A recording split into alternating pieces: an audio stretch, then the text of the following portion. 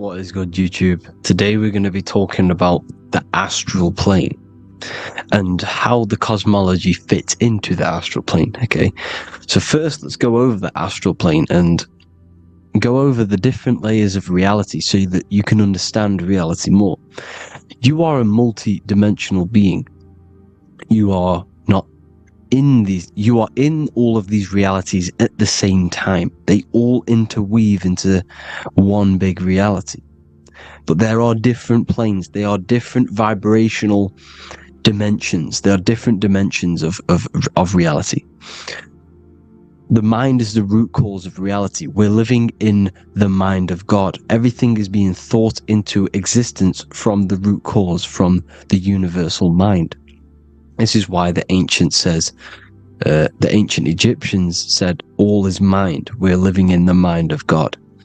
And we are a microcosm of this mind. This is why we all have the same mind. This mind is the world of thoughts. Now, this world of thoughts is just the thought alone. For example, it is the thought of a chair. But then when you start to imagine this chair and you start to mentally see the chair, you're now manifesting the thought, the singular thought, into some sort of form. So now you're imagining the chair. You're imagining the form of this chair, which is then manifesting into the astral plane. The astral plane is the world of thought forms manifesting. So when you are imagining something, you are seeing into the astral plane. Okay? Your third eye, it is an eye because it sees the astral plane. It is seeing the other side through imagination, through dreaming. Well, we'll go over dreaming later. So, the thought of a chair is a singular thought. The imagination of the chair is the manifestation of the chair. And in the astral plane, it's basically the world of all the chairs that could ever exist. So you're thinking of the chair as a singular thought, which is the mental plane. The astral plane is the imagination of that chair, is the thought, the manifestation of it.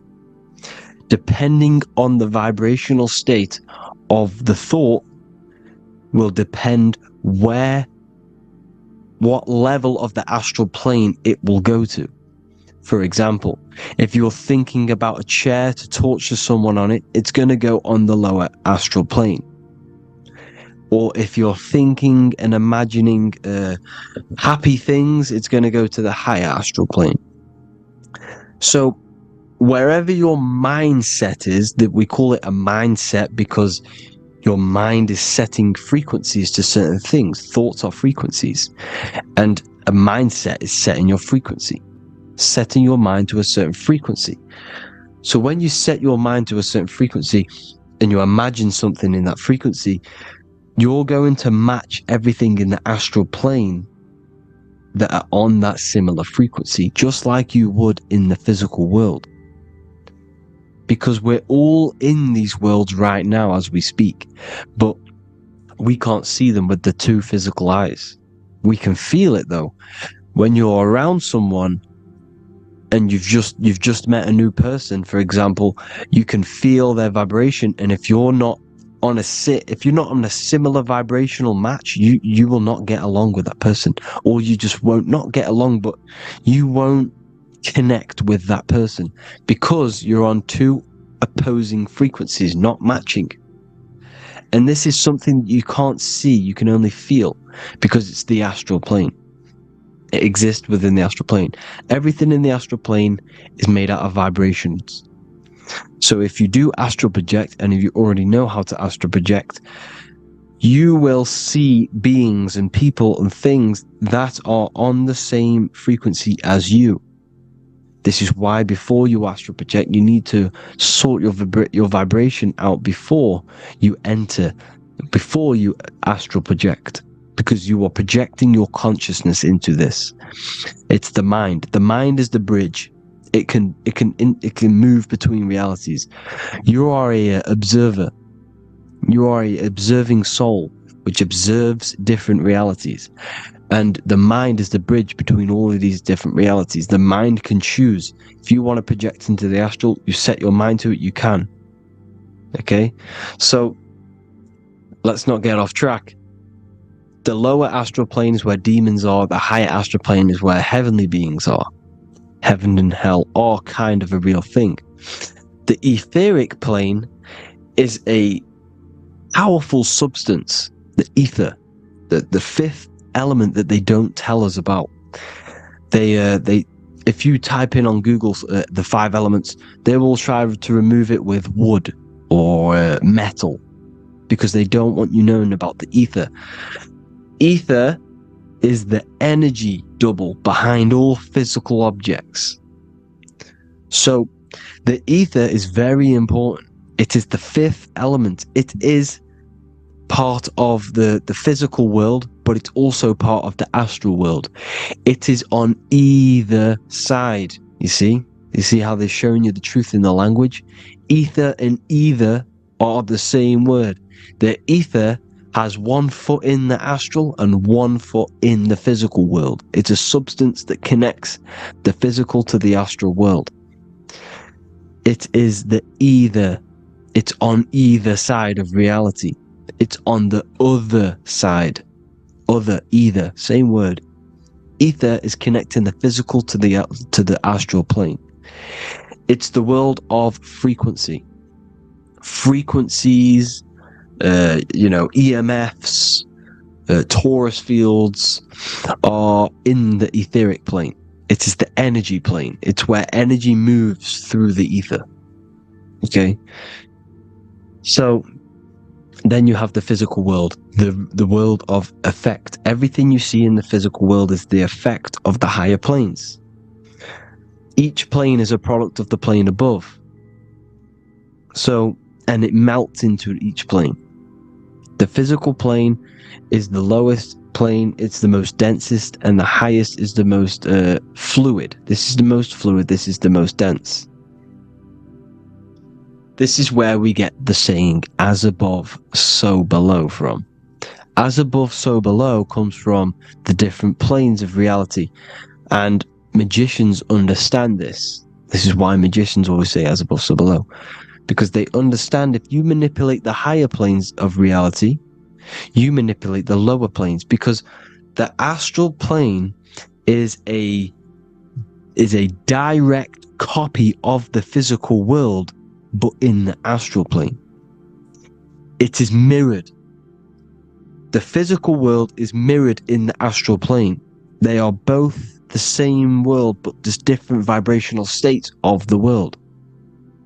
Kind of. It's hard to put this in words, people. So just try and understand. The astral plane is the double. It is whatever happens in the astral plane happens in the physical plane. This is why magic works. This is why demons work. This is why spirit communication works. Because if you manipulate the higher planes, you manipulate the lower planes. As above in the astral, so below. Leonardo da Vinci showing you to look up, pointing up. You gotta look up. He's telling you to change the mind, you change the physical world. You change your emotions, you're on the astral plane, you change the physical world. You change your reality by changing the higher planes. This is the Masonic 11. The 2 pillars. This is the 11 also symbolizing the 2 hemispheres of the brain here. But the 11 symbolizes the 2 mirrors. 11. 11. 9, 11. 9, 11 adds to 11. 9 plus 1 plus 1 equals 11. The Twin Towers were an 11. Flight 11 was hijacked. Because it's a mass ritual within the astral plane. Now, we're going to go deep into that later, and I'll show you these rituals they do in order to manipulate the astral plane. So, this is what the 11 is. It's the mirroring of reality. If you contact spirits and conjure spirits, you can either summon or attract demons and spirits. Summoning is creating a spirit. You create demons. Okay? like I said here, the mind is the root cause of reality. If you think of something, if you think of a traumatic event that happened in your life over and over and over and over again for years and years and years, where attention goes, energy flows. The mind is the director of energy. If you are directing energy into the specific emotion, the specific thing that is torturing you in your mind, that will manifest as some sort of being in the astral plane, which is called an elemental. And this elemental being that you have created through your thought forms and emotions will latch onto you and feed off this energy. So it's important that you get your mind right, okay? It's important you sort that you file the mind and you discipline the mind. Make sure it's only entertaining positive things, because you are quite literally creating your own demons. The word demon has the word mon in it, and if you've watched my videos, you know mon means moon. The moon is your mind, the sun is your soul, the earth is your physical body. Demon is mon means mind, moon is mind. You create demons with your mind, summoning. Now, this is where the rituals come in. 9/11 was a ritual because everyone was thinking about this big fearing, the death of 9/11. Everyone was thinking about it. And all of their minds thinking about this horrific thing will manifest and summon a negative energy spirit elemental within the astral plane. That's how all of this works. This is why it was a mass ritual. Okay, Chris Brown, new album name 11/11, release date on the 11/11. This will be my 11th album and contain 11 songs. All of these people know the occult. This is Hermes Trismegistus with the star of Saturn, the six-pointed star, as above, so below. The mirroring of reality, physical and astral, the two Masonic pillars. So as above, so below. What's above us? The stars. The stars are connected to the astral plane. This is why we call them stargates. When we dream, we are experiencing these different realities. And what are stars? They tell in the Bible, it says Genesis 1:14. And God said, "Let there be lights in the firmament of the heaven to divide the day from the night, and let them be for signs." Signs translates to things to come. Why things to come? The stars tell the future. Why? And why do we say as above, so below? As above us is the astral plane and the etheric plane. As above, so below. Whatever happens in the stars happens on Earth. The stars are connected to the astral plane. Above us is the astral plane. We are a star in a physical body. This is why we say Mr., Sister, stir equals star. The E and the A are interchangeable.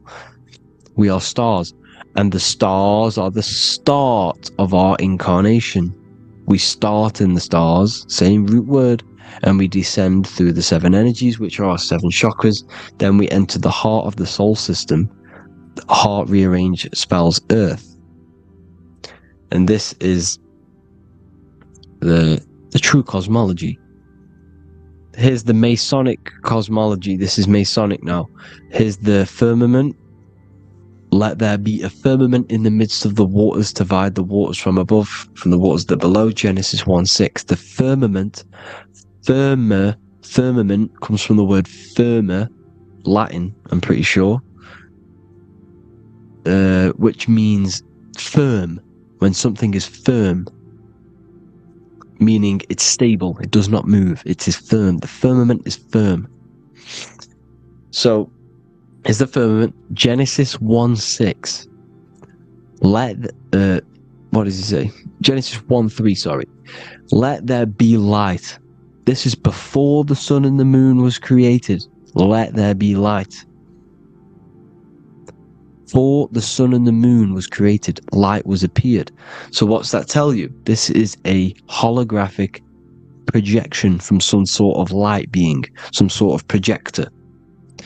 And that projector is the all-seeing eye you see in the Masonic cosmology. This is the all-seeing eye projecting the light beams. Let there be light. Everything is made out of light. The universe is created out of light waves. The torus field is one unit of light. The light projecting this reality is Polaris. Okay, the famous all-seeing eye. Now, what else? Then we have, after let there be light in Genesis 1:16, and God made the two great lights. This is the sun and the moon, electric, magnetic, male and female.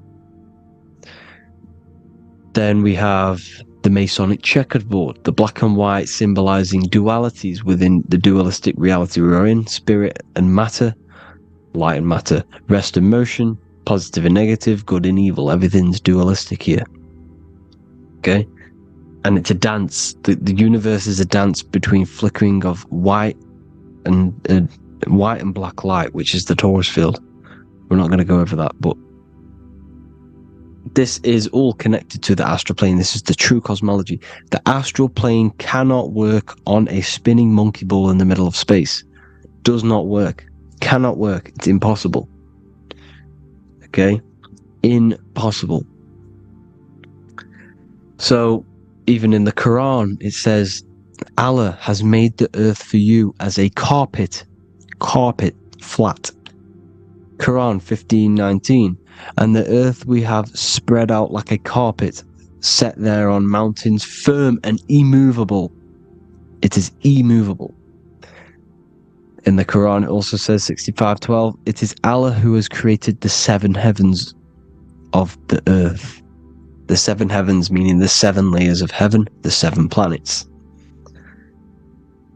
And Psalms 104:5, he set the earth on its foundations and it can never be moved. Never. So here you see in Isaiah 40:22, he sits enthroned above the circle of the earth and its people are like grasshoppers. He stretches out the heavens like a canopy and spreads them out like a tent to live in. We live in a tent. This is the tent. The projection of light.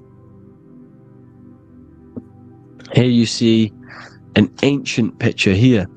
Here you see the ethereal barrier, meaning the firmament, the etheric barrier. And here you see his head popping out. Why is his head popping out? Because your head is heaven. Your heel is hell. Your head has access to the astral plane. This is why your head is heaven. The pineal gland, when stimulated, has access to project itself, project consciousness into the astral plane. Here you see another ancient picture here with the Masonic Royal Arch, with the zodiac here, the zodiac on the top, arching, because there's a firmament above us. Here's God in the brain. Consciousness is God. Here you see the Masonic Royal Arch, symbolizing the firmament. George Washington above the Masonic Royal Arch. These are the stars. This is Polaris projecting reality. Here's ancient churches with the dome. Polaris projecting reality with Jesus. Disney World is under the dome. The seven layers of heaven, ancient paintings, all depict if you go and look at the ancient paintings, they'll all depict the firmament, the arch above us. This is where we get interesting. The Masonic Royal Arch has the 6-9, which is Cancer. The constellation Cancer, which is 6-9 is associated with portals, because CERN is the 6-9. Okay, CERN is opening portals. They're trying to create a portal to the other side. Cancer has the word CERN within it. So there's a link between Cancer and the opening, the firmament opening above us to ascension. Here you see the Masonic art with the Royal Arch and the light and the opening. Here you see the light and the opening. This is the opening of the firmament. Here's the Hebrew cosmology with Sheol, the underworld, and the opening. So Cancer is definitely some sort of portal in and out of this reality. I'm just connecting dots here. Now, we're going to go change a bit now. These celebrities that you are seeing they have not sold their soul to Satan, okay? They have not sold their soul to Satan. Satan is a demonic, low vibrational energy that has been summoned over the thousands and thousands and thousands of years of evil occult arts. So since Babylon was summoning this demonic energy, and this demonic energy in the astral plane will grow and grow and grow. It has no form. It has no physical form. Okay? But you can see it in the rappers. If your third eye is open, you can see clearly that these people are demonic. You can sense the energy that they're manifesting. Selling your soul is not what you've been told. It is gaining, because your soul is pure love, okay? Your soul does not want to do anything bad. So when you sell your soul, you're gaining physical gain, you're gaining physical wealth, for example. Like for these rappers, they will be given millions of pounds because the people in control of the music industry, which is the dark occultists trying to brainwash the masses, the people in charge, they're dark occultists. They understand Satan and the energy. They are satanic energy, which has been summoned in the astral plane. They see that they have influence over the masses, so they will go to them and say, "I will give you this amount of money forever if you manifest this satanic, demonic energy through the music and through social media to blind the masses, to brainwash the masses into this demonic energy." Because when you listen to music is frequency. Whatever you listen to, you become that frequency. So if you're listening to these people, they're throwing energy, this demonic, satanic energy that they sold out to. Soul, same word. When you sold something, you've got your soul involved. They have exchanged money, physical gain, so that they manifest this satanic energy within the astral plane and through the music, through the videos, through social media, to keep us in this vibrational frequency, in this low state of consciousness.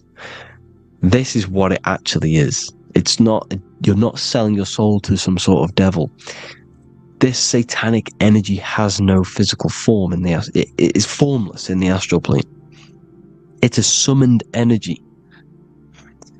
Now, the root chakra is red. This is why the devil is red, because it symbolizes the animal nature of man. When you are operating off your root chakra, you will kill, you will fight, you will do anything to survive, because it's all about survival mode in the root chakra. They want you keeping in that fighting mode, that surviving mode, so that you are manifesting this low vibrational frequency, this satanic energy, this demonic red energy. This is why the devil is red.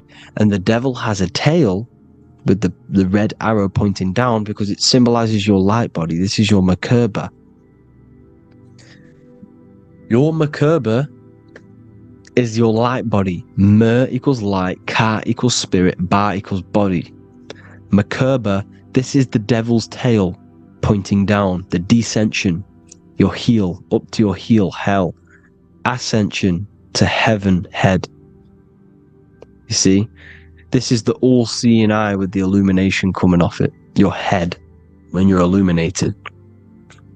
The Merkaba is your celestial sphere to portray different planes of reality. It is the vehicle of ascension. It's your light body. It's in the word Kabbalah, Kabbalah, Ka, spirit, Ba, body, La, light. Same thing, Kabbalah, Merkaba. Same thing, it's all about the light body. This light body sees different realities. So when you see the goat in the music industry, it's this satanic summoned energy that's been summoning for thousands of years within the astral plane.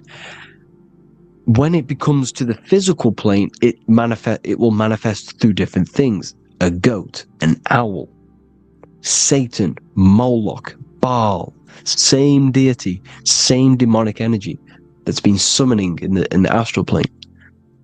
And this is why the Baphomet has a goat head. Drake's new album is the goat. The Polo G, the Masonic G, with the goat. And here's Rylo Rodriguez in the mirror, with the goat in the mirror and him in his physical body. It symbolizes, the mirror symbolizes the astral plane, because he's manifesting the goat, the demonic energy. He's sold out to the demonic energy, and in the physical plane, he's his physical body. The mirroring, the Masonic 11, the mirroring of reality, the astral and the physical. And what do you call them when they're an amazing rapper, the best rapper? You call them the goat, because you're the goat because you're manifesting the goat energy, this satanic, demonic energy within the astral plane. So Baal, Moloch, all the same thing. Because in the astral plane, if you want to gain spirits to come to you and communicate you, in the physical world, if you want to communicate with spirits, you have to gain their attention. You can either gain their attention or come together and agree to create some sort of being, which is Satan. Okay. You can, like I said earlier, you can create these beings, you can summon them or attract them. One way to attract them is sacrificing. In order for you to become God, man, to turn to God, you have to sacrifice your life. You have to sacrifice, not drinking, not doing things, not doing anything demonic, not doing anything bad, not eating meat. You have to sacrifice yourself to become the light. However, if you want quick, instant gains in the physical world, you can sacrifice something else to communicate with these spirits, because these demonic energies feed off demonic energy, your demonic energy. So these dark occultists will give away babies, they'll sacrifice, torture babies so that they can communicate with these spirits for physical exchange. Yes, you can do this. These powerful spirits, these powerful demons can give you powers. They can give you certain things. And this is what they are doing. They're summoning and attracting these demonic energy. This is why, trafficking is one of the most, Balenciaga. Baal is the demonic energy in the astral plane, which requires child sacrifice for his presence. Balenciaga, and they were trafficking children. They were trafficking, killing them, and offering them to the spirits. This is what they are doing. Balenciaga. It's in the name. Here you can see here a stick man with two horns. The goat, obviously, it's all the same deity. Baal, the goat. Moloch, here's Moloch, the owl, the Egyptian owl, because it comes from the owl of Moloch, which is Baal, which is Satan, all the same demonic energy. And it's on the dollar bill, a tiny dollar bill, on the $1 bill. All the same thing. Bohemian Grove, they worship the big owl, Moloch. It's all the same thing. It's all one big demonic energy which has been summoning in the astral plane. And it's trying to take over Earth, the physical plane. That's what it's doing. So I hope you all gained a deeper understanding of the astral plane and what's actually going on in the world. Please leave a comment if you can to help the algorithm. Drop a like if you like this content.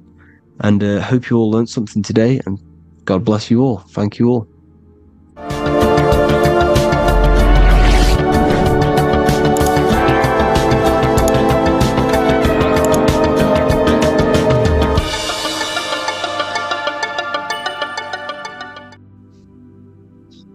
Matthew 21:1, Jesus went into the temple of God. Corinthians 3:16, do you not know that you are the temple of God? Now what is this telling you? That God is within you. Hence why in Luke 21:12 it tells you the kingdom of God is within you. And the side of your head region is called a temple for a reason. Because the brain encapsulates the mind. The brain is a physical manifestation of the mind. The heart is a physical manifestation of emotion. So we have these different layers of our consciousness. We have an intellectual, communicative aspect of our consciousness, which we would call the mind. We have an emotional aspect of our consciousness, which is the heart. And to communicate with the divine, it's all to do with the mind. Hence why the ancients always symbolize the mind being God. This is why Michelangelo always placed God inside of the brain on top of Sistine Chapel in the middle of the Vatican. He understood that God is in the brain. God is within you, not outside of you. The church tells you that God is in the sky because they are creating a externalization of the truth to create a business and a distraction so that you don't find the divinity within you, so that you don't find your power. Now you have Adam, the physical man, the physical body, the ego, the lower self. And he is resting. He's not trying to reach to God, but God is reaching because the higher consciousness within you is always trying to communicate with you. It's always trying to wake you up to your divinity. But the lower mind, the lower self, Adam, the physical self, is always in ignorance of truth, always in ignorance, and stays in a materialistic way of thinking, which is the lower animal self. And this is what we call a sleep, or an NPC. This is the lower mind of man. But all you have to do is to move your finger to touch God. You have to look within yourself, within the brain, meditate, and you can find God. This is why in the Bible we see many references to the human body and anatomy to truly connect with God. Kings 6:8, the door to the middle chamber was in the right side of the house, which is the right hemisphere of the brain. The middle chamber is the pineal gland, where the seat of your consciousness is, where the seat of your higher consciousness is, the mind. And they went up the winding stairs, which is your spinal column, into the middle chamber, and out of the middle chamber into the third. So they went up the winding stairs. This represents raising your consciousness up the winding stairs. Your spinal column acts as a stairway of consciousness. Depending on what sort of consciousness you are operating in, depends on what part of the spinal column you are using. Because the spinal column ascends and descends consciousness. What do I mean? If you are in a reproductive way of thinking and you're always thinking about sex, you're jerking off all the time and you're always eating, all of your brain's power and your mind's power is being descended into the lower aspects of the spinal column, which represents hell, the physical state of man, Adam, the ignorant state. We're basically living off low-level pleasures like an animal. And the stairway to heaven is your spinal column. They went up the winding stairs into the middle chamber, which is your mind, your pineal gland, and out of the middle into the third stage of consciousness, physical, etheric, astral. When you meditate and you start to raise your consciousness during meditation, you enter the astral plane when you turn off thought. But this is the middle chamber inside of the brain. Here we see another painting inside of Sistine's Chapel of God inside of the brain. This is the brainstem. This is the brain. This is the frontal lobe. This is the back lobe. This is the back lobe. This is the cerebellum. Here's the reptilian brainstem. Here's the claustrum. This is what we are seeing here. Anatomy. Here is another one in Sistine Chapel in the middle of the Vatican. This is depicting the brainstem. God's neck looks exactly like the brainstem. Here we see a real brain compared to God's neck, because the neck is just below the brainstem, and this is what they are symbolizing, because they knew that God is within you. God is a part of the human body. God is inside of the body, because the body is a vessel for consciousness, for universal consciousness.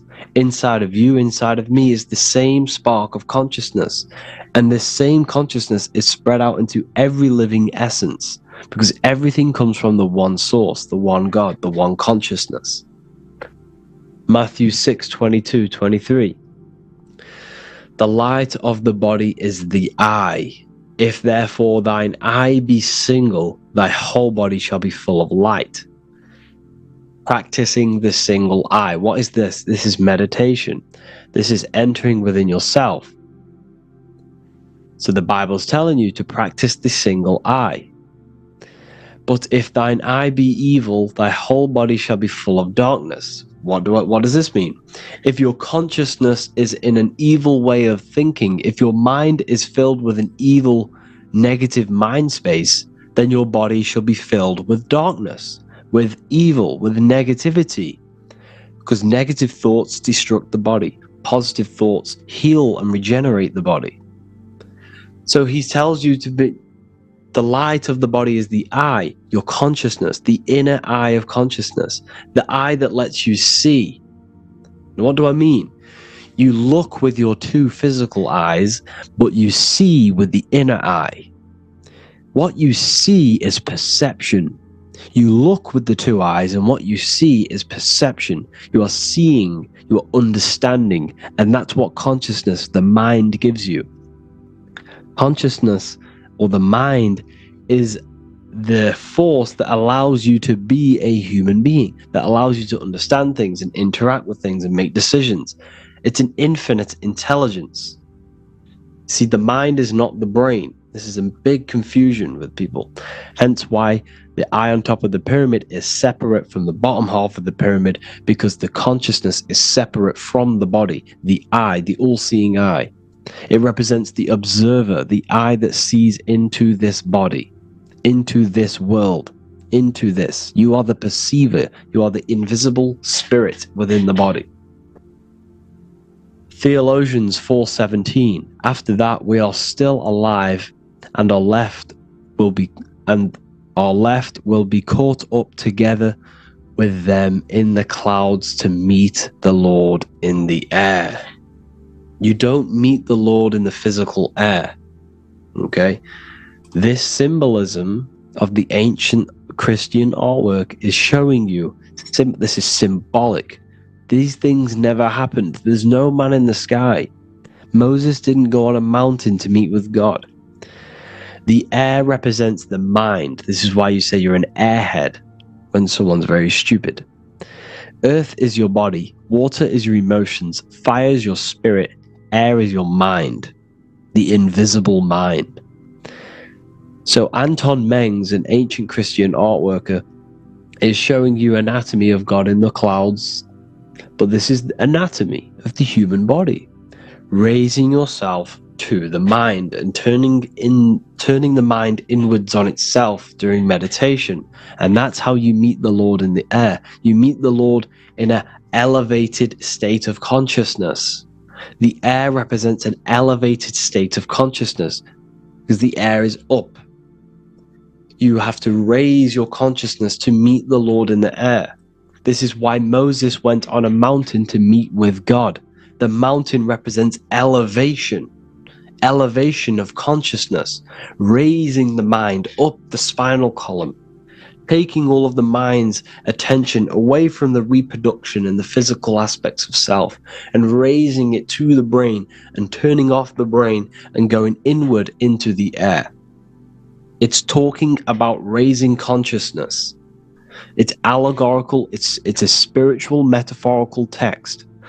The side of your head's called a temple because inside that where that temple is, right in the middle of where you call the temple, is the inner chamber, the open room, the holies of holies in the Bible, or the land flowing with milk and honey, or Mount Zion.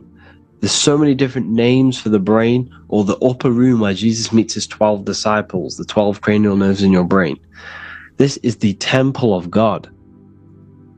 Your body is a temple of consciousness. It encapsulates consciousness. It encapsulates the mind and soul. John 10:30, Jesus states, I and the Father are one. Psalms 46:10, be still and know that I am God. He's talking about the I am within you, not within Jesus. Everyone refers to ourselves as I. I am God. When you say I, you're referring to the highest aspect of yourself. The aspect that is above all thought, above all emotion, and above all things. When you say I, you're referring to your pure awareness, your pure consciousness, the highest aspect of yourself. And anything after I is egotistical. I is God. The letter I is the Roman numerals for one, because there is one God, one consciousness. The letter I is one line, just like the number 1. Matthew 6:3-4, take no thought. Therefore take no thought. Take no thought. He says this 5 times because you must turn off the 5 senses and take no thought to connect with God. Be still. This is telling you to meditate and know that I am God. The I am within you. I and the Father are one. I and God are one. You, who you think you are, is a completely wrong. The body is matter. Your name isn't you. Your job isn't you. Your reputation, your trauma, your memories, your friends, family, worries, bills, interests, dislikes, goals, passions. Anything to do with the thinking mind is not you. Who you think you are is a part of your thinking aspect of consciousness. But once you remove thought, you are no longer your name, you are no longer your body, you are no longer your reputation. You are the I. You are pure awareness, pure consciousness. Pure consciousness. And this pure consciousness has latched on to this name, this job, the body, and your traumas. Your pure consciousness has attached itself to this character who you're playing in the physical world. And this is essentially who you think you are. But you are not. You are the I. You are the self. You are pure awareness. So, in order for you to detach from these things, you must learn how to detach from your name, your job, your reputation. And you do this through meditation, by turning off the thinking mind. Turning off the thinking mind allows other aspects of your consciousness to open up. What do I mean? Your whole life you've been thinking, and all of these thoughts has attached you to this physical body.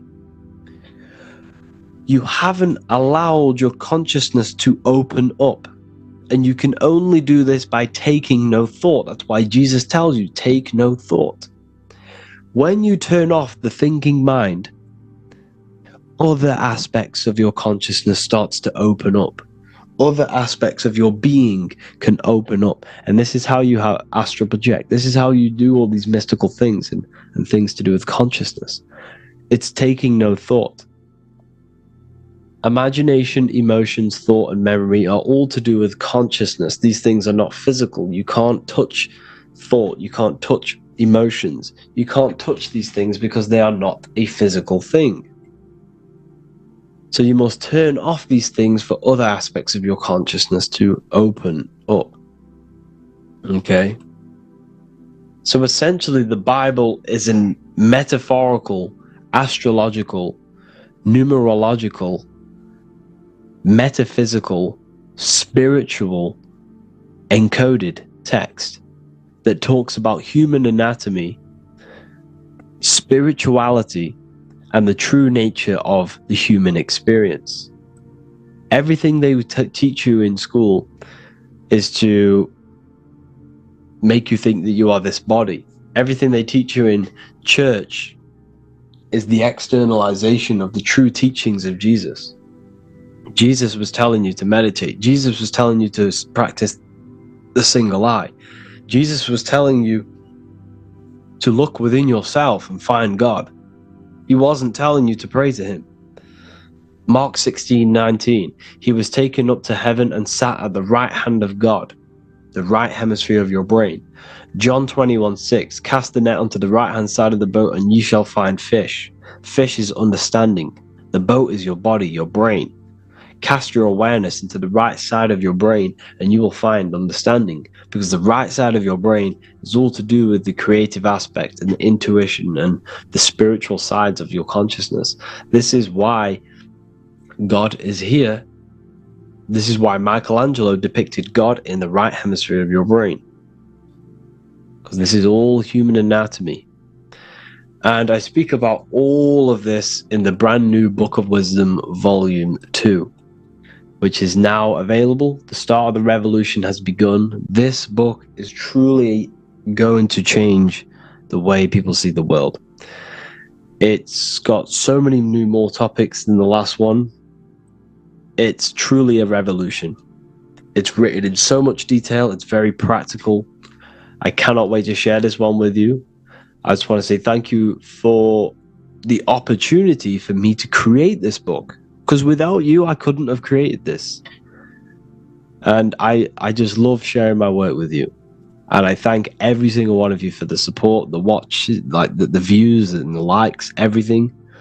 Especially the people who have joined the university and stuff like that. And for people who have joined the university, you do get a free Book of Wisdom paperback if you just go to the general chat and follow the description, follow what the instructions that I gave you in the chat, and you'll be able to order a free Book of Wisdom if you are inside of the university.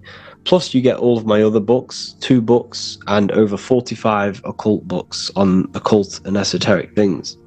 You get lectures, live calls, a community, a manifestation mastery course, and a whole library and reoccurring updates every month, every week. So yeah, I hope you all enjoyed this video. Thank you all. Please leave a comment to help the algorithm, and leave a comment on what videos I should make.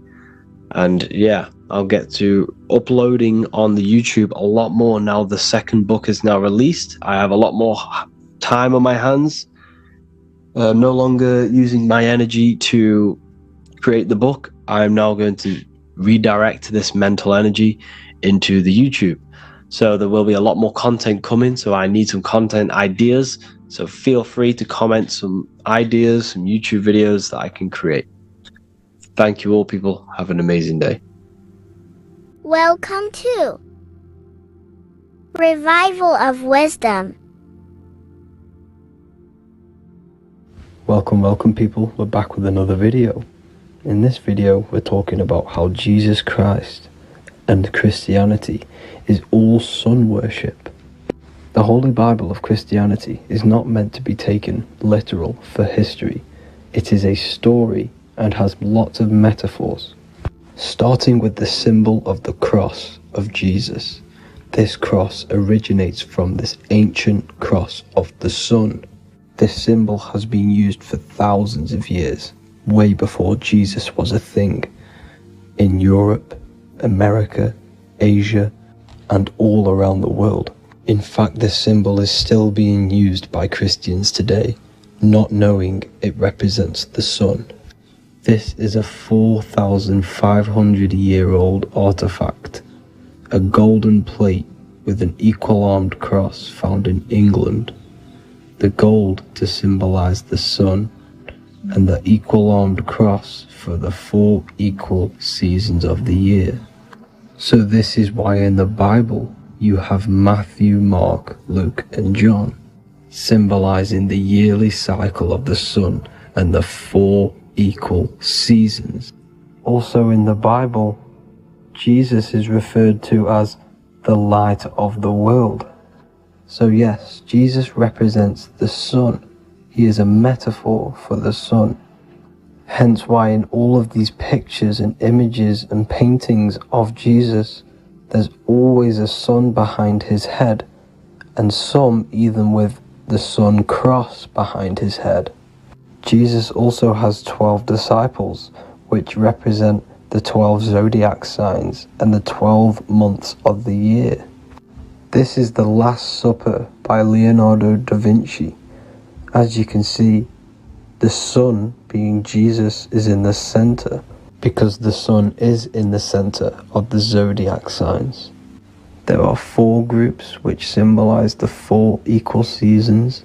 Each group contains 3 people symbolizing the 3 months and the 3 zodiac signs in that season. There is only 1 female in the painting, which is Virgin Mary, who symbolizes Virgo, the astrological sign. So yes, Jesus symbolizes the sun with his 12 zodiac signs and 4 gospels for the 4 seasons of the year. However, there is another phenomenon. The 25th of December is known as the birth of Jesus Christ, which is known as Christmas today. So Jesus symbolizing the sun and is born on December 25th. This is the day the sun moves 1 degree northward, bringing back the warmth, the growth of crops, the life and light back to the northern hemisphere. Everything is springing back to life, as we call it, spring. So it is said that the sun is born again on the 25th of December, and Jesus is known as the risen Saviour, because the sun is our risen Saviour, because it gives life to the whole of this realm, the warmth, the crops. And without the sun rising in the morning, we'd all die in about 2 weeks. And we all know how Jesus died on a cross. The sun also dies on a cross in the southern hemisphere. It dies on the Southern Crux constellation. And on December the 22nd, 23rd and 24th, the sun remains in the same position. So the sun dies for 3 days and it is born again on December 25th, when it moves 1 degree northward. And this is when the sun is born again, or resurrected, just like Jesus. Constellation Virgo is prominent in the spring sky in the northern hemisphere. So therefore, the sun is born a virgin, Virgo. And as you see in this image, you see Virgin Mary holding the sun. Us as humans do not own the sun, so therefore God owns the sun. So yes, the sun is the Son of God, and this is what Jesus is symbolizing. And just how Jesus sacrifices himself for humanity, that's what the sun does. The sun gives out all of its energy so we can live. There are many other Bible verses which represent Jesus as the sun. Now in Matthew 8:23-27, his disciples are in a boat and there is a massive storm. Jesus is asleep, meaning the sun has not arose. And the disciples say, "Save us, Lord, we are perishing." Quote, "Then he rose and rebuked the winds and the sea, and there was a great calm." End quote. Now this is a metaphor for the sun rising and calming the storm, because in the ocean, when the sun is down, that's when there are great storms.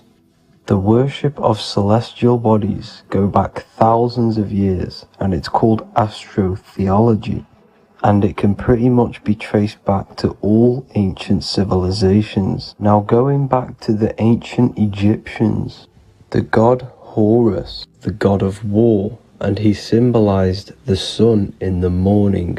Ancients used to say that he walked over the sky in 12 steps. Yes, this could symbolize the 12 zodiac signs. It also symbolizes the 12 hours of daylight. So we have 12 hours of Horus, but now they've rearranged the word to hours. Horus and hours. And when the sun rises, Horus rises, we say horizon, which is Horus is rising. That's the etymology of horizon. Another Egyptian god called Amun-Ra was known as the god of all creation. He was the first god of them all. Amun was also a sun god. Therefore, after every Christian's prayer, they say Amen, sending their prayer through the sun to God. So this all goes back to the worshipping of the sun. Sun worship was around way before the Romans. However, in the Roman times, their sun god was called Mithra. Mithraism was the main religion before Christianity came into play. Mithra was the son of God. He died on a cross, and he was dead for 3 days and resurrected, just like Jesus. So the Catholic Church was not made in heaven. It was made by the Roman Empire. They mixed all the sun religions of Judaism, Mithraism, and other Arabic religions and combined it into one, so Caesar, the Roman emperor, could gain his own religion. So yes, Christianity was a political move to gain more control over the masses, because it was a worldwide government at this point in time. So here is a Sumerian helmet with the rising sun symbol. And then the Romans also used this rising sun symbol on their armor. So sun worship has been going on for thousands of years, and it still goes on today. However, with all the programming and the low IQs, today we do not get the full interpretation of the Bible and these stories from the past. And Christians and other religions are all brainwashed to not question their religion and not realize their true origins and where they come from. I do advise you all to do your own research and come to your own conclusions. However, I'm just pointing out the facts and connecting dots for you all to see. That's it for this video, guys and girls. Thank you all for tapping in. God bless.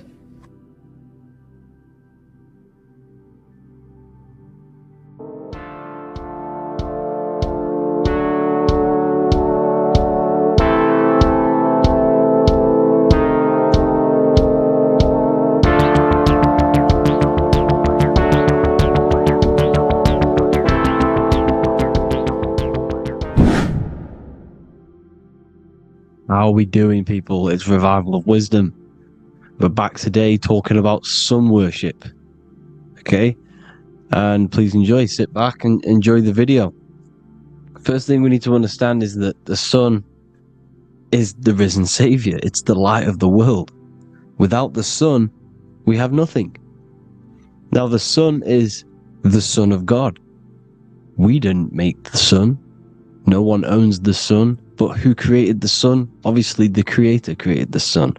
Therefore, it is the Son of God. And that is what Jesus is symbolizing in the Bible. The Bible is a metaphorical story. That's why it's called the greatest story ever told. Because it is a story about the sun, the zodiac. It's about you, the systems in the body. It's about everything that is sacred in this creation. Now you can see the suns behind Jesus' head in all of the ancient portraits. Even the ones that are more modern, you still see a sun on the back of his head. Because he is the sun. He's the light of the world, our risen Savior. And this is what Christians are lost, because they don't realize it's a symbolic story. And they think Jesus was a historical person. He's not a historical person. Okay? This is what we need to get out of our mind. This wasn't a historical person. It's the Son, our risen Savior. The Son is the soul. It's the soul of this creation. Because what is a soul? A soul is pure life force, pure energy. Whatever a soul inhabits, it gives life to. Like our soul feeds our body.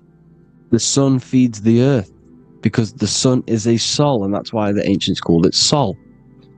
Because it's the soul, and it's in you, and it's the light of the world. It's the light of everything. It gives life to all things. Here's Jesus and his 12 disciples. The 12 disciples symbolize the 12 zodiac signs. Aries, it rules the head region because the 12 zodiac constellations rule specific regions of your body. Aries, the ram, you have a cerebrum in your head. This is Aries on the head of the table. His Gemini rules the arms and the lungs. The two twins, Gemini. He's holding up two hands for the two hands and arms. The twins. Cancer has a knife in his hand. It's not so clear, but he has a knife in his hand. Cancer is the crab. Crabs have claws. And he's pointing at Virgo's Adam's apple, saying there's no Adam's apple there. It's a woman.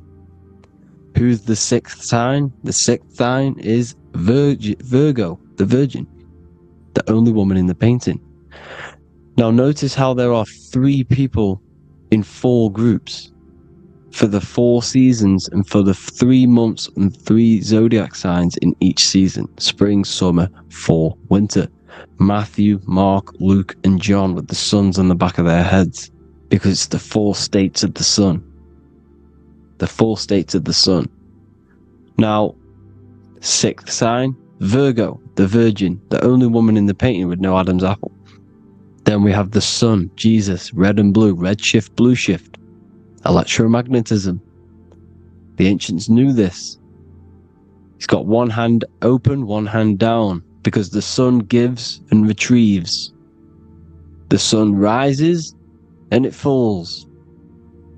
It gives, then pulls away. That's what the sun does, and that's what he's doing. His arms are out, symbolizing the rays of the sun, casting down onto the earth, giving and then receiving.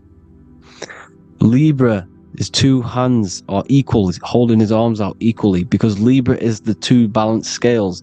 Libra is when the sun is balanced between the summer and the winter. It's being judged. The sun isn't balanced. That's what Libra is, the 2 scales. Capricorn is the goat. Goats have 2 horns, and you can see the 2 horns on his head here. See? So this is astrology. This is what Leonardo da Vinci is depicting here. It's astrology. He knew the story of the Bible is all astrology. It's all based on astrology. The Son of God, the real sun. Now here are some Bible verses. I am the light of the world. Obviously, that's the sun. What other light is there that lights up the world? The moon can't do it. It's the sun, the one and only sun, our risen Savior. Because if the sun didn't rise, we'd all be dead. So it's our risen Savior. And it dies for our sins every night and then gets reborn every day. Now Jesus calms the storm. Mark 4:35-41. The disciples are all on a boat and there's a heavy storm. But Jesus is asleep. The disciple says, Jesus is asleep. We need to awake him. They wake up Jesus, and Jesus got up and rebuked the wind and said to the waves, quiet, be still. Then the wind died down and it was completely calm. Well, when Jesus was asleep, this is the sun not being risen. It's not risen yet. Because in the night times, that's when the storms happen on the sea, in the ocean. And when they awake Jesus, Jesus rises because he's the sun. He rises and everything calms. Because when the sun comes, the storms go. You see? So it's the sun. It's all about the sun. Here's another, Luke 22:10. A disciple asked Jesus, when will we know it's the end times? And Jesus says, as you enter the city, a man carrying a jar of water will meet you.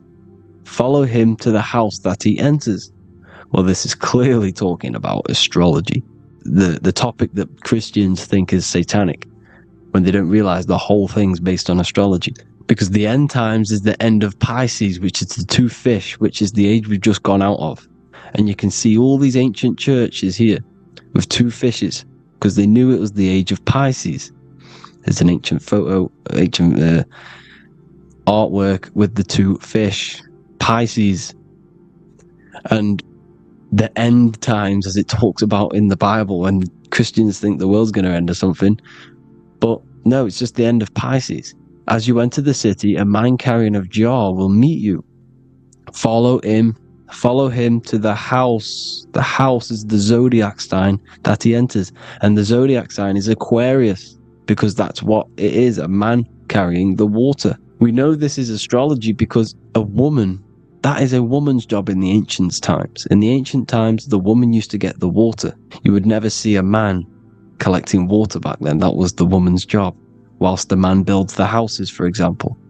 You see, so we know it's talking about astrology because astrology is the man holding the bucket of water. It's the end of Pisces. Now we are in Aquarius. And of course, Luke 24:36, the risen Savior, the Son. Now, the Son is also born on the 25th of December, a virgin, just like Horus, Mithra, Buddha, Krishna, Hermes, and thousands of other gods, all born on the 25th of December. Well, it's because the sun moves 1 degree northward on the 25th of December. And on the 22nd to the 24th, it stays in the same degree because it's moving south. But then on the 22nd, it stays in the same degree on the Southern Crux constellation. And the ancients called this the sun dies on a cross, because the cross is the Crux constellation, the Southern Cross. And it stays on that same degree for 3 days on the cross. The sun dies on a cross, and then on the 25th, moves 1 degree northward, bringing back the summer, the light, the warmth, the growth of crops. And this is the sun being reborn again, a virgin, because it's pure. And here's Mithra, another sun god before Jesus was around, before Christianity. It was Mithraism, and Mithra, Ra is Ra, the sun god, Egypt. It's all about Ra, the sun. You see the crown of thorns on Jesus' head, symbolizing the rays of the sun. And here are the rays of the sun on the back of Mithra's head. Krishna, the sun. Buddha, the sun. Horus, horizon. All born virgins, all did miracles, all resurrected. Dead for 3 days. Well, here he is, dead for 3 days on the cross. And resurrected, because it's the most ancient religion ever been on the face of the earth, the worship of the sun. And we should worship the sun, because without the sun we are nothing. The sun feeds us, feeds the earth, feeds everything. Without the sun we are nothing. It's been reversed, and now we're worshipping man. When we're worshipping a man called Jesus, was never real. It's all about the sun, the most high, the most powerful, potent, celestial body in the sky, the orb that feeds us every day. It dies for our sins and rises every day. It's the sun. Now on the Holy Communion Day, it's the worship of the sun. They give out mini suns. It's Jesus holding a sun. And they raise the sun on Sunday, because they go to worship their sun god on Sunday. Not Saturn Day, not Moon Day, Monday, but on Sunday when the sun is exalting. And they hold suns up above their heads because the sun rises. They're symbolizing the sun rising above their heads as Savior. It's the sun. It's the Holy Communion Day. And here's Jesus giving a piece of himself to the children. It's the sun, the light. Judas was known as a backbiter, a backstabber, because he stabbed Jesus in the back. He betrayed Jesus. Well, this is just another astrological story about the constellation Scorpio, because the Scorpio is the J. Looks like a J. J for Judas, the scorpion.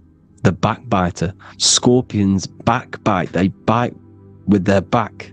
And what does Judas do? He betrays Jesus by kissing him to let the warriors know who they need to get.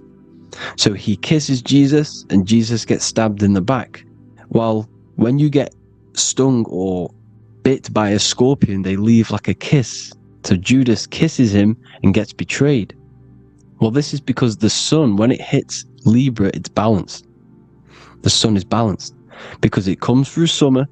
Now the sun's starting to die. The sun's starting to die. It hits Libra. And then as soon as it hits the Scorpio, it gets betrayed, because now the sun has to fall to winter, and Saturn is there waiting to take over the darkness of the winter. So he gets stabbed in the back by Scorpio. Judas, the scorpion, the backstabber. You see, it's an astrological story. Here's Mary. Mary means marry, which means pure. The sun is pure. No one gave birth to the sun but the God.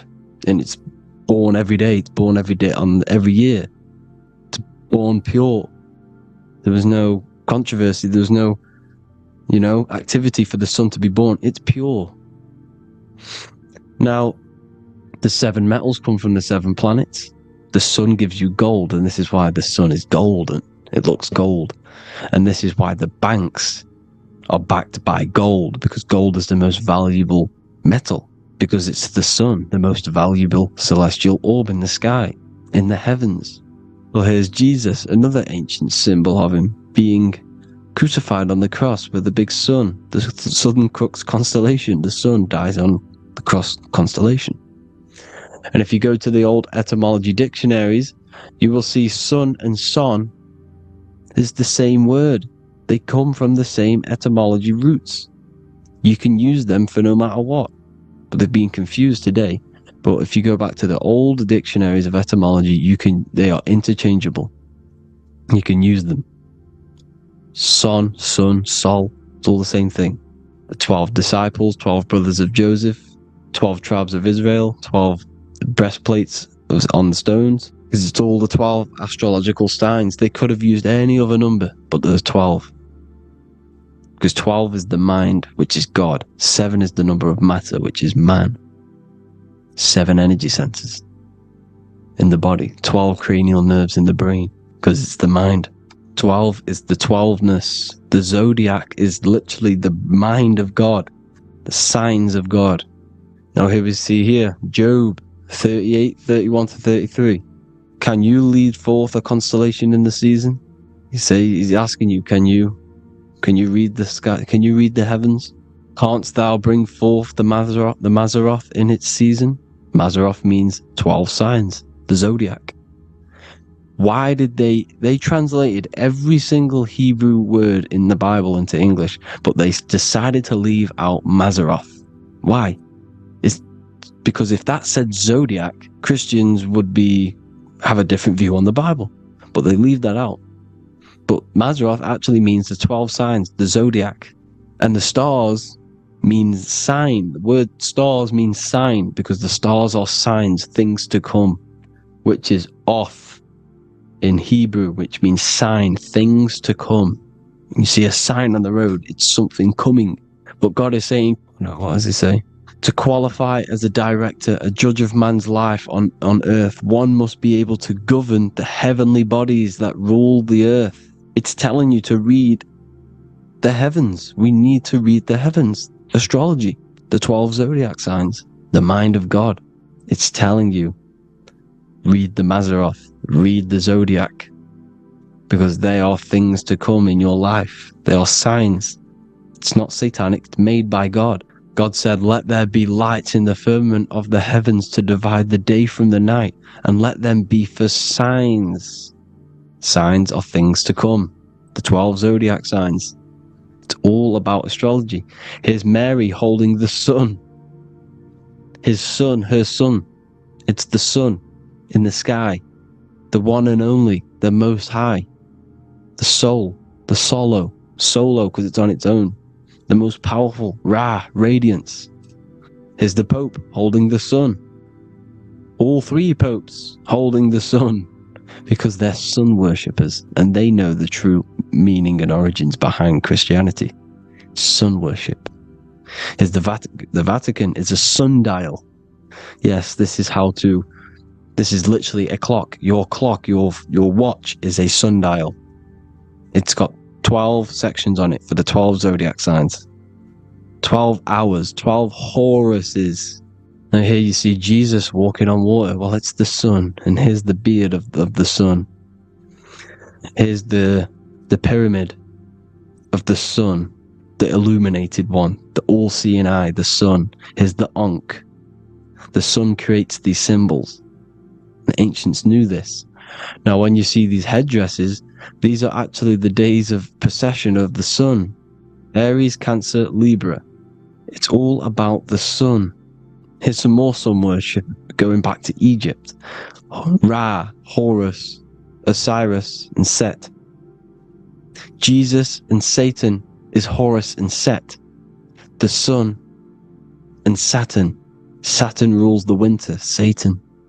Jesus, the sun, the light of the world, rules the summer, rules the day. Satan's the night, Saturn's the night, the sun is the day. The evil brother, Satan. Well, Horus comes, well, this is where we get the word hours from. There are 12 Horuses. The sun moves in 12 Horuses, 12 hours. Where's Horus? What hour is it? Where's Horus? His Ra, 12 noon, Ra, radiates, powerful, the most high sun. That's why he has a sun on the top of his head. These are the 4 states of the sun. Set, sunset. This is why we say sunset, because the sun is setting.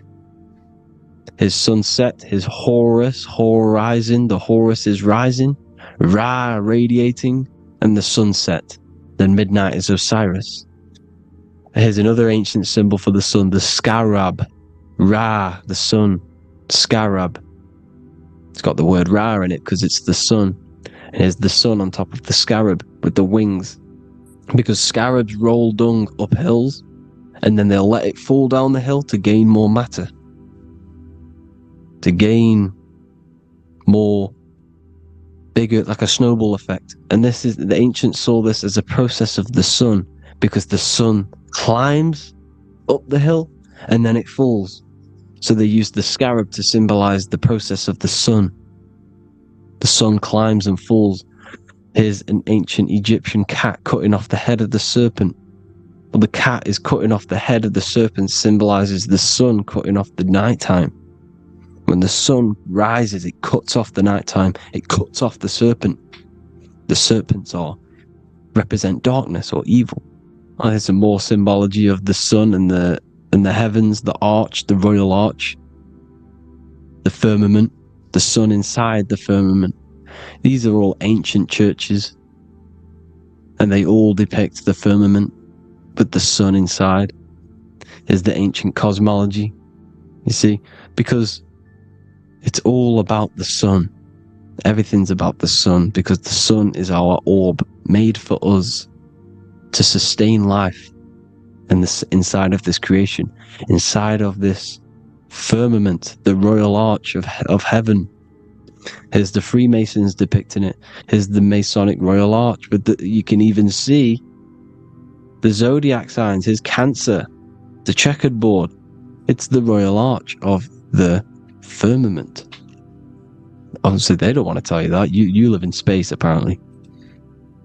Some more sun worship. Here's the beard of the sun on the water. They all have this long beard. And why do they say amen? Amen at the end of every prayer.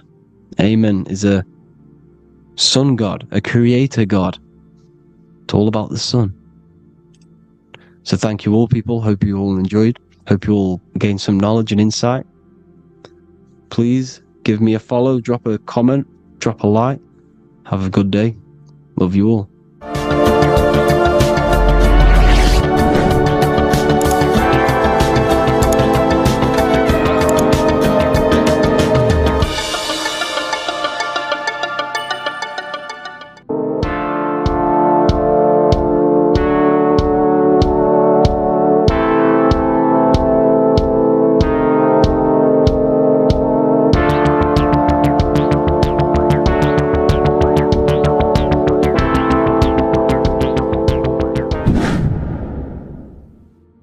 What is good, people? We're back with another video, and today we're talking about the chakras. Let's jump straight into this, because I know there's been a lot of requests for this video. So let's jump straight into this. So you have 7 chakras, right? 7 chakras, and these chakras are feeding off your electromagnetic field, known as your aura. This is both positive and a negative pole, male and female, right? This electromagnetic field is made out of electric and magnetism, and together they come as electromagnetic. Now, your chakras The word chakra just means wheel, spinning wheel, because that's what they are. They're spinning wheels of energy. They do not exist on this physical plane. They exist on the etheric plane. Okay? Now, these energy centers are known to regulate your emotions, and each energy center controls the organs and cells in that particular area of the body. So, for example, your sacral chakra will control the cells and organs of your sexual reproduction area. Okay? The navel chakra or solar plexus will control the digestion in your body. Same with the heart, same with the throat, right? So they are like mini brains for each center of your body. They run along up the spine, but notice the crown chakra exists outside the body. It's just above the head. Now, this process of the chakras is obviously the 7 colors of the rainbow, starting from red, which is the lowest vibrational color, all the way to violet, which is the highest vibrational color. This, like I said, these energy centers are feeding off your electromagnetic field. So if these chakras are unbalanced, they are taking too much energy from your electromagnetic field, making it weaker. Now, this is the North Pole. As you all know, the Earth is flat, and we live inside of a giant torus field, and the North Pole is the Earth's heart chakra. And this is why the aurora borealis, or the northern lights, whatever you want to call them, that's why they are green, and they are being emitted from this center point of the Earth, because it's symbolizing the heart chakra, which is green, right? Now, you do work your way up to these. However, this is a torus field. You are a torus field. You have different layers of this torus field, right? And you need to balance all of these chakras, but you can't move up these chakras until you open the one below it. So it's like a stairway. You can't go to your solar plexus without going through your sacral. You see? So you have to work up these. However, you have to work up these and then live from the heart, because the heart is the center of the torus field. It's the balance between male and female poles, positive and negative poles. So you have to balance all of these chakras and then bring them all into one, which is the heart chakra. Now, they exist on the etheric plane. They exist on the etheric plane, and the etheric plane is a layer of the material plane. It's the one higher than the material plane, and then after the etheric plane, it melts into the astral plane. So they exist just between the physical and the astral aspect. Now, this is the yin and yang matter, which is the lowest root chakra, physical matter, and then to spirit, because high vibrational matter turns into spirit, low vibrational spirit turns into matter. So they're interchangeable. This is the yin and yang. Now, when you see ancient paintings with the halos, you see this is like a toroidal field coming out the top of his head, you see, with a halo. This was symbolizing in the old days, in the ancient days, that they've aligned their chakra, they've reached Christ consciousness, which is God consciousness, right? Now, this electromagnetic field is the apple that we bit out of in the Bible, because you see that apple is a torus field. So they were metaphorically or personifying the torus field. That's what the Bible is. It's a massive personification. It's all metaphors. You have to read it properly. It's got a greater meaning behind it. Now, when we bit from the apple, we ate from the tree of knowledge, which is good and evil. Our lower mind took over, so we materialized to feed our physical bodies. We materialized through Saturn. That's what Saturn does. Now, if you don't understand that, go and watch the video previous to this one called Occult Secrets of Saturn, and that will show you how Saturn is the materializer. Now, this is one of the secrets behind the Masonic compass: electric and magnetic, male and female, duality, positive and negative. Now, like I said, they teach you about the Taurus field, about a magnet in school, but they don't teach you about your electromagnetic field. Everything alive has a Taurus field. It is the building block of this creation. Absolutely everything has a Taurus field. There's not one thing without it.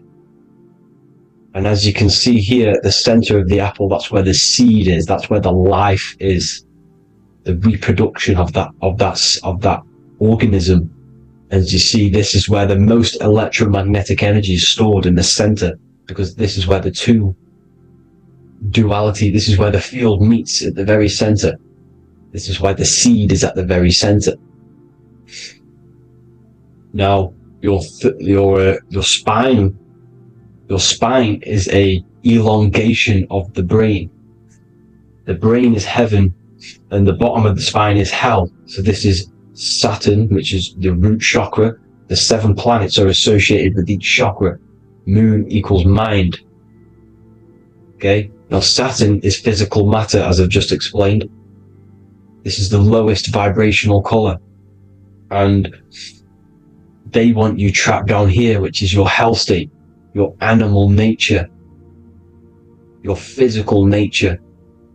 They want you to identify as the physical body. They don't want you to reach these higher states of consciousness. Okay? Now, in the brain, you have 12 convolutions. Now, this is what they were symbolizing in the Bible with the 12 disciples. And obviously in the Bible, it says the upper room where Jesus met with his disciples. This is heaven, the brain, the higher states of consciousness. Now, this is your North Pole. This is Jacob's ladder. Okay? This is why you have 33 levels of Freemasonry, because it's symbolizing the 33 vertebrae, which are these little things here on the back of your spine. Because once the Kundalini energy from the bottom of your spine rises to the top, this is when you get enlightenment and opens your third eye. Spiritual enlightenment. As you can see here, this is Jacob's ladder. This is the Kundalini symbol, right? And they're even showing you this in the medical symbol. They're putting it in your face. But the serpents are wrapped around the spine. Now, the serpents symbolize how the energy moves around the spine, because it's a Taurus field, you see? At the center of the Taurus field, it wraps around the center pole. It wraps around it, and this is how the energy moves up. So they're symbolizing it with the serpents. Okay? Now, every religion has a sacred river. For the Egyptians, it's the River Nile. For Christianity, it's the Jordan River, right? This river is the canal, the energy canal at the center of your spine, all the way leading to heaven, to the Holy Land. This is the chamber which the energy rises up, right? Now, they used to say the gods descended from heaven to man. This is just heaven. This is the mind state. And they said the gods were connected by a rainbow bridge. That's the chakra system, the rainbow bridge.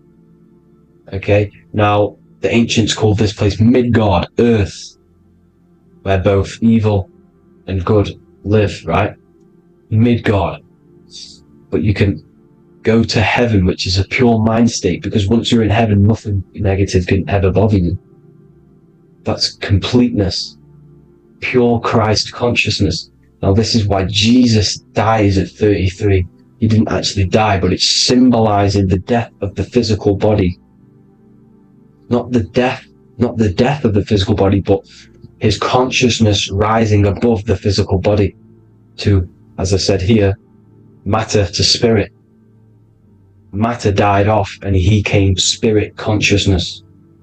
This is symbolized by the 33 vertebrae, which is obviously the 33 levels of Freemasonry. And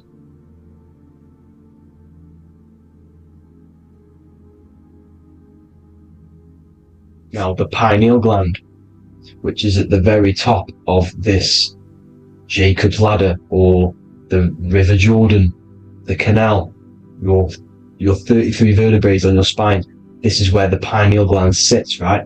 At the very top, at the center of your brain. Now, there's multiple ways this was symbolized. The Eye of Ra, which is used by the Egyptians. Now, this pineal gland is the seat of consciousness. This is where your consciousness is stored, right? And the ancient Sumerians used the pine cone, hence why it's got the word pineal gland, the seat of the soul consciousness.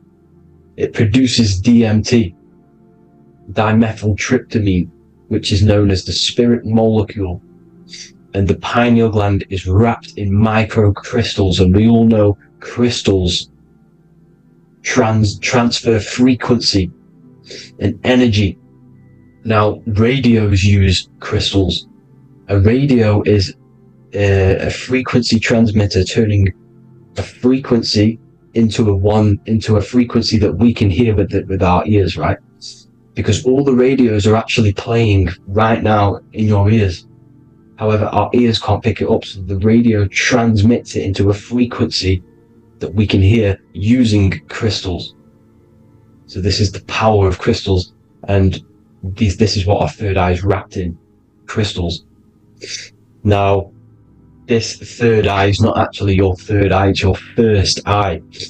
When you're being materialized in your mother's womb, this is the first gland that is produced, and everything's built around it, because it is the consciousness. It is your consciousness. Your consciousness never dies, ever. It's an eternal essence. It lives forever. You never actually die. Only the mortal body dies. Now, that's what we call life. Life is abided by time, and time is change, and change is what we call life, because everything's constantly moving and transforming into different things, right? Now, let's not get off track. The pine cone is obviously, this is in the Vatican here. The pine cone is symbolized as the pineal gland, pine. And this is the opened pine cone. The opened pine cone means, or symbolizes, the awakened man, the awakened third eye. But the ones here, which the Sumerian gods are holding, these are shut pine cones, symbolizing the unawakened man. But let's not get confused, people. These gods were not gods. They are human beings just like you. They reached Christ consciousness. They are nothing more special than you. They just had the ability to reach Christ consciousness. And obviously their knowledge was far more intelligent than ours, far more advanced than ours. They knew the truth about this reality to the depths. Now, the ancient Hindus had a goddess called Kundalini, which is said that she descended by the means of a ladder or a cord from heaven, which is symbolizing the spinal cord. Now, this is what Hickory Hickory Dock, the mouse went up the clock and came back down. This is all these stories, like Santa as well. Santa comes up and then down the chimney. This is symbolizing the Christ oil. There's an oil which is produced in your pineal gland, right? And this oil travels down the spine. And once it's down on the spine, you must have to raise your consciousness, just like I said with the chakras. You have to raise your consciousness, raise your vibration to heat up this oil and turn it into a gas. And it travels back up the spine through like the serpents up the spine, and this awakens the third eye once it's coming back up the spine and hits the pineal gland. This is the secret behind Santa and Hickory Hickory Dock, because Santa comes down and feeds the presents and goes back up the chimney, and he lives in the North Pole, the positive pole. This is the North Pole, people, and the presence is your sacred oil. This oil, your physical body, is the furnace. It's the spiritual furnace, which you have to heat up this oil by raising your frequency and turning it into a gas to rise up this chamber, the River Jordan. to your third eye, right? Now, this is an alchemical process. Your body is the alchemical furnace.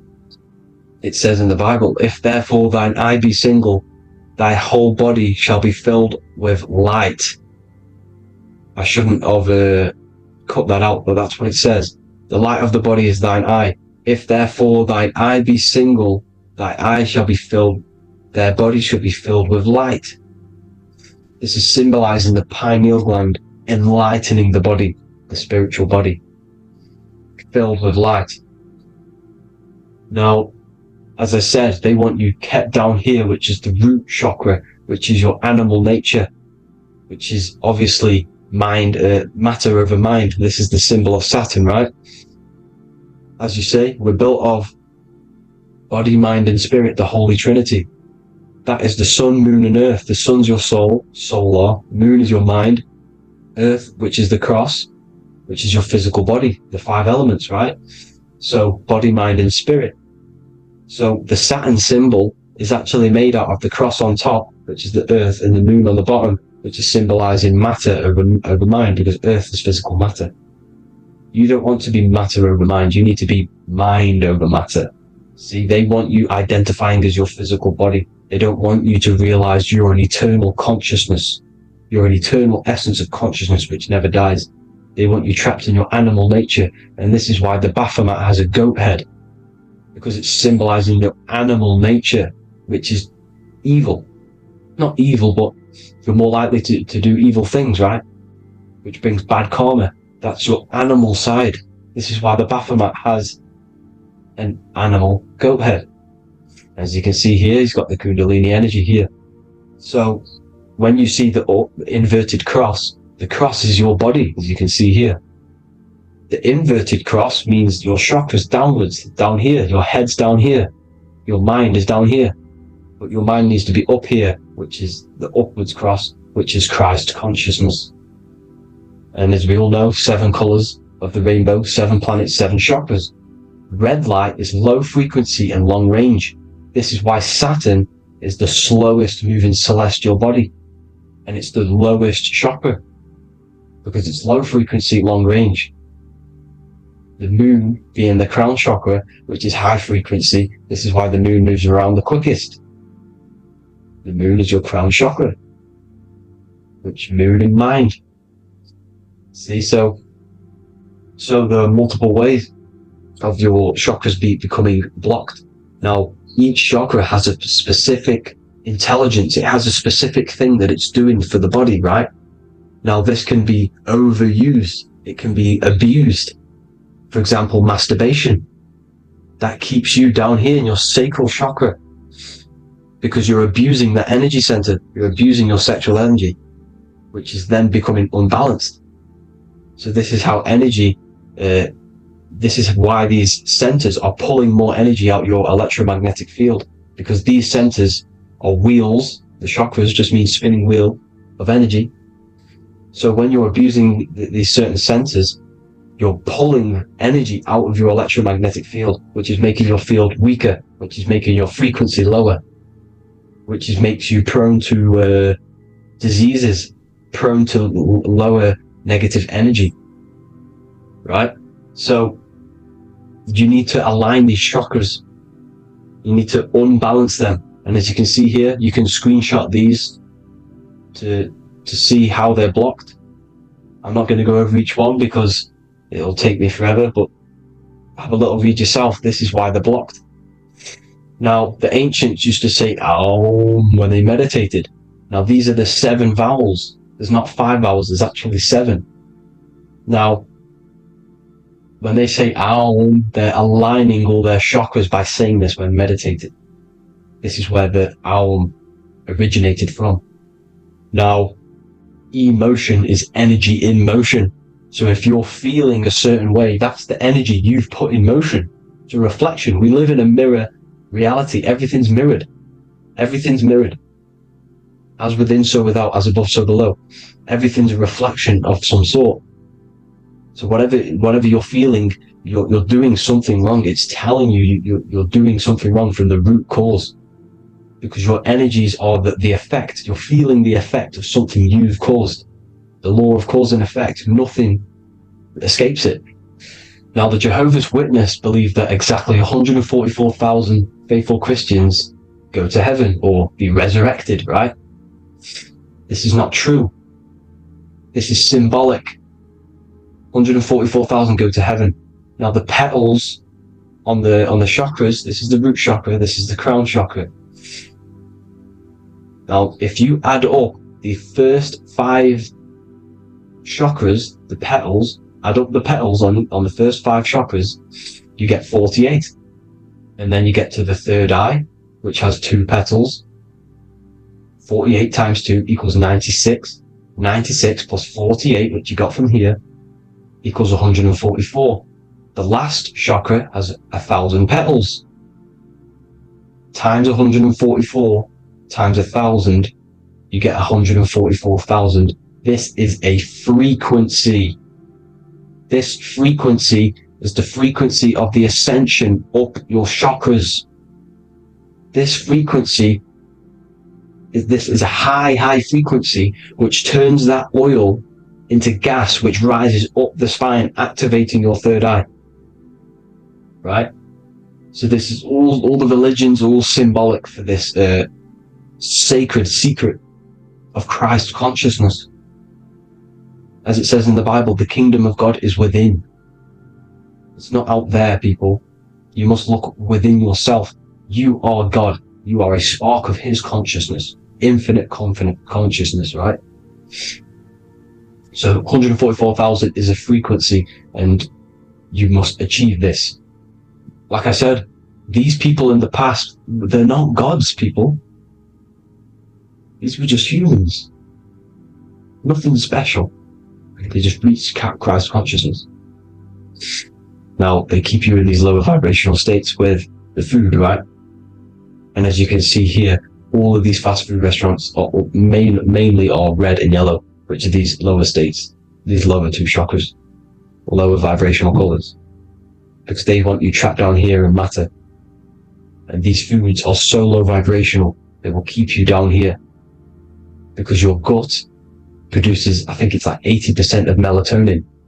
Melatonin is your feel-good hormone. These foods will not make you feel good. This is very low vibrational. Meat. It's not meat, it's raw flesh. These animals are stripped from their family, put on a conveyor belt, watch their friends be tortured, and then get slaughtered in a slaughterhouse. Think of all the fear that's running through their blood, all the hormones, all the fear, and you're going to go and eat that very low vibrational energy.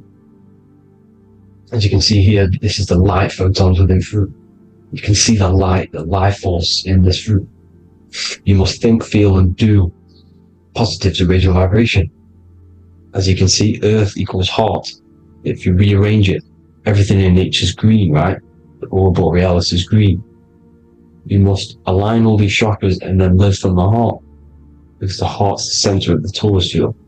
You must become the consciousness in the center. So that's it for this video, people. Thank you all. God bless.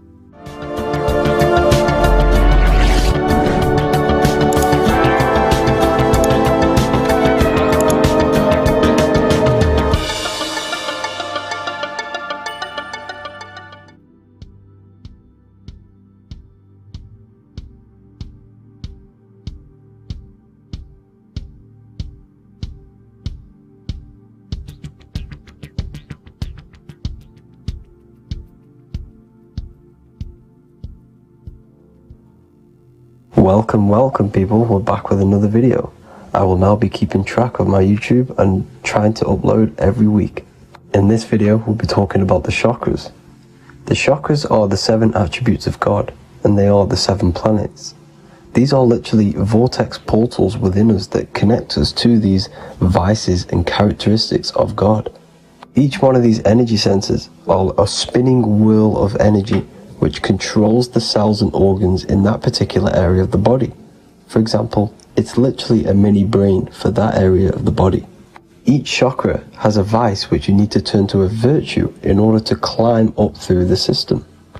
They work like a stairway system. You have to go through each chakra in order to unlock the one above. This process is turning matter into spirit, as you descended from spirit to matter. Saturn is Satan, that's why it's the lowest chakra, and that's why the devil is red, because red is the lowest vibrational color. When you are in these lower states of consciousness, you are in your animal nature. This is your physical side of your nature, and you are mainly being driven by your animal instincts or your ego. Moving back to your higher self or your spirit self is not an easy process. It takes a while. However, with discipline, consistency, and motivation, you can achieve this, and this is what the ancients called Christ consciousness. Once you have achieved this, it is basically a state of mastery of the mind. You no longer lust for the lower animal nature things. Now, let's start with the root chakra. This is located at the base of your spine, and you can feel this chakra by tensing your anus. This energy center is in control of your survival needs, your vitality, your stability, and security. Now, if this chakra is unbalanced, you will feel insecure, fear, anxiety, unstable, low self-esteem, anemia, over or underweight, and constipation. In order to balance this chakra, you need to feel grounded, embodied, stable, calm, centered, a sense of safety, and trust in yourself and the world around you. The next chakra is the sacral chakra, which is located around the belly button area. You can feel this chakra just by sucking in your belly. This chakra is to do with relationships, self-worth, creativity, empathy, and most importantly, sexuality. This is the most important one in order to start to raise your vibration overall, is giving up the over-sexualized nature. In order to balance this chakra, you need to come into harmony with all the toxic relationships that you have. Get rid of the fear, the anxiety, the isolation, and 100% get rid of the over-sexualized nature. Lust is one of the most lowest vibrations you could possibly feel. It is literally manifesting hell. In order to work on this chakra, you need to feel self-worth. You need to do creative things, empathy, healthy relationships, and 100% being confident. The next chakra is the solar plexus. This is to do with personal power, will, metabolism, eating, happiness, and your self-esteem and self-identification. You can feel this chakra just above your belly, below your ribs, and you can suck in this area. If this chakra is blocked, you will feel lack of confidence, difficulty in manifesting your desires, low self-esteem, misuse of power, misuse of dominance, weak will, and shame in yourself. Biggest one for this chakra is overeating, as it's to do with metabolism. If you are overeating, you are literally unbalancing a lot of your lower chakras, not just the solar plexus. In order to work on this chakra and balance it, you want to have a positive self-identification. You want to feel happy, a happy self-esteem, effectiveness to people, not overeating, and a strong willpower.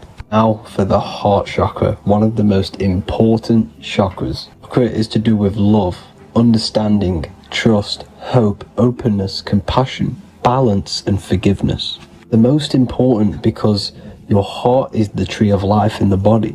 It is the center of the toroidal field. It is the most powerful chakra. Your heart is 5,000 times stronger magnetically than your brain. Once you have hit the heart chakra and you start surpassing the heart chakra, you are now turning matter into spirit, as the lower three chakras are dense and physical, and the above the heart chakra are turning to spirit. As you can see already, this is a hard and long process of working on yourself physically and internally. The symptoms of a blocked heart chakra would be lack of love or too much love, difficulty to accepting or giving love, lack of compassion, loneliness, and lack of emotional fulfillment. Finally, a lack of connection with a divine or to nature. In order to balance this chakra, the most important thing and the most powerful thing you can do is loving people, accepting and giving lots of love. Second most important thing to balance the heart chakra is balance.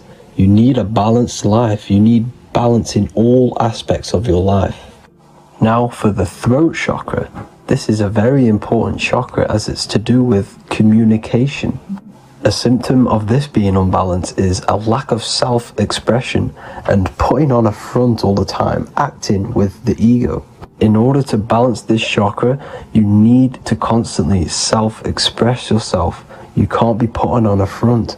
That voice inside your head, you have to let it come outward. Don't just block it off with a wall. Self-expression will lead to you gaining friends who actually like you for being you and not these fake friends that you have to put on an ego for. In order to balance this chakra, you need to express yourself, express the word that's within you. Don't be lying to people, don't deceive or be deceptive. The next chakra is the third eye chakra. This is starting to get very advanced and you are coming very close to spirit. Just before we head on, I want to announce the PDF is now available, containing all the presentations I've ever made, all into a condensed 38-page PDF. The link will be below this video for you to access. And if you want to learn how to create reality using your mind, how to attract your desires, how to get out of the situation you are in, the link will also be there for the Manifestation Mastery course. Now for the third eye chakra. The third eye chakra controls the pineal gland, which is your first eye. It's to do with your psychic abilities, channeling, telepathy, astral travel, visions, and connection to the higher self.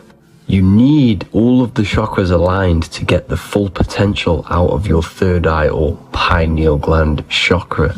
For example, if you're astral traveling and you fear something, you will be instantly shot back to your body. So you need to master all of the chakras before you go on and try and do these higher spiritual activities. Symptoms of the third eye chakra being blocked is lack of imagination, lack of vision, lack of concentration, blocked or clouded intuition, can't see the big picture, and especially overly reliant on logic and intellectual thinking. A good way to work on this chakra is imagining things, vision things. Trust your intuition at all times. Always follow that inner voice. Cut out the tap water, which contains fluoride. Fluoride blocks the pineal gland. And cut out all junk food, because all of this is affecting your pineal gland. When in meditation, you want to focus your eyes and your attention to the center of your head between the two eyebrows. This is where the pineal gland is located. This will help and awaken the pineal gland over time when you keep doing these meditations. Finally, for the crown chakra, this is to do with universal consciousness, all-knowing, enlightenment, cosmic connections, the God source. This chakra is blocked by being cut off from spirituality, plagued by the senses, being tricked into the five senses and being tricked into thinking you are the body. In order to work on this chakra, you need to feel grounded. You need to know yourself, your real self, the voice within you. Have common sense, have specific decisions that you're making, be very direct. Now we've got out of the way all of the chakras, I can now introduce methods and meditations which will help you unblock them spiritually. When meditating, you want to get into the present moment in a nice, comfortable position. Bring yourself to the present moment by saying, I am here right now, nothing else matters. Keep repeating this over and over with your eyes open or closed. After a couple minutes of bringing your attention to the present moment, you can now start to breathe in through the nose deeply and breathe out through the mouth slower than you breathed in. Place your attention on the chakra that you want to balance. Think of a high vibrational emotion like love, and think of this while placing your attention on that chakra. You can do this exercise every day for 10 to 20 to 30 minutes. The longer the better. Another practice you can do is by chanting the Bijis for each chakra. They are here starting from the root chakra all the way to the crown chakra. Or you can chant the 7 vowels. There are not 5, there are actually 7. A, E, A, O, U, M.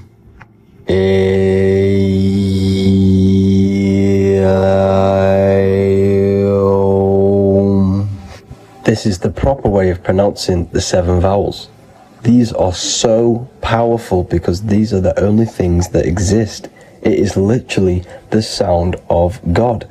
By pronouncing them right, you can actually create a lot of power within you and align your chakras. That's it for this video, people. I'd appreciate a comment and a like to help the algorithm.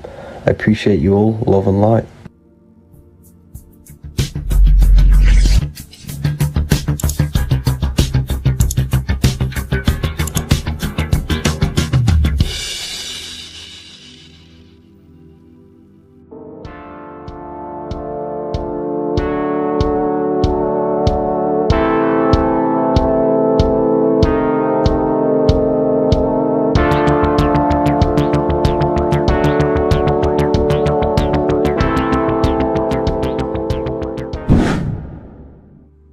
How are we all doing, people? It's Revival of Wisdom from the Wisdom Academy.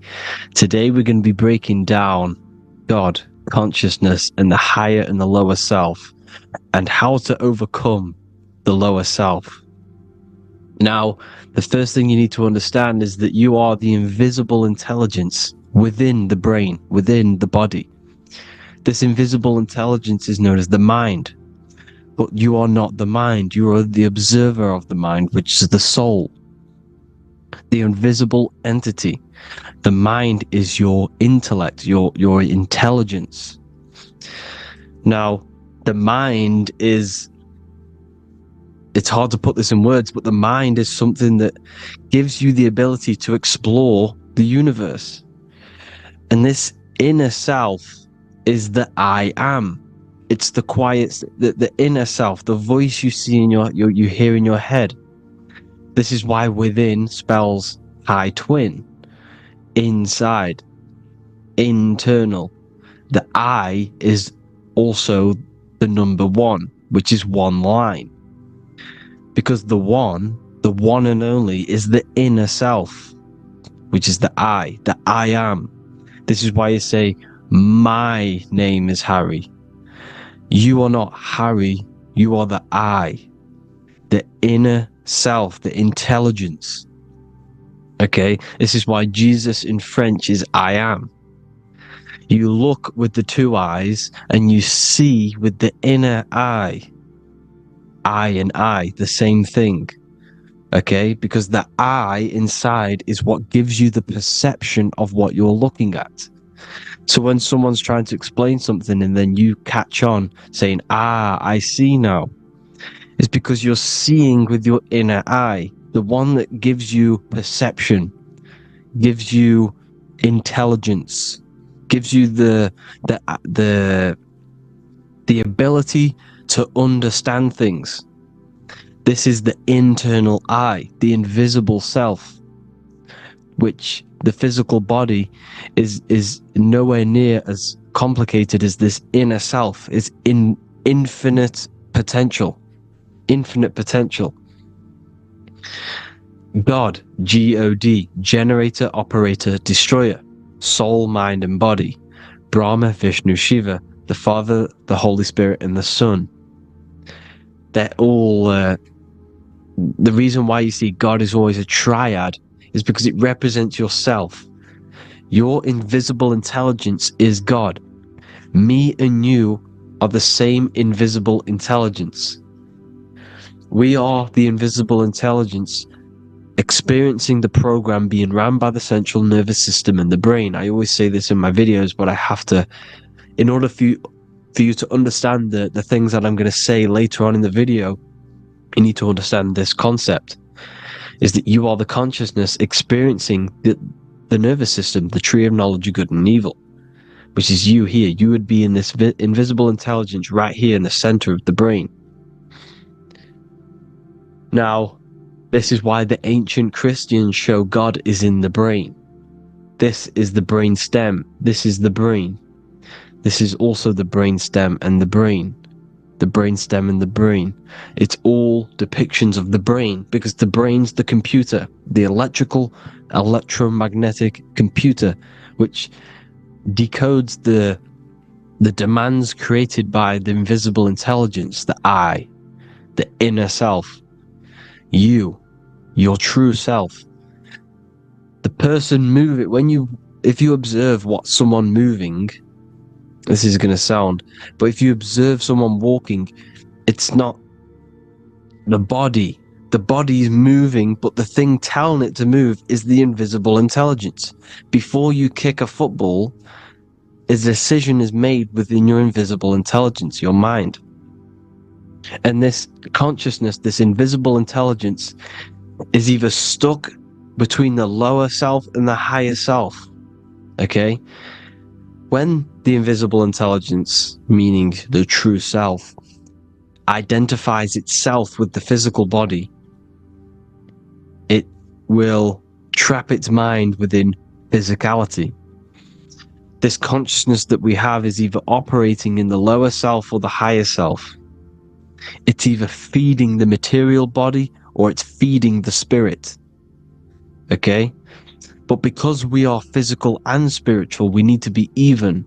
We don't want to be meditating all day long, because we do have a physical body as well whilst we are here. We are playing a game in physical matter.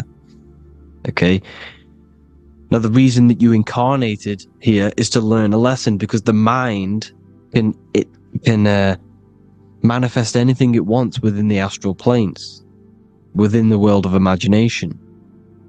It can manifest anything it likes, but it incarnates into matter, into this game, so we can understand labor, because anything in matter you have to labor to manifest. But in the astral, you can manifest at the click of a finger. You come here to learn the knowledge of good and evil. And your consciousness, I came out a bit off topic there, but your consciousness is experiencing the lower or higher self. The lower self is manifested in the lower parts of the body. Sex, food, and power, the lower three energy centers. These centers are like mini brains. You are literally thinking with these centers. And when your mind is stuck within these lower centers, you'll think, have you ever heard the term of thinking with your penis, or thinking with your, as a man? Even females maybe, but mainly this is a boy saying, you're thinking with your penis. This is a truth, it's truth in plain sight. You think with these energy centers. When you're living off the lower three centers, all you care about is sex, food, and power. Eating, sleeping, and greed. Power's kind of like greed. Now, when we move up to the higher parts of the body, when we live our life within the higher parts of the body, this is considered heaven. Love, expression, intuition, and wisdom. This is what we need to be aiming to do, moving out of the lower half of the body and living our life within the higher self, the higher parts of the body, thinking with the higher energy centers, thinking with love, expression, intuition, and wisdom, spreading love, expression, intuition, and wisdom to others. Heaven is even. This is why Jesus is pointing at the heart chakra, always pointing at the heart. Earth rearranged his heart, because in earth you're manifested as a physical being. You're in the heart, good and bad. You need to be balanced between the good and bad. Because love can be a demon too. That's a whole nother video, but love can be a demon. Now, the seven chakras are known as the seven seals in the Bible. When the Lamb opened the seventh seal, there was silence in the heaven for about half an hour. This is a verse from the Bible. The Lamb is Aries, which is the higher brain, the cerebrum, Ram, Aries. Because when the Ram opens the seven seals, you enter the kingdom of heaven. Because these chakras seal your invisible intelligence. They seal your true self. You are behind these seven seals, your true invisible self, your true consciousness. Because behind these seven seals, you do not think about anything materialistic. Your intelligence is not material. It's not physical. It's not from the physical world.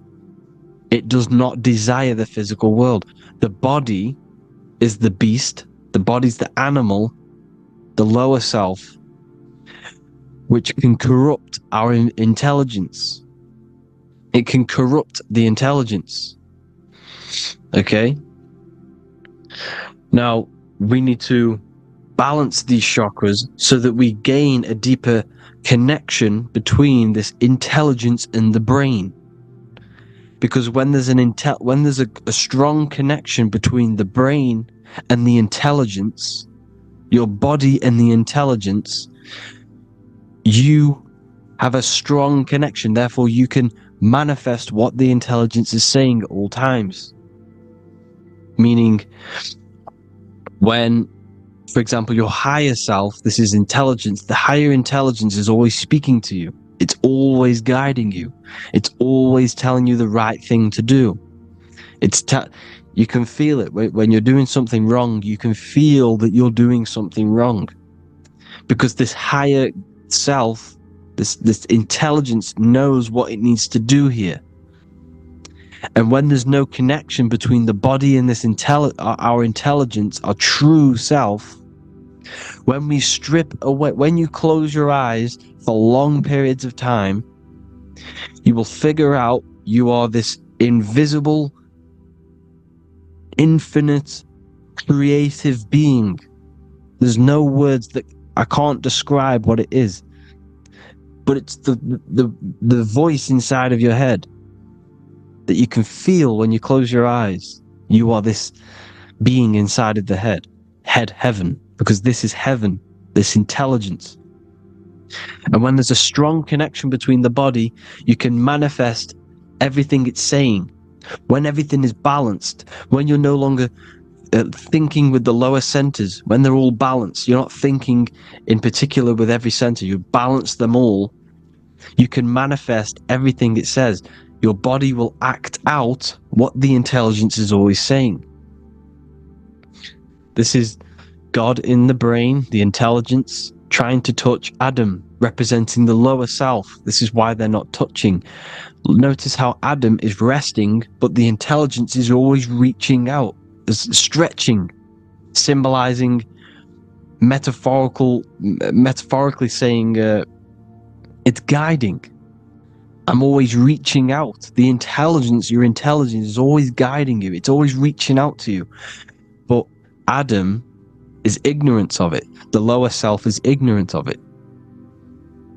And that's why he's so relaxed and God is so stretching out. Because at our highest self, that when you think of when you want to better your life, that highest true version of yourself is God. When you're manifesting this, your highest self, this is God. Your truest form, your most perfect form, that is God. Your highest version of yourself, that is God. Emotions are not what you've been taught. Emotions are not something that should be reactive, okay? You should not let the emotion be you, except that you should experience them instead of letting them become you. You need to understand there's a separation in our consciousness. You have the soul, which is the person who is observing your thoughts. When you think a thought, who's the one observing that thought? The soul, you, the I am. The I, the inner self, the one and only. And inside of every single body, inside of me, inside of you watching this video, there is this same intelligence that is inside of me, inside of you. And it's the exact same intelligence, experiencing a different body. And this is what we mean by the universe is mental. We all are all sharing the same ball of consciousness in a different body. The animals, the fish, the cells, all expressing this one consciousness. Me and you are the same. This is why the golden rule is treat others like others should be treated, because I am you and you are me in a different body.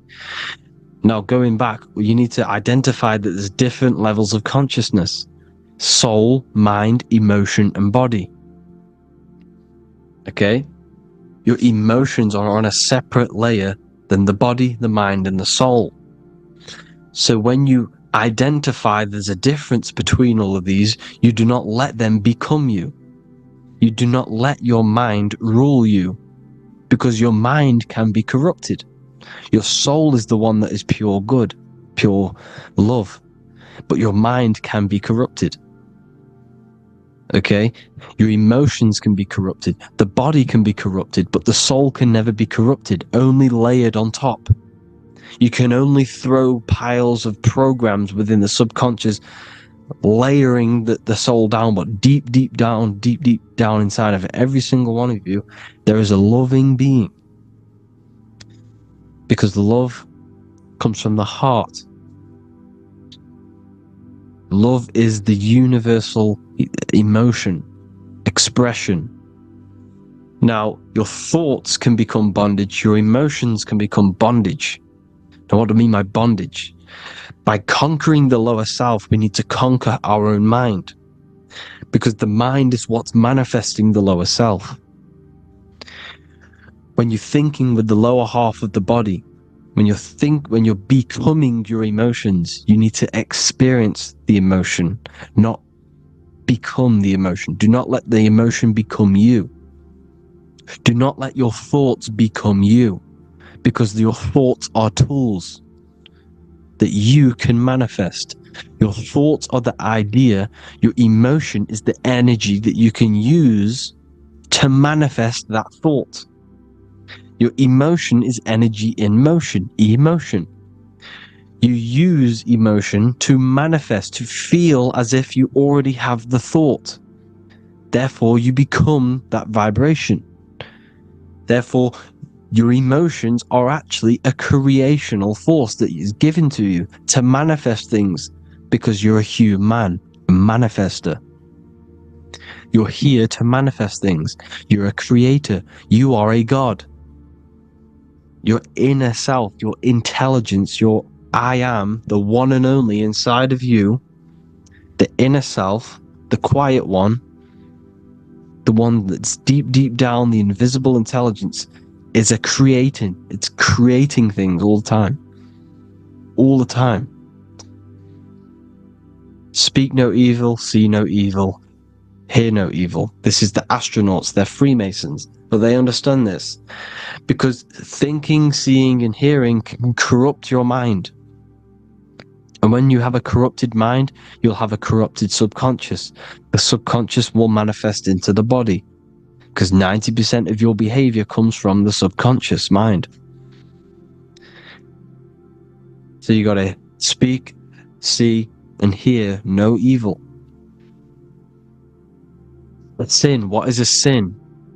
To overcome our lower self, to overcome our lower self, the 7 deadly sins are not something that goes against an external God. A sin is something that goes against your inner guide, your inner conscience, the inner self that's always speaking to you. It's always telling you the right thing to do. A sin is something that goes against this inner guide. And this is why you can feel something where you can feel you're doing something wrong, because the inner guide is speaking constantly. And when you commit these 7 deadly sins, which are 7 internal states which keep your invisible intelligence bound to your physical body. Because evil, right? Evil love bondage. This is why they stay in this realm and they control this realm, because they love the bondage of the body. They like matter. They want to stay in matter for eternal life. They don't want to ascend back into the heavenly realms, where you do not have a physical body. You can explore the universe within the astral planes. They stay bounded to the body, bounded to the 3D construct of the physical world. They have greed, lust, envy, gluttony, wrath, sloth, pride. They want all of this. And if you want that, that's okay. But deep, deep down, you don't want that, because your soul is always telling you the right thing to do. Your soul knows what to do to get out of here. It needs to detach from the external world. Detach from all of these 7 internal states which bound you to your lower self, your lower centers. That's what a sin is. You know, you have a left and right brain. The left brain is always analytic. The right brain is metaphorical. So the right brain is producing a holistic view of reality. Now, what do I mean? And not view, perception. When you see, because your eyes are parts of the brain, so when you look at something and you look, that image is produced in the back of the brain in the visual cortex. And then the brain produces, the right brain produces a perception, a holistic, it breaks down what you're seeing into a holistic image, a holistic perception. So for example, if you're in a woods, the right brain sees the whole woods as one big woods. The left brain is breaking that perception down into individual trees, branches, and leaves. So the left brain's to do with duality, the right brain's to do with wholeness, unified. The left brain's dualistic, analytic. This is necessary so that we can pick things up and manipulate them and break things down. We need the left brain, we need the right brain. I'm not saying any of them's bad, but the left brain, sinister in Latin, means left. Because when you're left-brained, you see everything in dualistic. You see everything is dual, when everything's actually one. We need to be focusing and strengthening our right hemisphere. I'm not saying sit in the right hemisphere all the time, but we need to be strengthening our right hemisphere. And this is why left is sin and right is right. Because when you focus on the right hemisphere, you see the holistic perception of creation. The right hemisphere sees humanity as one unified consciousness. The left hemisphere sees everyone as individual persons and egos. Because the left hemisphere is dualistic. And this is why the Bible says, cast the net onto the right side of the ship and ye shall find. John 21:6. What does that mean? Cast your energy, cast your perception into the right hemisphere of the brain, and ye shall find unified consciousness. You shall find your higher self, the one and only. If then you have been raised with Christ, seek the things that are above, where Christ is seated at the right hand of God. Wow. Powerful. What does this mean? Seek the things that are above, where the Christ is seated at the right hand of God. God is your consciousness, your invisible intelligence between the two hemispheres. The right hand of God is the right hemisphere. Seek the things that are above the heart. Love, intuition, expression, and wisdom. Seek the things that are above the heart, the higher self, the higher part of the body. Because when you seek the things of love, expression, intuition, and wisdom, you create a strong aura. You attract the same frequency. And this frequency is heaven, God. This is the Sumerian artwork showing the Lamb. This is a step symbolizing stepping upwards, raising up. He's stepping over the Lamb up to the bird. His hand is going to the bird. The Lamb symbolizes the lower self. Okay? The bird with the wings is in the sky. It represents the higher self. This is why angels always have wings, because it represents the higher self in the sky. The lamb is a ground animal, symbolizing the lower self. He's stepping over the lamb to the bird, his higher self, his invisible intelligence. Horus and Set, Jesus and Satan. Look, Horus has an evil brother, Set, just like Jesus and Satan. Horus is a bird, higher self. Set is a ground animal, lower self, which is the devil and the angel on your shoulder. You see? The right and the left hemisphere. The two wings.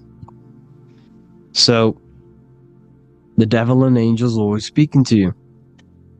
The higher and the lower self. It's the battle between the higher and the lower self.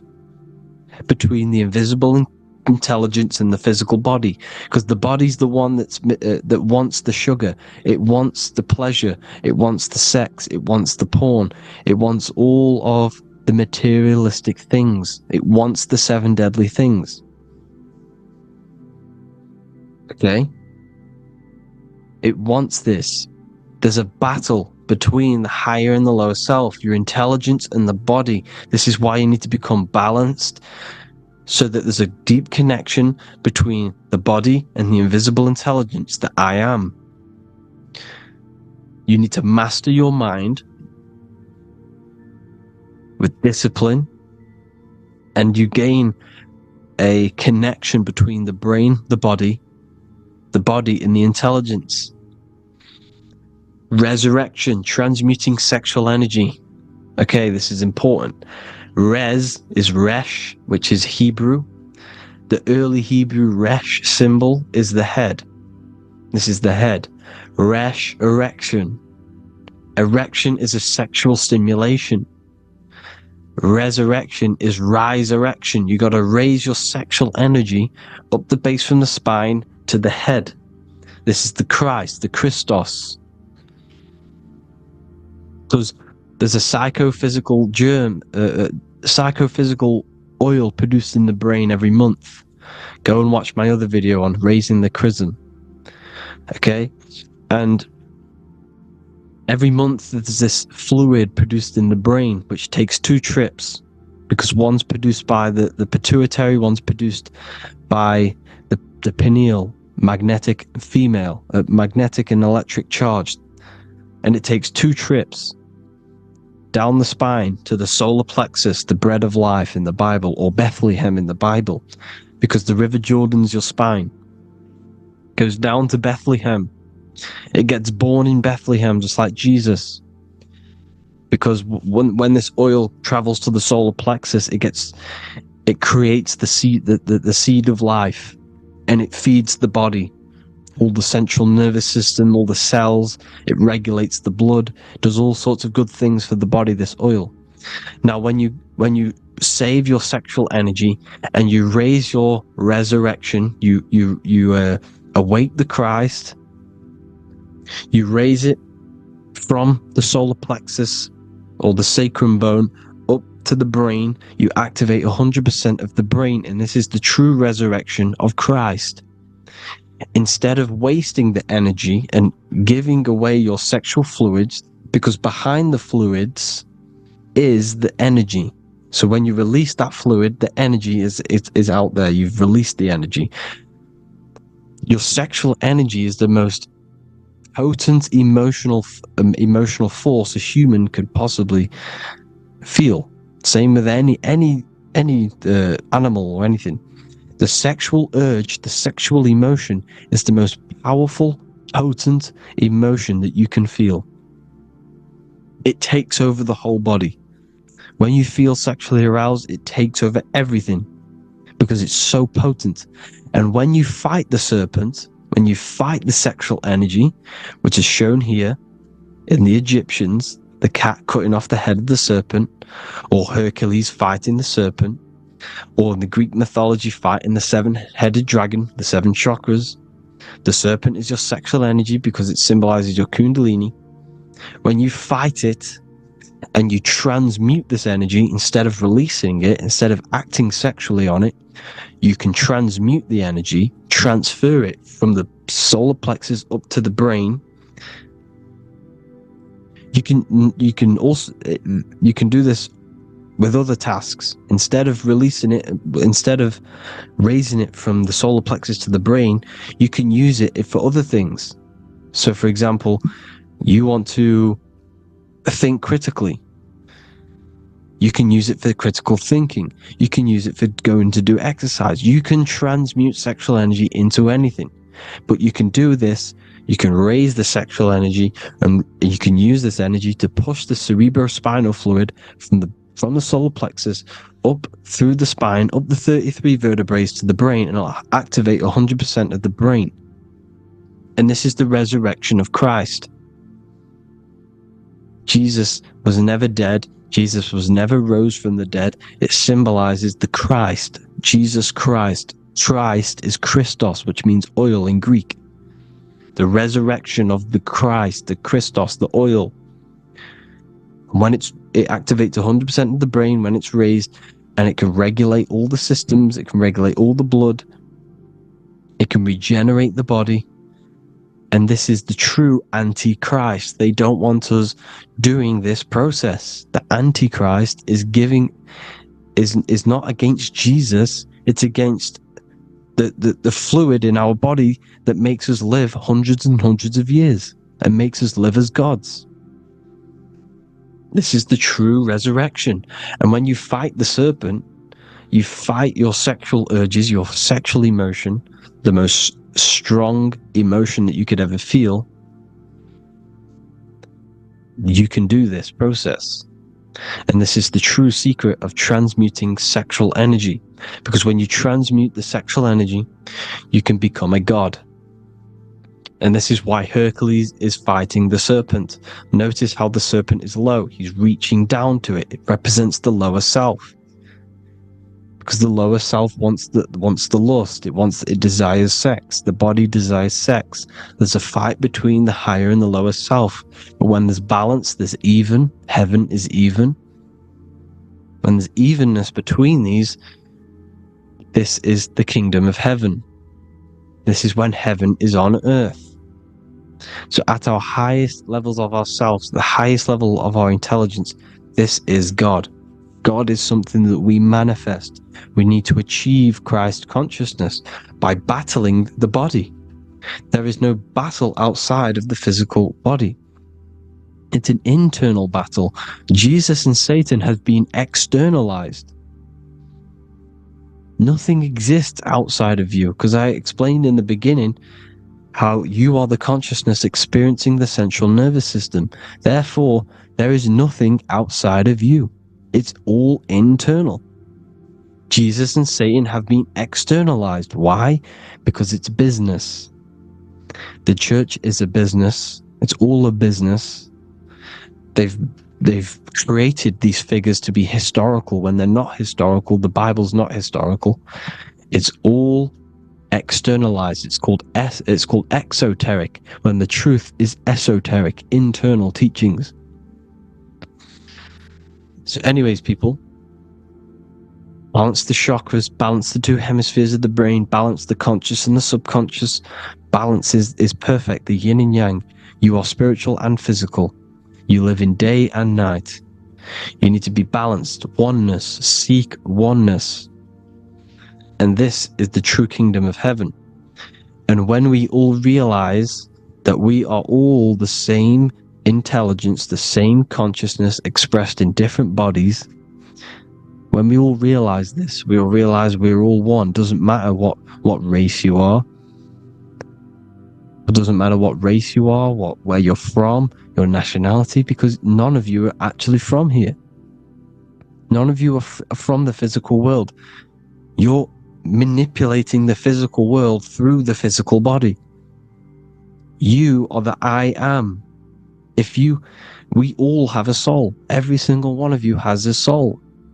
We all have souls. The reason why they say some people don't have souls is because they're trying to suppress your mind. They don't want you to know that you have a mind. That sounds crazy, I know. But a lot of people haven't realized that they have an infinite intelligence called a mind. And behind that mind, if you can observe your thoughts, the person who is observing the thoughts, you have a soul. Everyone has a soul. Don't listen to all these people saying some people don't have a soul, some people do. We all have a soul. Every single one of us. So anyway, you need to break the lower nature of yourself. At our highest levels, we are gods. Our intelligence, our universal intelligence, the I am, the intelligence that's inside of the brain, is God. Our minds are being corrupted within believing that you are the body,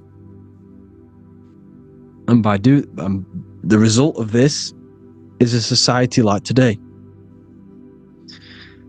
because everyone thinks they're the body, and everyone's living in the lower nature of self, where everyone only cares about themselves. But when we realize we're all one big consciousness ball, we're all the same consciousness expressed in different bodies, there will be peace. So thank you all, people. If you do want to learn more, if you do want to read my book, it's called The Book of Wisdom. I'll put it in the description. It's an amazing book, people. It's going to give you the best understanding possible about creation, yourself, and the world. It's amazing. The Bible, everything. I have just launched a new cymatic library. A friend of mine has just added this to the website. He creates beats, and he creates the purest beats, so they are actually the frequency that it tells you.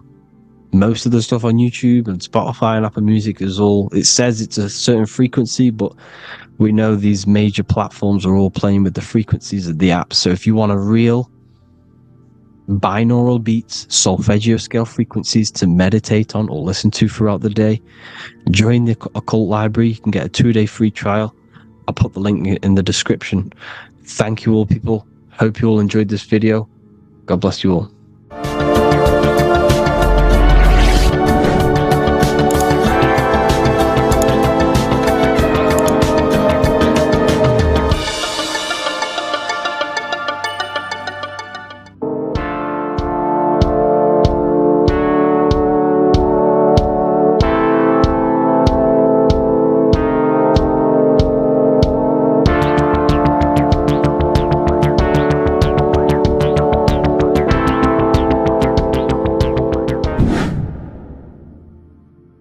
What is good, people? We're back with another video, and this is going to be talking about the connection between the micro and the macro.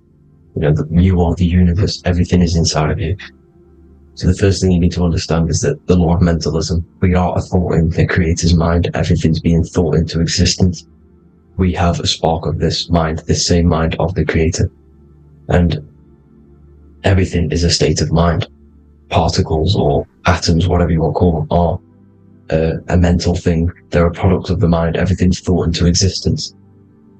Thoughts influence everything. Thoughts are energetic effects which send out waves into the quantum field around you.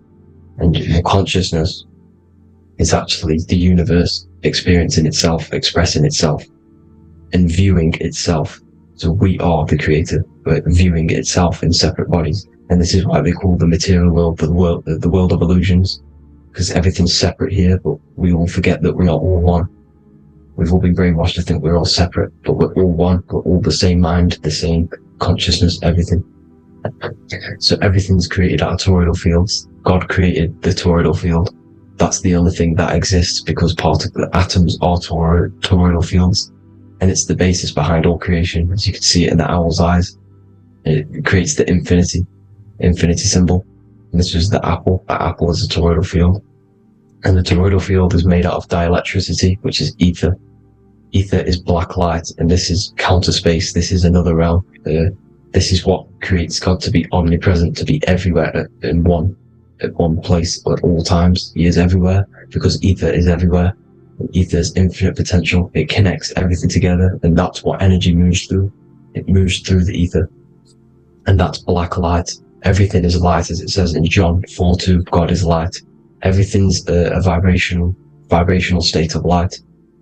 So the torus field is made out of dielectricity, ether, black light, magnetism, which is white light, which is the center of the toroidal field. And magnetism radiates, it has no vibration. And then when white light splits, it turns into electricity, which is physical material, and that has a vibration. This is the Holy Trinity: the sun, the moon, and Saturn. Saturn, the god of materialism. If you've watched my videos on Saturn, you know that Saturn is crystallizing everything into physical matter. And that's why his old name was El. The ancients called him El. And this is why we get El electricity. This is where El electricity comes from. Because El electricity is only a product of the physical world, which is redshift, blueshift, Adam and Eve. And this is what creates the redshift, blueshift is what is a product of magnetism. When magnetism, white light splits. And this gives us vibration.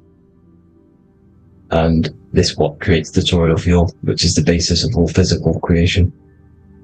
The sine wave is created out of the magnetic wave and the electric wave. The electric wave is the blue wave, and the magnetic wave is the straight wave, which is radiation. This is vibration frequency. So the magnetic wave is straight, and then you have longitude and amplitude, which is depth, which is dimension. You see how the electric wave has depth and dimension. This is why you get the cross. This is the cross of Earth. This is the symbol of Earth, of bondage, of physical matter, because it consists of magnetic wave and depth, which is electric wave. And this is where you get the sun cross or the earth cross, whatever you want to call it. It's the cross of physical matter, and the ancients knew this. This is why they used that symbol. Redshift, blueshift, which is the toroidal field, is the basis of all creation, physical creation. And this is why you have the police siren is red and blue. The Matrix movie, red pill, blue pill. You have red blood and blue blood in your body. The Democrat and Republic, the two parties, red and blue. Like your taps, on your taps, you have a red and blue tap. One's generative, and one's destruction. Fire, destruction, water, generative. So this is the basis of all things. And electric wave has dimension, like I've already said, depth, material, and it's measured in hertz. It's measured in hertz because it hurts you. It decays because the electric wave has a vibration, and vibration always has to go back to a standstill point. This wave cannot go forever, but the magnetic wave will go forever. It's radiation. Magnetic is radiation. It radiates forever. It pulses. But the electric wave will at some point come back to a standstill point, and that's why it hurts. It decays. That's why our physical body decays, because we contain of electricity. This body is an electric body, and it will return back to stillness like a guitar string. If you vibrate a guitar string, you pull it, it will vibrate, make a sound, and then go back to a standstill point. It's the exact same with every single toroidal field within the body. It will decay, and this is why our bodies decay, and everything in creation decays. So we're born into sin. The sin of Eve. The sin of Eve is us biting into the tree of knowledge of good and evil, which is the systems in the body. And the sin of Eve is biting into the sine wave. We bit into the sine wave. The sun moves in a sine wave. Our DNA is a sine wave. Time is a sine wave. Everything in this creation is a sine wave. This is why the dollar bill is a sine wave. Magnetism and electric waves in one. And this is the sun doing its sine wave, which creates, when you go bowling, it kind of creates that pin that you hit over. That's the pin of the sun. The zodiac sign is a sine wave, because the zodiac sign is an expression of the toroidal field, because magnetism unfolds into 12ness.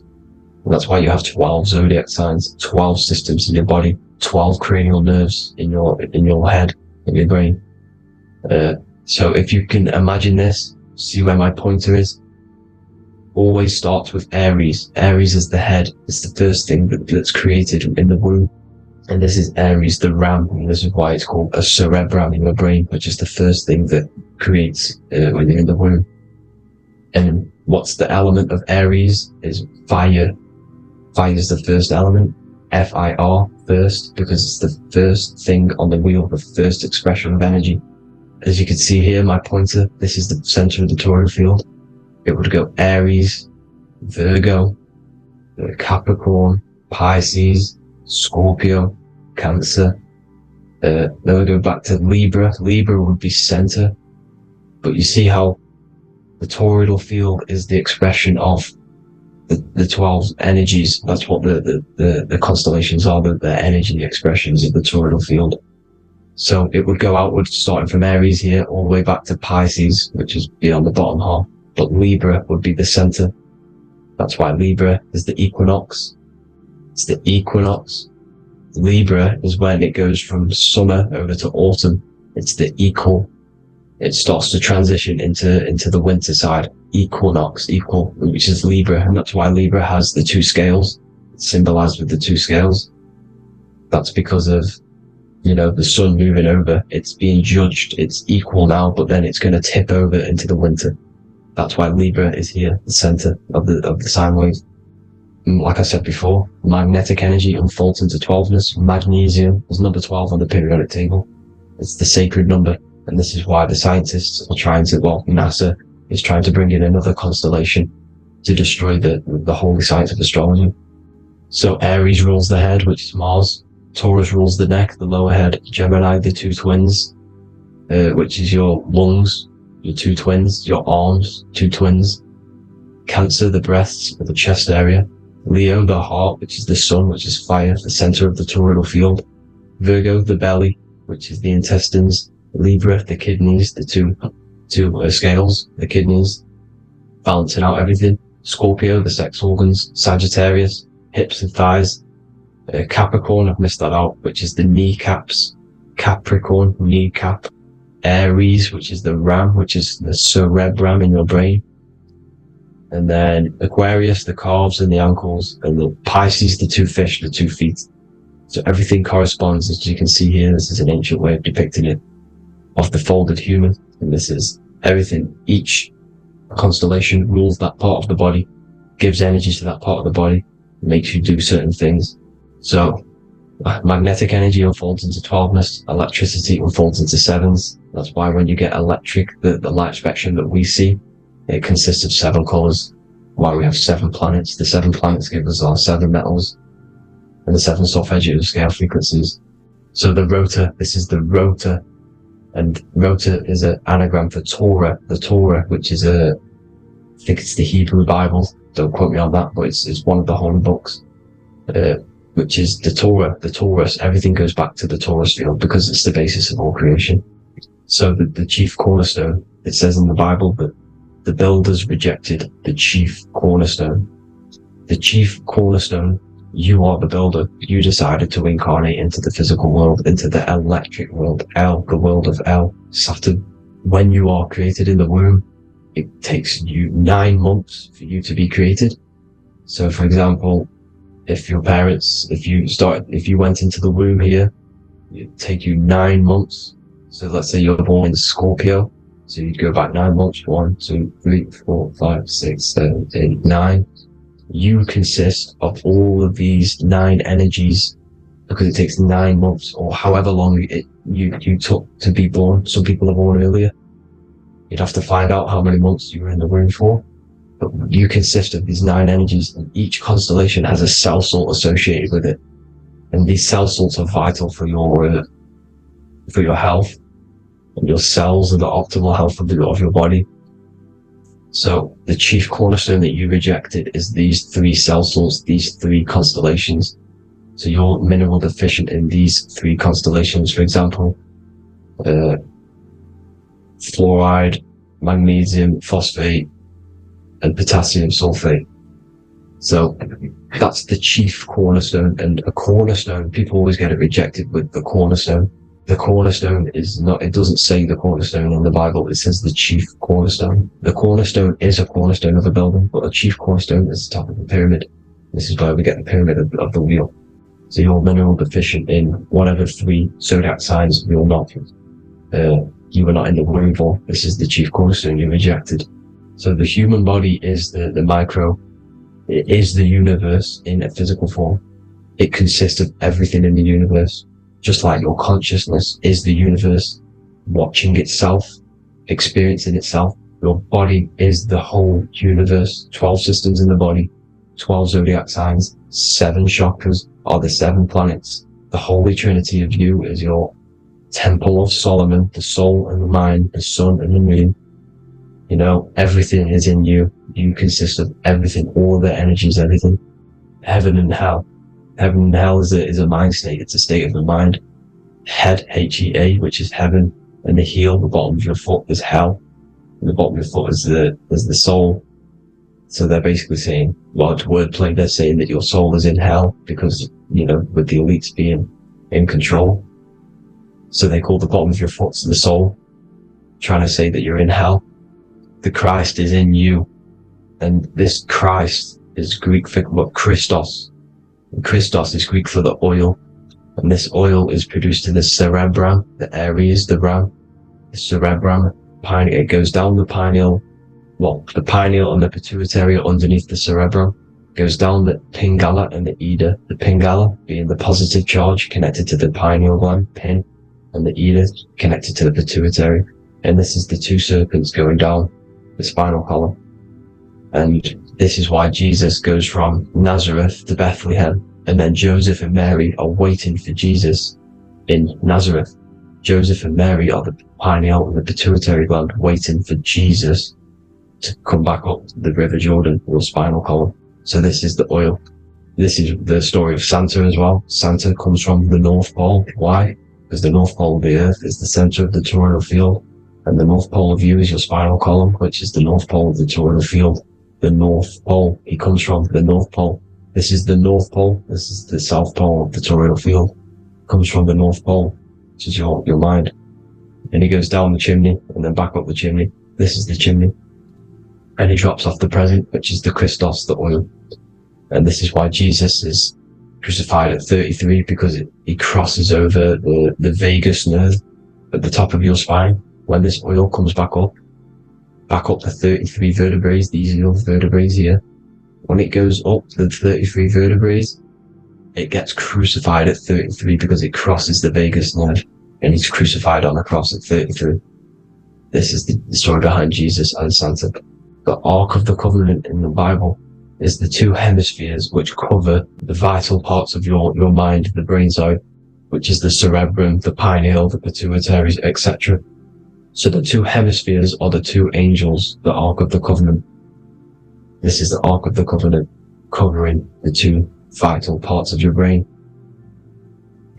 So these are the optic thalamus is another part, and it protects the Christ oil, which is inside at the center of the brain. See, the Bible is all a massive metaphor about yourself, because you are the universe. You are a microcosm of the universe. Your consciousness has experienced itself, and the universe experiencing, and your body is the whole universe. Your head's heaven. So Moses crosses the Red Sea. These are the two hemispheres of your brain. This is the corpus callosum, the Red Sea.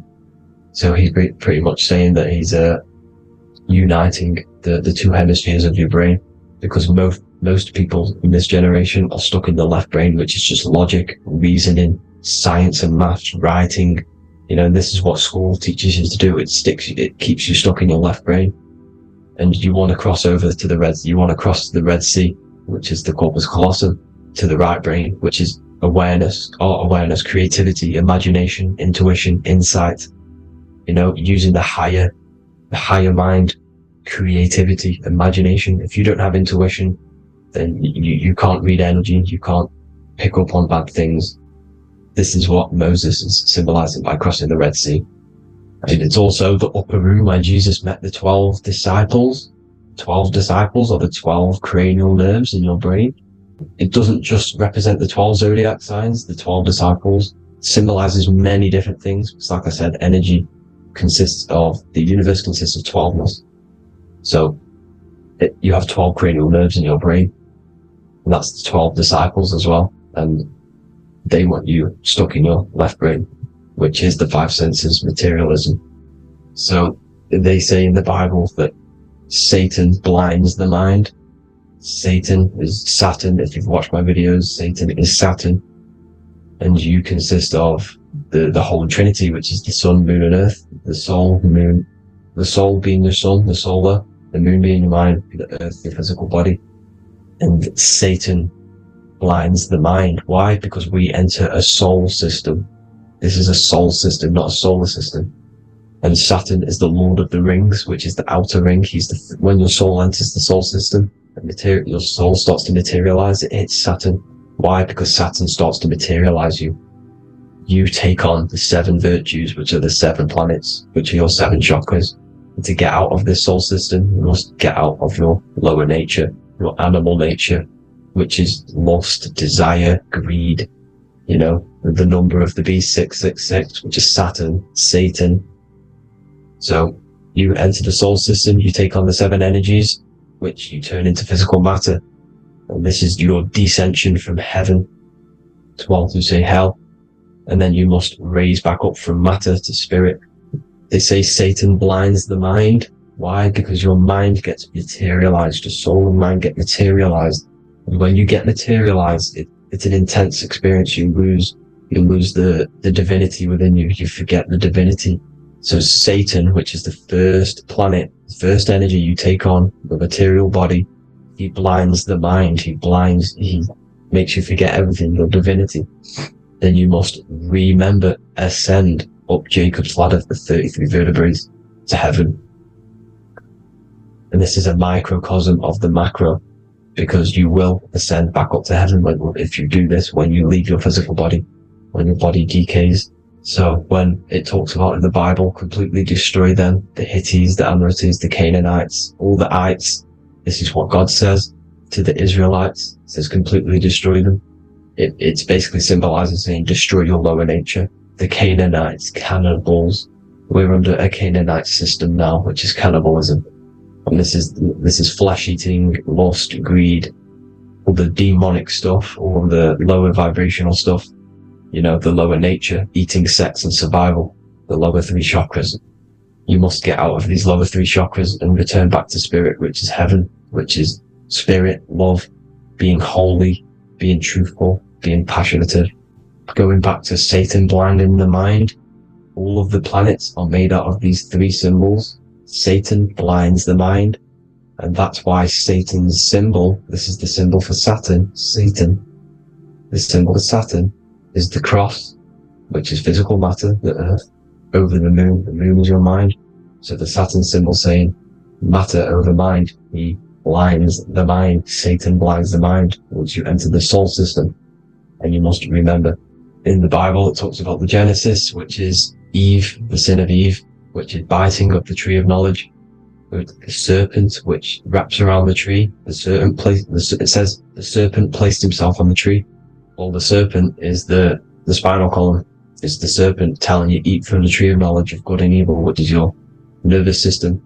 And eating from the tree of knowledge of good and evil is doing bad things. For example, over-sexualized, overeating, eating the wrong food. That's eating from your nervous system. It's decaying you, and it's preventing you from achieving the God self, the God consciousness. This is the symbolism of, the tree on the serpent, telling you to eat from the left brain, with the left brain being the sinister. Sinister is Latin for left. That's sin. Sin is left. And left is lefty loosey, Lucifer, right, righteousness, right, God, godly. The tree of knowledge of good and evil, which is your nervous system, because it determines good or bad. That's the only thing you experience in this world is your nervous system. And then the tree of life is the cardiovascular system, and the Garden of Eden is your body. So that's it for this video, people. I hope you've got a greater understanding of how you are the universe and everything is inside of you. Just keep in mind you are the universe experience in itself, and your body is a reflection of everything. The 12 constellations, the 7 planets, everything's inside of you. This world is an expression from the inside outwards. You can't affect the outside world to manipulate reality. Everything's inside of you. I hope you got a greater understanding of this. God bless.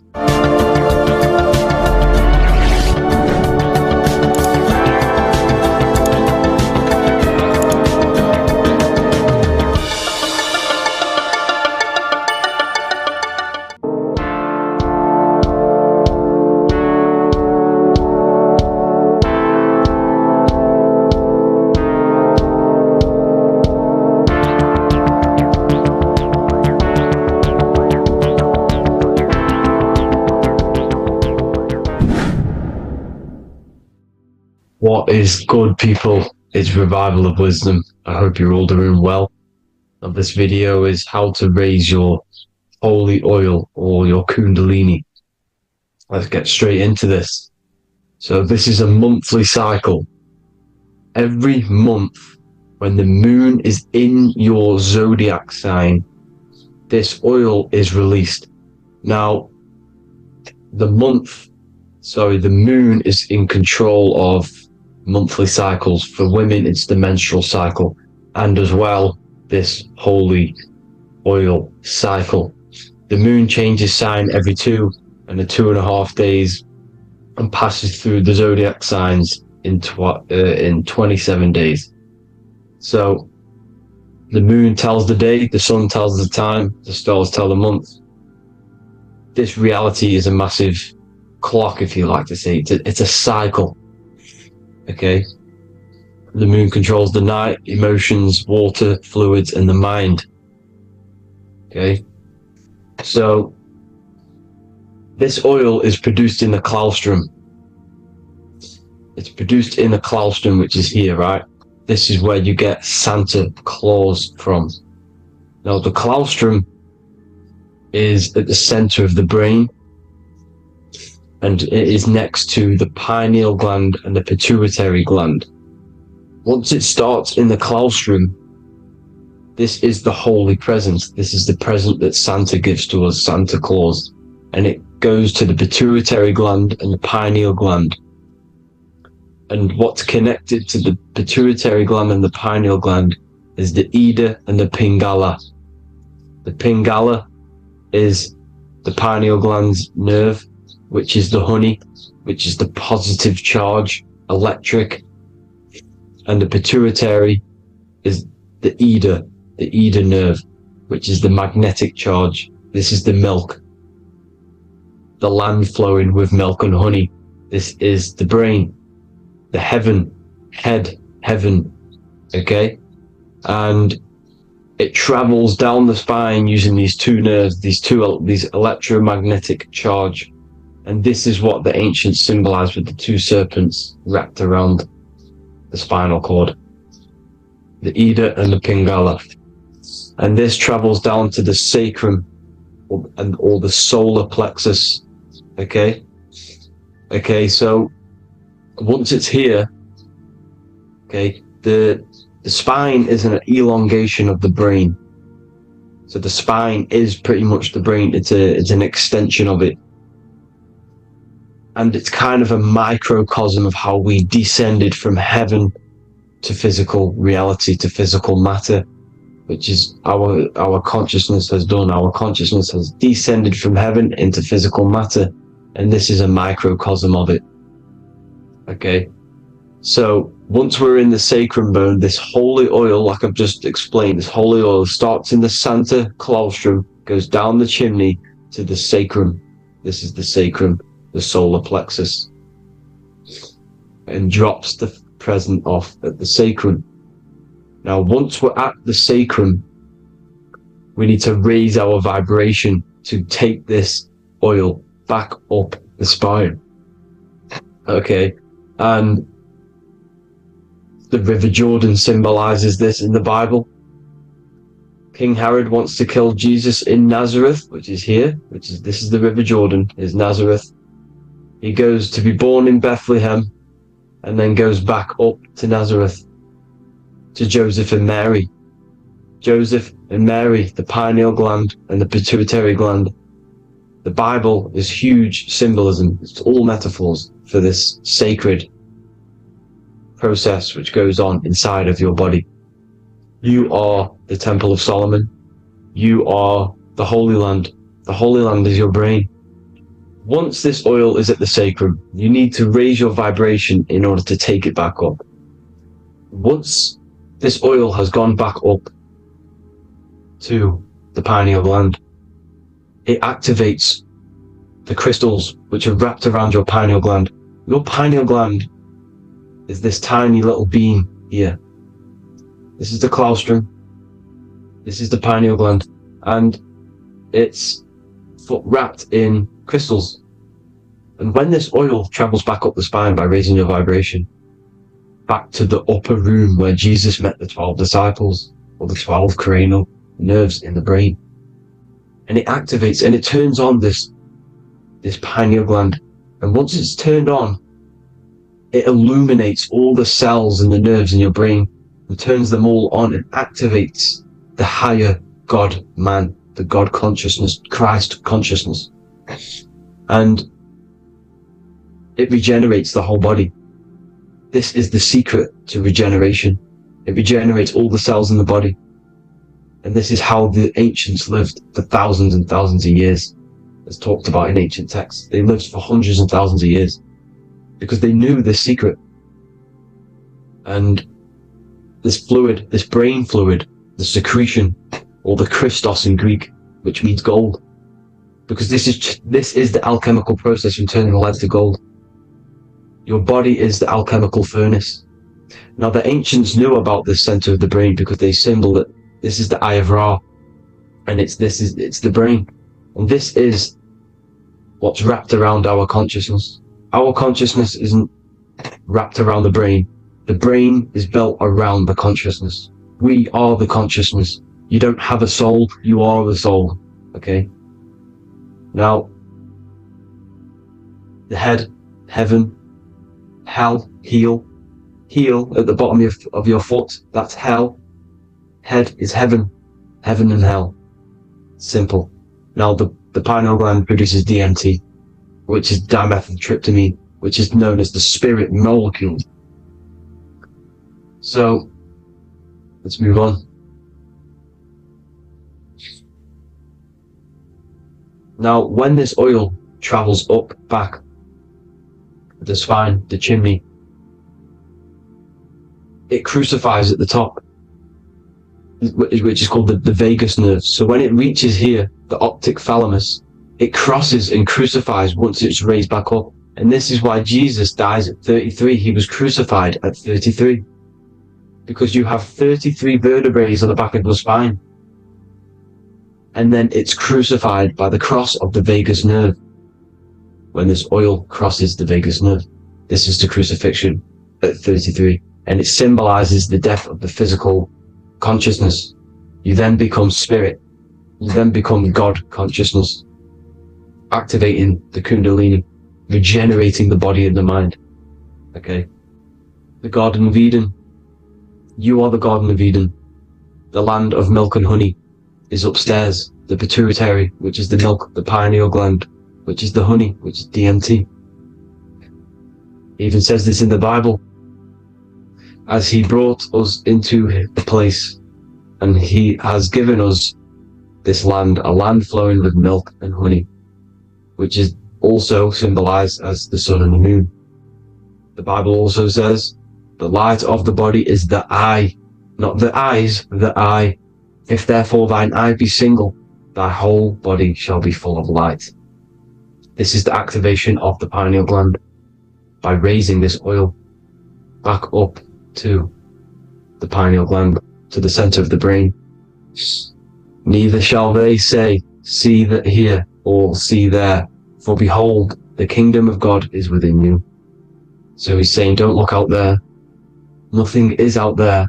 It's all inside of you. Everything's inside of you. You're the universe. Now, how to raise this oil back up to the pineal gland? Every month, like I said. The moon controls the cycle. The moon controls monthly cycles. When the moon is going into your zodiac sign every month, this oil goes down the spine, and you must raise your frequency to get it back up. You must retain your seed. This is the most important. Your fluid, your secret, your holy fluid, your life force. You can't let that go. That life force is the reason you're alive. This holy oil is the reason you're alive, because it feeds all of the systems in your body. It feeds all the systems in your body. You have to retain your seed. Alkaline diet, positive thinking, and meditation. Okay? When you retain your seed, you will live longer. The moment you release it, you're killing yourself. You're killing a piece of yourself every time you release your seed. Every single time. You're killing a part of yourself. Okay? Now, this could be why this could be the illumination, the single eye on the Illuminati's symbol, the Freemasonic symbol. the illuminated eye, the triangle which could symbolize the body, mind, and spirit, but the eye illuminated. Now, in the Bible, it talks about the two trees, the tree of knowledge and the tree of life. The tree of knowledge is the tree of good and evil, which is the most important system in your body, which is the nervous system. The nervous system, the most important. The tree of good and evil. And the tree of life, which is the cardiovascular system. Now, this oil, when it's released every month, feeds these two systems, and these two systems feed everything. Now, it's important you understand that. Okay? The ancients knew all of this knowledge. The Bible's telling you this knowledge. But it's in a metaphorical way. You have to understand the context behind it so you can read it properly. Now, eating of the tree of life, which is when it talks about in the Bible, eating from the tree of life is actually symbolizing a bad diet, ejaculation, because you're eating from these two systems. You're killing yourself with a bad diet. You're killing yourself with an ejaculation. Okay? So, that's important to understand. Now, this is Jacob's ladder in the Freemasons. Jacob's ladder, which is the spinal cord, it's the stairway to heaven. And this is Jack and the Beanstalk when he goes up the beanstalk and finds the golden egg in the grey clouds. The grey clouds symbolize the grey matter in your brain. Now, the Garden of Eden talks about the 4 different rivers in Garden of Eden. As we see here, the North Pole map, the ancient North Pole map. Because the center of the earth is the center of the torus field. Everything's the torus field. Atoms are torus fields. Everything's torus fields. You are the universe.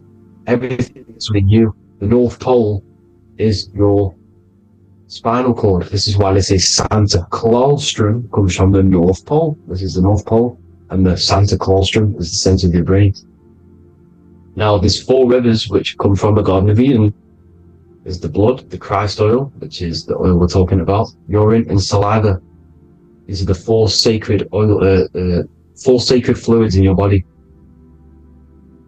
And these are constantly abused in today's society. These secret societies are targeting these fluids.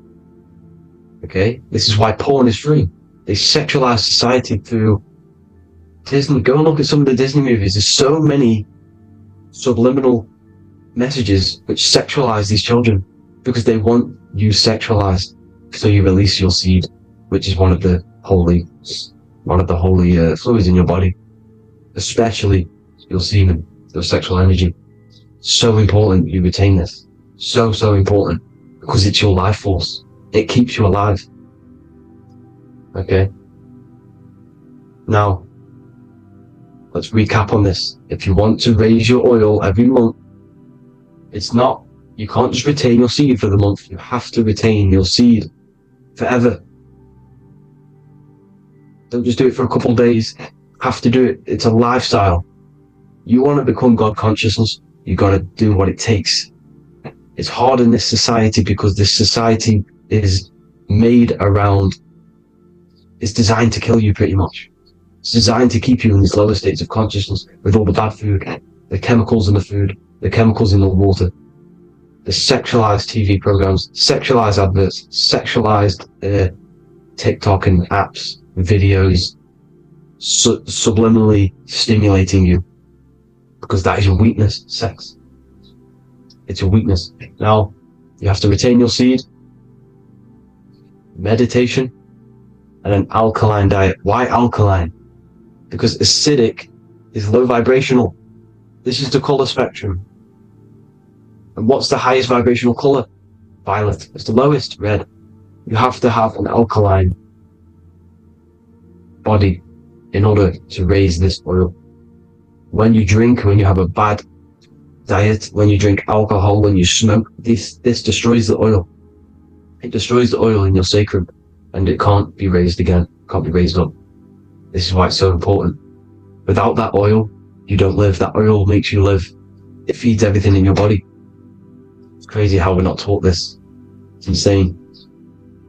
But that is how you raise the oil, people. I hope you all gain some knowledge out of this video. And I hope this assists you on your journey, your spiritual journey. And please like and share this video. We need this knowledge out to the public to wake up humanity. Thank you all, people. God bless.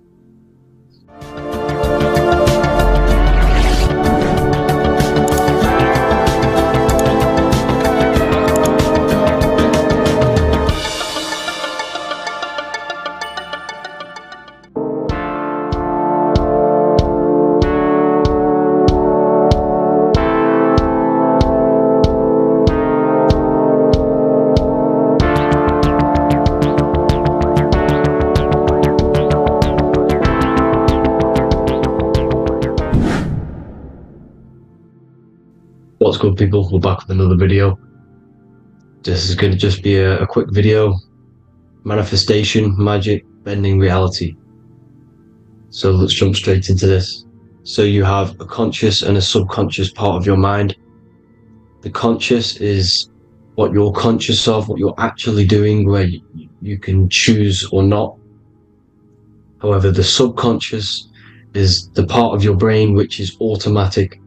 So all of the systems in your body, like the digestive system, your heartbeat, these are automatically being ran. And you do not have to tell these systems to do anything. You do not have to consciously tell your heart to beat. It's automatically doing it. And this is what the subconscious mind is controlling. It's like the dark aspect of your brain or your mind. It is the way bigger aspect of your mind. Okay, it controls all the systems in your body. Okay, and this is where all of your programs are. So when you're in it, from your childhood, what you've learned in school, all of these things are being kept in your subconscious. Maybe traumas and stuff like that. So the subconscious is the female aspect, and the conscious is the male aspect, because the male is all about action and doing, and the female is more about creation, creativity, intuition. So you have a right and a left hemisphere of your brain, and these are obviously male and female. The right side of your brain is your female. It's to do with creativity, imagination, intuition, insight. Okay, and this is one of the most important sides of the brain. This side of the brain is the most attacked by the elites, whatever you want to call them. This side is one of the most important, because obviously your intuition is a massive part of reality. And if you don't have intuition, then you lose track of the things around you. You can't consciously feel if things are wrong or right. They don't want you to have intuition or creativity or imagination. They want you in the left side of your brain, which is just reasoning, logic, and basic things. So they just want you to tell you what you want, tell you what to learn, and then that's it. They don't want you thinking for yourself, which is the right side of the brain. So whatever the conscious side of your mind impresses the subconscious side of your mind. So if you do affirmations, for example, if you consciously do affirmations every day, you're reprogramming your subconscious mind. You're impressing a vibration and a word into your subconscious mind, and therefore it will reprogram it. So the male and female aspect are symbolized by the Star of David as well. The male being the upside triangle, the female being the downside, connected all in one, because we both have male and female energy. So every thoughts are electric, which is the male aspect. Emotions are magnetic, which is the female. Each thought creates a wave of vibration in all directions. So think of it like a water drop in a pool, but it going out in every single direction. It's not just flat. And these thoughts have a certain frequency, has a certain vibration. That vibration has a certain frequency. And this affects your aura. Every thought, every emotion directly impacts your aura and the strength of your aura. So if you're angry all the time, your aura in the astral plane will look red. However, if you're happy, it'll be more like blue and green. So it's very important. Your electromagnetic field is created out of your emotions and thoughts, and that affects reality because you're 60% water, and frequency and vibration create certain patterns and has a certain effect on water. We'll get into that after this slide. So each thought that people are thinking around you, you are actually subconsciously picking up these thoughts because it's emitting this vibration in all directions. So this is why you can pick up thoughts of other people on the odd occasion. However, when you're more in tune with your intuition, your right side of your brain, you can start to pick up on vibrations, thoughts, and other people's auras. You can pick up on the energy once your third eye is open, and you know whether you should be in that environment or not.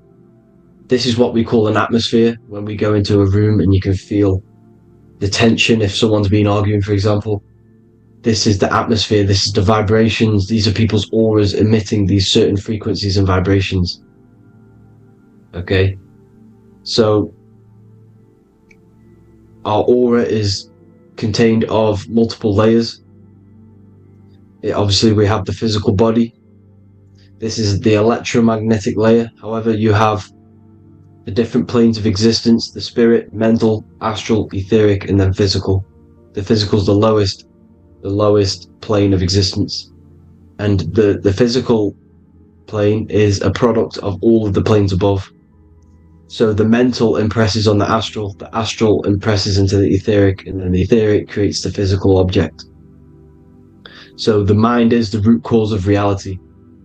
The mind is the cause of everything. Your consciousness is pure cause. There's no effect. Everything you see in this reality is the effect. Everything that you experience is the effect, because the root cause was the mind. The decisions you made you experience that certain experience. And that decision was created on the mental plane. And this is just pure thoughts. And thoughts are things. If it exists in your mind, it is a thing. It's a certain frequency. So if you have a certain level of thoughts, if you're thinking positive, for example, you're going to have a strong aura, you're going to have a higher vibration, and that attracts like. Like attracts like when it comes to thoughts and vibrations and electromagnetism. So if you're thinking positive all the time, speaking positive, doing positive, you're then creating a higher vibration, and that's going to attract people on that similar frequency to you. Everything is electromagnetism, frequency and vibration. Everything. You see, so this is why, for example, if I put my hand to a TV screen, if my finger was the same vibration as the TV screen, it would go straight through it. However, the particles in my hand and the particles on the TV screen are two separate vibrations, and this is what causes the friction to stop, and not my finger to go straight through it. So like I said, when you don't feel the vibe of someone, when you don't feel right, you don't really get along with someone, this is a vibration. Your vibrations are not matching, they're not similar, they're two complete different vibrations, and they're not aligning properly. So music has a massive part on this. Music is a massive, massive tool for the elites, because music is frequency. And in 1975, the musical instrument are all tuned to 440 hertz. So Spotify, Apple Music, most of the music on YouTube is all set to 440 hertz. And 440 hertz is not divisible by 3, 6, or 9. And when you can't divide a frequency by 3, 6, or 9, it's not a natural frequency. As you can see here, this is 432 hertz. This makes a nice geometric pattern. However, 440 hertz is a distorted pattern. So when you listen to this, this actually shuts off the whole right side of your brain. Like I said at the start, This is the most attacked side of your brain. It's to do with creativity, imagination, intuition. When you listen to 440 hertz, it shuts off the whole right side of your brain. And obviously shutting off all of these forms of your brain. Music is a very, very powerful tool for the elites because it's the only thing which can enter your soul or your ears without consent, your body without consent. Everything else has to be through consent. You choose whether to eat something, you choose whether to drink something, but frequency, you're going to hear it no matter what. This is why it's so powerful, and music influences the body in many different ways. It's the most powerful imitator of everything. It directly affects all listeners. It directly affects intentions, gestures, movements, and actions. It stimulates your mind, and certain songs, certain catchy songs, can reprogram your subconscious mind, invoking certain emotions. This is why when you listen to slow beat songs, it makes you feel more sad. When you listen to upbeat songs, you feel more energetic. This is because these frequencies have a profound influence on reality and on how you feel. Because like I said, you are 60% water, and as you can see here, each frequency creates a different geometric pattern, and inside of you is 60% water. So like I said, 440 hertz is going to make a distorted pattern in your water, and this is going to have a profound effect on your emotions and your reality. So like I said, health is not just the body. You are made of body, mind, and spirit. You need to look after what you put in your body. You need to look after your spirit and look after your mind. It's very important to keep all these in balance, because once one of these are unbalanced, it affects the other two. So if you're eating wrong, it's going to affect your spirit and mind. If you're thinking wrong, it's going to affect your body and spirit. These are all interlocked. You have to look after them all. So it's very important you understand music. Stop listening to low vibrational music. To be honest, you want to listen to music without any sort of speaking inside of it. You just want pure frequencies, which are the solfeggio scale, like one of these, for example, 432, 528 hertz. These are all good frequencies. It's called the solfeggio scale. And these frequencies make you more in tune with nature. 528 hertz is what the earth vibrates at. So it's very important. And the Rockefellers are the one who changed this to 440 hertz. The Rockefellers, one of the elite families. So if you want to manipulate reality, it's very important to have your chakras aligned and having a high vibration, because the higher your vibration, the more powerful your words and your intentions are on reality. So the lower your vibration, the harder it is to affect reality, because you're on a lower state of consciousness. Like I said, you have the mental, astral, etheric, and physical. Everything is a product of the one above. As above, so below. This is what Hermes Trismegistus was saying in the Egyptian days. This is where it comes from. As above, so below. If you affect above, it directly affects below. So like I said, meditation helps on this, helps align your chakras. Think positive, feel positive. Like I said, your feelings are magnetic, your thoughts are electric. So once you combine these two together, you're then creating an electromagnetic frequency, and that will have profound effect on reality. So the law of cause and effect. The law of cause and effect. Every effect has the root cause. Like I said, your mind is the root cause of everything. Every decision you make is having a different effect on reality. Everything happens for a reason due to the root cause, which is your mind. You choose everything that happens in your life. Okay? So it's very important you understand this, and you constantly make the right decisions, the good decisions, to have good effects on your reality. You have to be very conscious of this law, because nothing escapes this law. This is the law of all consciousness. So think about it. Imagine a massive ball of consciousness. However, off this ball are different sparks, and each one of these sparks are in each and everyone's body. This spark is governed by these laws, the law of cause and effect, the law of correspondence, the 7 Hermetic principles. It's very important you understand this, because this mass ball of consciousness is what is obeying these laws. And everyone has this spark of consciousness inside their third eye. And like I said, everyone is the same consciousness. This is why if you do bad onto someone else, that will directly affect your reality. So if you hurt someone, it's going to come back to you in one way or another, because you are that same consciousness. This is like a mirror reality. As within, so without. Whatever you feel on the inside, you're gonna see that on the outside. You're gonna experience that reality, whatever you've impressed. So there's different ways to bend reality to your will. This is kind of a sort of magic. So obviously you have black magic, which is manipulating reality to harm and influence others, or to be very selfish. And then you have white magic, which is manipulating reality for the good of humanity. So you do have to be very careful with your intentions, people, when you're trying to manipulate reality, because this is nothing to be played with.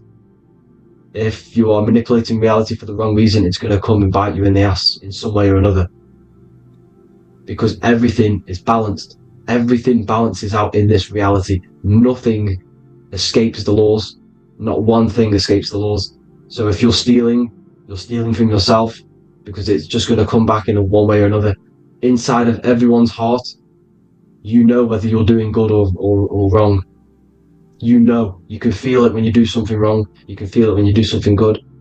The heart is the center of the torus field. It's balance. And this is why you say follow your heart, because it's the center of the torus field. It's very important to listen to this inner voice inside of you, because that is telling you the right things to do, the good decisions to make. And when you keep following that voice, that good voice inside of you, it takes you to your life path. Very important to follow that voice. However, don't let the ego get in the way of it. Don't care what your friends are going to say. It's very important to understand this. So, you have different ways of manipulating reality. You have sigil magic. This is where you create your own sigil or symbol. You create your own sigil and symbol, and then you charge it. You behind that symbol, you have an intention. So for example, if you want to manifest wealth, you create a sigil which represents what you want. You create that sigil, you draw it out, you charge it, because wherever your attention goes, energy flows. So whatever your attention is, you're sending energy that way. So what you do with your eyes and your hands, you place attention on the sigil. Imagine that it's glowing. Imagine that you're sending energy to the sigil. And then you burn the piece of paper once you've done this. And then after this, you meditate on that symbol. You constantly think about that symbol, because that symbol is the frequency, is the thing that you want to manifest. So that's one way. Or you can just meditate on your reality. So imagine yourself having already what you have. This is what they call a mindset. You must set your mind to the frequency what you want to manifest. Okay? So if you want to manifest wealth, for example, imagine yourself being wealthy. What would it feel like? What would you be doing? Imagine a scene in your mind. Constantly do this, and you're putting out that frequency. Like I said, you must think, because the thoughts are electric, and then you must feel, which is magnetic. Together, this creates an electromagnetic frequency, and this is how you attract things to you. You will attract the certain people to come in your life to bend reality to your will. Okay? Or you've got mirror magic. Stare yourself in the mirror, because a mirror reflects light. It also reflects energy. So you've got to be very careful with what you say to a mirror. You've got to be very, very, very careful, because whatever you send into that mirror is directly sent straight back to you. So if you're thinking negative, you're sending negative energy back straight to you, and that's going to have an effect on your reality. Affirmations are very important, because your words are frequency, your words are vibrations, and each word you say has a certain frequency. If it's positively charged, it's going to affect you positively. If it's negatively charged, because like I say, your brain and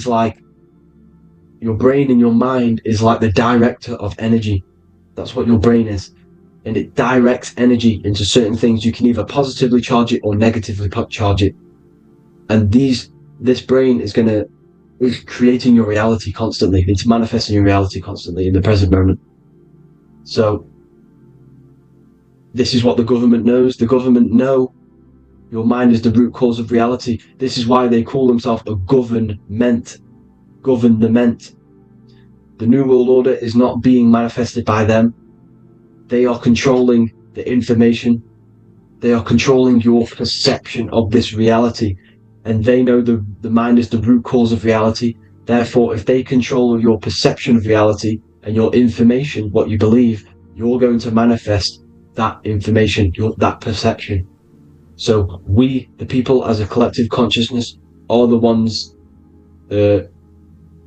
manifesting this New World Order. You see, so this isn't black magic. They're actually tricking us into manifesting their own their plans, this New World Order.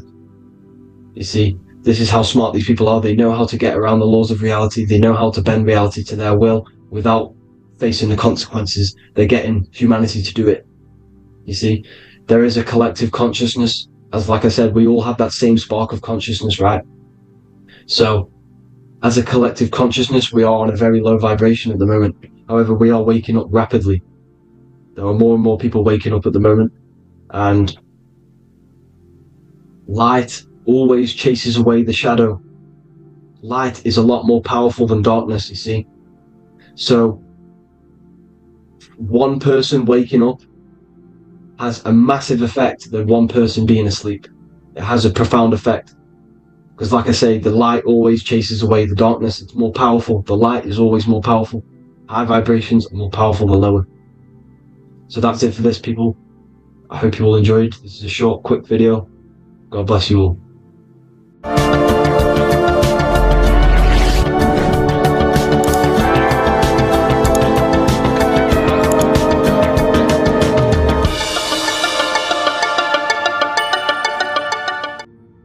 You are not breathing correctly. 98% of people only use a third of their lungs capacity, which is shallow breathing, which ages you, lowers your brain capacity, and also lowers your state of consciousness.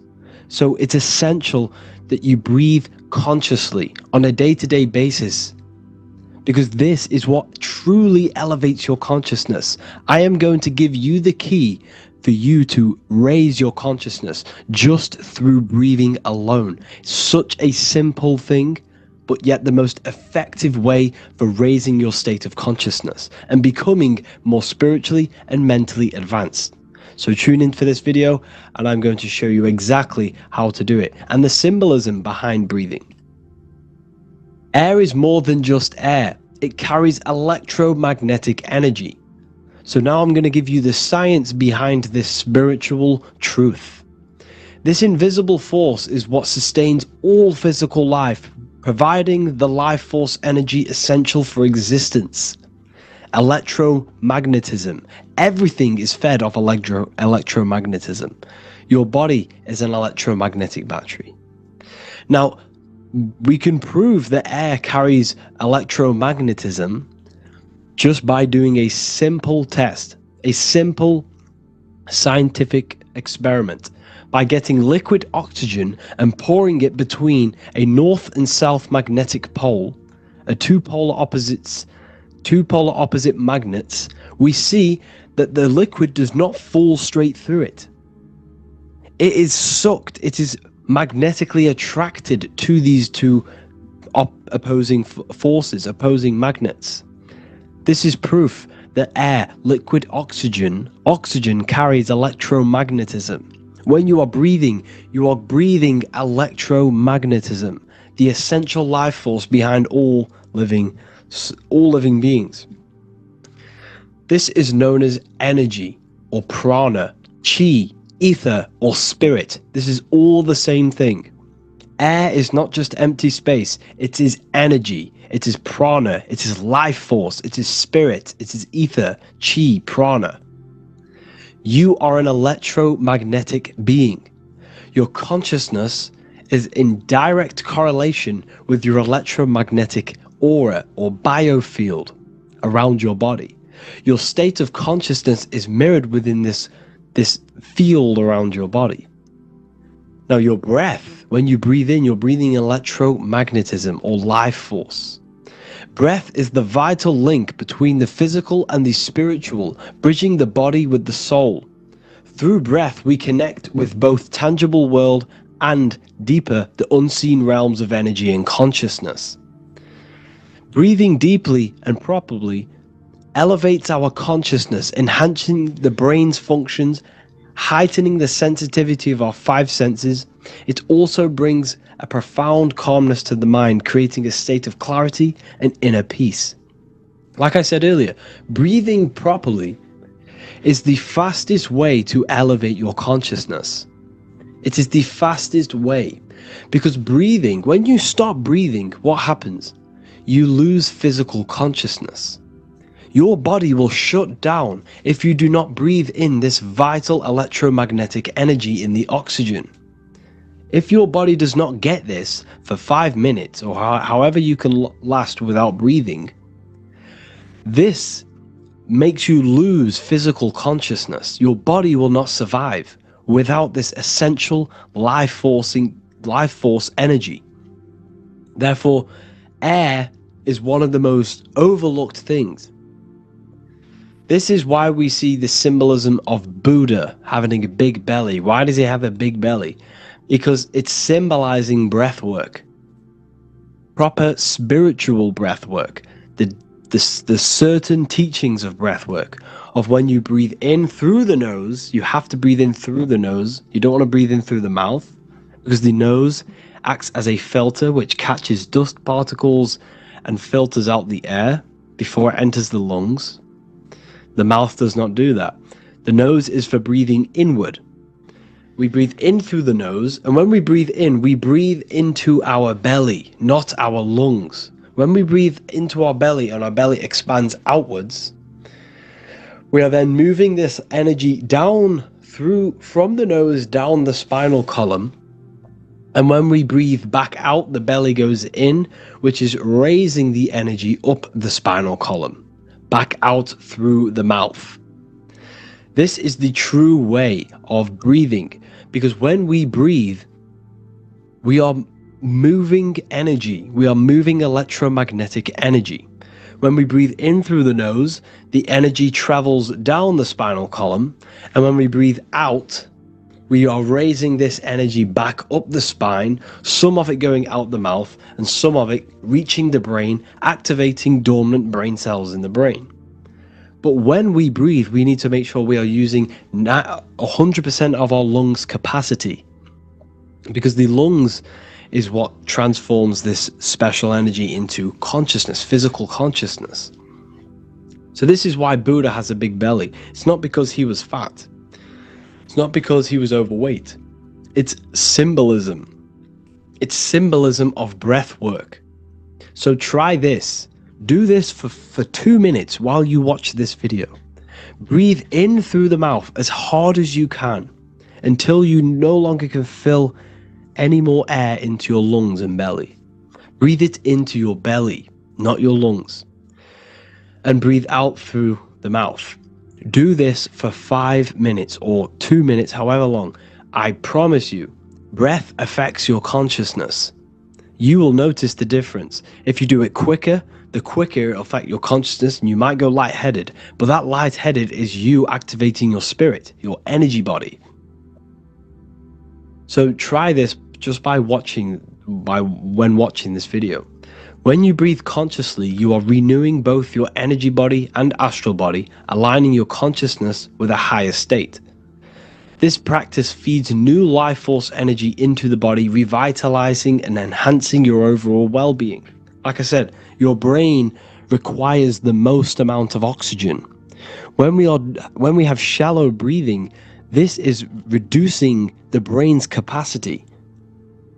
Because when we are not breathing properly, which 98% of people are only using a third of their lungs' capacity, we are essentially only using a third of our consciousness, because your breath is directly correlated to your consciousness, your state of consciousness.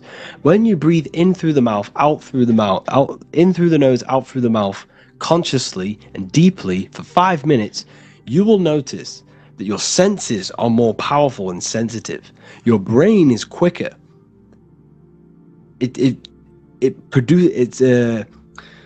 What's the word? It processes information quicker.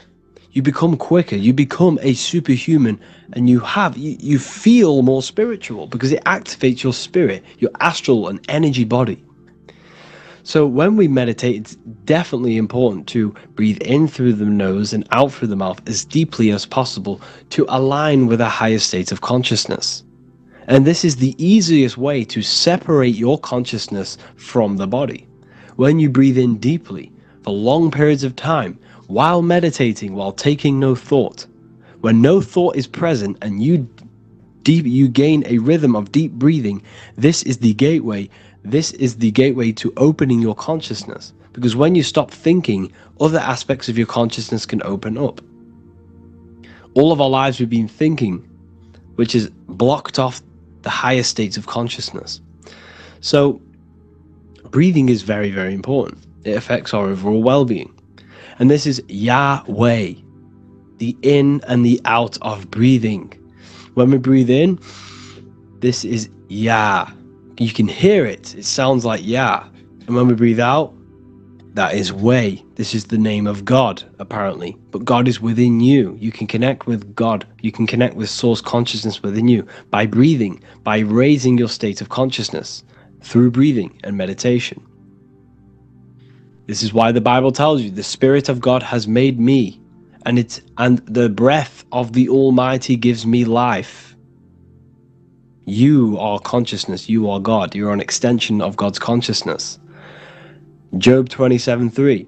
As long as my breath is in me, and the Spirit of God is in my nostrils. The Spirit of God is through breath. John 20:22. And when he said this, he breathed on them and said to them, receive the Holy Spirit. The word spirit means breath. In Greek, Hebrew, Latin, it all means breath or wind or air. The Holy Spirit is a certain way of breathing, a breathing technique that elevates your consciousness, that syncs you up to a holy consciousness, an elevated state. That is the Holy Spirit. That's why it tells you in the Bible, when he said this, he breathed onto them. He breathed onto them and said, receive the Holy Spirit. You must breathe to receive the Holy Spirit.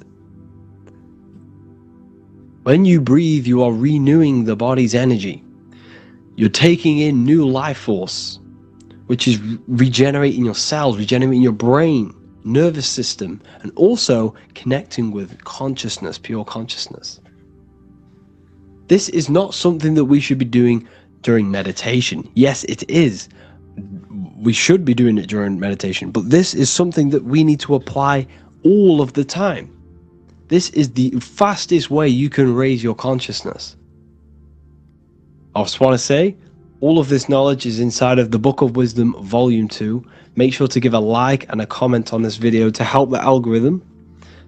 And let me know what you think about the last book or this book if you have read them, to let the new people know what they're looking at with this book. This is truly life-changing. The Volume 2 and Volume 1 is truly life-changing. You can get them in a bundle also. Learn hidden knowledge inside of the Ethereal University. This is where truth seekers belong. I'm not here to try sell you this, but this is the place for truth seekers. And if you are serious about your spiritual journey and serious about gaining knowledge, which gives you the advantage over life, join Ethereal University. This will definitely help you. Thank you for watching this video. Please leave a like and comment. Make sure to give me any suggestions on videos you want me to make in the future. Thank you all.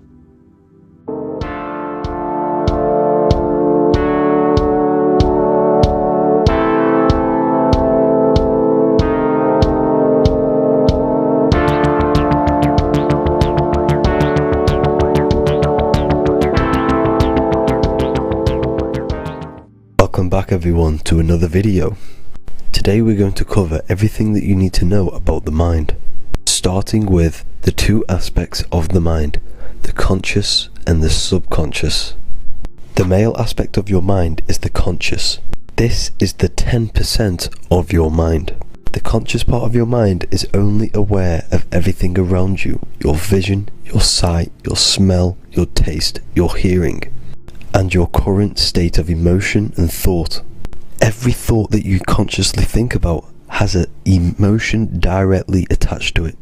That emotion is then impressed onto the subconscious part of the mind. The subconscious part of the mind is the female aspect of your mind. It is also a whopping 90% of your mind. Subconscious mind is controlling all of the subconscious processes which happen within your body. For example, your subconscious mind is controlling your heartbeat, your digestion of food, and all of the things that you do not have to tell the body to do. It is the hidden part of our mind which is controlling all of the hidden things. The subconscious mind is like a recording supercomputer. Everything that you have experienced in your life is all recorded and stored within the subconscious mind. One of the most important things about your subconscious mind is that it stores your mental programs. Everything in the subconscious mind manifests into behavior and actions within the body. Your daily basis routine and habits are all mental programs within your subconscious mind. These mental programs are created by mainly two ways. 1. Repetition, and 2. Emotional impact. The repetition is fairly simple to understand. The more you do something, the more it impresses onto your subconscious mind and becomes a program. That program will then manifest into your behavior. However, with the emotional programs, they work a bit different. The stronger that you feel an emotion, the stronger it is impressed onto the subconscious mind. And then that emotion becomes a program.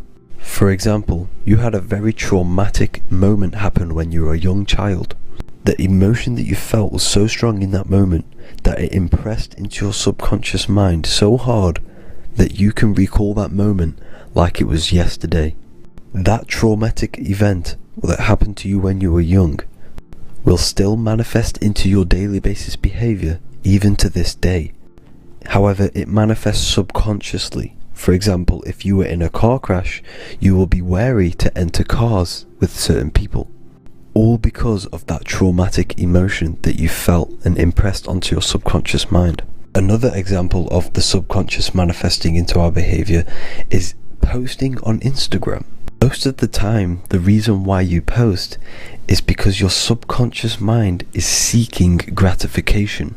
So before you actually do something, question yourself and find out the root cause of why you are doing this. Another thing that you need to understand about the subconscious mind is that it takes everything you say and hear literally. So for example, if you go and say, "You are an idiot" to someone, your subconscious mind will only pick up the word idiot. It only knows yourself. It doesn't know anyone else. You are casting a spell on yourself just by saying that to someone else. This is why the golden rule is to treat others like you'd like to be treated. Now, you can rewrite these programs which are already in your subconscious mind. However, it does take consistency. You have to change these programs which have been running for years. And by changing these programs, you change your behavior, because these programs manifest into your behavior. The best way to do this, personally, is to listen to affirmations first thing when you wake up in the morning, and do this for 10 minutes every single morning. Then at night time, you want to think and feel that you are becoming the reality that you desire. The more that you feel this reality, the more it will become a program and impress your subconscious mind. For example, you're trying to gain financial freedom. If you trick your subconscious mind into creating a program saying that you are financially free, this will manifest into your behavior. You will start doing more work. You will start looking for ways to make money. Your mind will be set on the frequency of money and financial freedom. Therefore, you will receive thoughts based around this program. If you take enough action, your life will dramatically change because of this program that you created in the mind. This is why we call it a mindset, because your mind is a frequency tuner which sets its frequency onto different thoughts, because thoughts are frequency. If you fill your mind with a specific frequency, you will gain thoughts and ideas based around that frequency. To create a stable mind, you need to master your emotions. You need to change your mindset. Everything that you experience is neutral. Based upon the mindset that you see it, you either give it a positive or negative charge. By understanding this deeply, you will then control your emotions. I hope you gained some wisdom and enjoyed this video. Please, if you can, leave a comment and a like, and subscribe to the channel if you like this content. Love and light to you all.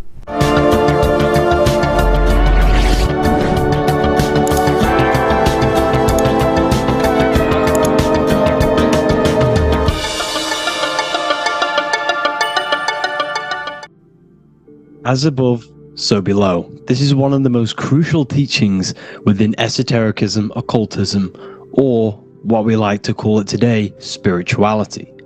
I don't like calling it spirituality because it's not spirituality. I teach human consciousness. I teach the science of you and your consciousness alone and your being. And in order to fully understand you and this world around you, you must understand this number one principle of as above, so below. There is many misconceptions of this, and there is many simple teachings of this, but I'm going to break it down today from the most simplest to the most complex, and you will see the connections between all things. This is the most important lesson you could ever learn, and I'm going to teach it you today. So what you must understand is, with the term as above, so below, it applies with everything you see in this world and about yourself. We have something called the macro, which means the bigger scale. On the bigger scale, we have the whole earth. If we look down from the sky on top of rivers, this is what we see. We see this tree pattern. Then on a smaller scale, we see trees have the same pattern. Then we look even closer. We're going smaller and smaller into the leaves of the tree. We see the same pattern. Then we go even more micro into the human brain and look at the human brain cells, and we see the same pattern. This is proof this is a fractal universe, and everything is in the micro is reflected in the macro. As above, so below. As within, so without. On the macro is a reflection of the micro. So now that you understand this, we can go a bit further. A yearly cycle of spring, summer, fall, winter is a macro. A micro is a daily cycle. So a day is a mini year. The summer is the midday. Autumn is the evening. Night is the winter, and spring is the morning.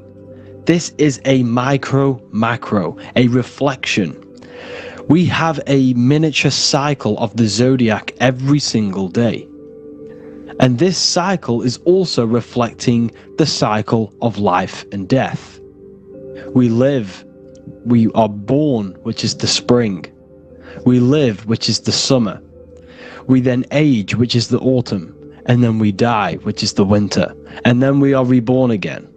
This is the cycle of life and death, and you do this every single day. You see, death is a macrocosm of sleep. This is why we say sleep is the cousin of death, because you die every single night. You do this process of life and death every single day.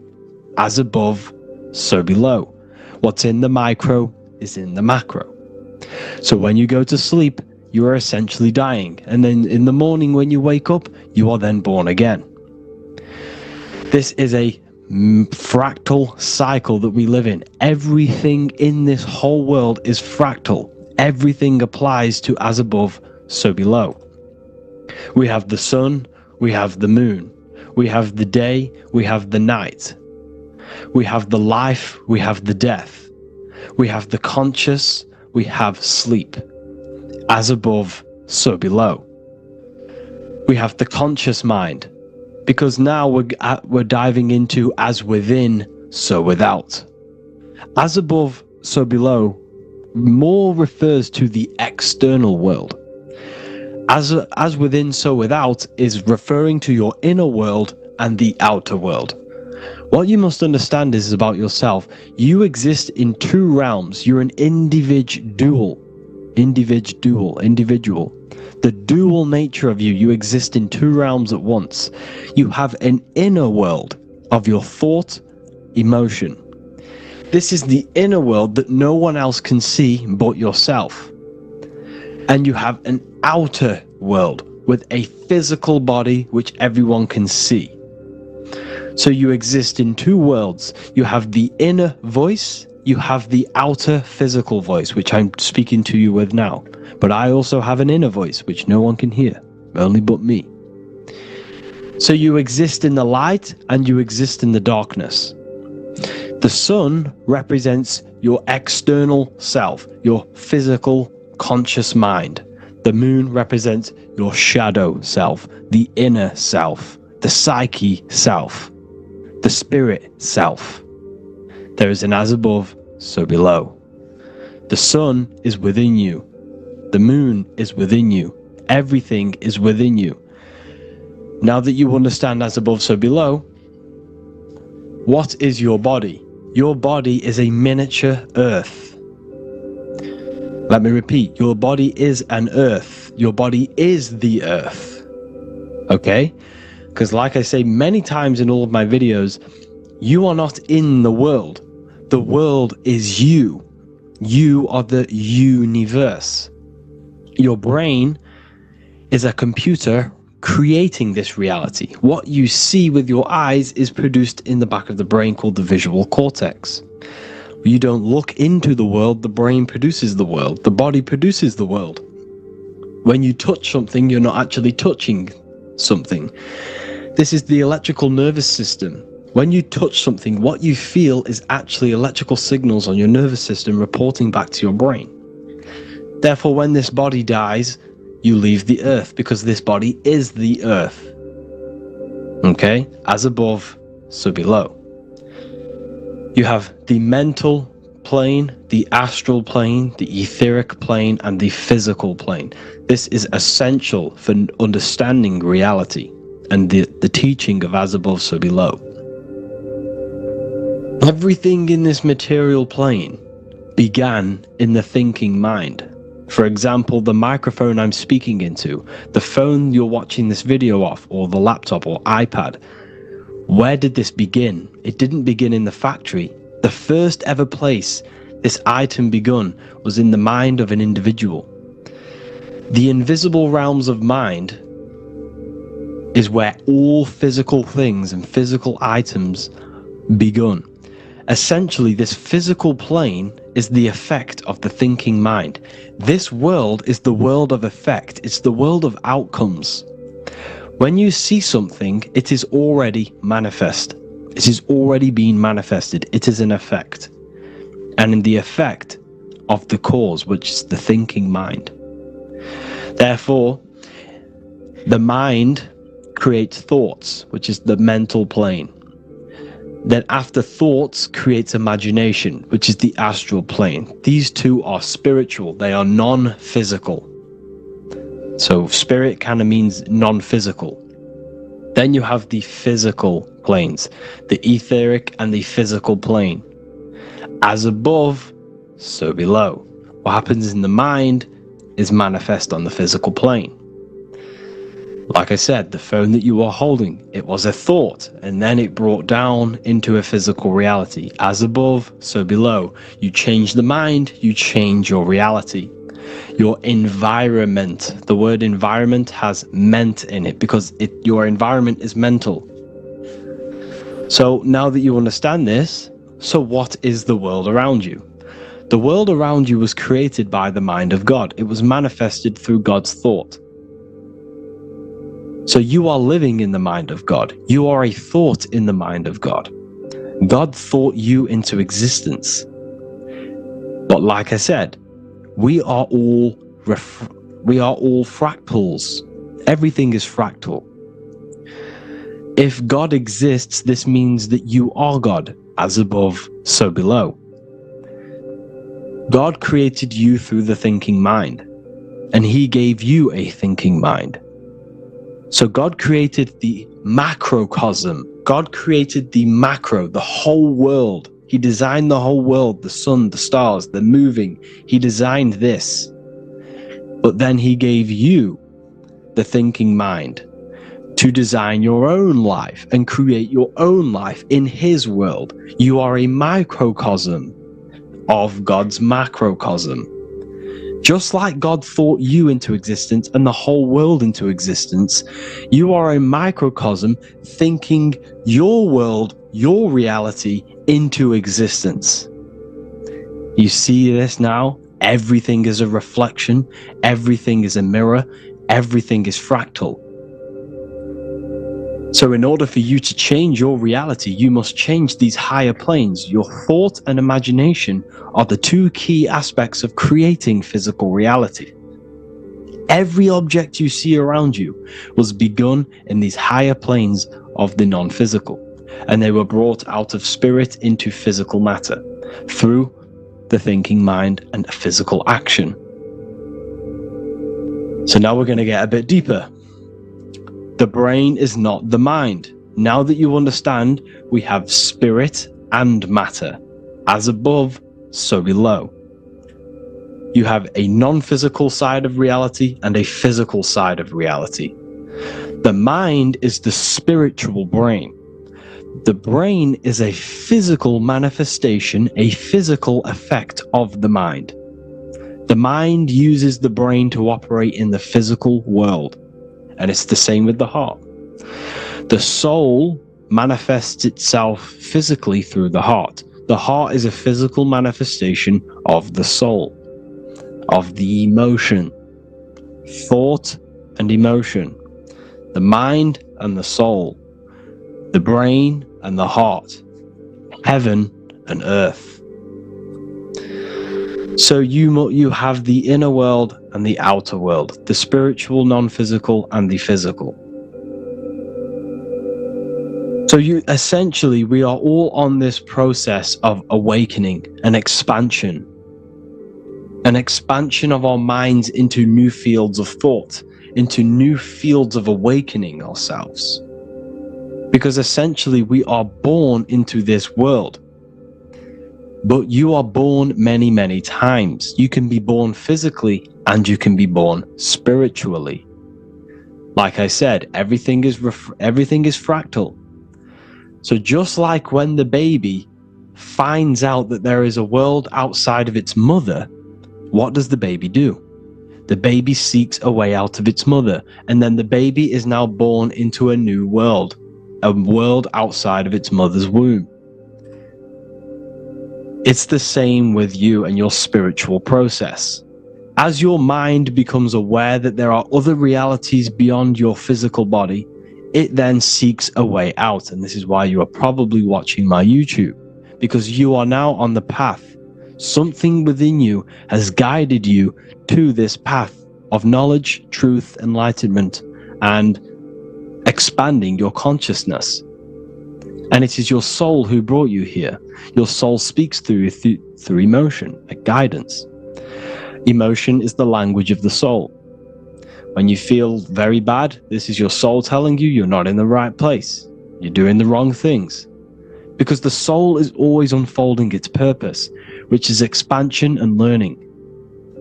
That is it.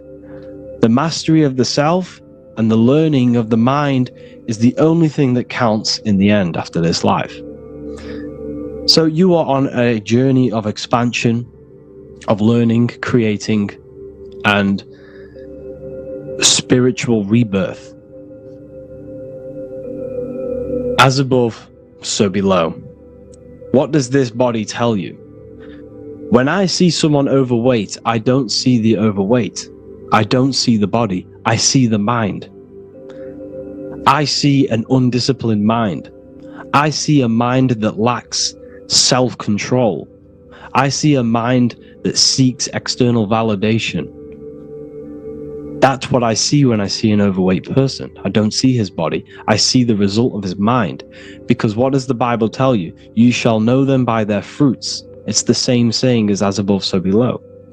You shall know them by their fruit. The fruit is their manifestation. Your body is a direct correlation and manifestation of your mind. Your inner world projects your outer world. As within, so without. As above, so below. Now, what do you see when you see this man's body? I see discipline. I see strength. Mental strength, not physical strength. I see mental resilience of pain. Because all of this man's mental energy has been manifested physically within his muscle. This body is a direct manifestation of this man's mind's pain and suffering. And it shows discipline. This is why people instantly respect you if you are in shape. You walk into a room and you are in shape, people will instantly give you respect because they know that you are mentally disciplined. The body is a reflection of your inner world, and it's the same with your friends, your family, your connections with people. If you think about yourself very negatively all the time, and you don't have a good connection with yourself, you don't have a connection with your true self, this will manifest into every single relationship you have in your life. If you don't have a good relationship with your inner self, you don't have a good relationship with the people and the friends around you. Because as within, so without. If you think negative about yourself, you will only pick up the negative in other people. If I think very highly of myself and I think very happy and good things about myself, I will then see the good things in other people. Because it's as above, so below. As the inner world is, so is the outer world. It's the same with your life circumstances. Your life is a direct correlation of every thought you thought in the past.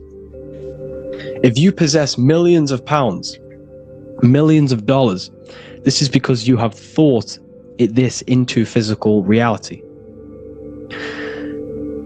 You live the life you are deserved. You live the life that you manifest through your thought. If you live a very poor life, this is a reflection of your mind.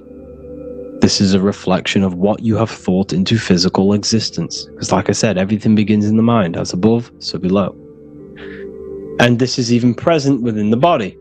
So where is the head? The head is at the very top of the body. And where does all manifestation begin? In the mind. That's where the mind is, in the head. And then the thoughts we think travel down the body into the heart, which is the emotion. Every thought we think is in the emotion. Every thought we think creates an emotion. This emotion then drives the action. Where does the action come from? The feet, because the feet move our body. We move with our feet to take action. Our hands. You see, so the body is even a micro reflection. I can't even say it. Reflection of the order of manifestation. This blew my mind when I figured this out. You see, the head, the thoughts begin here. This is the beginning of all manifestation. Then it comes down to the heart. This is the emotion. Then you take the action. The thought and emotion then sparks the action, which is taken with the hands and the feet. And where's the lowest point on the body? The feet, and that's touching the physical earth. So the head is where the thought is, the non-physical, and the lowest point on the body, which is touching the physical earth. So the head represents spirit, the feet represent matter, spirit and matter. Your room, if I walk into your room and I see a messy room, I don't see the room, I see a messy mind. The room is a reflection of the mind. If you have a messy room, this is your mind. It's an externalization of your unsorted mind, undisciplined mind. So like I said, we are all God, and we must find the God self within us. And I teach all of this inside the Book of Wisdom, Volume 2. This is not just a book, this is a revolution. This is the beginning of a new age with this book. If you have read it, I congratulate you. You should feel very proud of yourself if you have an open mind. You should feel proud of yourself for watching these videos, because not many people have an open mind. Remember this, people. You are special if you're watching these videos. You have the mind. You have the ability to see through the illusion.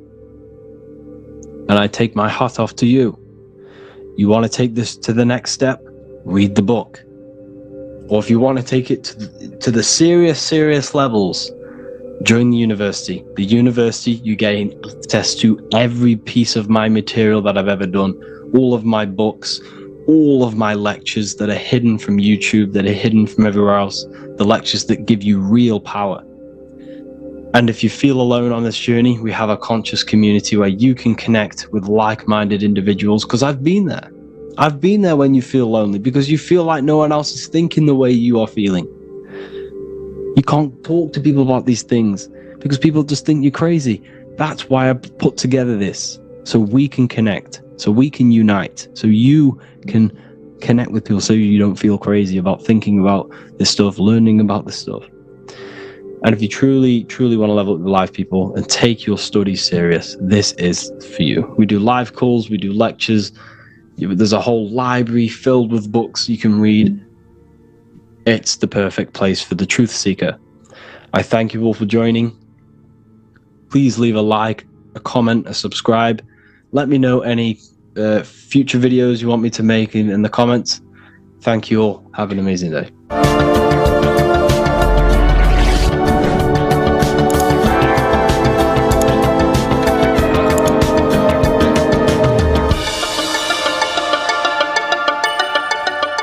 Welcome to Revival of Wisdom.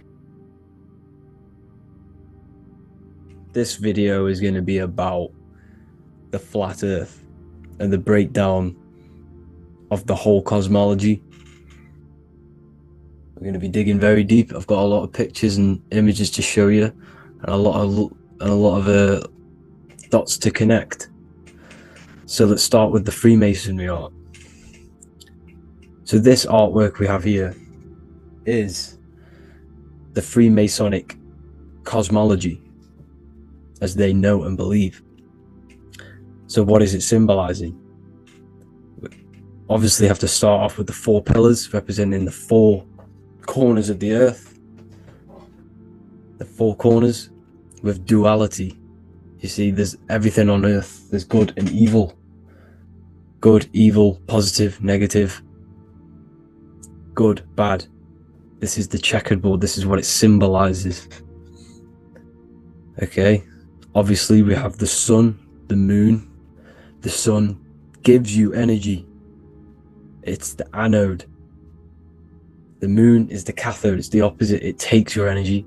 So therefore, you become sleepy when the moon comes out. You see, everything on Earth, everything in the universe is balanced. There's complete balance, symbolized by duality. There's always 2 opposites. We have the all-seeing eye, and obviously 7 stars representing the 7 planets, but not planets as in we know planets. They're not physical spinning balls of gas. They are energies. They are lights emitting from the realm above this realm. They are lights through the firmament, through the electromagnetic field.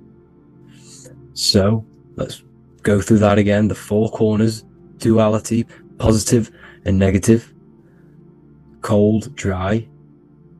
Everyone on Earth has an opposite. Everyone, there's 2. Okay, and then we have the sun, the moon, the 7 planets with a 5-pointed star. What's the 5-pointed star? Of course, it's the 5 elements: spirit, water, earth, fire, and air. Okay, that's what the 5-pointed star is symbolizing, the 5 elements of Earth. And then, most importantly, we have the compass. The compass is very, very important, hence why it's in the center. The compass is symbolizing many, many things. And one of the most important things, but we'll get into that after. We have a boat with water outside of the earth. So we have a boat on water, symbolizing the waters separated by the firmament, the waters above, separated by the firmament from the waters within the firmament, the earth. So this is what it's symbolizing. So the compass, what's the compass? This is where the compass comes from. The Polaris, the most important star there is, because it's in the center of Earth, the sun, the moon, and the black hole, black sun. Because all creation comes from center, the seed center. Okay, but we'll get into this after. But also, this is a very important Masonic symbol because they use this symbol a lot. This is one of their main symbols, hence why Neil Armstrong has the Masonic ring with the compass on it. The people who supposedly went to the moon, which obviously they faked to push this globe model, because the globe model is based upon fear. Because the globe model, if they can sell you the globe model, they can sell you anything then. You don't know where you actually are. The globe model is to push fear upon the masses, because the globe model means there's not enough resources. There's also risks of asteroids hitting the planet. There's also risks of space, extraterrestrial invasions, global warming, asteroids. You see, this is all the fear that they can gain of selling you the globe model. Okay, because they don't want you to know that this is an intelligent design. And also, they're hiding God, the creator, the source. This is why they are satanic. They are opposites. They are lefty, Lucifer, right, righteous, godly. Hence why they do the symbolism on their eyes. 666. This is another famous, famous astrologer, astronaut. This is another famous astronaut doing 666, showing that he's in the alliance of the occult.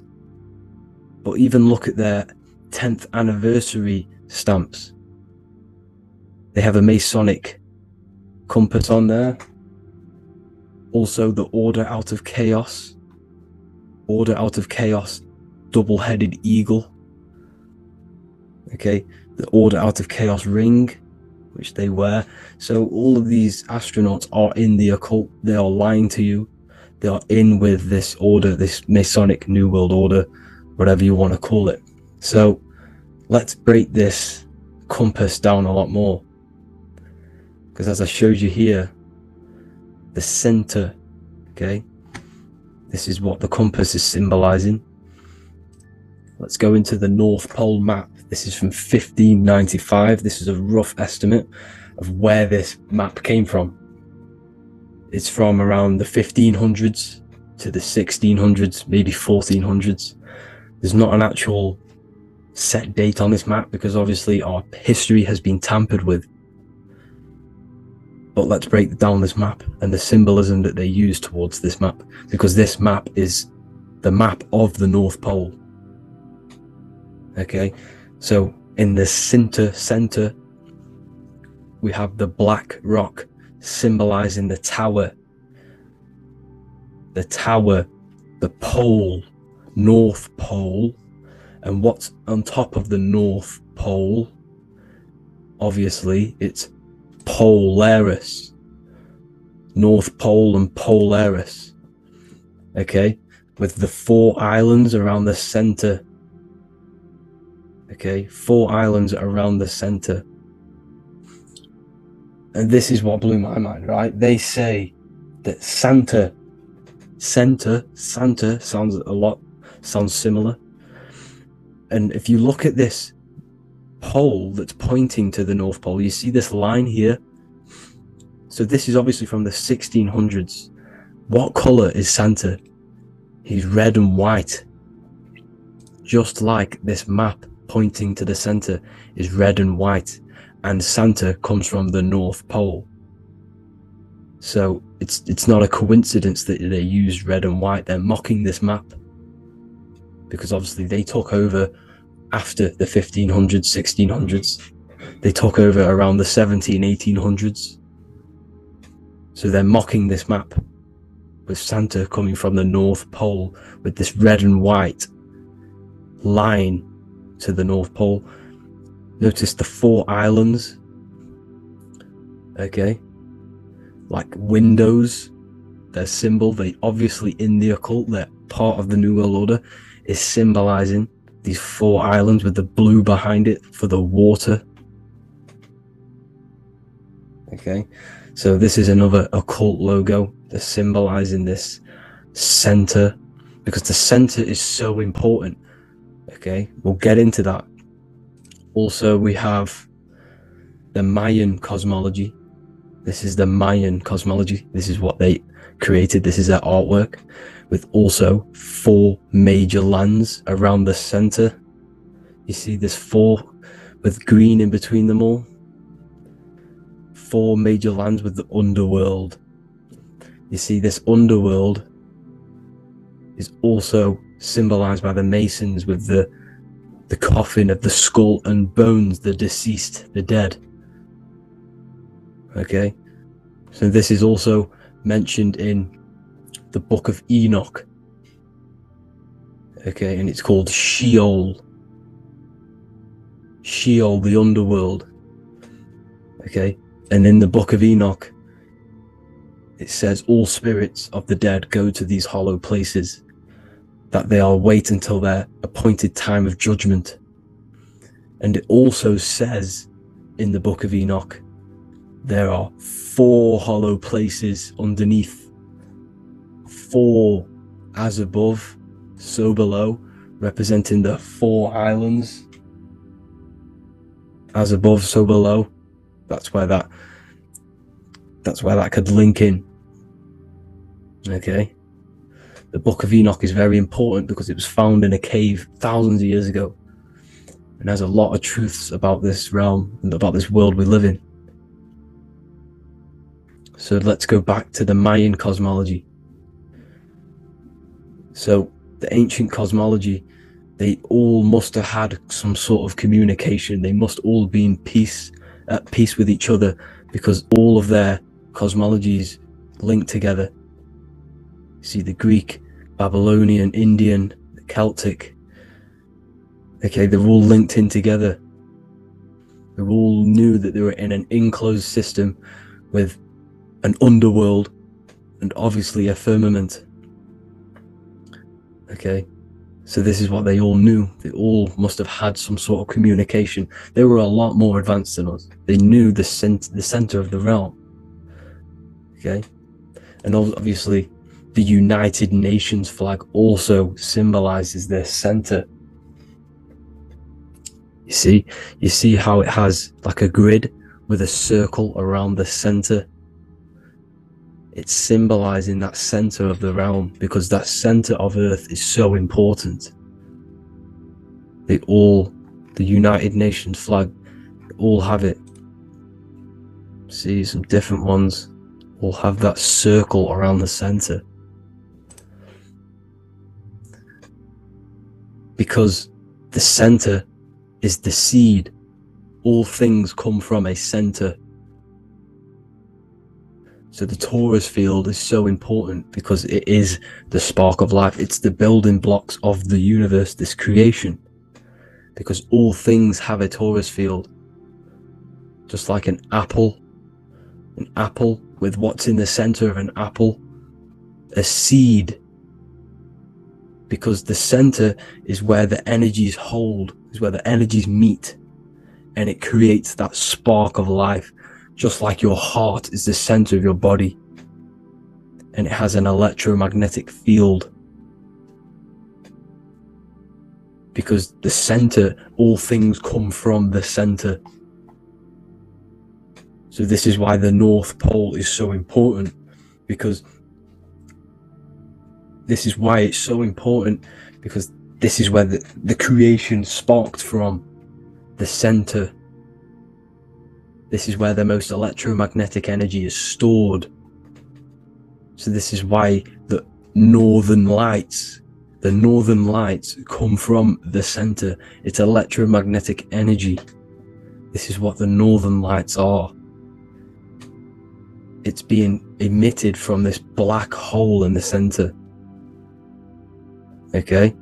And obviously what else is on the center? Polaris. Polaris is the center star. Okay?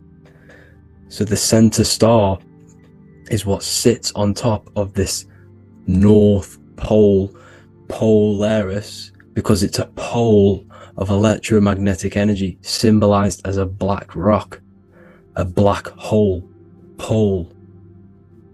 You see, because all creation comes from void. Light is born from darkness. Without light, darkness can't be born from light. You see, but light can be born from darkness. This is why darkness is so important. And this is why there's a black hole in the center of our realm, like the black sun. The black sun.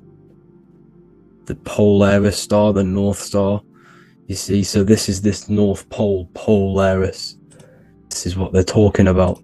And this is why compasses are an 8-pointed star, because Polaris is symbolized as an 8-pointed star. This is where a compass will point you to. It will point you to that center. So notice how a compass has this black hole in the middle. You see? And it will point you to this meeting point, the north, because in the center is the center of the torus field of the earth. This is where the most electromagnetic energy is. You see, everything gets sucked into the black hole. Okay, this whole reality is being projected from that center point, just like your eyes suck in light. It's a black hole. Your eyes suck in the light of this light being emitted from this center place, this electromagnetic energy at the center, which is the seed of everything, of everyone. You see, just like an apple has the seed in the center in darkness, because in the center of the apple, it's dark. It's black. It's pitch black. But that's where the seeds are. That's where the life is. But Polaris is so important because it's that center star which lines up. It is the pole, it's the top of the pole of the torus field. So Polaris would be here at the very, very top. And this is where the compasses point you to. And this is why the Star of Ishtar, the 8-pointed star of the Sumerians, also talked about this 8-pointed star, and it's called the Star of Ishtar. Okay, and who is Ishtar? Ishtar is the goddess. Okay, so she's not a male, she's a female, because every creation is brought through a female, a womb. Every single human on earth is brought through the womb, the sacred feminine energy, and the womb is pure darkness. There's no light in a womb, just like the center of our realm. It's a black hole. Okay, and guess what? She's the god of fertility and sexuality. She is responsible for all life. Okay, so the Star of Ishtar is the Star of Polaris, which is symbolizing the responsibility for all life, the center the center of our realm, the black sun, the black hole. Okay? So this is what that god of Ishtar of the Sumerians is talking about. The goddess, the womb, the seed of creation. So this would be the portal, more than likely, the portal in and out of our realm, because it's the top of the Taurus field. And what's above this realm is the heavens. So this is where you get sucked in from the heavens. Your soul gets sucked in and brought onto this plane of existence called Earth. These are some space NASA symbols. Look how much Polaris symbolism there is. And notice how it's at the center. You see this circle? This is like a half circle. And at the center is an 8-pointed star of Ishtar. It's the same thing. It's Polaris. It's at the center. And notice on some of these, look, this one is a bear holding the key and an arrow pointing to the Polaris star, so that they hold the key to Polaris. Another one with like a demon holding a key to the what? Polaris on top of him. Also an eagle, which is a Masonic symbol. The eagle holding a key on top of the center. You see? And notice how there's an arrow going up to the Polaris and an arrow down, as above, so below, to Earth. So you can go out to Earth, out of Earth, and into Earth through Polaris. And the eagle holds the key. You see? The eagle holds the key, just like this. This demon dragon holds the key to Polaris. And look at this one, Earth, with an arrow up to Polaris, the 8-pointed star. So Polaris is more than likely that portal which the Anunnaki used, the Sumerian gods used, because the Anunnaki symbol is also an 8-pointed star. Okay? And like I said, that center is the seed of creation. The center is the black hole. Okay, just like your pineal gland is at the center of your brain. The pineal gland is at the center of your brain. And that's what connects you to that spirit realm, to the source. That's it for this video, guys. Thank you all for tuning in. I hope you all learned something today. Please leave a like, a comment, and please subscribe to the channel for more content. God bless you all.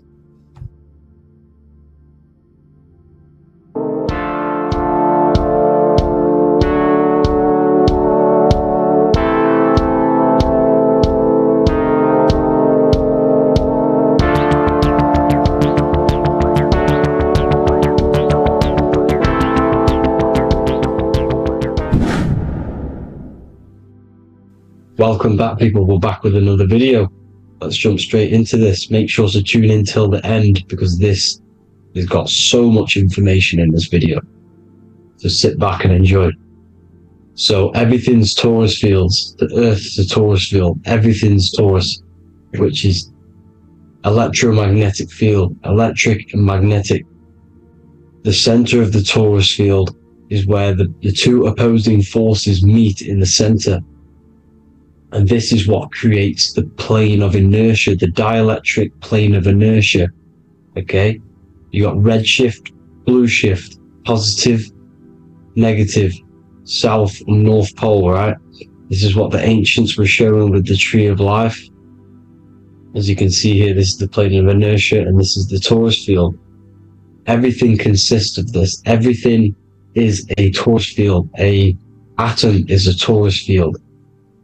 Okay, now the inertia is the 0 point. So this plane is a 0 point. It's the balance between two poles. Okay, now this creates matter. because matter is two opposing forces in motion equalized.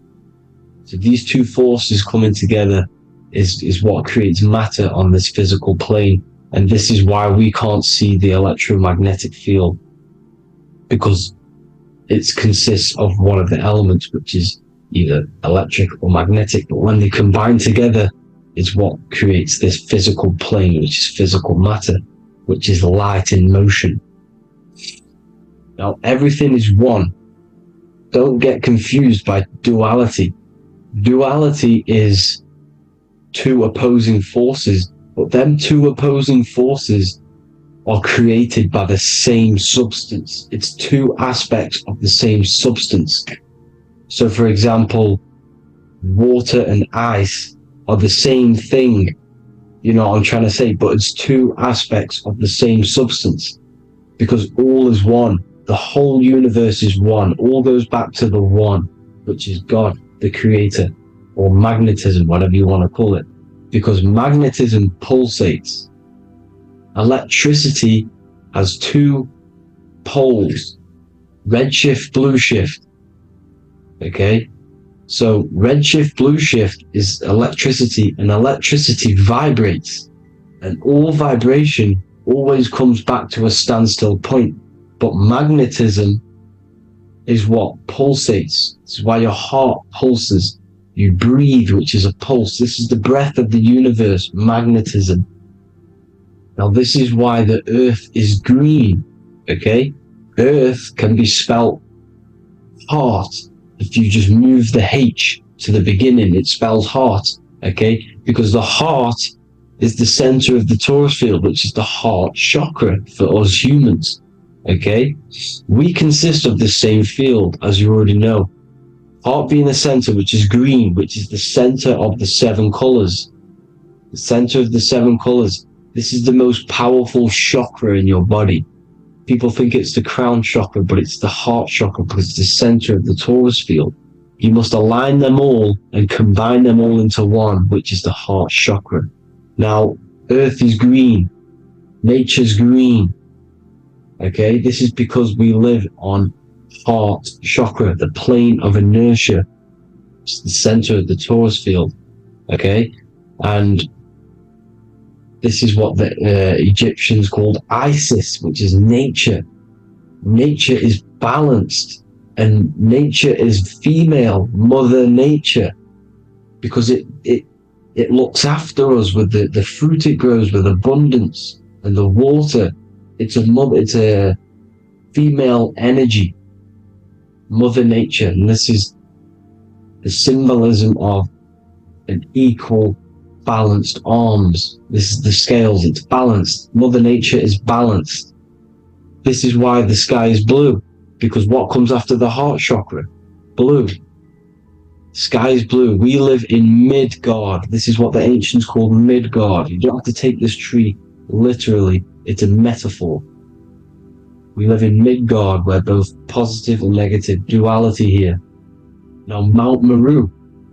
Mount Meru was known as the center of the earth, okay, or known as Hyperborea. And this is the North Pole, the electromagnetic North Pole. But when I say Mount Meru, it's not an actual mountain. They weren't saying there was a real mountain in the center of the earth, a magnetic rock. No. The plane of inertia, okay, there's something called a hyperboloid. That's what it's called, a hyperboloid. And this is the center of the torus field. And this hyperboloid is what is in the shape of a mountain, you see? So if I go to this next one, they say Hyperborea on this map. Why do they call it Hyperborea? Because this is the hyperboloid in the center of the torus field. And this is the electromagnetic mountain, a metaphor. Mountain, what they're metaphorically saying, this is the electromagnetic mountain at the center. The double vortex, the center of the torus field, which is the North Pole. Pole of electromagnetic energy. So this is why they call it Hyperborea. It comes from the word hyperboloid. And the center of the earth is so sacred, and they symbolize this with, obviously, the North Star, which is Polaris. And this is where the swastika comes from, because it's the 4 seasons moving around the North Star. This is the Big Dipper constellation moving around the North Star, which is Polaris. There's that pole again. Pole. Magnetic pole of the Taurus field. And this is where the green, emerald green, aurora borealis comes from. It comes from this center hyperboloid at the center of the Earth, where the most electromagnetic energy is stored. The center of the plane of inertia. The center of the plane of inertia. This is the all-seeing eye as well. As you can see, they've got the sun, the moon, this is the Masonic cosmos, the sun, the moon, and the all-seeing eye, because the eye is Polaris, the eye of the stars. It's all the big eye. Now, the eye means a lot more as well. It's not just that. There's different ways you can interpret symbols. Now, this is the emerald tablets. Deep in Earth's heart lies the flower, the source of the spirit that binds all in its form. Okay? The flower of life is thine own place of thine spirit, and stream through the earth as thine flows through thy form, giving off life to the earth and its children, renewing the spirit from form unto form. This is the North Pole. This is what he's talking about. He's talking about the aurora borealis. Aurora borealis. It's the Earth's aura. Emerald green. Heart chakra. Plane of inertia. Green. Earth. Heart. You see? All related. Now, there's many symbolism of this. So much symbolism of the ancients. The 7 layers of heaven. 7 layers of heaven, which are the 7 planets. Okay? These planets are the solar system. It's the solar system because we are the soul. We are the sun, the soul. And we're inside of a solar system, which is the 7 planets. That's why there's 7 layers of heaven. Okay? The rings of Saturn, the rings of the planets are moving around us. Okay? So, this is what the ancients were depicting in their cosmology. Now, this is the Hebrew cosmology of the Earth. This is the Mayan cosmology of the Earth. You see, it's all an enclosed system. We live inside of a giant Taurus field. All is atum. It's what the ancients said, ancient Egyptians said. All is atum. Atoms are Taurus fields. Don't be tricked by the modern science today with the current model of an atom. It's completely wrong. They're hiding the Taurus field. They're hiding the electromagnetic field, which is in everything. Absolutely everything is in motion, and motion comes from this field. And you see, this is upside down, but this is I think it's pretty sure it's candles, but the 7 candles, the 7 planets, the 7 Elohim. You see? It all goes back to the stars and the heavens. Now, this is how the Earth really works, with the stars on the outside of the cosmic egg, and then the Taurus field spinning around the sun and the moon, the positive and the negative charge. The sun gives you energy, the moon takes your energy. The moon controls monthly cycles. Moon is mon. This is etymology. Mon, month, money, demon, monster. Stir is star, moon star. We are all stars. Youngster, minister, superstar, Hollywood star. We're all stars. We come from the stars, which is heaven. Our soul comes from the stars. You see? We are the universe, the image of man made in the universe. We are a microcosm of the universe. The universe is a macro. We are micro. We consist of everything. The body, mind, and spirit. The sun, the soul. Moon, the mind. Earth, the body. Body, mind, and spirit. We have 12 systems in the body, which are governed by the 12 zodiac signs. Starting at the Aries, which is the ram of God, all the way down to Pisces. And Capricorn, kneecap. It all goes back to the stars. We are the stars. We are the universe. Everything is inside of us. Everything. I would say the Temple of Solomon, the Temple of the soul, and man. The soul, the temple is the body. The soul is the soul, and the man is the mind. The temple of the soul and the mind. Body, mind, and spirit. We consist of the 5 elements. Air, spirit, water, earth, and fire. We consist of everything. We are the universe. We're made in God's image, which is the universe. You see?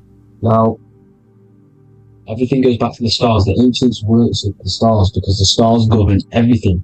They govern the systems in the body. They govern your life.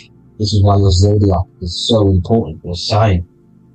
Each zodiac has a specific element associated with it as well.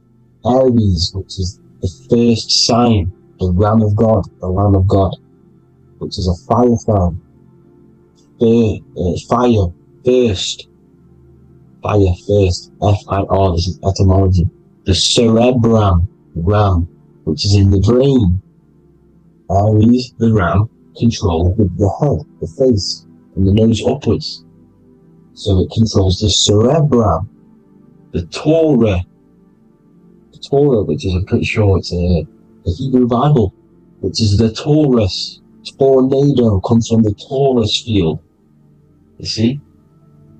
Everything's inside of you. It all goes back to the Taurus field, and the Taurus field is everything. Now, like I said, 12 zodiac signs, 12 systems, 12 cranial nerves in the brain, the 12 disciples of the Bible. All symbolic. Have to read the Bible properly. Now, this center, at the center of the earth, right? This is what's stirring the ether.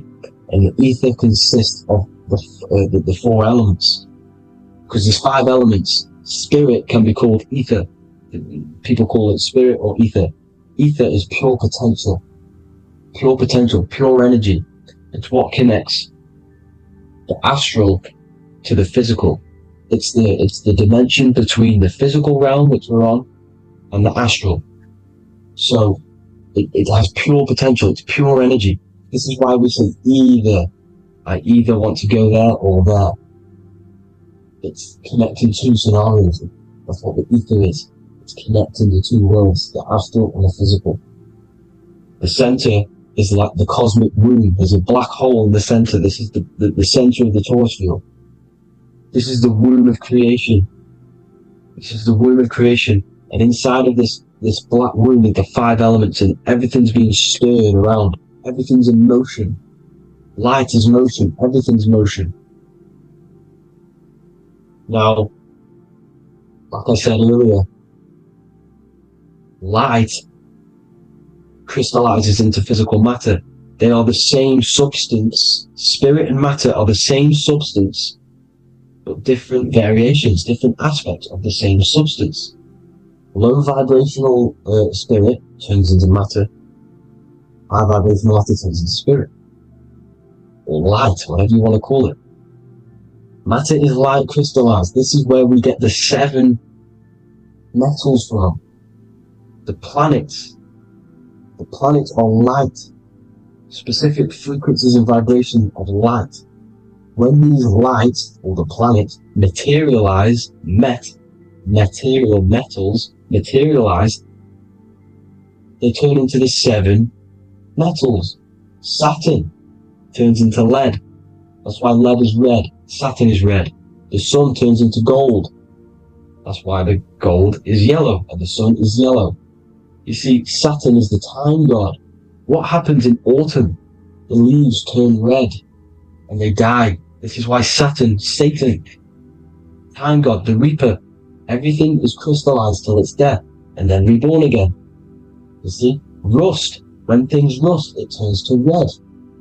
Because it's Saturn. Saturn crystallizes everything.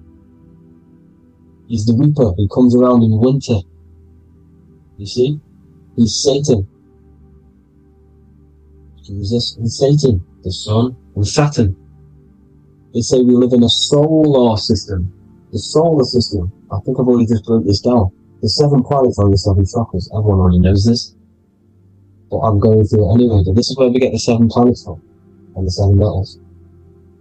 You see, all the ancients knew it was an enclosed electromagnetic system. It's not a spinning ball in the middle of space, people. They want you to believe this so you get stuck in this material world. Because if you believe everything's material, you can never affect this plane effectively. You can never create your life effectively if you don't understand the planes of existence. because the mental plane is a higher plane. And it breaks down and it controls the planes below it. The mental plane, hold on, I've got it here for you. The mental, the astral, etheric, and physical. Etheric connects the physical to the astral, but the mental is what's above them all. You see? Now, it's important to understand this. It's important. However, the ancients always talked about the enclosed system. Only NASA, which is introduced around the Roman times, not NASA, but the globe Earth was introduced around the Roman times. Okay? By these Masons. These Masons introduced this because they wanted to take over the minds of the masses and control them. These people worship the physical realm. They know how it works. They know the ins and outs of it. They know how to do the magic. They know how to do it all. They understand it all. That's why Masonry have to take the oath. The oath of not speaking. They're not allowed to speak about anything you learn about in Masonry. Because they're discovering the truth about your mind and how it creates reality and stuff like that. So, this is the Masonic cosmology. The 5-pointed star, the 5 elements. The checkerboard for duality, positive and negative, the 2 aspects of every substance. This is another ancient painting depicting the firmament, the stars inside the firmament, the sun. You see, the ancients worshipped the sun because it's so important for sustaining our life. It's the only reason we're alive is because of the sun. But then people think it gives you cancer today. They brainwash you to think the sun gives you cancer when it's the #1 source of all life. They want you to believe it's a big, spinning, dangerous ball in space. It's not. It's here to give us life. It's God's Son. That's why Jesus is known as God's Son. It is the Son of God. God created that to sustain us. You see? So it's important you understand the true cosmology of where you are, because if you don't know where you are depleted of all of your morals. You're depleted. You're demoralized. You're lost. You don't know where you are. You don't know where you exist. Okay? Once you accept the globe model, the heliocentric model, you will subconsciously think that you come from nothing. This is why they implemented the evolution theory just after the globe model was introduced by Charles Darwin. Charles Darwin came in after the globe model. He's a Mason, he was another Freemason, and implemented evolution where we came from monkeys, because they want you thinking less of yourself so they can manipulate your mind. You see? They want to manipulate your mind, and they have done since you got here. Since you came through that portal, you were manipulated from that day to believe this, believe that. The true cosmology, the truth will set you free. You will understand things better. You will feel better in yourself when you know the sun is here for you. You'll feel better in yourself that you know that you didn't come from a monkey. You were created as a human, a manifester, a creator. You're so intelligent. Your mind is amazing. It can manipulate matter, mind over matter. See? Thank you all people for tuning in. Tap in with yourself. Love yourself. Find the truth. Spread the truth. Nothing dies. Nothing in this creation dies. Everything's energy. Everything's light. Light can never die. You're a light being. That's why it says Q. Q man. Q is light in Hebrew. Or Latin. Either one of the two. You are light. You're a light being. You never die. Ever, ever, ever die. Ever. Stop thinking you're going to die. This body will die because it contains electricity. And electricity always goes back to a standstill point because of vibration. Electricity vibrates. You are pure light. You will never ever die. Thank you all people. God bless. Make sure to like, subscribe and share.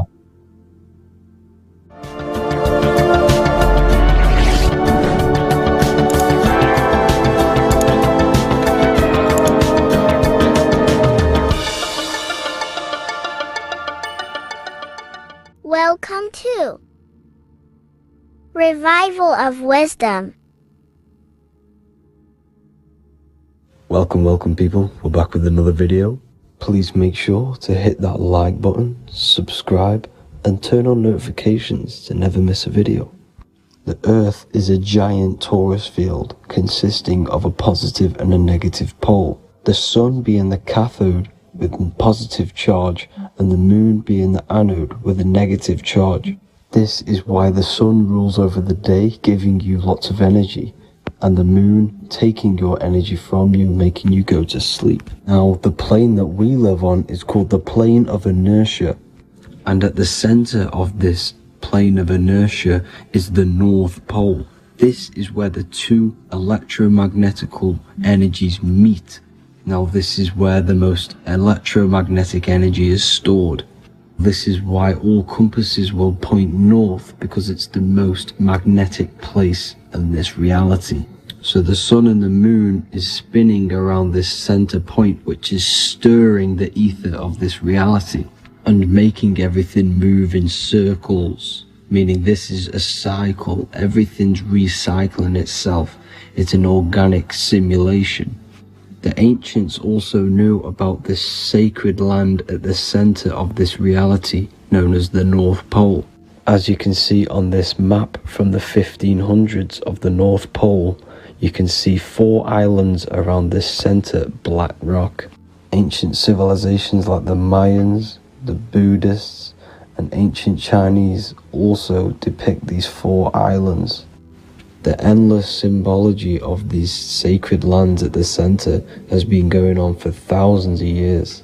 These sort of secrets are now kept by the elites, but as always they have to show the truth in plain sight, and this is what they are doing with the Windows symbol and also the Wizard of Oz. Now in the Wizard of Oz, as you can see, there's something called Munchkin Land.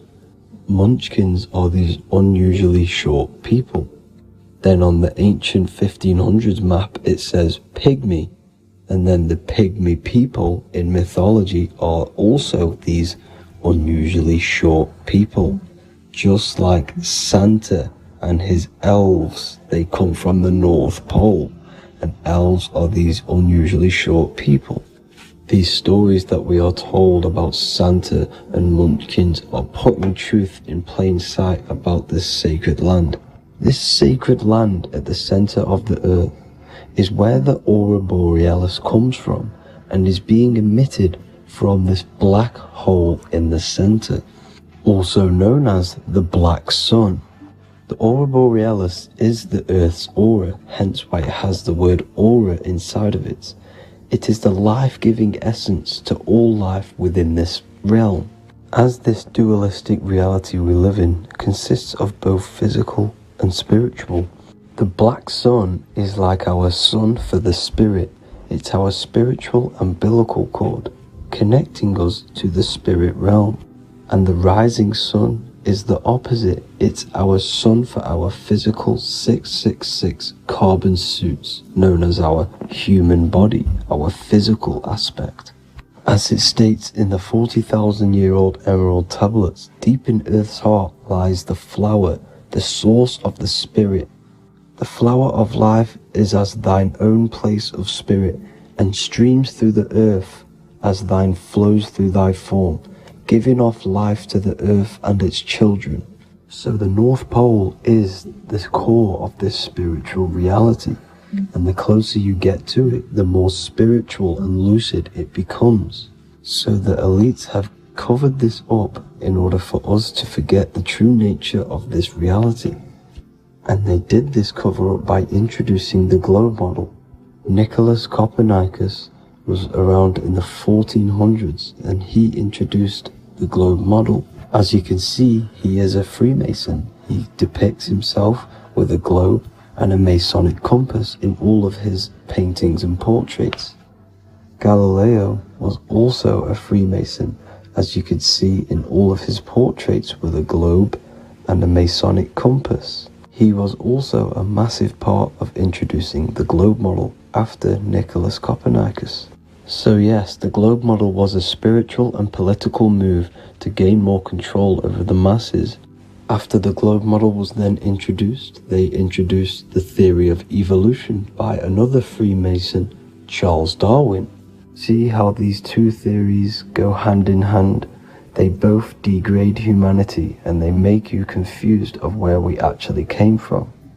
By hiding the true form of this divine creation and hiding the true power of each and every one of us, they maintain control over the masses. Now this is order out of chaos, known to be the 33rd degree slogan of Freemasonry. Now this is the Masonic cosmology, and as you can see you have the checkered board for the duality, the 5-pointed star for the 5 elements, the 4 corners for the 4 pillars, the all-seeing eye which is Polaris, the sun, the moon and the 7 stars. So even Freemasons are taught the flat earth cosmology and the true form of this reality. Now the true nature of the sun, the moon and the earth is shown and reflected through the Masonic compass.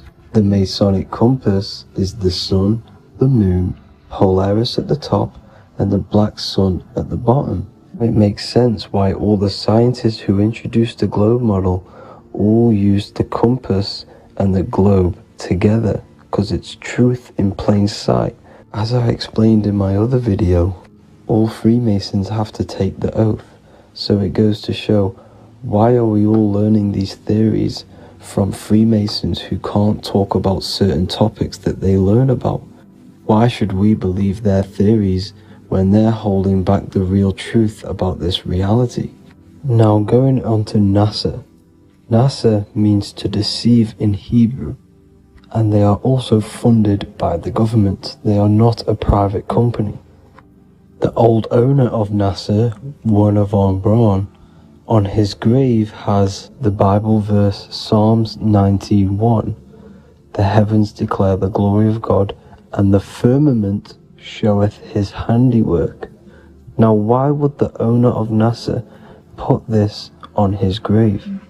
Seems a bit suspicious to me, alongside with the NASA astronauts are all Freemasons, and not to mention the countless mistakes they've made on their live videos in space stations, the moon landing, and the CGI footage of the Earth, which is obviously photoshopped.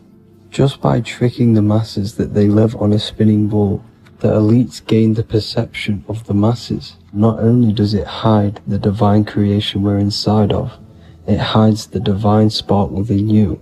It hides the creator, the source. And by believing in space and we live on a spinning ball, it makes people come to the interpretation of that we are a coincidence and we do not have any purpose. And of course this is false. When you come to realization that we are all a divine creation and we can create our own divine life in this reality, life becomes more sacred and you start to enjoy little things. The elites want you to believe everything exists only in the 5 senses. They want you constantly looking outside of yourself because they know that will keep you on lower states of consciousness. Now this brings me to our next point. By tricking the masses into the heliocentric model, the elites started to advertise aliens in the movies, in cartoons and magazines in the late 1940s. Now this is subconsciously programming us about aliens and extraterrestrial threats, which then they can use to their advantage. And this is something called Project Bluebeam.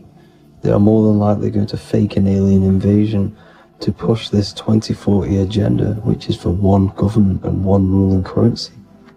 That's it for this video, guys and girls. Hope you all enjoyed. Please make sure to leave a like and a comment. God bless you all.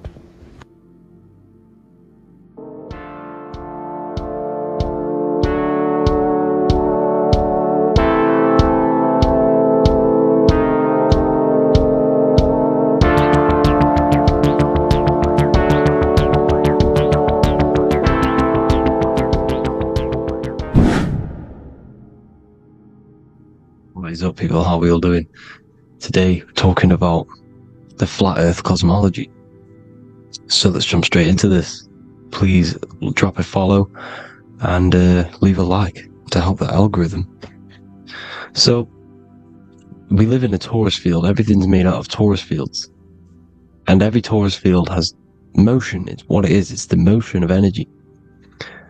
And every torus field has a center, which is the black hole. It's a womb of creation. It's counter space. Now, this is why the North Pole is magnetic, because the center of this torus field is the most magnetic part, the strongest part of the field. So this is why all compasses will point you to the center. And the Earth's magnetic field is spread across the whole of the Earth. And it's spinning, as you can see here. It's like a tornado at the center. And this tornado is the force which is spinning the sun and the moon around us. You've got the sun, the moon, Polaris, just like in the Masonic cosmos here. The sun, the moon, Polaris, the all-seeing eye.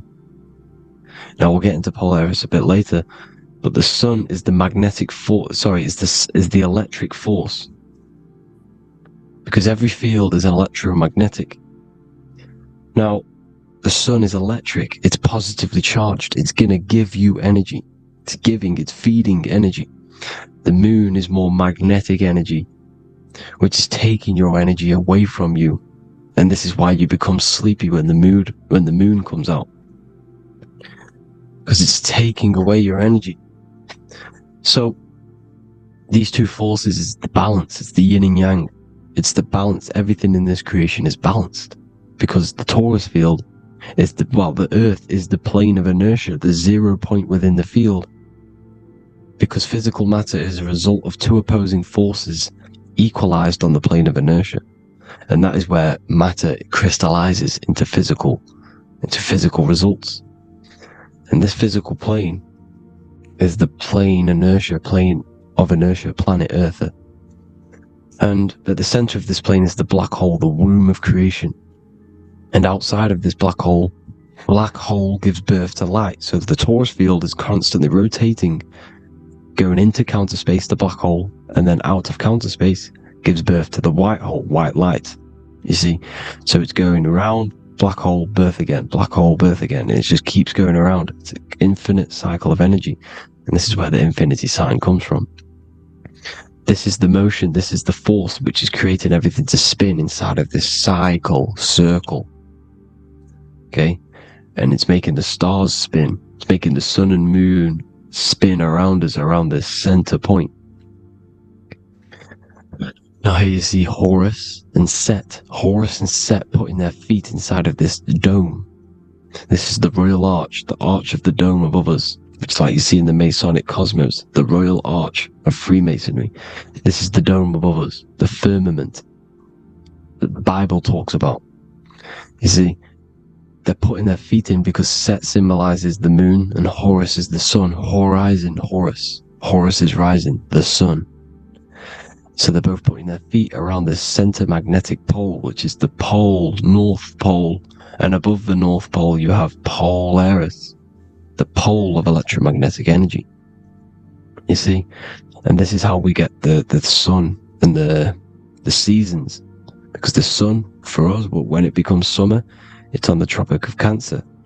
Then it spirals outwards, going out and out and out, then goes to the Tropic of Capricorn. That's winter for us. Then it comes back in and creates summer again. So it's constantly spiraling around this center magnetic North Pole. You see?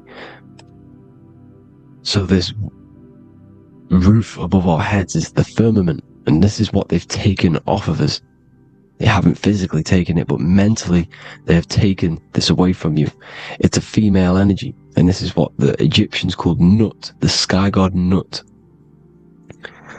And this is the womb. We are inside God's creation, God's womb, and the woman's womb when she has a baby is a microcosm of this, because everything inside of this creation is macro. It's a reflection of the bigger things, as above, so below. So the dome above our heads is the dome we are in when we are a baby. And you can see the sacred geometry of it is the exact same. It's the dome. And when we are inside of the womb, the woman, the sacred maker, which is the M, the Masonic M, this is the Gmail symbol. The Masonic M is maker, mason, matter, male. She delivers the male, you see. She delivers the male because it's the maker, the female, the magnetic. The woman is magnetic in nature. The male is electric in nature. So when we are in this womb, the female, we are being fed by the center umbilical cord, by the center of the mother's stomach. We're connected to the center of the woman's stomach, just like we are when we are in the earth. The center is where the aurora borealis is being emitted from, the electromagnetic aurora borealis, the northern lights. This is our spiritual umbilical cord, connecting us to counter space, connecting us to the realms beyond this world. Because at the center of every torus field is counter space. And at the center of the earth is our spiritual umbilical cord, and this is the earth's belly button, as you see. As above, so below. We had a physical umbilical cord, we have a spiritual umbilical cord, and this gets cut when we die, when we're cut away from the physical reality. You see, here's the ancient Egyptian tablet showing this female. You can see the hair, it's a female above us, because the female energy is nurturing, helping, looking after. And that's exactly what the dome is. It's protecting us. It's the Ark of the Covenant, the Ark covering us, you see. And this is what they've taken away from us. By you believing in space, it completely destroys the idea of this being a sacred creation. They've taken the roof off your head, whether if you believe in space, you believe that there's chaos, there's planets, there's asteroids that could kill us at any moment. But this isn't true. They've made you fear your own creation that you're inside of. They've made you fear what's above you. You see, and it's to hide the power of astrology, the power of the lights in the firmament, which are constantly flowing through the ether. These powers which are above us are sending rays down to the earth, which are influencing our psychology and how we behave. And this is what astrology is. It affects human consciousness. It interacts with our consciousness. And there's a different energy every day because the planets are in different houses, different alignments. And this is, we'll go into this a bit deeper later on. So the world tree, this magnetic north pole, the pole of electromagnetic energy, was symbolized as a tree. The great tree at the center of the earth. You see? And this tree is symbolized everywhere. You can see here how the center person, this Egyptian person, is holding up the sky. This is the North Pole, the hyperboloid, at the center of every torus field. And this tree was in the Mayan cosmology. This is an ancient depiction. This is the torus field. There's the plane of inertia. Here's the center tree. Here's the tree in the center, the magnetic North Pole, the woman holding the stars. Here's the Hindu, with the two birds symbolizing the sun and the moon revolving around this center tree.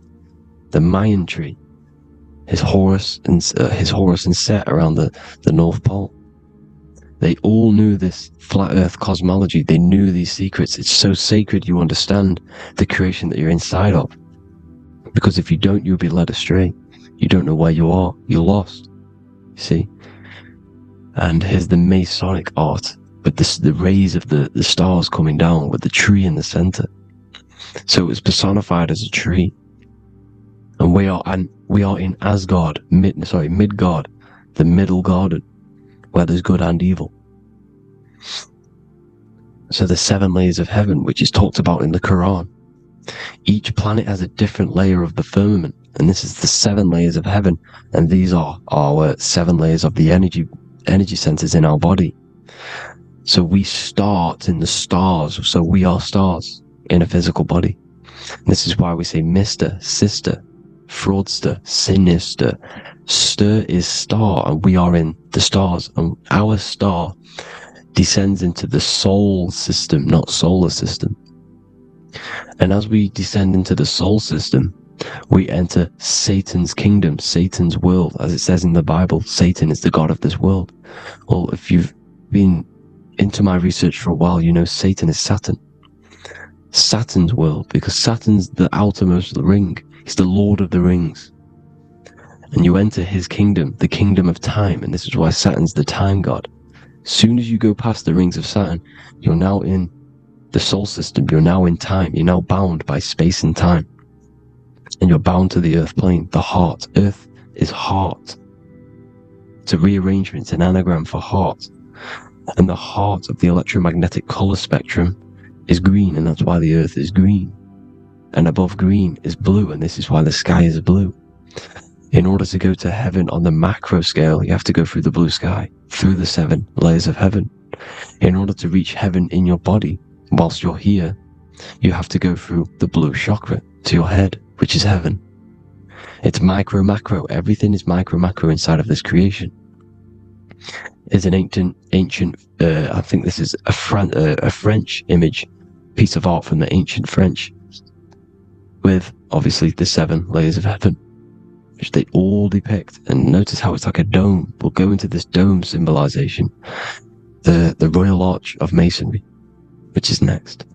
But these 7 layers of heaven give us the 7 metals, the 7 days of the week, the 7 diatonic tones, the 7 chakras, the 7 everything. It's God's favorite number. And this is why the Masons use the G inside of the compass, because the G is the 7th letter, and God starts with G. You see? So it's 7. God is 7. Here's another depiction of the heart, the soul system, the 7 layers of heaven. La Fermete. You see, La Firmament, with the stars on the outermost layer. Here are the 7 planets: Jupiter, Mars, La Soleil, the sun, La Luna, the moon. So, Saturn. So we are in the heart of this soul system.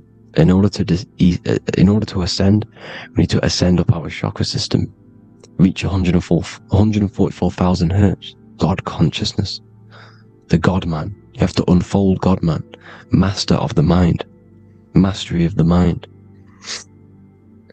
So, what are the stars? The stars make everything unique. The stars are constantly rotating around the center, magnetic North Pole, the tornado at the center, which is stirring everything. It's stirring the ether. The center is the ether, and the 4 elements are born out of this ether. There's 5 elements: ether, spirit, water, air, and earth. The ether gives birth to the 4 other physical elements, which the whole of creation are made out of. About them 4 elements. 4 is the number of stability. You know, a chair, a table has 4 legs. It stables things. It's a foundation, and these 4 elements are the foundation of this creation. You see, and this magnetic North Pole is stirring this, and the 4 vibrational states of the ether are the 4 elements. Now let me get back to the stars. I just wanted to give you that. The stars are being stirred around this center point. Center. It's stirring everything, and they're always in different alignments. Every millisecond, they're moving in different placements of the stars. And the planets are called the 7 wanderers because they're not fixed. The stars are fixed, but the planets they're called the 7 wanderers, the 7 layers of heaven, because they move faster and slower than each other. Each planet is slower and faster, has a different rate of speed it's moving. So these alignments are mixing in with the energies of the different 12 constellations. And this is why you have a unique characteristic. You have a unique look, a unique energy, a unique personality. This is because when you were born and you took your first breath, that energy which was in the ether, because the ether is all around you, and energy travels through the ether. The energy that the stars were casting down and the energy that the planets was mixing in with the 12 constellations was in the ether. So when you came out of the womb and you your first breath, because breath is spirit, okay, so that first breath you took, that is the energy that is imprinted within your DNA, your soul, and you reflect that energy, you emit that energy. That's the energy that is with you forever until you die, till this physical body dies off. And that's what the stars are. The stars are giving a unique energy, characteristic, personality to every living thing. Every dog, every cat, every animal has a unique personality. because it was born at a different time and place in the sky. Okay, the stars are your destiny. Now, the stars are constantly changing as well. If you look at stars through a telescope, they're constantly changing and forming different forms. You can see here, it looks like water. It looks like light through water because it's the ether above us, a sea of ether. And this light is being emitted through it, and it's just constantly changing, giving different energies, each star. So this is why this is what the zodiac is. It's the expression of energy. It's the expression of the stars. And each constellation has many different personality, different energies, different traits. Each planet has different traits, depending where your planets are, depending what energies you hold. No two person have the same energy. There's no one. It could be similar, but no one's the exact same. It's because of the stars. The stars are never in the exact same split place. The planets are always in different houses. So here's some Royal Arch symbolism. Here's the Royal Arch of Masonry, as it says here. The sun and the moon, the constellations. Here's Cancer, the 7 planets, the 7 stars. Here's the Royal Arch. This is the firmament. Here's the duality. Black and white, duality, good and evil, rest and motion, dielectricity, magnetism. See? So this is what the Royal Arch is. It's symbolizing the cosmic dome above us. The womb we're in. We're inside God's womb. And here's George Washington, the Freemason, inside of the Royal Arch. You see? With the G, the Masonic G, God, 7. Here you see another depiction of George Washington with the stars in the dome above his head. His Polaris, the sky vault, Polaris. We'll get into that later. Go inside of all of your ancient churches, you will see the dome. Go to the Vatican, you'll see the dome. All of your ancient churches have this dome because it's the dome above your head. The ancients knew this. This was known. We did not live in space. It was known back then. They all knew. This is Crown Court, which is one of the most important courts in the UK. You can see it's clearly so much Masonic symbolism. You've got the 4 pillars of Masonry. The Royal Arch is like an arrow pointing upwards to Polaris. His Disney World is under a dome. In his Polaris, the sky vault. You see? And also 666 in the symbol. Here's more 7 layers of heaven. Here's an ancient depiction. The firmament. Here's the astral plane outside of the firmament. The Royal Arch. You see? It's everywhere. Here's Polaris, the 8-pointed star. Polaris is in between the sun and the moon. It's at the center of the Taurus field. And Polaris corresponds with the pineal gland as well because it's the all-seeing eye. See?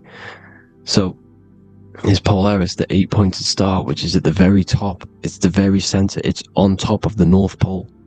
And it's an 8-pointed star that's always symbolized as an 8-pointed star. Here you see the Vatican. The Vatican is a giant key with an 8-pointed star. See, it's a key. Here's the dome. Here's the Space Delta, the USA Space Delta logos. Here you see the Egyptian god looking from the center of the North Pole, looking upward to an 8-pointed star, Polaris. An arrow pointing up to Polaris. Here's another, the bear holding a key with an arrow up to Polaris, 7. Holds the key to Polaris. Here's an eagle holding a key above the North Pole to Polaris. Polaris, and here's another one. There's another bird, like a dragon, holding a key to Polaris. Because Polaris is definitely something to do with leaving this creation. Okay, maybe, I can't say for sure, but maybe it's to do with ascension, and this is why the Vatican hold the key to the 8-pointed star.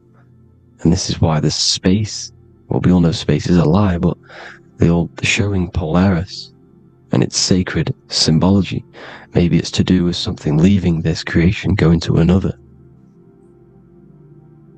Here's some North Pole symbolism.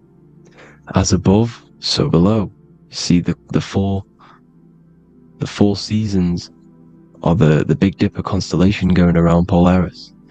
This is Polaris, this is the Big Dipper constellation, and this is the swastika. This image gives us the swastika, because all the symbols we use are created in nature. They're created somehow in nature. This is how we get them. As above, so below. This is the map of the North Pole with the 4 rivers looking like the Big Dipper constellation. It's the Masonic, here's the ancient cosmology with the 4, you see the 4 islands, Mayan cosmology, 4 islands. This is the alchemical symbol for Earth, 4 sections.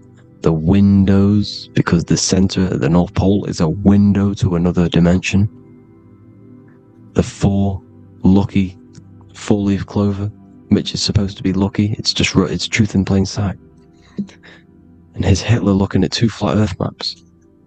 So this swastika has been used for thousands of years, thousands and thousands of years. And it's symbolic for the most sacred land on this plane, the North Pole. Shambhala. Do some research on Shambhala, people. It's a it's a Hindu mythology about the sacred lands. The sacred lands at the center of the earth. And it's known to be full of enlightened beings. And it's all symbolized at the center. You can see their paintings of Shambhala. It's all at the center, the North Pole. And it's known to be the most godly place ever, because it takes you to a portal to the higher places. And maybe this is something to do with Polaris, connecting you to this sacred lands at the very center. But anyways, people, thank you all for tapping in. Hope you all learned something. Have an amazing day. Please follow, subscribe, like, all the links in the description for the courses, the PDF. Please have an amazing day. God bless.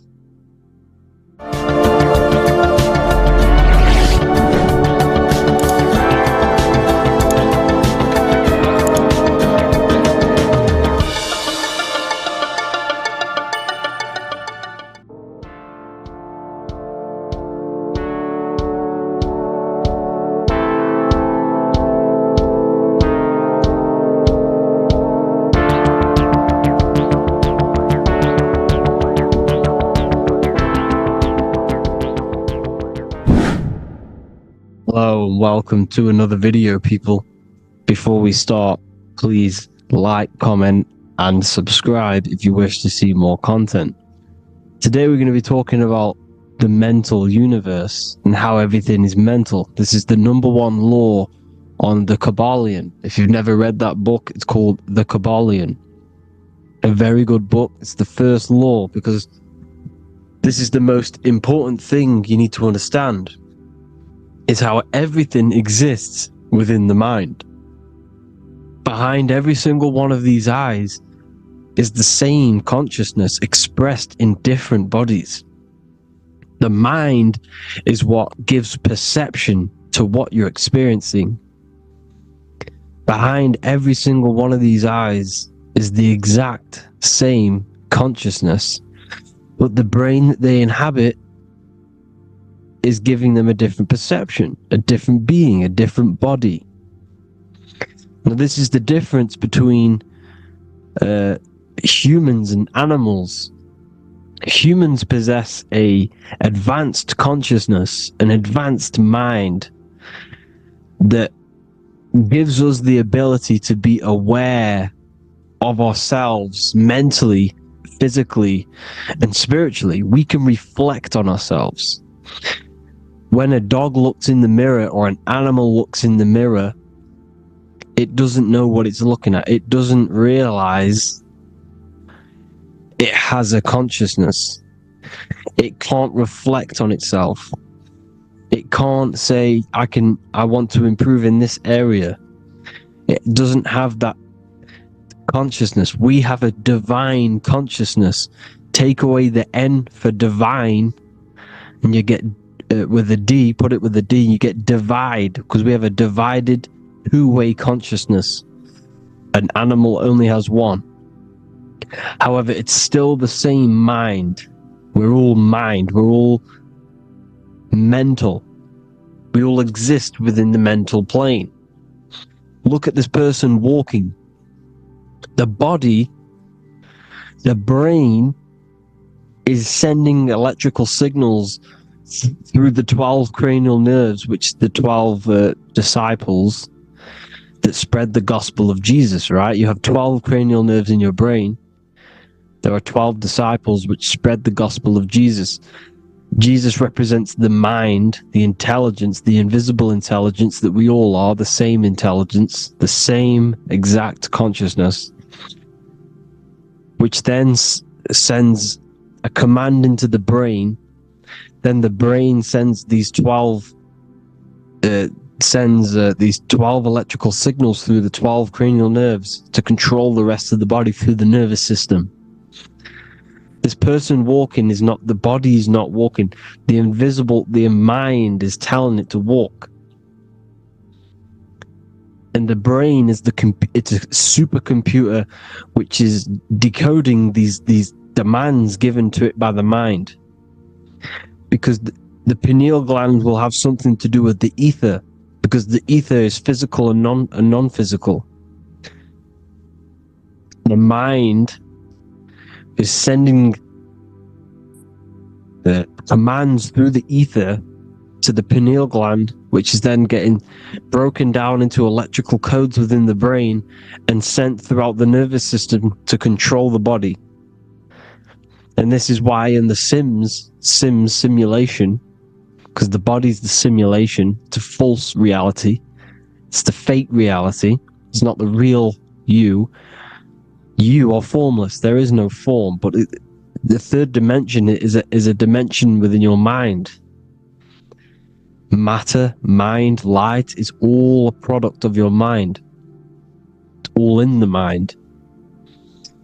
Now, this is why The Sims has this green little diamond on top of the head. Because this is you. This is your invisible intelligence controlling the character. Okay? It's controlling the character. And this character is in the world. Your consciousness isn't in the world. The world exists within you, but the body is a vehicle for that realm that you land in. When you have a dream, your mind transcends this body into another body, duplicates your body into another universe, unite. Unite is one. We're all one. It's all one universe, expressed in many different ways, infinitely. And the vehicle that you land in is the body to operate in that realm. This is the all-seeing eye, as you see here. The eye, this is all the intelligence. This is the ball of consciousness, God,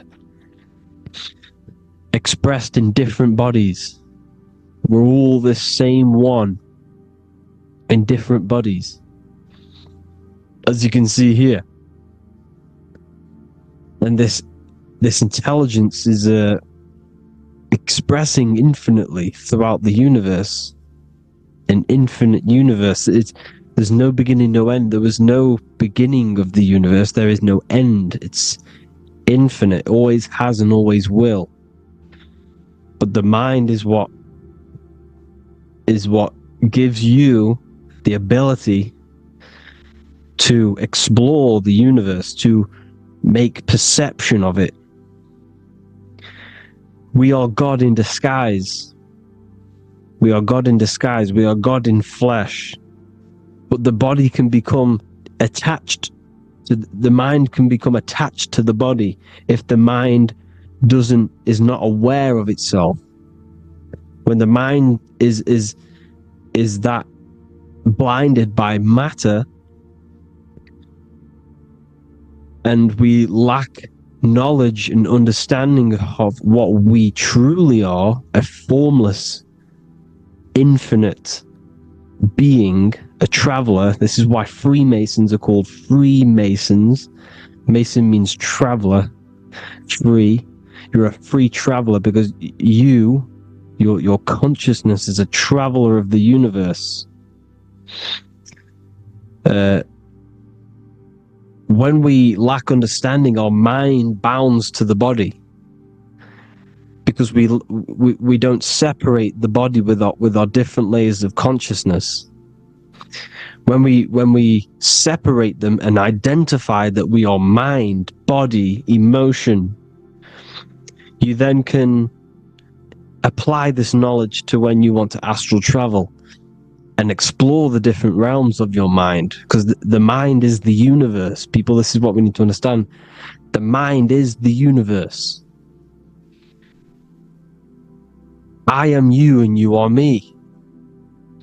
This is the Egyptians showing you this. The Ankh is the symbol of life. This is the one ball of consciousness, mind, giving it the Ankh life to all the different life forms.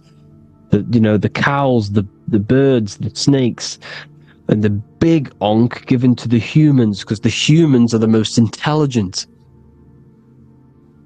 We have the most advanced consciousness. We have the most advanced consciousness. This is why the one is giving a big Ankh to the humans here. Here you see it again. This is not the sun. This is also showing Ankh giving out its life to all things infinitely. And this is the Most High. We are the Most High in disguise. When we strip off the body, we strip off the desires for the physical world, we strip off all of these fake identities that the mind gets attached to. That is God. The universe. You are the universe experiencing itself. I and I. The letter I and the number 1 is just one line. The letter I is the number 1. Because your I am, when you refer to yourself as I, every single one of you who's watching this video refers to yourself as I, which is the one. We are all the one. We are all intelligence. We are all invisible. We are all the one. 1 is the only number. 1, 2, 3. Everything goes up in ones because there is only one. Doesn't matter how far you go down the line with numbers, all of their numbers are created by 1 because there is only one. So me and you are the exact same consciousness expressed in different bodies. Mind, cause. There is only one cause. There is only one mind. There is only one being. But because we lack understanding of this, we think we are the bodies. And this causes division, because the physical world is the most illusionary world. It's an illusion. It's all an illusion. Now you see with the two, you look with the two eyes, but you see with the inner eye, the mind. Okay? The mind is the mental plane is a shared plane. And it gives perception to what you're looking at. The mind. I'm affecting you when I speak. Because the mental plane is shared. We all share mind. We all express mind. When I'm speaking to you, I'm affecting you because we are mind. So the words that I'm saying, which are being manifested from my mind, are being manifested through my body into vibration, is affecting you. I'm affecting you with what I'm saying. And these words are having an effect on your mind because we're all mind. This is why you need to be careful what you're listening to, music and all sorts. Because music can also create thought loops within your mind. Because the chorus, we shouldn't be listening to choruses. Choruses are loops. And what they're saying in the chorus is being looped. And this can create thought loops within your mind. Go and listen to an old song that you used to listen to about 5 years ago, 10 years ago, 20 years ago. Go and listen to an old song, and you guess what? You will get nostalgia. Why will you get nostalgia? Because that song will trigger the thoughts that you were thinking in that time of listening to that song. So songs with choruses create thought loops, and they reprogram your subconscious mind. It's important why music is very powerful. Mind and mind, same word. See, language is the truth, people. This is why I use language in all of my presentations, especially the English language. It's riddled with occult truth. I is my me, I, you, and me, or I, one. We are not the name, we are I. Every single one of you is I, because we are all the one, all mind. Now, the only thing that is truly mine is my mind. When you say something is mine, it's an illusion. It's not yours. The only thing that is mine is mind, my mind.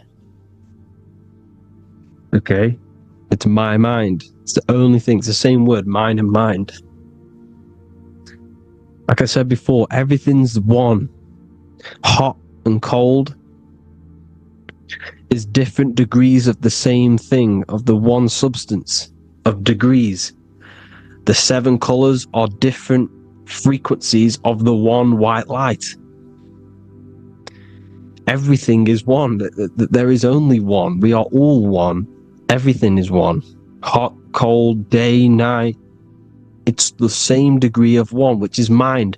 The mind's perception is what's giving it, labeling it hot or cold.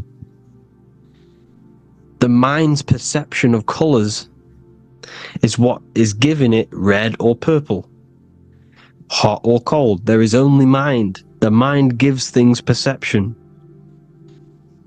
There is only one, that is mind.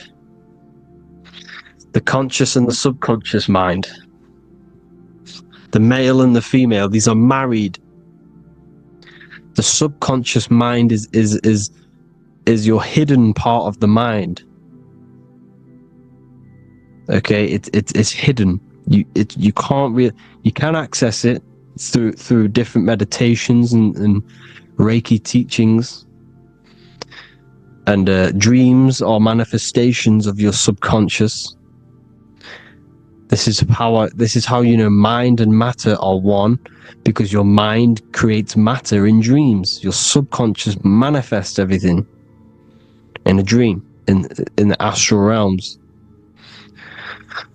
The conscious is what you're conscious of, what you're consciously thinking of. So me, I am conscious that I am speaking into this mic and creating this video. My subconscious mind is the hidden part of the mind, which is speaking to my heart, telling it to beat. It's telling my food to digest. It's regulating all my blood. It's doing everything in my body without me being conscious of it. Without me being conscious. The subconscious is the feminine. The conscious is the male. The Bible, of course. Proverbs 12:4. Helpful, not helpful, an excellent wife is the crown of her husband, but she who brings shame is like rottenness in his bones. In the same way, husbands should love their wives as their own bodies. He who loves his wife loves himself. You can take that physically, you can take that literally, or you can take it metaphysically. See, the Bible's written in such a way where you can take it as your level of realization. He who loves his wife loves himself. If you love your subconscious, if you love yourself, you speak good about yourself, because your subconscious takes everything literally. If you say, I hate you to someone, your subconscious does not know the difference between me and someone else It only thinks me, me, me. Why? Because mind is the only thing that exists. You are mind, I am mind. If I say I hate you, you're saying that to yourself. Your subconscious picks that up and says, I hate myself. And that's telling your subconscious that's what you want. Because your subconscious manifests 90% of your behavior. The programs within your subconscious, tying your shoelace is a program. You don't need to be conscious of it. You can just do it because it's a program. It's deeply interwoven in the subconscious. Driving your car, texting on your phone, you don't have to think about what letter, you just do it because you know where the letters are. It's a program. Therefore, if you look after your subconscious, they are a married couple. It's your wife. Your subconscious is your wife. And it manifests 90% of your daily basis thought patterns, actions, behaviors, emotions, all the things that you all the trauma that you've experienced is stored within your subconscious, which is affecting you. So let's say you were in a car crash 10 years ago and you had a really traumatic event, you really hurt yourself, and you had a very, very, very strong emotion that you felt of pain. That will still affect you today. And why? Because it will manifest into your behavior. How? Well, you'll be cautious of what cars to go in and who. You'll be cautious because of that event that stored within your subconscious, because of that feeling you felt was so painful and so strong. It's still manifesting into your behavior today. For example, you won't go in certain cars, you won't go with certain drivers. The subconscious stores everything, all your memories, the programs and everything. So if you trick your subconscious, that's how you manifest your life. If you trick the subconscious, you already have something. And therefore it will manifest into your life, into your behavior, thoughts and actions. This is why the golden rule is to treat others like you want to be treated. Because I am you and you are me. We are all subconscious. We all have subconscious. Whatever I do to you, I do to me. Because my subconscious picks that up and thinks I'm speaking to me. Mind is very powerful. Whatever I do to you, I do to me. Treat others like you want to be treated. The golden rule. That is the only rule we need in this realm, in the universe. If everyone understood this rule and how the subconscious works and how karma works, we'd live in heaven on earth, the Garden of Eden, the golden age. As a man thinketh in his heart, so is he. Proverbs 23:7. Where your heart is, there will be your treasure. Your heart's the emotions. This is the storehouse of emotions. It is where you feel emotions. You have to let your emotions move through you, not become you. You can't let your emotions become you. But except be like the sky and let them pass through you. Be like the clouds and the stars passing over. Let them pass through you. Do not let them become you. And this is how emotions can take over your mind. We are driven by, when a man is driven by emotions, he has no self to control. You must control the mind, because the mind can be corrupted. Because your thoughts are electrical in the brain. Your thoughts come from the mental plane. So how the mind works is that you place your attentions on something in the mind, and infinite information just flows in. Think about it. When you think of a certain topic, as soon as you think of that topic, information comes flying into your mind. Different ideas, ping, ping, ping. It's all connected. It's why we call it a mindset, because your mind sets itself to frequencies. And when we think of something, We tap into that frequency, and just the universe, the mind, the mental plane just flows in information based on that frequency and that thought. The universe is just information. All of the information out there, nothing is new. It's all there. You just have to tap into it. You can tap into these different thoughts, and it's all there. Everything already exists within the mental plane. You don't think anything. You receive thoughts. We all share the mental plane. We affect each other. I'm affecting you. Speaking, listening to me is affecting your mental plane, your mind. The physical plane is the lowest plane. It's the world of effect. Everything you see in the physical plane is the effect of mind. Like I said, the person walking is the effect of their mind telling the body to walk. The physical plane is the lowest dimension of your mind. Mother Earth, we are in a mother. We're in the womb still. The Earth is feminine. It looks after you.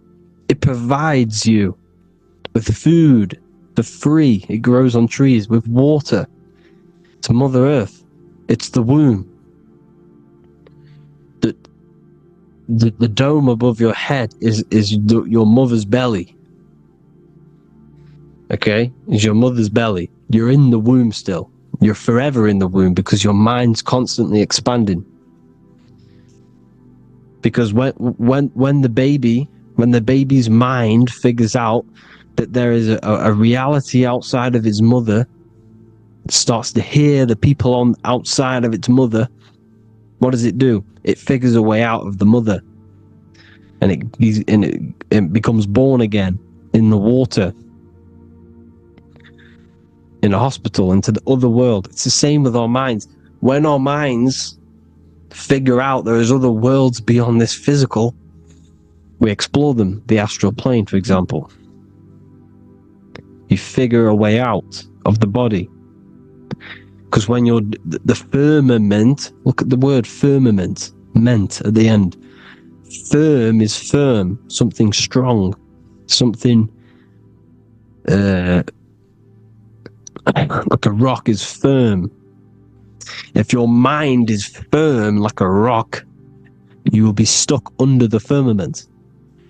So, for example, people who are very programmed and can't think outside the box, they have a firm mind and they'll be stuck under the firmament because your mind is the only thing that's keeping you under the firmament. It's the only thing. When you're doomed, doom is dome. This is the dome, which is your head. Your head is the dome. Above your head, above the earth is the dome, the ethereal barrier. But that's just an external manifestation of your head. You don't leave the earth, you leave your body to leave the earth, because your body is the earth.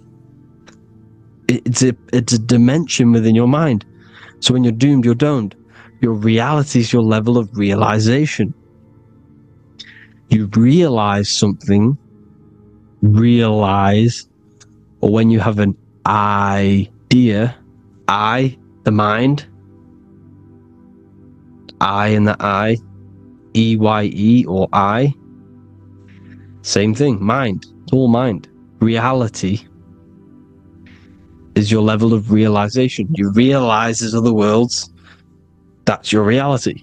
Your perception's your reality. Mind in Latin is mens.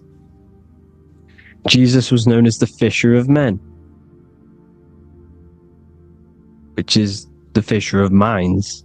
He was fishing minds worthy of knowing the higher truth, the deeper occult knowledge.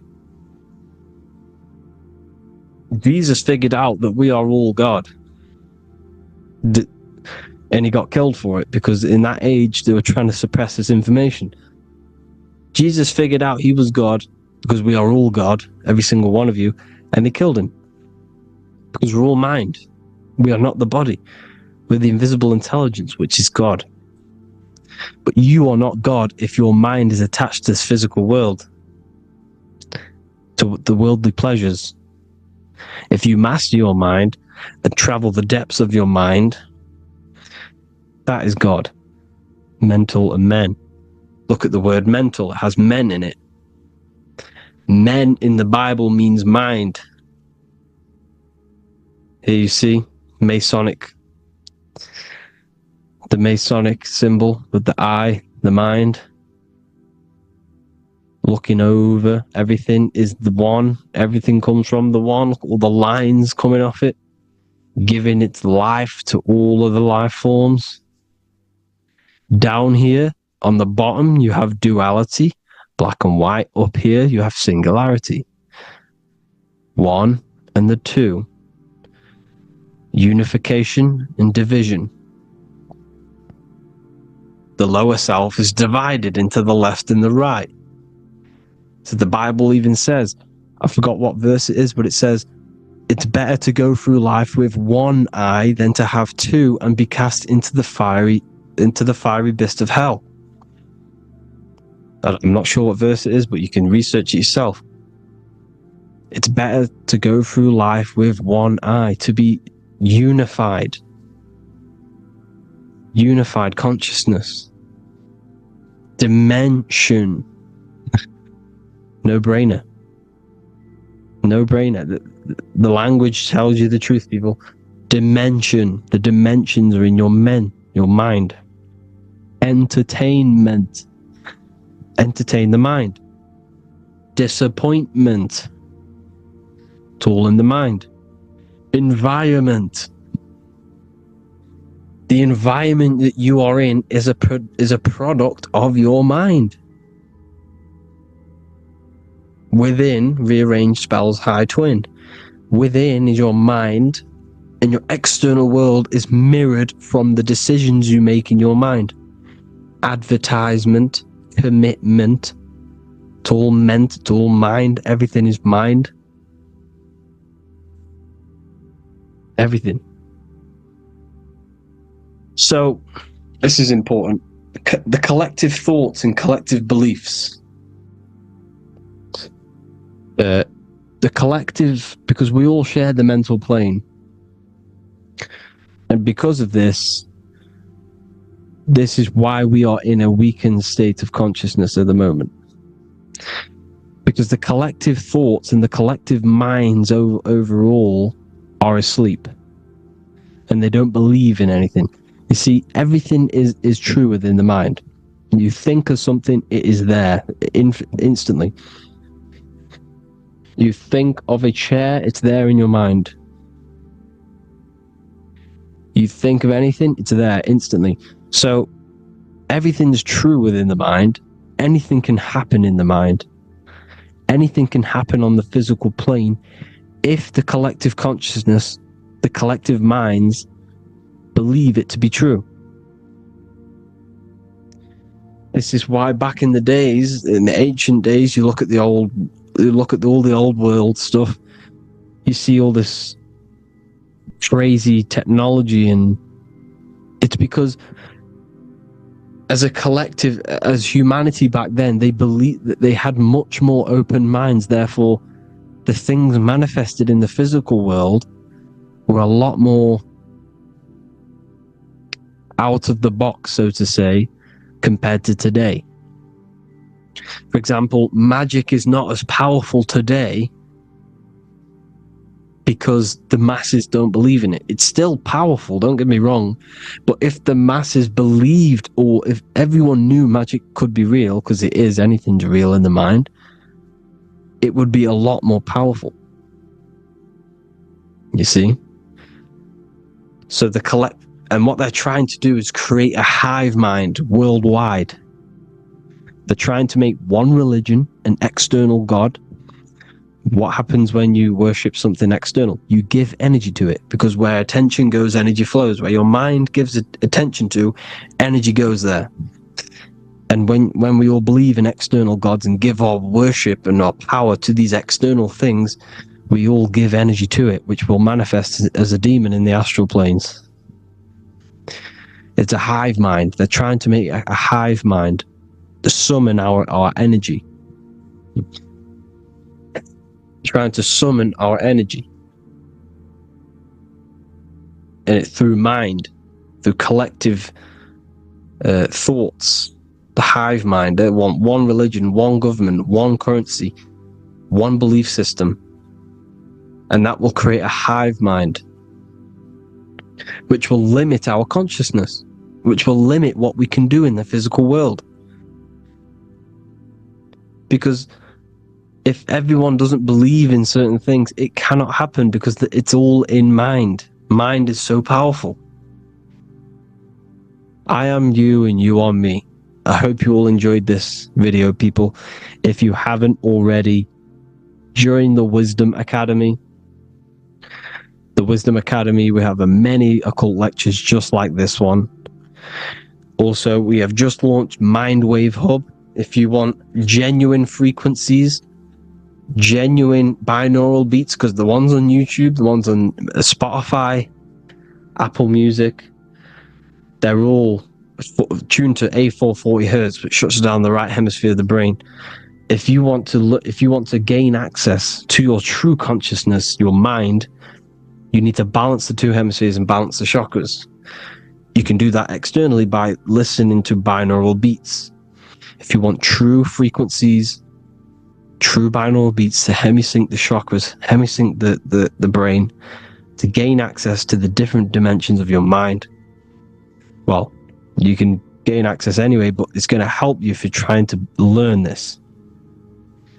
Join Mindwave Hub. The link will be in the description.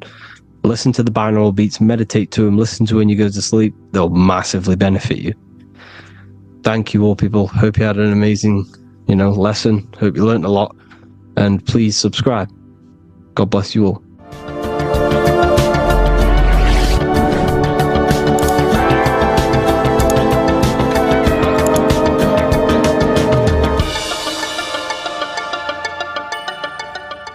Welcome to Revival of Wisdom. Welcome people, we're back with another video. Please make sure to hit the like, the subscribe button, and turn on notifications to never miss a video. The Vatican is a giant key from a bird's eye view, and it also contains an 8-pointed star. The Anunnaki Sumerian gods also depicted this 8-pointed star. The sky god Anu from the Anunnaki also uses the 8-pointed star for his symbol. And even Freemasons depict an 8-pointed luminary with a ladder and a key. This is symbolizing the key to ascension up to the 8-pointed star, which is Polaris.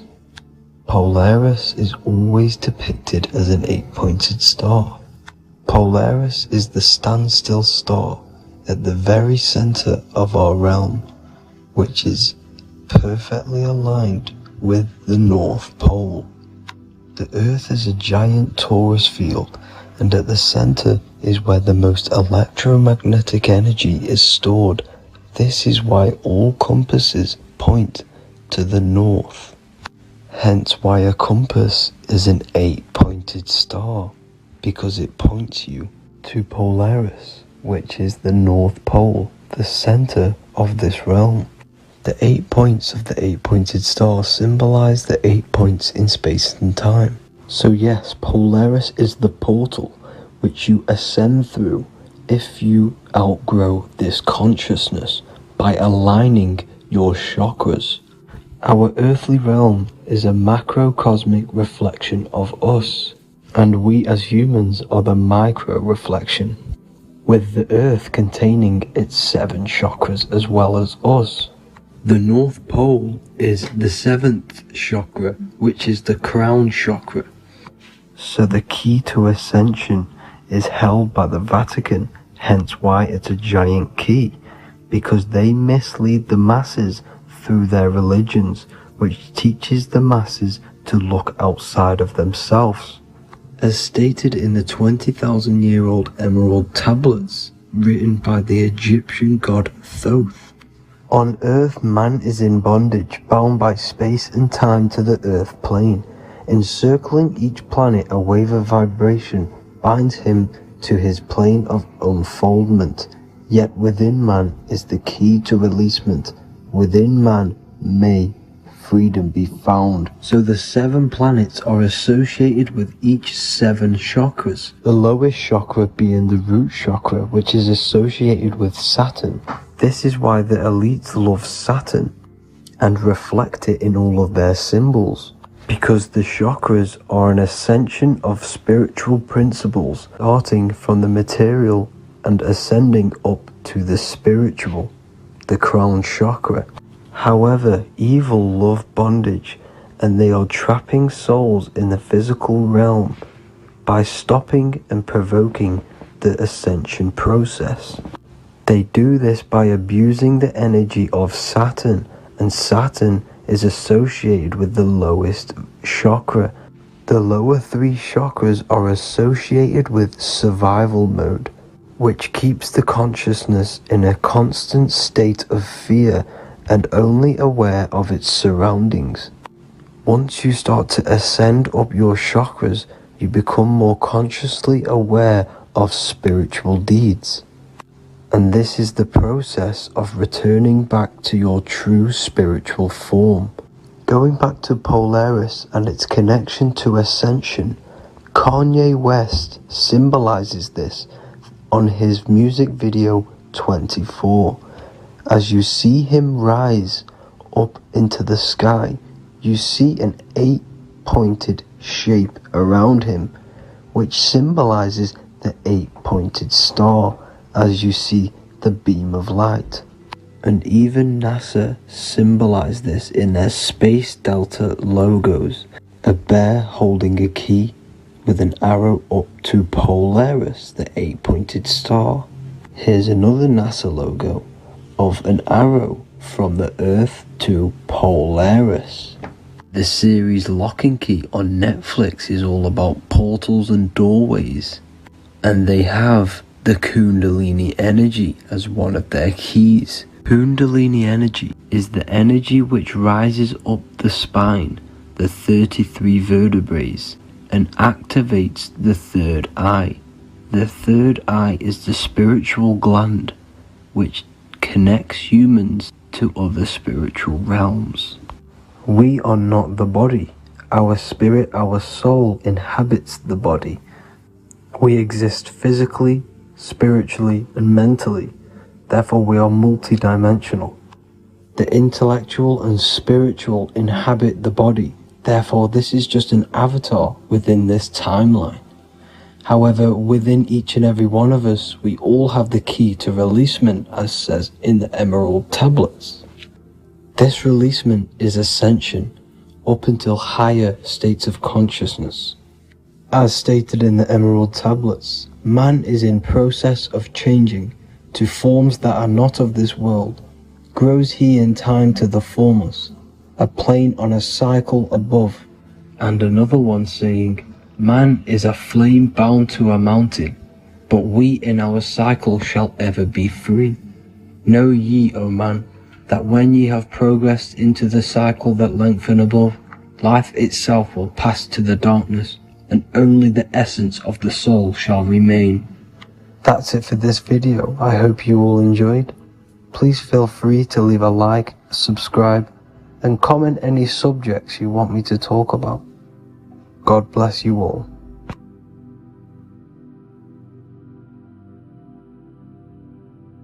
Welcome to Revival of Wisdom. Today, we're going to be talking about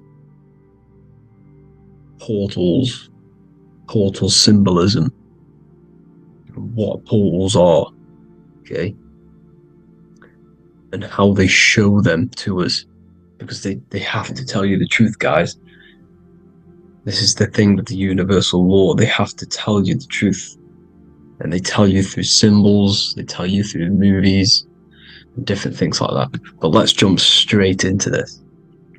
So first I want to talk about the Freemasonry symbols. Okay, so first we got, obviously this is some Freemasonry art, but notice how you've got the ladder with a key.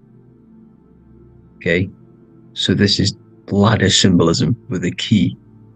So maybe this is talking about ascending. Okay, because look, because this is ascending into the heavens, because it's a ladder with humans going up it with a key. In order to ascend, you must have a key. Okay, so what else do we have with a key? Well, the Netflix show Lock and Key, which is all about portals and keys.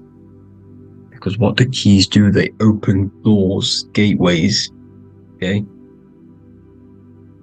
so what's interesting about this is that they've got this key here, which represents the Kundalini energy rising up the spine. Okay, but we'll come back to this. But it's that same portal key symbolism. We've also got the Vatican. The Vatican is in the shape of a key. Okay, so you can see the start of it here and the end. So this is key symbolisms. Keys open doors. And notice how it's got the 8-pointed star. Okay, what is the 8-pointed star? Okay, we'll come back to this. This all ties in, guys. I'll break it all down for you. But then you've also got the god Janus. Janus, okay, is known as the god of the doorways. He's an ancient god of Rome, and they worshipped him. However, he's not a god, he's more like a high-level ranked demon. Because he is the god of the doorways. And notice how he's got two faces. Because doorways always have two sides. You're going into somewhere, there's always two sides of a door. And he's always depicted with two sides of a face and a key. Because he holds the key to the doorways, to the portals, to other worlds and realms. Okay, as you can see, he's always got two faces and a key. Okay, so now we have the Sumerians, the Anunnaki, and they are always depicted with the two faces. Why do they have the two faces? Because they're symbolizing doorways, and the Anunnaki come to Earth through doorways and portals. So these are what these gods are symbolizing in their artwork. But they always have the 8-pointed star. Okay, what is the 8-pointed star? You see how they always have, look, let me try to find another one. It's the 8-pointed star. This 8-pointed star is Polaris. Okay? Polaris, just like the Vatican, has the 8-pointed star with a key. Polaris is the center star. Polaris is a fixed star. It doesn't move. Okay? So the Anunnaki's symbol is also the 8-pointed star. So this is symbolizing the portals and doorways that they come through in order to get to the Earth.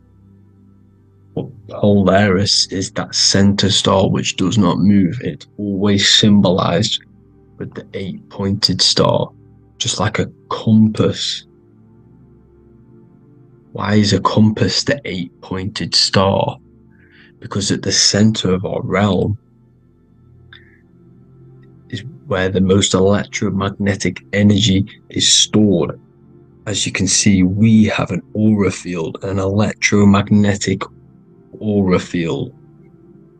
So does the Earth. And in the center, so like our heart, for example, is where the most energy is stored. And like the center of the earth, this is why all compasses point to the center, because this is where the most electromagnetic energy is stored. It's at the center of our realm. Okay.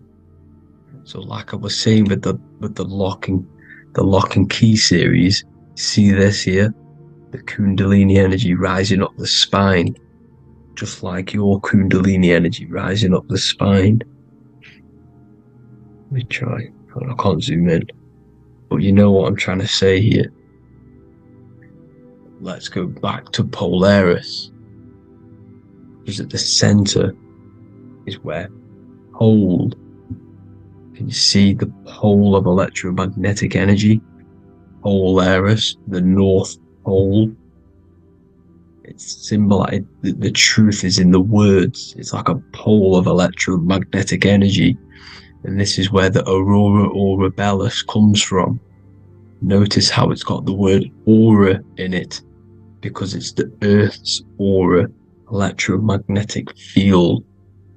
Just like you have an aura, also known as the Northern Lights, because it's coming out of this center hole in the center of our realm, where the black sun is. And this is where the electromagnetic energy is coming up from. And this is what the aurora borealis is, or the Northern Lights. It's just electromagnetic energy.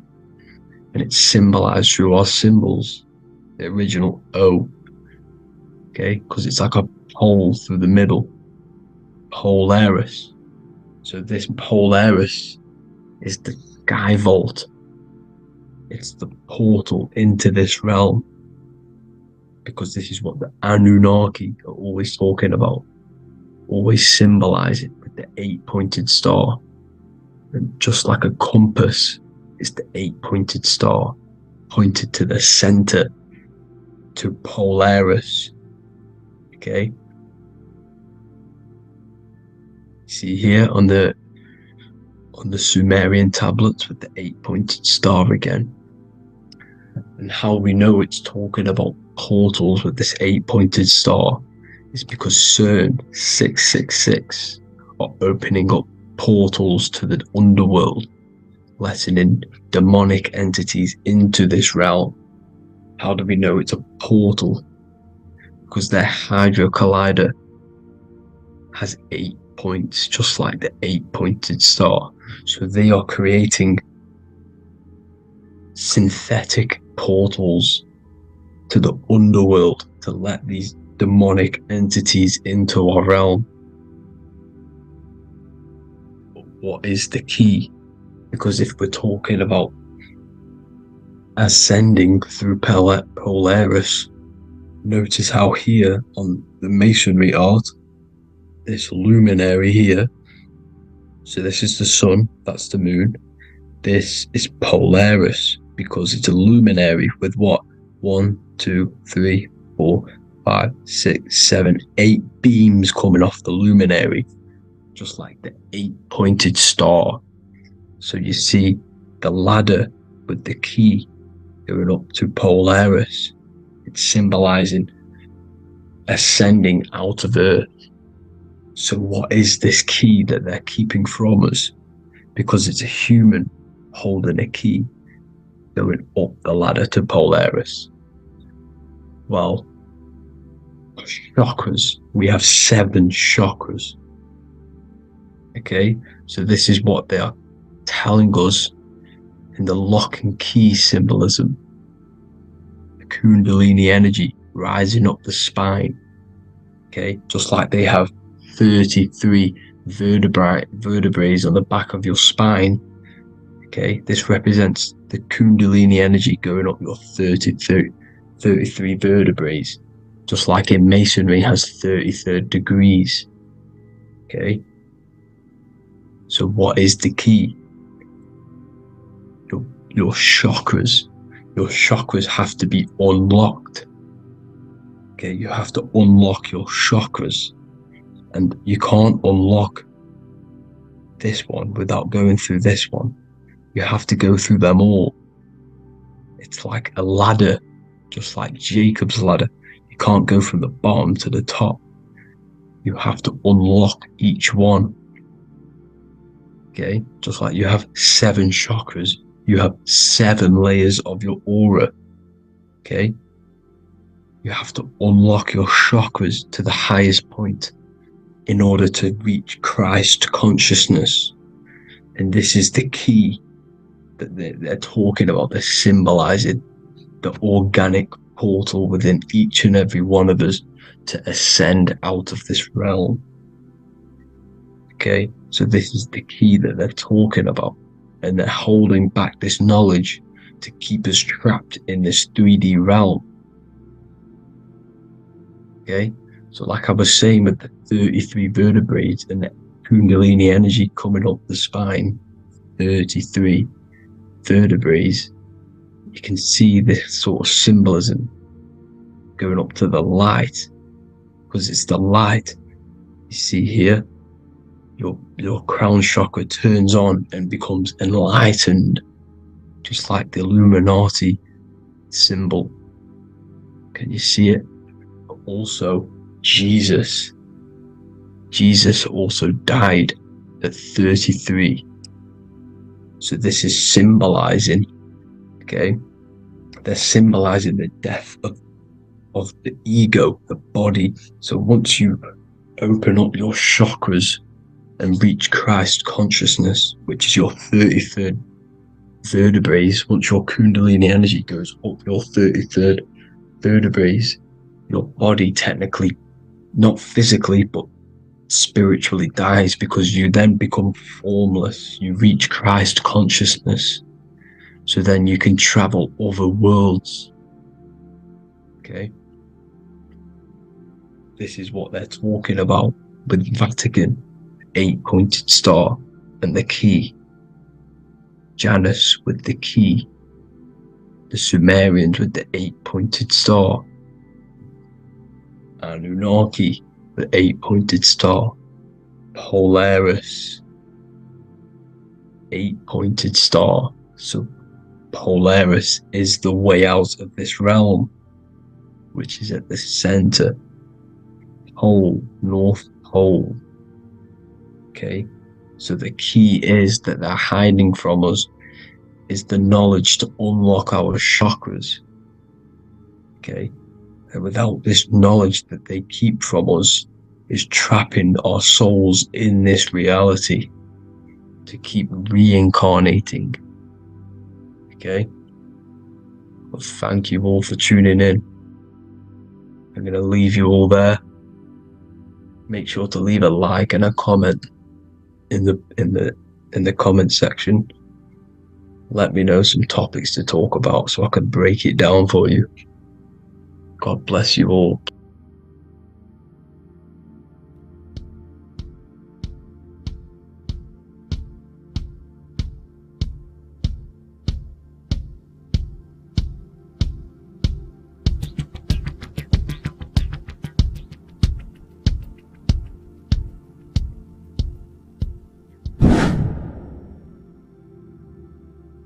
What is good, people? How are we all doing? Today we're going to be talking about the different planes of existence, the occult side of the world, the things they don't teach you in school. And of course, you can only find that on this channel, so welcome. So you need to understand is that your consciousness moves through these different planes of existence, these different states of consciousness, which make up all of you. Okay? They are all interlocked planes. They are all interpenetrated into each other. They are all one. They melt into the plane above and below. You see, each plane is a product of each plane. As above, so below. Now, the higher you go, the more fluid, the more dreamy, the less dense it becomes. The lower you go, the more denser it becomes, the more solid it becomes. The lowest plane is the physical plane, which you are obviously aware of. You are inside of the physical plane now. But while you are in this inside of this physical plane, you are indeed inside of all these other bodies which you have not awakened yet. You have to awaken these different bodies. You have these bodies. Okay? It's like a ripple effect. And the center is the most dense, the most solid. This is earth, heart, the heart of the ripple. And the lower you, the further you go out from the center, the more dreamy, the less fluid, the more fluid, the more less dense it gets until you're one with the all. You see? And this is what it's like. This is what this system is. It's like a ripple effect. Now, let's jump straight into the planes. First, you have the physical plane, made out of 4 elements. Five elements. The ether is the mother of the elements. It's the womb of the elements. It's the 5th element. And it gives birth to the 4 other elements. 4 is stability. Tables have 4 legs, and this is why the ether gives birth to 4, because it's the foundation of the physical world. Fire, earth, water, air. They are not pure. Each one of the elements melts into the other one. For example, earth and water both share cold. Water and air both share wet. You see, they compose of each other. They melt, they mold into each other based off the vibrational state of the ether. That's what it is. The 4 elements are the vibrational states of the ether. Okay? So you have the 4 physical elements making this, physical world. It's the lowest world. It's the world of effect. This world, whatever you see, whatever you experience, it's the effect. You can't change anything by manipulating this world. You got to manipulate the higher worlds to affect this world, you see? As above, so below. This is the lowest plane. It has 3-dimensional. It's the 3rd dimension. Space, height, and thickness. That's all it is. Front, backwards, upwards. You see, it's 3-dimensional. We cannot perceive the hidden side, which is the interior of this existence. We cannot perceive the interior from our exterior view. We are looking into this world. Okay? This is the exterior view. We can't see what's inside of that. That's the 4th dimension, which is the next one. It's the most gross and dense plane. 4 states of matter, the most slowest vibrational molecules, exist in this plane. Above this plane, you have the ether. Okay? The word ether and either are the same thing, because either connects 2 scenarios in languages. I either support Manchester United or Liverpool. Either is connecting them 2 scenarios. The ether is doing the exact same, as you can see here on the planes of existence. It connects the astral world, which is very important, to the physical world. It's connecting these 2 worlds. So it's the ether. It's the ether. The ether is pure potential. Energy flows through the ether. It is pure energy, pure potential. Okay? The physical body is an exact copy of the etheric counterpart body. So every physical object has an etheric energy double. It's like a blueprint of that object. Every single object has an energy double, and that's the etheric double. Okay? The etheric body determines the shape of our physical body through its lines of force. All through life, it rebuilds and restores the physical body. Physical problems show up first in the etheric body, because as above, so below. You manipulate the higher planes, it will manipulate this plane. And this is why sorcery works. Contact with astral plane entities. We'll get into that a bit later.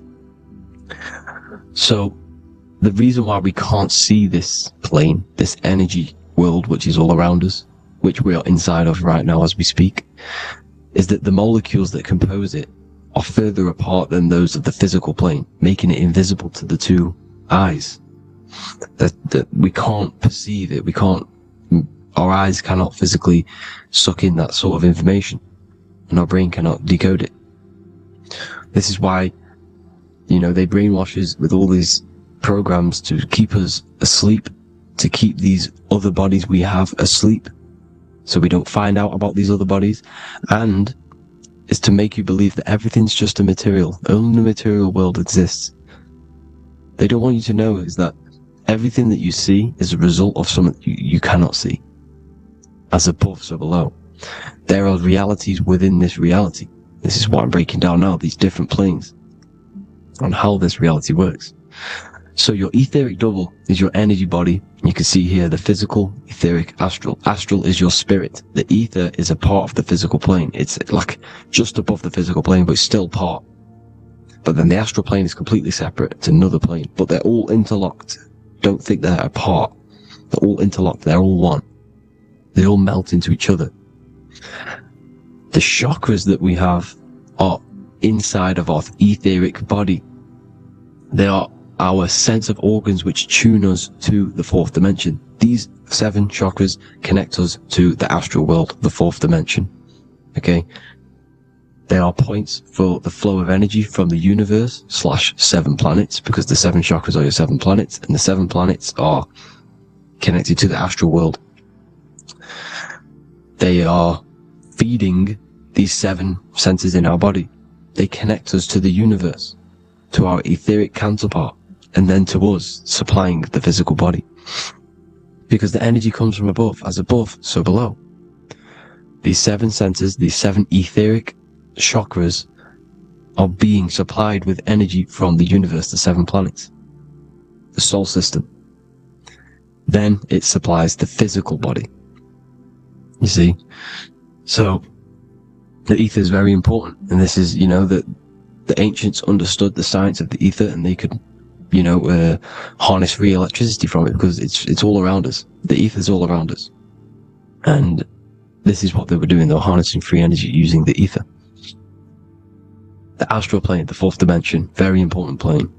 Very, very important. We've all been there. Every single one of you has been there. Okay? The fourth dimension is unseen of what we see. It's the interior of the exterior that we see. We see the third dimension, but we cannot see beyond what's making this third dimension. This is the fourth dimension. Okay? It's the dream world. This is where you go when you dream. Okay? This is where you go when you dream. It's the place of disembodied spirits or ghosts, entities, whatever you want to call them. When you hear ringing in your ears, that is not tinnitus. That is an entity around you. Okay? That is an entity around you. The fourth dimension is where thought forms exist. Mental images. Thought forms as in what you see in your mind when you think of an image, because the mind is the highest plane of existence. Mind is the highest plane of existence, and it manipulates all of the planes below. So it goes the mental plane, then the astral plane. So the thought is in the mind, the mental plane. Just the thought alone, no image, but then the form depiction, the thought form exists. It manifests in the astral plane as a sort of image, an entity, a living conscious being. So this is why thoughts are things. You see, thought forms exist within the fourth dimension. So when you imagine something, when you are, for example, right now, look into your hand and imagine there's an apple in your hand. If you can see that, you are seeing into this fourth dimension. You can only see into this fourth dimension using the mind's eye, not the 2 eyes, the mind's eye. When you shut off the 2 eyes into darkness, the third eye opens. The mind's eye is open, and you can see, this is astral travel. You got to work on astral travel, and you will see this astral plane, this fourth dimension. And there are 3 different sections to this astral plane: higher, middle, or lower. So yes, there is a kind of a heaven and hell, and a mid-God. Heaven being the higher vibrational entities manifesting higher vibrational thought forms existing there, the lower vibrational thought forms existing in the astral plane. But these thought forms are beings. You can create these beings. They're called elementals. Okay? If you entertain specific thoughts for long enough, this will plant a seed and it will grow. If you so for example, you have a bad feeling or whatever, what's a good example? Unforgiving someone. You keep that energy inside of you for long enough, it will manifest in the fourth dimension. You entertain that thought long enough, it will manifest. And it will create an etheric body, and it will be an entity which will harm you. It will feed off you, this low vibrational energy. Your mind is so powerful. It creates thought forms, and these thought forms can take consciousness, can take bodies, etheric bodies. Now, That's why it's very important that you master your mind, master your thought patterns. So this fourth dimension is the astral world. So when you have a nightmare, this is the lower astral plane. You're in the lower astral plane. Whilst this physical body rests at night, your consciousness, while you awaken this other body, your consciousness goes inside of this other body, whilst the physical body lays asleep. You see? So it's all inside of you. This is what you need to understand. You just haven't awakened these bodies yet. You can awaken them. You just got to awaken them. Okay? The next is the mental plane. This is the mind, the source, pure cause, pure motion, the most less dense, the most fluid. No form. There's no form to the mind. Astral plane is the first plane where a form takes existence, pretty much. The mental world has no form. It's pure mind, pure intelligence. Thoughts alone exist here without any images or manifestation. The most fluid, the most dreamy, the most causal plane. All of the rest take the effects of this plane. That's why it's mind over matter. Your thoughts they create vibrations. Each vibration is vibrating on a specific frequency, which creates mental images, creates effects down here on this physical plane. This is why it's so important to master your mind. Master what you think. Master your mind. It's the hardest thing to master. You could conquer the world, but it's probably harder to conquer your own mind than to conquer the whole world. I can promise you that, because the mind can play tricks on you. You got to listen to that inner guide within you that will constantly manifest the good things. So anyways, people, hope you learned a lot from this. Please work on trying to activate these other bodies. I will maybe do another video on trying to activate these bodies if you wish. Please comment down below if you would like to see that. And have an amazing day. Please like, subscribe, comment down below any video ideas you want me to do, any information you want me to spit. Thank you all. Have an amazing day.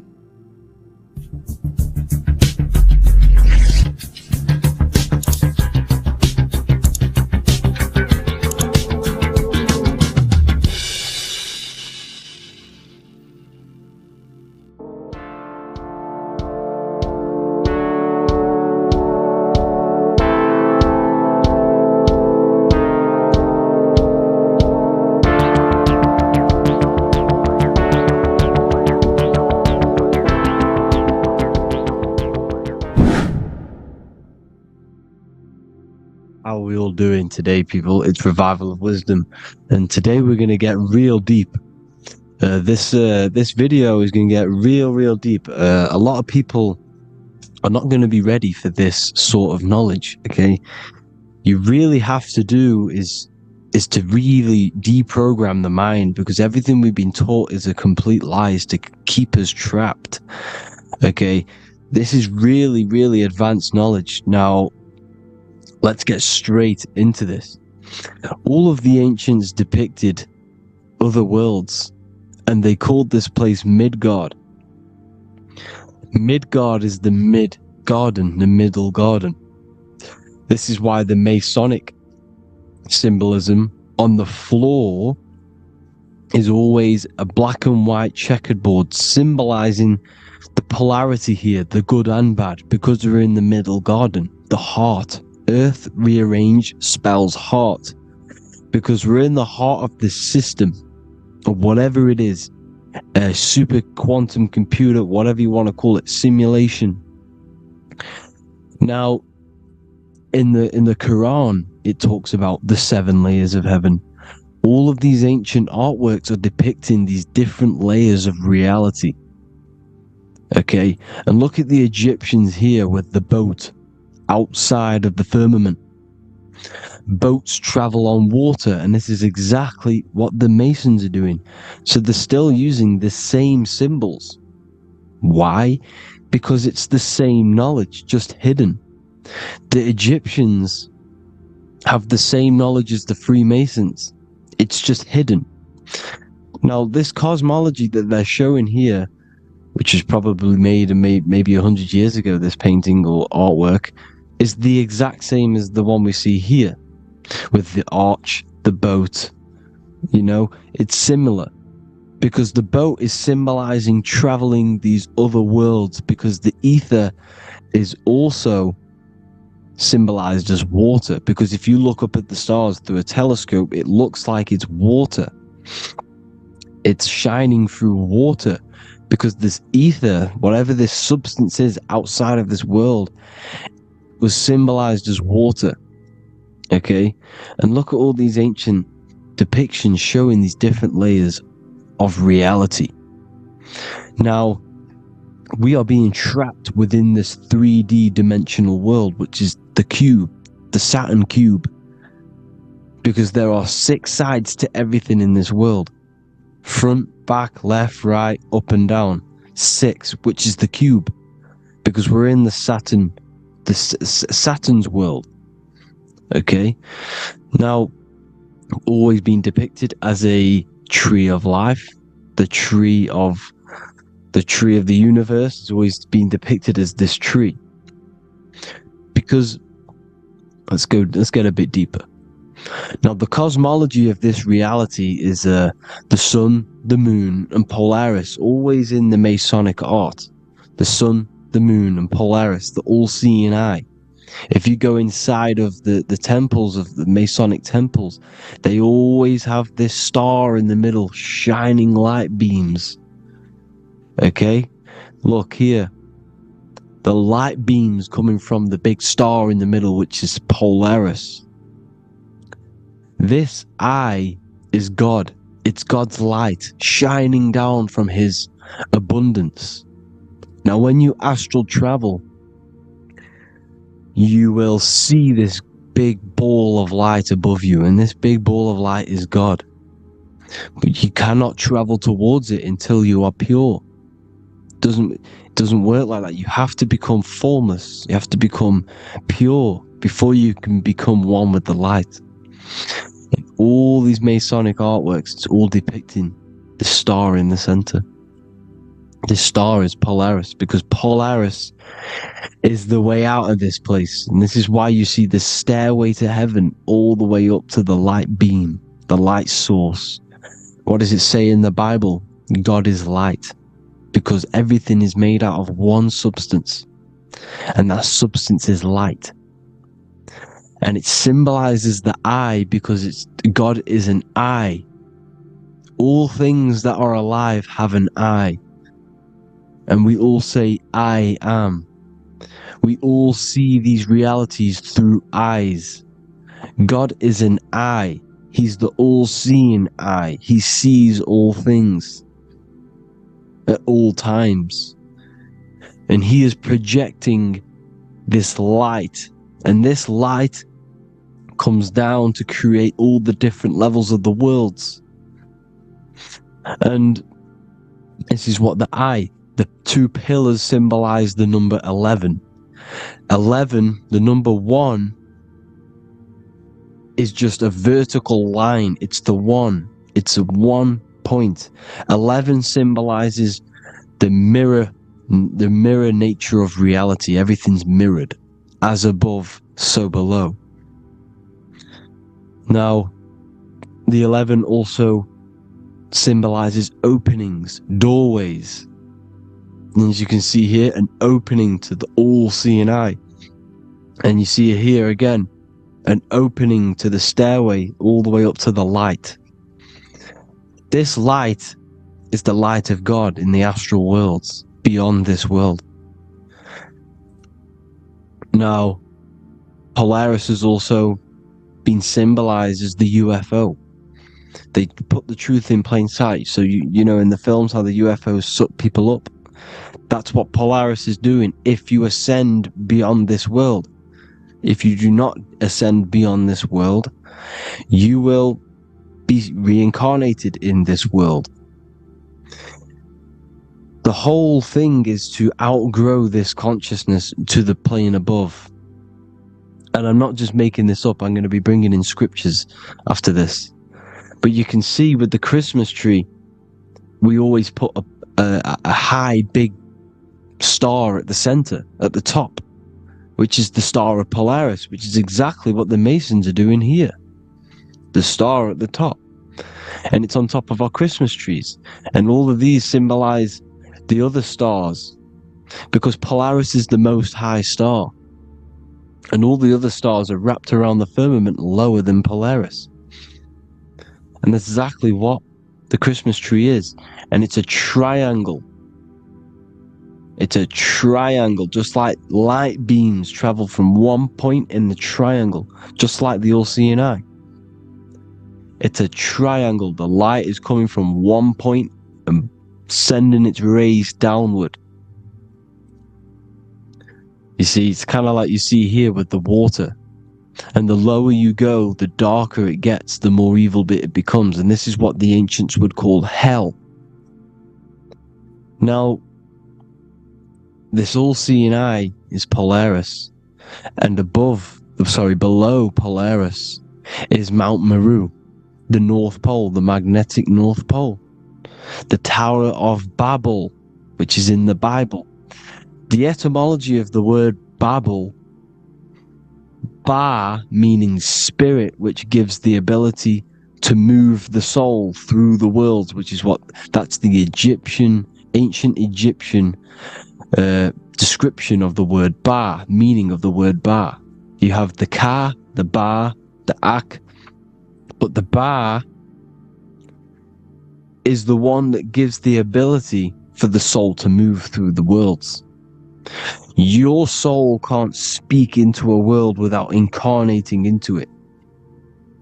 Now, the Tower of Babel symbolizes Mount Meru because it's the word Ba is the spirit which gives the ability for the soul to move through the worlds. The Tower of Babel is the magnetic North Pole, Mount Meru, which gives the ability to move through these different worlds.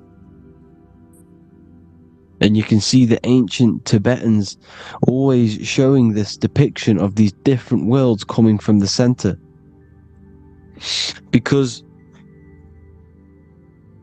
we have to ascend our consciousness. It's not about how good you are to reach heaven. It's about how you expand your consciousness, you expand your mind. So they teach now that you have to be good in order to reach to heaven. It's about expanding the mind, expanding your consciousness to these different planes, these different realms. So that's what it's about. And Jesus was known as the fisher of man. Now, Jesus is a massive part of this. He was known as the fisher of man because he was fishing.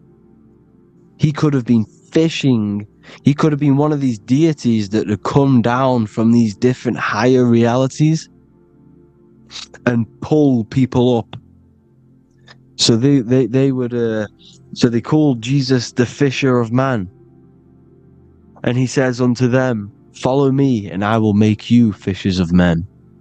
So these deities that we see in the past, like Buddha, Krishna, Hermes, Thoth, Jesus, could all be these entities who were coming down to pick up the minds that were worthy enough to see the higher planes of reality. And this is why they called him the fisher of man. Now, when Jesus walks on water, there is a parable with Paul. And he says, "But Jesus immediately said unto them, Take courage, it is I, don't be afraid." He's talking about astral travel here. He's talking about leaving the body. Because when you leave the body in astral travel to see these alternative realities, you can't be afraid because fear is a bondage, which is what the Emerald Tablets talks about. "Lord, if it's you," Peter replied, "tell me to come to you on the water." The water. "Come," he said. And Peter got down from the boat, walked on the water, and came towards Jesus. But when he saw the wind, he was afraid and began to sink. When you become afraid in astral travel, you sink back into your body. Lord, save me. So this is talking about Jesus pulling people up into different realities. And you can see the fish is the symbol of Jesus. Is another symbol of Jesus, a fish. Because fish symbolize deep occult knowledge. Because fish travel the depths of the ocean. And they symbolize us because we are fish underneath the ethers. And Jesus was pulling people up. You see, so the Bible is a people today believe the Bible is a book telling you how to reach to heaven, how to become godly and reach heaven. But you've got to become the Jesus Christ to see these alternative realities. Now look at the emerald tablets is a massive part, and it speaks so much about these different realities. Look what it says here. This is in Emerald Tablet 3. Then in my heart grew a great longing to conquer the pathway that led to the stars, which is exactly what the Masons depict in all of their art. Look, the ladder to the stars. And then he goes on to say, years after years I sought after wisdom, seeking new knowledge, following the way, until at last my soul in great travail broke from its bondage and bounded away, broke from the bondage of the body. Free was I from the bondage of earth men, free from the body I flashed through the night. The stars. The stars are a massive part in the astral world. Each star is a different reality. And the true astrology is the star that you came from. You came through a star to reach this, to reach here. There is a reason why you are here. There's a reason why you have the personality traits, because your soul came from a specific star. This is why we call them stargates, because they are gates in and out of this reality, and Polaris is the way out to the higher worlds. Now look, far into space, my soul traveled freely into the infinite circles of light. Beyond knowledge were some planets and great gigantic beyond dreams of men. Then he goes to say, lift up your flame from out of the darkness, fly from the night and ye shall be free. Lift up your flame. Your flame is your soul, because it has to be lifted up out of the darkness. This is the darkness, this world, this body is the darkness. Because it's a bondage. You need to break free. You need to learn how to astral travel, people. You have to learn this. If you want to get out of this world, you have to learn how to astral travel and see the other realities. Traveled I through space-time, knowing my soul at last was set free, knowing that now I must pursue wisdom until at last I pass to a plane hidden from knowledge, known not to wisdom, extension beyond all that we know. So he's talking about he went to a place where we cannot even comprehend here, a place that is not even known to earthmen. He's telling you he's ascended out of this world to the planes that are beyond. And it says here in the Emerald Tablets, man is in process of changing to forms that are not of this world. Grows he in time to the formless, a plane on the cycle above. Know ye must be one, ye must become formless before ye are one with the light. The light, the same light that I was talking about, the Masonic light, with the triangle, God, the one source. Ye must become formless before ye are with the light. Formless, you have to leave the body. You have to leave the body. You have to gain the ability to leave this body and travel to these other worlds. Now, it says here, not as man am I, for free have I become of dimensions and planes. In each I take on a new body. In each I change my form. Know I now that the formless is all there is of form. You see, all things created come from the things that, all things that you see come from the things that you cannot see. All of us have the same spark of consciousness, the same I am. Every dog, every animal, every human has this same I, this same thing which sees through the eye. It's formless. It takes this formless entity is the same entity of us. We are all the same entity in different bodies. And this entity it was represented as the flame, the cosmic flame, which is inside of all of us. And this is why the Masons depicted your spine as a candle or the Holy Grail. You would either see this or a candle with a flame on the top, because the Holy Grail is your consciousness, which is on top of your spine, which is the candle.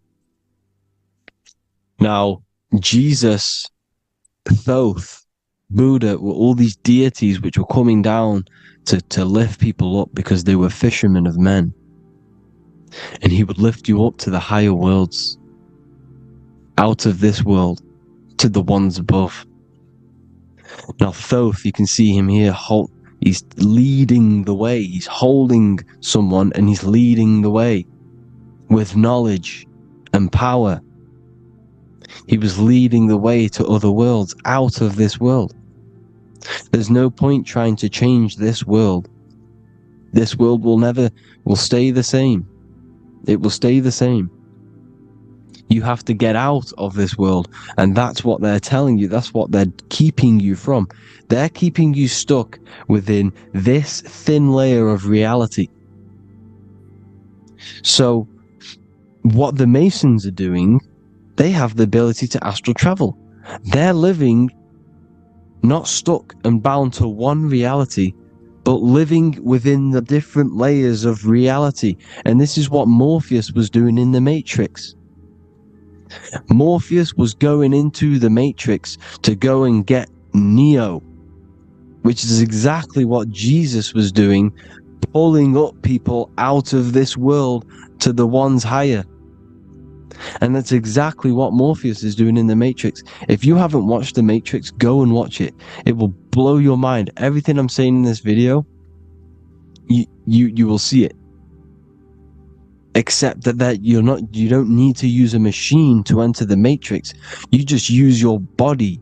Well, you use your consciousness to leave this body. You see, Neo was also uploading himself into the simulation to pull people out of the simulation. And this is exactly what all of these gods were doing. The fisher of man. Look, he was pulling people up out of this reality with the knowledge. Now, Jesus was always depicted with the mushrooms. Look at all this mushroom art. Mushrooms were literally the origin of Christianity.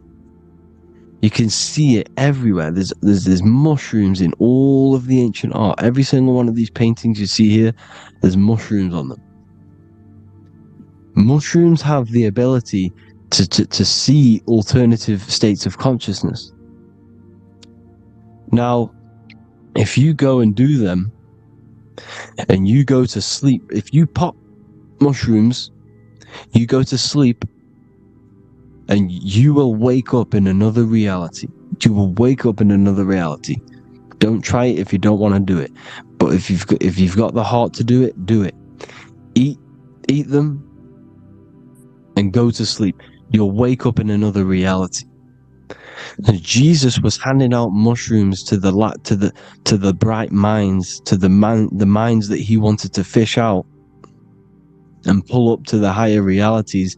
He was giving them mushrooms to see themselves in an alternative state, in an alternative reality. This is why there was so much mushroom art. And it's not just ancient Christians, it's Sumerians, it's the Mayans, the Celtics, the Egyptians all used mushrooms. All of them. Look at all this art. It's on stones. It's everywhere. Because mushrooms, see, everything in nature is a macro. Look at the form of a mushroom. It's literally your spine and brain. Because they alter your consciousness. Your body is just a radio receiver.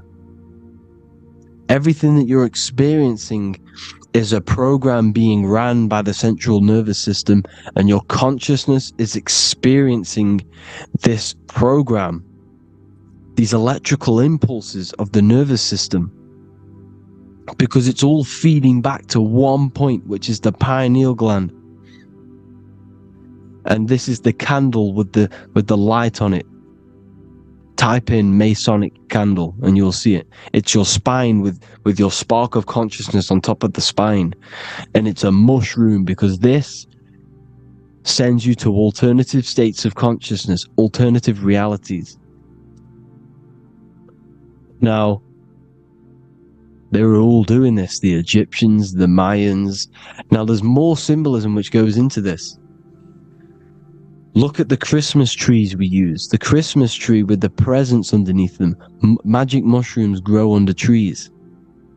And these are the presents under the trees that we symbolize today with Christmas. Santa's red and yellow for the red and yellow mushrooms. The same mushrooms Mario has to collect. And when he gets enough mushrooms, he levels up. And then what does he do when he go past the world? When you win that world in Mario, you go to another reality. You go inside of another world. It's truth in plain sight.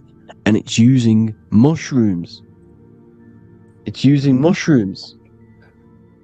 Everything, all of the characters in Mario, well, a lot of them are mushrooms. Look at this one. The presents, black, yellow, and red and white mushrooms. And the bow on the top is the mushroom head. That's a bit of a reach, but you know, the symbolism never lies. This is what you need to understand. And it's as above, so below. Now look at the Sumerians. The Sumerians were also multi-dimensional beings. Okay, look at how they have the double faces. They had 1 foot in this reality and 1 foot in another reality. And look at this one, a double-headed god inside of like a portal. You see? Because it's, and look at these with the wings, the astral travel. Birds, ancient birds symbolize the soul. Because the soul is a bird, it flies to different worlds. It flies around the cosmos. And mushrooms gave you the ability to see these alternative states of consciousness, these alternate realities. Because you exist in infinite realities. You exist in infinite realities. Now look at the 33rd degree Ordo Abkeo badge. That you get this badge when you become a 33rd degree Freemason. And it's a double-headed eagle. A double-headed eagle. And you can see this in Sumeria first. Sumeria have the same symbol. A double-headed, bird. You can see it here. Here as well. And the Masons are still using this symbol today. And when you become a 33rd degree, 33 vertebrae on the back of your spine, above the vertebrae is your consciousness, and it's a double-headed eagle. One reality in one, you become a multi-dimensional being in the 33rd degree. And I've heard many interviews of Masons say it becomes Luciferian. You see, they speak in code. These Masons can't tell you about what they learn about, but they will speak in code. They said it becomes Luciferian. The word Luciferian is lucid. The root word of Luciferian is lucid, and lucid is lucid dreaming. alternative realities, dream worlds. You become a god. Luciferian means you're becoming your own god, pretty much. Because you are becoming a multi-dimensional being living in between the different layers of reality at the 33rd degree of Freemasonry. And look at the double-headed eagle, because the birds symbolize the soul. And they reach high, they fly high, just like the soul wants to fly high to the light, to become one with the light, like the Emerald Tablet says. Now look at Janus. Janus was another god, and he's known as the god of doorways. Janus always depicted with a double head. Janus is why we say janitor or January. And January is entering a new year. Janus is known as the god of doorways with keys, always got a key. Because keys open doors. That's why the janitor holds all the keys.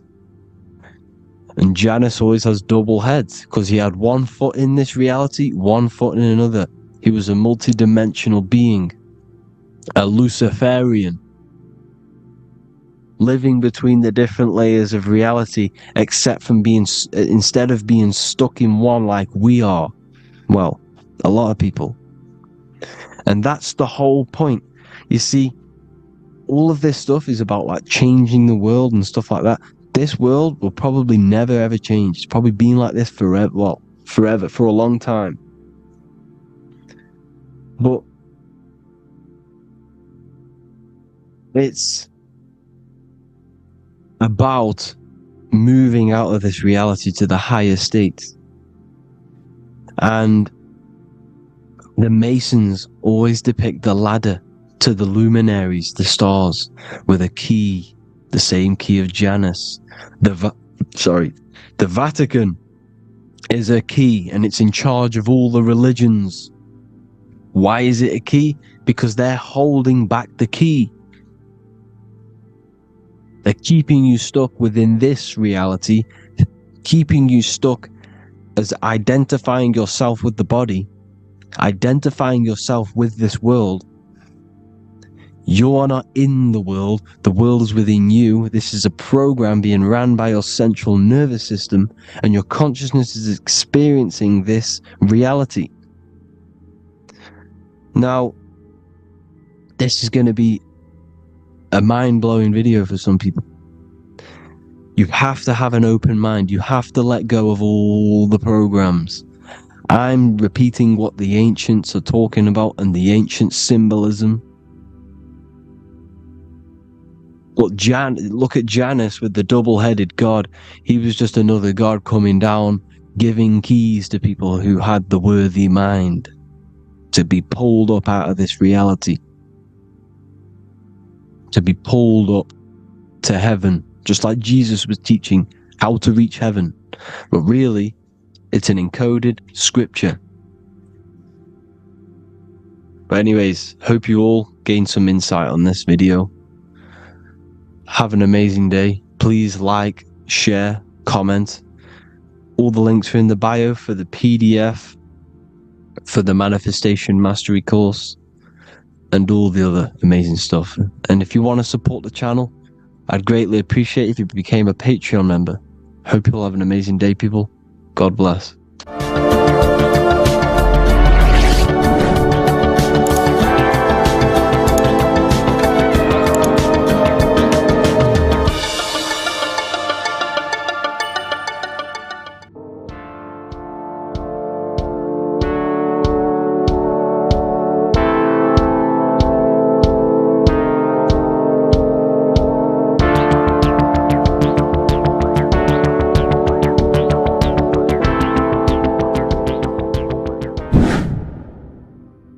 Earth has become a realm in order to trap souls within, so that they can harness our electricity, our energy. Even the Bible is talking about how this realm is controlled by the wicked one in John 5:19. We know that we are the children of God and that the whole world is under the control of the evil one. Ephesians 6:12, for our struggle is not against flesh and blood, but against the rulers, against the authorities, against the powers of this dark world, and against the spiritual forces of evil in the heavenly realms. So the Bible is telling us that this is not the only world. There are other worlds, there are other realms that we can go to, considered as heaven. Heaven being a higher realm where there is no evil, no darkness. This is a midpoint realm where there is good and evil. Now, we're going to explain how the soul trap is how it's working, and how your soul is being harnessed for its energy, and how you are tricked to come back to this realm after death. What you need to understand is first is that you are the invisible intelligence behind the physical body. You are the mind and soul. The soul is the true you, the good you. It is pure love, pure bliss, eternal, never dies. The mind can be corrupted though. The mind is the intelligence of the soul. It is invisible. It has no true form. The intelligence inhabits the brain. The brain is the computer to control the electrical machine called the nervous system, which is choice, program, and action. You are the invisible intelligence behind the body, and this will prove it even more. You do not even see into the external world. You are seeing an image produced by the brain, because the light is being sucked through the retinas of the eyes. The image is produced in the visual cortex at the back of the brain. What does this mean? This means that we are the consciousness in the center of the brain, in the pineal gland, that is experiencing the program being ran by the central nervous system in the brain. This is the sigil of Lucifer. Lucifer in Latin is Lucy. Lucy is light in Latin.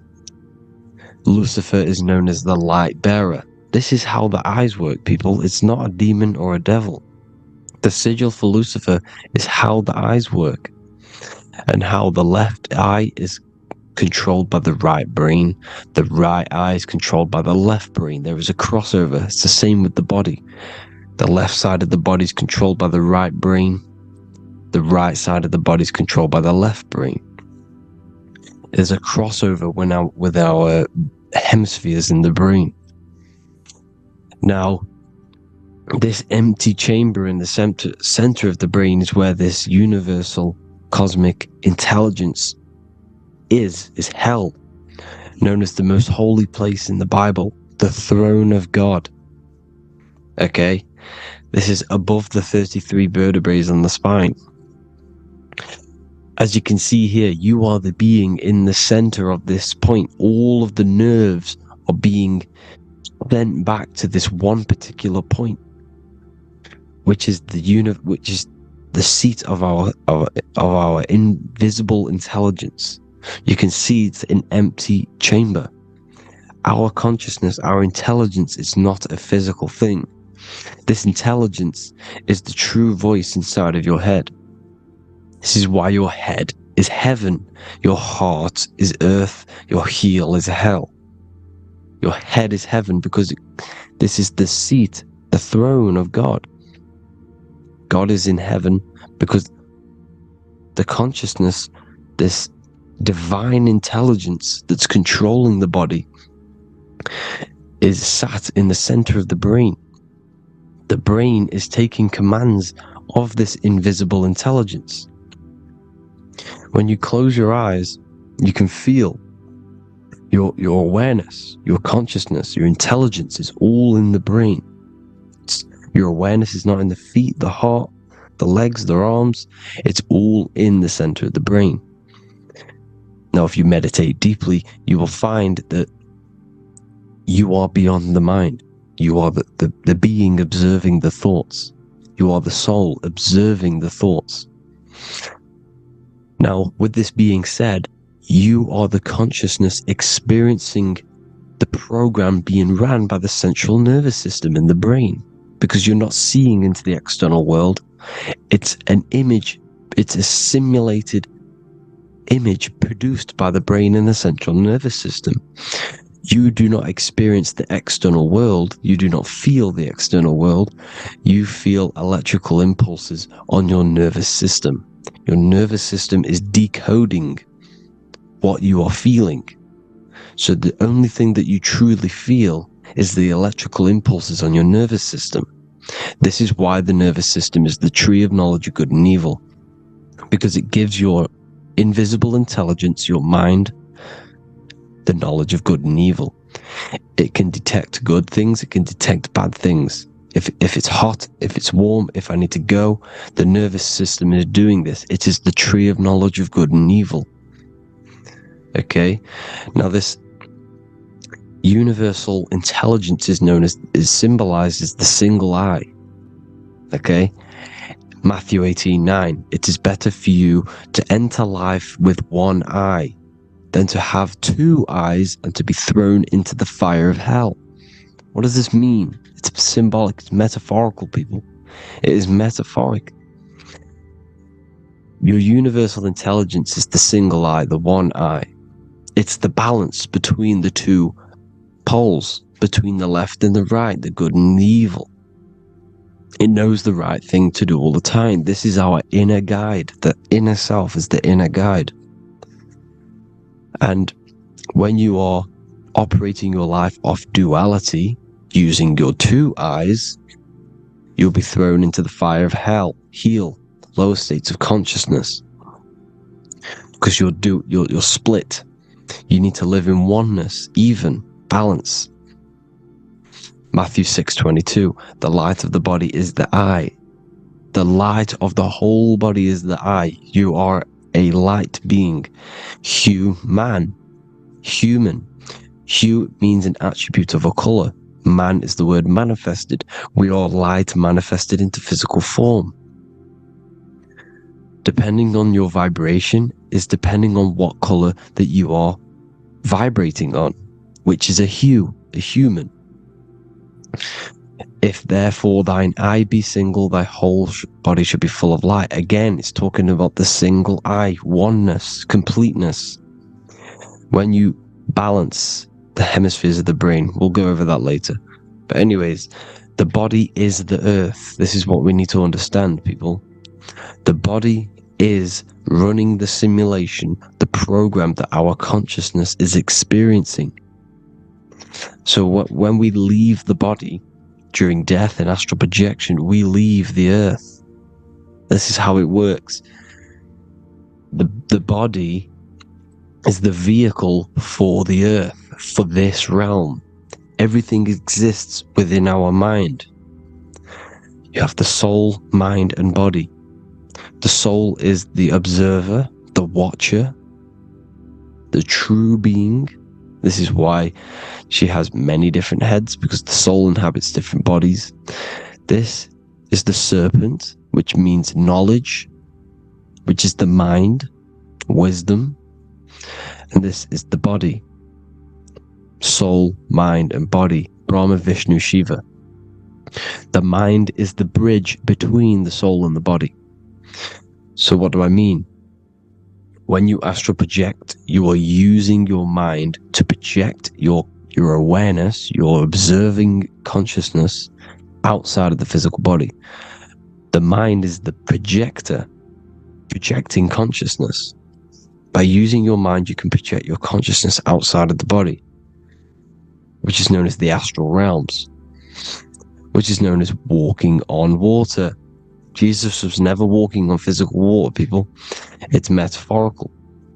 Believing the physical body. The water is the ether, which is the veil between the physical and the astral realm. It's a fluid substance. It's on either side. It's physical and astral. The ether is the fifth element that they hide from us. Why? Because they're trapping you in the physical. They are hiding all of these realms. Etheric, astral, and mental.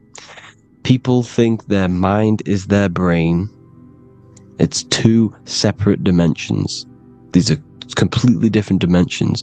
The mind is way more intelligent. The mind is formless. There is no form to the mind. You can think anything you want. You can manifest anything you want within your mind. It is not a physical object. The physical realm is being controlled by the mind. Everything's being controlled by the mind. Everything exists within the mind. This is why the Egyptian says the universe is mental. So when we project our consciousness outside of the physical, we go to the astral. The ether is the water that Jesus is walking on. This is the veil between the physical and the astral world. The word together has ether within it because it joins the two worlds together, the astral and the physical. The word either is ether because the ether is on either side, physical and astral, physical and spiritual, physical and non-physical. In the astral realm, the mind can manifest anything we want. We incarnate to restrict our minds. This is why Saturn, if you go and watch my video on Saturn, how Saturn is this simulation, okay, our minds can manifest anything we want in the astral plane in the click of a finger.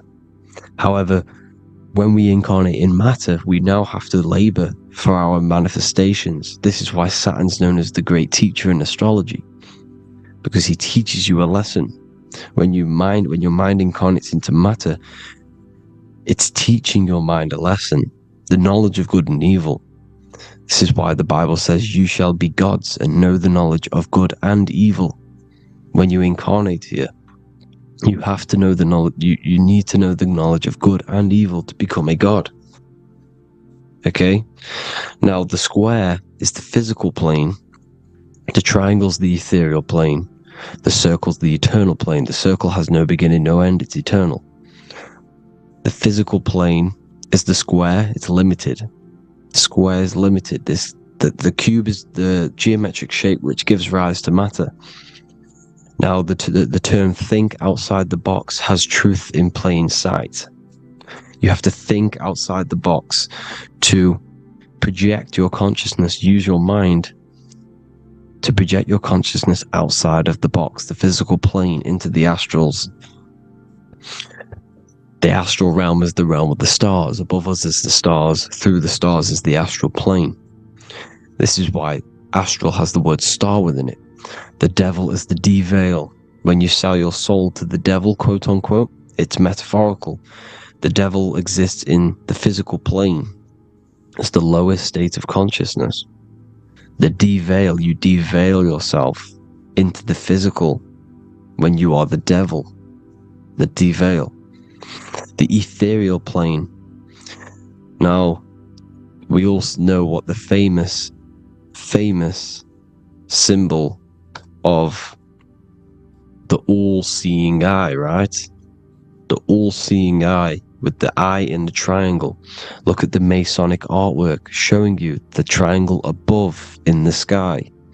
This is symbolizing the ethereal planes. The eye in the triangle symbolizes your invisible intelligence, your mind, which has the ability to see on either side. Because the triangle's the ethereal plane, the eye is your consciousness, your intelligence, and this intelligence has the ability to see in the physical plane and to see in the ethereal planes, in the astral planes. This is why it's above the earth, it's above the ground, because it can see here, it can see in the heavenly realms. Now, the stars are, well, this is known as heaven, the realms of the astral planes. This is some quotes from the Emerald Tablets of Thoth. Out of the darkness ye must rise upwards, one with the light and one with the stars. Man is in process of changing to forms that are not of this world. Grows he in time to the formless, a plane on the cycle above. So there's other worlds. The Bible's telling you there's other worlds, there's other realms. Know ye Ye must become formless before ye are one with the light, the astral light above, which shining through the stars. Not of the earth are ye, earthy, but a child of the infinite cosmic light. You are the invisible intelligence controlling the physical body. The body's not you. It's the vehicle that your soul lands in when your mind projects your consciousness into that realm. Free from the body, I flashed through the night. Unlocked at last for me was the star space. Wow, that's powerful. The star space, the astral planes. This is what it's talking about. We are all a star. We descended from the astrals, which is the star. We are all a star. Look at the ancient paintings of Jesus' birth. It's the star beaming his consciousness down into the physical plane. Here's another one. Here's some Freemasonic artwork showing you, again, the ether, that invisible intelligence, the I, manifesting itself inside of here, in the physical realm, where the people are. You see? It's the same here. This is Jesus. Here's the bird symbolizes the Holy Spirit, your invisible intelligence, descending into the waters, the ether, the ethereal, everything. The ether's the base of all physical matter. Here's Truth in Plain Sight. Mr. Bean, the famous TV program in England, in the UK. He begins the program like we all begin the program, from falling from the stars. He falls down with a beam of light. And this is Truth in Plain Sight. This is false. The aliens don't exist. They're a lie, alien. But this symbolizes the star beaming our consciousness. And when we die, this star will suck us back up. Just like this UFO is doing. It's Truth in Plain Sight. So, this is some more Freemasonic artwork, going from duality to singularity. Sun, moon, masculine, feminine. Right hemisphere, feminine, left hemisphere, masculine. The consciousness in the center, the balance point. Here's another more Freemasonic artwork. The two pillars, left and right hemispheres, and the invisible intelligence between the left and right hemispheres, the light of the body. This is why light's coming off it. Because it's light, it's pure light. The blazing star. The stairs go from the checkered board, the duality, up to oneness, in between the sun and the moon, the masculine and the feminine. This is symbolizing going into oneness. What did the Emerald Tablet say? You've got to become one with the stars, one with the one with the self. Balancing the two hemispheres so that you can gain, because when the two hemispheres are balanced, you can gain a more deeper connection with your invisible intelligence. Same with the chakras. When the chakras, the 7 seals in the Bible, these are 7 seals because when you conquer the 7 chakras, when you balance the 7 chakras, you then gain a more deeper connection with your internal self, because your mind is not filled, it's not being ran, it's not being dominated by these 7 deadly sins, the 7 seals, the 7 chakras. These are 7 energy centers which are concealing our true form. Balance makes us have a stronger connection with our true cosmic intelligence. Heaven is even. This is why Jesus is pointing at the heart. The even point is the heart. You got to balance the chakras and live from the heart, because the heart is the earth. You're in good and evil. The body manifests the lower and the higher self. The higher self is in the higher parts of the body. Wisdom, intuition, expression. The lower self is in the lower parts of the body. Sex, food, and power. This is how they are trapping your soul, people. Like I said, the mind is the bridge between the soul and the body. So by tricking the mind, not giving it the right knowledge, and keeping the mind stuck in the lower 3 centers, thinking about power, food, and sex, This is low vibrating energy. It's going to keep your mind addicted to the physical realms. Okay? This is why you need to go even, balance, heaven. Okay? I will explain the soul trap in a second, how it fully works. But I'm telling you all the science behind it so you can understand. When you are doomed, you are domed. This is the dome, the firmament, the firmament, the mind. Ment is mind, firm is firm. A firmament is doomed under the firmament. You must have a loose mind, an open mind to expand your consciousness beyond the stars, beyond the ethereal barrier. You have to vibrate higher than this world. Your consciousness must be expanded more than the physical plane. You need to learn how to astral project. You need to learn how to leave the body, how to operate outside of the body, so that you, when you do leave the body, you will have recognition. You'll have knowledge. You'll have practice. But this is as above, so below. The woman's belly is the earth. It's as above, so below. It's a microcosm of the macrocosm. We are the children in the womb. We are the people in the earth being ready to be born into the heavenly realms. As above, so below. It's a microcosm, macrocosm. Everything is in everything on a bigger and a smaller and a larger scale. Now, when the baby figures out that there is a world beyond its mother, what happens? The baby starts to move around and tries to get out of the mother. Because once it starts to hear the external world, starts to hear people, it's going to wonder, what's outside of why am I in here? What's outside? So the baby will force its way out of the mother. It's the same with our minds, as above, so below. When our minds figure out that there are other realms beyond this world, we will seek a way out. This is the womb, the Mother Earth, Mother Nature. It's the mother. We're in the womb. We can be born out of this world, which is being born again in the Bible. When you are doomed, you are domed under the dome, under the firmament, the firm mind. The firm mind will keep you under the firmament. Due to the law of polarity, there has to be other realms. There has to be. Because the law of polarity works in this world, and it will work on every scale possible. It's universal laws. These are universal laws.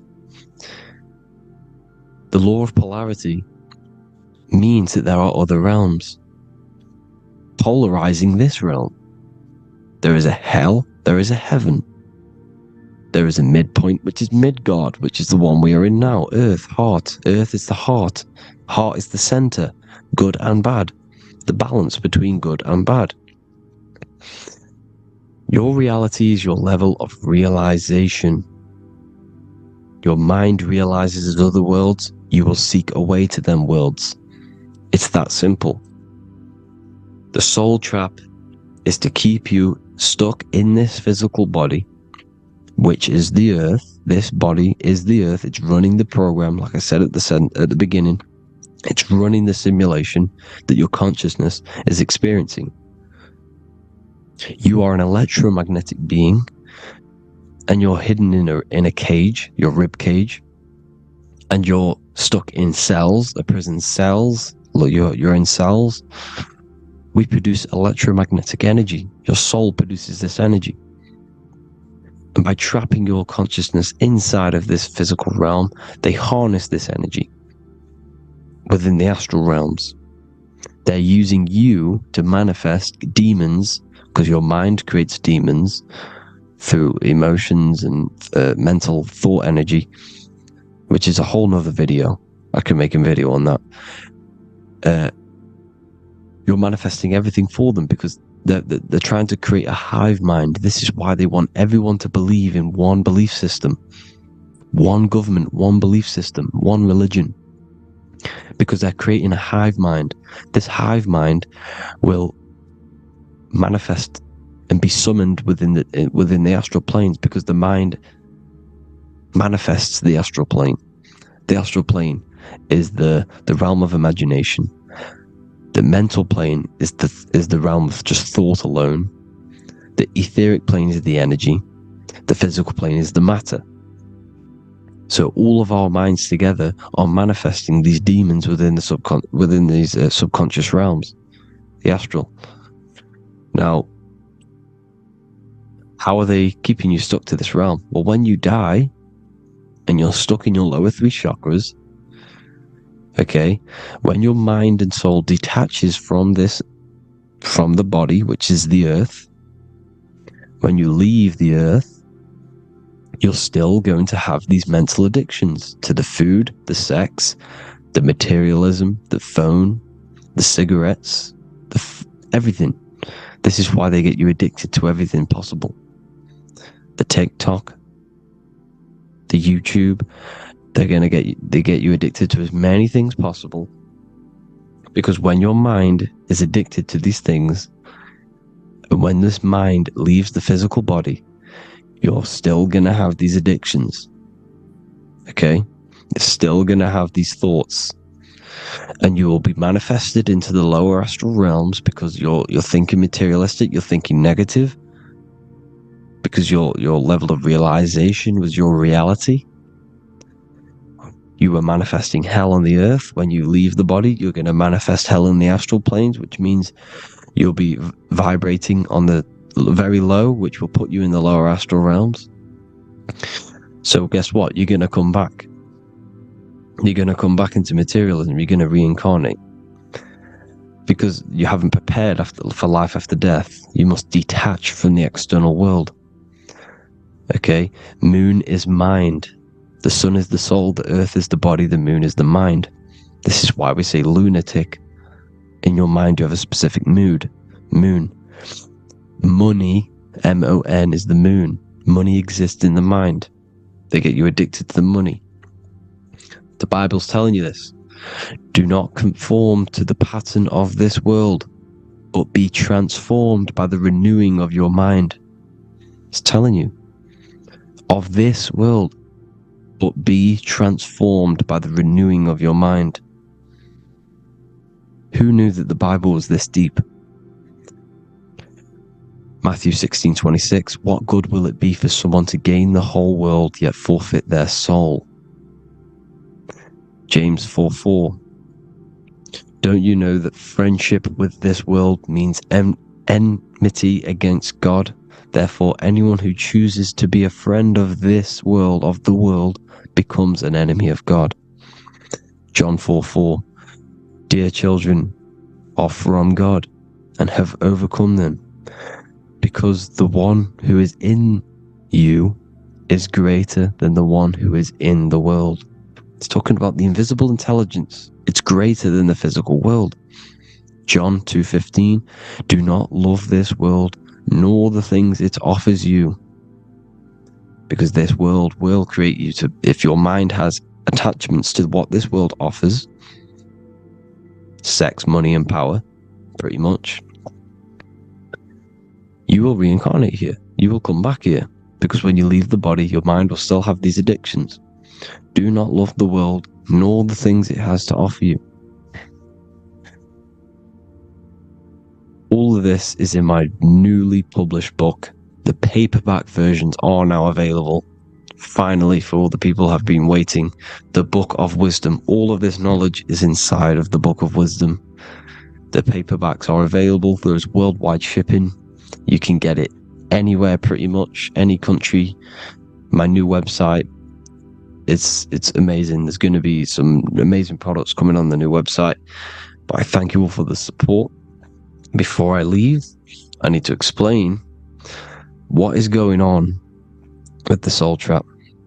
Like I said at the beginning, the mind's the bridge between the soul and the body. The body's the realm. By tricking your mind with false knowledge, they are keeping your soul stuck to this realm. They get you addicted to all the physical things, and that is it. As soon as you're addicted and you die, you're going to come back. So by tricking your mind, which is the bridge between the realms, they keep your mind stuck within this body. They keep you in physicality. They deveil you. The devil, the deveil. Thank you all for the support, people. If you do want to join the Academy, all the links will be posted below this video for the book, The Academy. Thank you all for the support, and have an amazing day.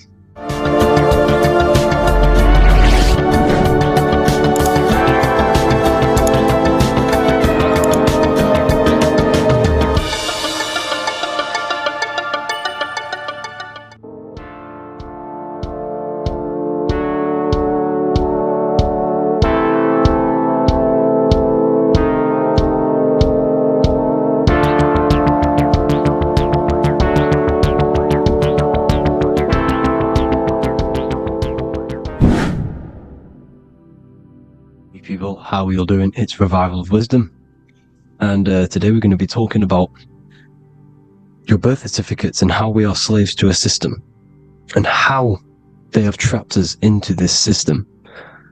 Okay, so the first thing you need to understand about this system is there are two types of laws. You have the law of water, which is Admiralty law, and the law of the land.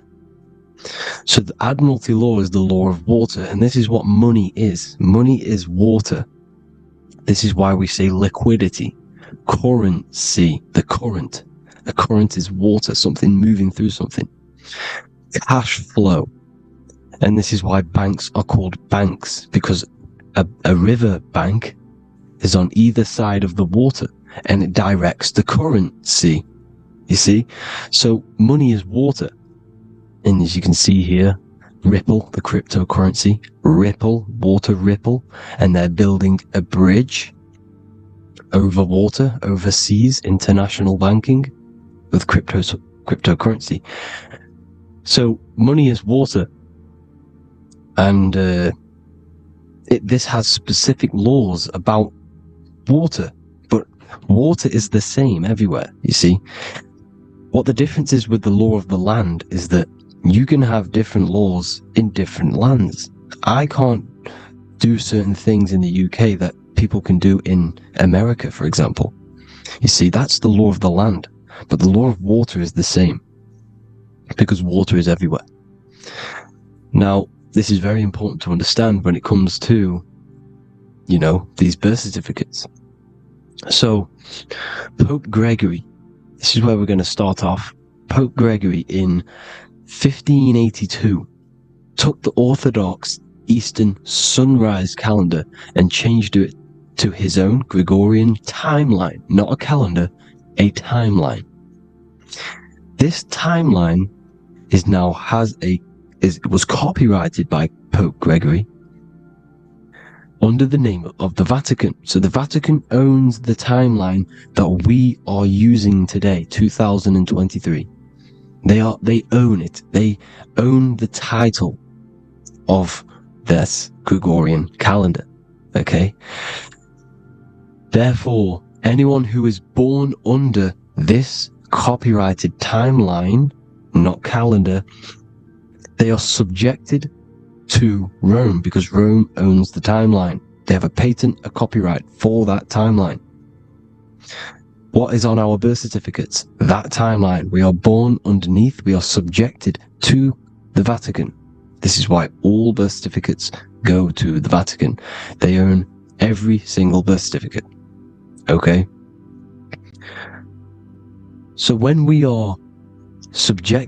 use this timeline, we are subjecting ourselves to this timeline. Okay? Which the Vatican has a claim over. This calendar or timeline is set to sunset, not the sunrise, which is associated with death, darkness, and the moon, lunatics. You see, so this is a sunset calendar timeline. Okay, this is now, they've changed a couple things, right? They say that the new year is January the 1st. Okay, when we know this is in winter. January is winter, which is associated with darkness, death, the death of nature. So this is a death cult, people. These people are evil. They're so evil, the Vatican.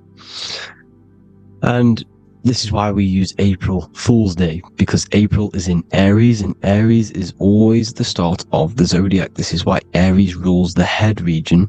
12 zodiacs, 12 systems of the body.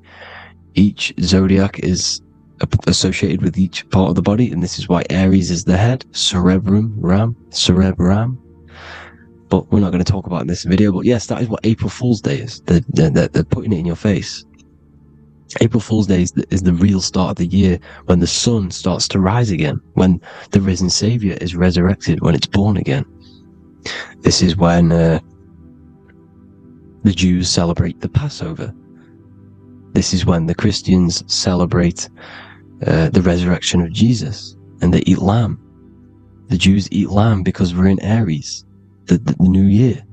The sun is now born again, our risen Savior, the light of the world. So yes, this is what April Fool's Day is. It's the first day of the year, which they changed. Pope Gregory changed. So you need to understand is that you are in the womb. You are inside of a ship, because every ship, literally a ship, every ship is female. This is why they say she delivers the product, because she does deliver the product, you, the baby. Same thing with a ship, they deliver products. They are a she. And when they pull up to the bay, like you can see on this picture, they're pulling up to the bay. This is now called the birth canal. The ship is now in birth, on paper. Okay, this is law. And when they pull up, they tie up to the bay, and now they get a certificate of manifest certifying all of the products which are on the ship and what they are bringing into that nation. Okay, so you're bringing in this many of that, everything's on the certificate of manifest. And this certificate of manifest is also your birth certificate, because you are traveling through water when you are in the birth canal of your mother, because you are in water when you are in the womb.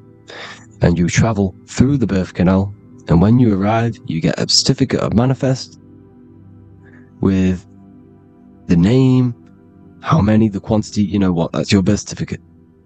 Okay. And this is what it is. We are a we're not a corporation, but we represent a corporation, which is your name in full capital letters. That is your corporation. You cannot physically tax a body, but you can tax a corporation. This is why we get charged. This is why we get taxed, because it all goes down to the corporation which our name represents, which we are subjecting ourselves to. We are my name, I am subjecting myself to this name, and that name has a corporation which I represent, which I subject myself to. You see, this is how we are attached to this straw man, this character that they have built on paper. So it's a character which is on paper. This is what we represent. So when the woman gives birth, she delivers the baby, and then she has another substance. Now I'm going to break down how they attach this name to us, how they do it. Okay, our mother is carrying us the product in the womb, the water, and it goes, for example, it goes from the United Kingdom into a state-owned, corporate, federal-owned hospital, which is government-owned. She does not declare the package when she enters the building. Aha, so keep that in mind. When she delivers the package in the federal territory, she does not declare the package either when she leaves. Therefore, there is no evidence that we exist when we arrive. On paper. On paper, there is no evidence that we came into the building or left the building. We have not been declared. So we do not exist on paper at this point. When the woman gives birth, she delivers the baby, and then she has another substance, which is called the afterbirth material. Okay? This afterbirth material has the same DNA as our physical body, with the body, mind, and spirit. Okay? This is how they get this cooperation. Hold on. The afterbirth material does not get claimed by the mother nor anyone. Therefore, they salvage that substance because we are under the Vatican. Every state is all Catholic. Your birth certificate is Catholic. No matter what religion you think you are, every single birth certificate is Catholic because we are subjected to Rome. All roads lead to Rome. Rome runs all of this. Okay? We're still under the Roman Empire. Okay, so Rome are Catholic and they believe in salvation. This is how religion comes into this. This is how they use religion to get this. So they salvage the afterbirth material and they claim it and they salvage it and give it and charge it to Rome. And they give it a name. Here's the legal term, born alive. Here's what it says. Each product of such birth is considered live born and fully recognized as a human person. So each product of such birth, so that could be anything, the afterbirth, the person who actually comes out, the baby. So your afterbirth, which we do not take with us, we take the baby with us, they keep that in the hospital, they collect the afterbirth, and they salvage it, and they give it the name, which, it is us. We are a representative to that afterbirth material, which they put the name on, they claimed, which is subject to Rome. So we are walking around our whole lives as a representative to that claimed salvaged afterbirth material, which the federal state have. Okay? We are under the Catholic Church, Vatican, therefore the afterbirth material is a child of God. See? On paper, therefore they believe in salvation and salvage the afterbirth material. This material has no mother or father. The state pick it up, it becomes a war to the courts and gets charged to the state. So we are a representative to that character they salvaged because it is the exact same DNA as you. Subject is the name or the title, and the matter is the physical aspect left behind in the hospital, which represents us. You see? So now we're moving on to Unum Sanctum. Unum Sanctum was in 1302, a very, very important year. Very important year. Unum Sanctum says this is basically how they claim everyone in the world. So the Vatican had all this power, all this gold, all these people under them. They need to get a claim for them so then they can rule over them and make them slaves. So what they did, they created Unum Sanctum. Pope Boniface VIII did this. And it says, the spiritual man judges of all things and he himself is judged by no man. The spiritual man, keep that in mind, unless he invent like Manichaeus, two beginnings which is false and judged by heretical, since according to the testimony of Moses, it is not in the beginnings, but in the beginning that God created heaven and earth. Furthermore, we declare, we proclaim, we define that it is absolutely necessary for salvation that every human creature to be subjected to the Roman pontiff. So they are claiming us in Unum Sanctum, and it's in the vaults in the Vatican. They will put a spell on it because they are sorcerers, they are magicians. They put a spell on it, they lock it up, and whatever goes on that piece of paper goes. And this Unum Sanctum is claiming all of us. So what does it say in the beginning? The spiritual man judges of all things, and he himself is judged by no man. The spiritual man, the man with the body, mind, and soul, the first baby that comes out the birth canal. That's you, your body, body, mind, and soul. You have the Christ, which is I am, which is grace. Grace means here now, in the present. You have the Christ, which means I am. Therefore, you have a soul. If you can say I am, you have the Christ. You have a soul. But a creature can be anything with no soul. You see?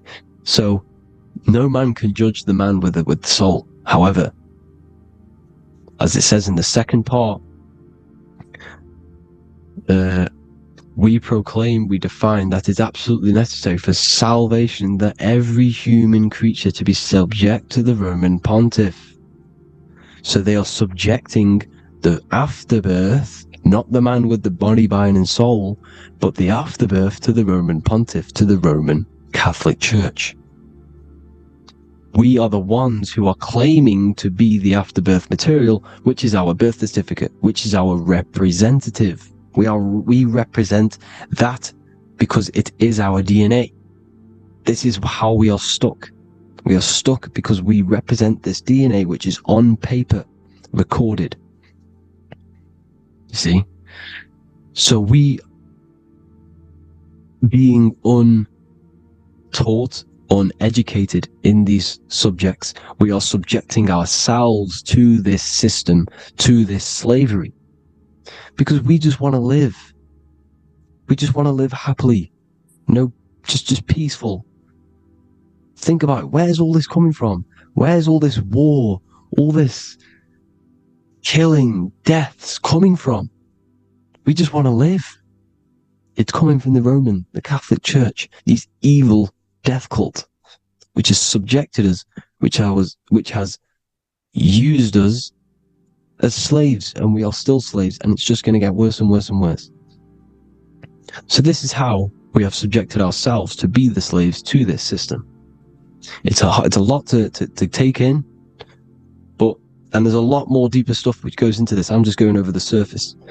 I'm going quite deep, but there is little details that I still need to learn myself. But this is the general how that we've been stuck to this slave system. So we are batteries, okay?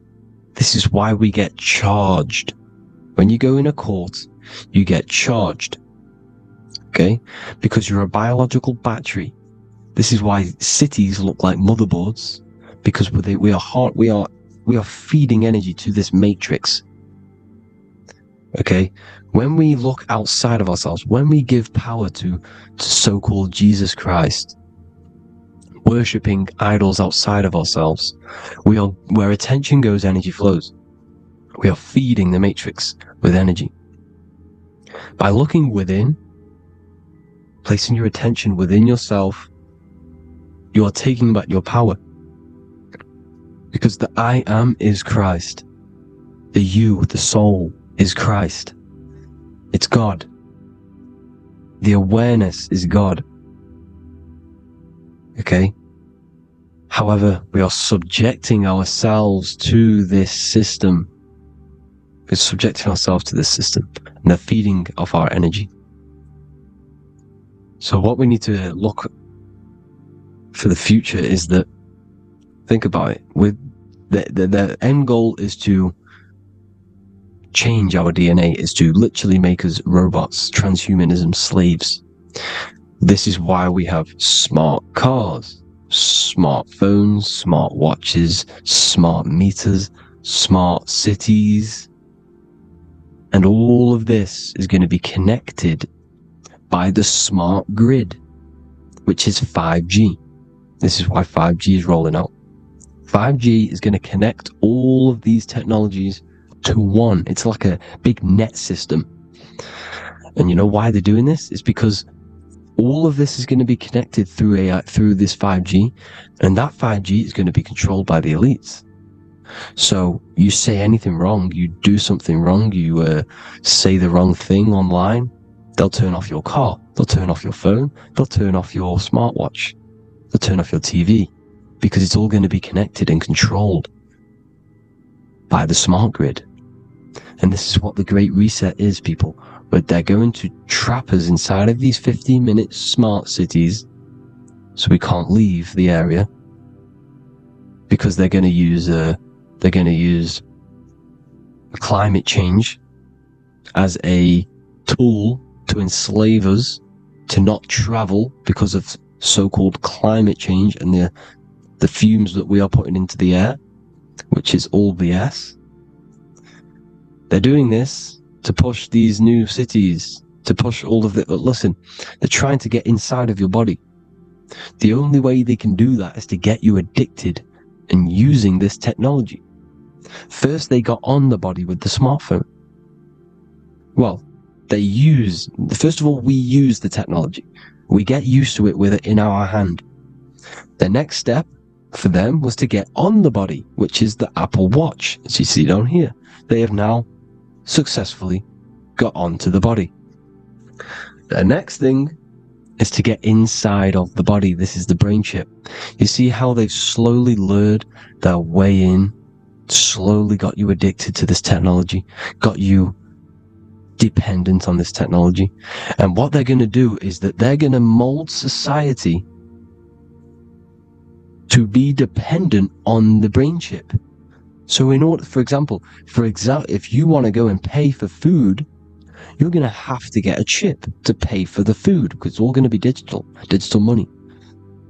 And that digital money will be connected to the chip, and you'll need the chip to pay for things. You see? So this is how they're slowly transhumanizing us. These phones, these apps, these things which are all we are all using was created by Freemasons. Mason means traveler, because they travel the depths of the mind. They understand human consciousness. They understand the brain. They understand the mind. By the deepest root cause, they understand it. This is what Masonry is. It's the occult. So these technologies is designed by these people. This is why they're so addictive, because they understand how it works. They understand how to get people addicted, because they understand human consciousness, the brain, the body, and the mind. So this is the advantage Freemasons have over us. And these secret societies, which have gone through the orders of Freemasonry and progressed onto these secret societies, which are the evil side, because I'm not saying Freemasonry is evil, okay? But the societies which they go beyond Freemasonry, because you can go beyond the 33rd degree into these secret societies, and they use this knowledge for the bad, to enslave people. And this is what's going to happen. Transhumanism. So I hope you all learned some insight for today. Please do a bit more research on, the birth certificate and stuff like that, the straw man. And have an amazing day, people. Please like, comment, and subscribe. Peace.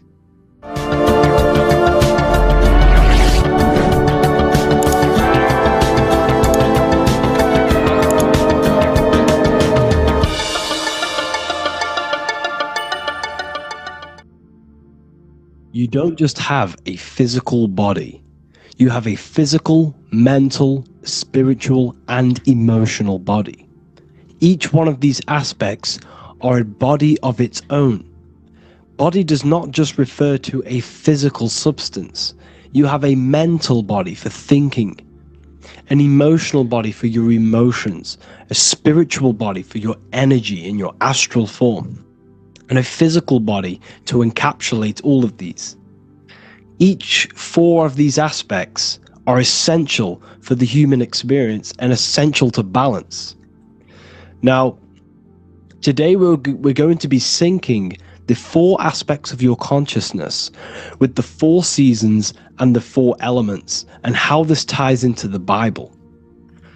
So we have four physical elements. We have 5 elements in total, spirit being the most important, but spirit is pure invisible. We have 4 physical elements. We have air, fire, earth, water. Earth and water are feminine. Air and fire are masculine. Air and fire are active. Water and earth are passive. The air corresponds with the mental body of consciousness. This is where your intellect, this is where your communication, this is where your thoughts, intuition all comes from. This is the mental body of consciousness that allows you to think, allows you to process, figure things out, and have intellect and gain knowledge. This is your intellectual aspect of your consciousness, located in the head region. We have a fire nature, a spiritual nature. This is our astral body. Our astral body is all to do with the subconscious realms, the higher realms of consciousness. This is the body that allows us to be free from the physical body. Our spirit is more of our energy. Water is our emotional body. This is what allows us to feel things, that allows us to gain intuitive feelings of conscience. So emotion allows us to understand what is right and what is wrong. When we feel something bad, we know that this is wrong. When we feel something good, we know that we are doing good. Emotions are a creational force that allows us to feel certain things to bring them into existence. Our emotional body is a creational force and should not be reactive, and they should be controlled. Most actions are stemmed from emotions. Actions bring thought into physical existence. Emotions are the driving power. They are what drives your actions. The thought, then the emotion, then the action. Earth is your physical body. This is your physical state that allows you to take mind and emotion into action, into fruition, into physical matter. This is what your physical body allows your consciousness, your soul, to interact with the physical world and bring things into physical existence. The physical body, the physical world, is an outcome and an effect of the thinking mind. All physical substance comes from the thinking mind. The pen, the phone you're holding, the microphone I'm speaking into, all began as a thought in the thinking mind, then it was brought into physical reality. Earth is the most dense. So it goes in this order: body, emotions, spirit, mind. The higher you go up, the more lucid and fluidic it becomes. The lower you go down, the more dense and dull it becomes. Air is the mind, fire is the spirit, water is the emotion, earth is the physical body. So this is why you are a microcosm. You have these four things within you. You contain of these four elements, which correspond to the four bodies of your consciousness, the four bodies of the soul. You are the soul. You are the spirit. So this is why in Theologians 4:17 it says, caught up together with them in the clouds to meet the Lord in the air. You don't meet God or the Lord in the physical air, in the clouds. This is clearly a parable. A human being cannot go up to the clouds and meet a mystical man in the clouds. This is obviously a parable, a metaphor. The air is your mind. You must raise your consciousness beyond the body, beyond the emotions, beyond the spirit, and enter in the mind during meditation, turning the mind inward to connect with the Lord. The Lord is the highest aspect of your consciousness, the one that exists beyond the physical body, beyond your emotions, beyond the thought. So you meet the Lord in the air, in the mind. The mind represents the air. This is why in America there's a saying called an airhead. You're an airhead. This means that you are stupid, or you don't think, or you have nothing in your mind. You have nothing in your head. When someone's very stupid, you call them an airhead, because air represents the mind. The air is elevated. The air is invisible. The mind is totally invisible to the human eyes. It is a metaphysical substance. In fact, it's not a substance at all. It's so fluidic, it's everywhere. The mind can be everywhere at all times. It can be anything. Nothing is impossible within the mind. Now, this is synced with the 4 seasons. The 4 seasons represent the 4 aspects of human consciousness, the 4 bodies of your consciousness, the 4 bodies of your soul. The sun is your soul, okay? And the sun travels around 4 seasons. Summer, when the sun is the most hottest point. Autumn, when the sun starts to move away from the hottest point. Things start to die. Then it goes to winter. This is when everything dies. This is when things enter in within itself. This is when darkness occurs. Then spring. This is the reignition of the sun. This is when the sun starts to bring back the warmth back to the summer. You have 4 seasons which correspond to the 4 bodies of consciousness. Fire is the spirit. This is when you are passionate. This is when you are taking action. This is when you are fiery. The sun is blazing. You're taking action. You're very passionate. You're very spirit. You're in the spirit. Autumn is water, emotion. This is when you start to become very reflecting. This is when you start to feel emotional. Because in autumn, there's lots of water. This represents the emotional body of consciousness. Winter is the mind. This is air. Winter, what happens in winter? Everything enters within itself. The leaves die. The trees die. Everything dies and goes within. This is the mind. The mind is the darkness, remember. You close your eyes to enter within the mind. The winter represents meditation. In the winter, what do people do? They stay inside of their house. They research more. They read more books. They become more intellectual. They think more in the winter because we are so we're stuck inside. So we're more reflective. We're thinking more. We're more communicative. We're more intellectual. In the spring, this represents the earth, the body. This is when we start to come out of the mind and we awaken to the body. And things start to grow again. The plants start to grow. The earth is growing again and reborn again. This is the body. This is when you become more active in the spring. And then the summer, back to the summer, we then take action on these thoughts and these thoughts that we gained over the winter. Essentially, this is just a massive cycle. And this is a daily cycle also. The nighttime is the winter. The morning is the spring. The midday is the summer. And the evening time is the autumn. This is a microcosm. We have 4 bodies of consciousness. You are the sun, you are the soul, and the soul has 4 bodies: summer, autumn, winter, spring. Emotion, air, body, spirit. Sorry, emotion, mind, body, spirit. So you are the soul. You are the pure essence of consciousness. The sun is your soul in the heart. And the seasons are inside of you because you are a microcosm. Okay? You are a microcosm. The word sun is son. The Latin word for sun is sol, which is soul or solo, because the sun is solo. It's on its own. You are the soul, and the soul has the 4 different bodies of consciousness.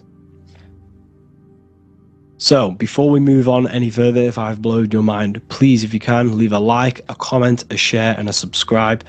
Let me know what videos you want me to make in the future. Please drop a like, it definitely will help me. You are a microcosm of the macrocosm. Man is a miniature universe that goes through its own cycles. The seasons of the summer, winter, spring, and autumn do not occur merely outside of him, but within him as well.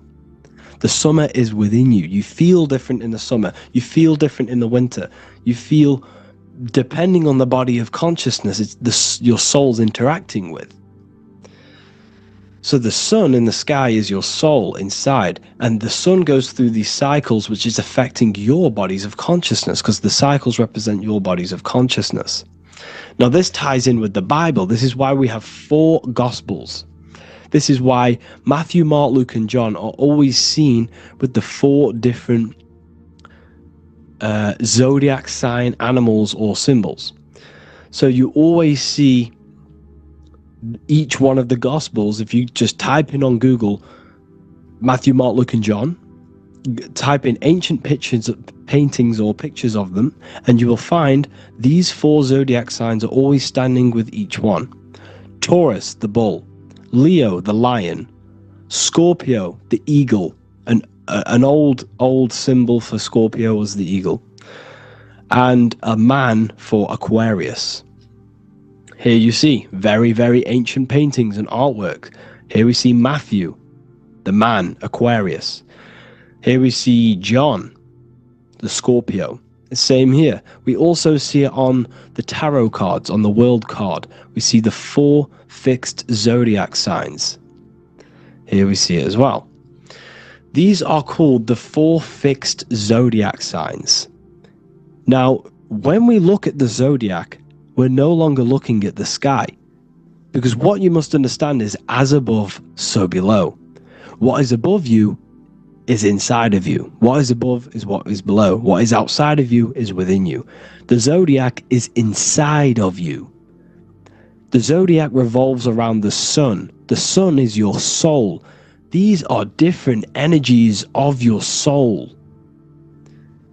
Like I said earlier, the 4 seasons are the 4 bodies of your consciousness. And in each body of consciousness, you have these different energetic energies that you can work with. Okay? So this is the true astrology. This is the true astrology, the internal esoteric astrology. You can't find much information on this at all. Very hard to find. So what we're looking at are the 4 bodies of consciousness. Obviously, when you look in the middle of each, when we look in the middle of each season, spring, the middle of spring is Taurus. The middle of winter is Aquarius. The middle of autumn is Scorpio. The middle of summer is Leo.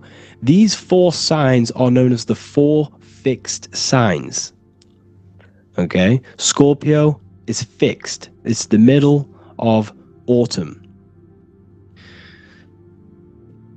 Scorpio is a water sign, emotion.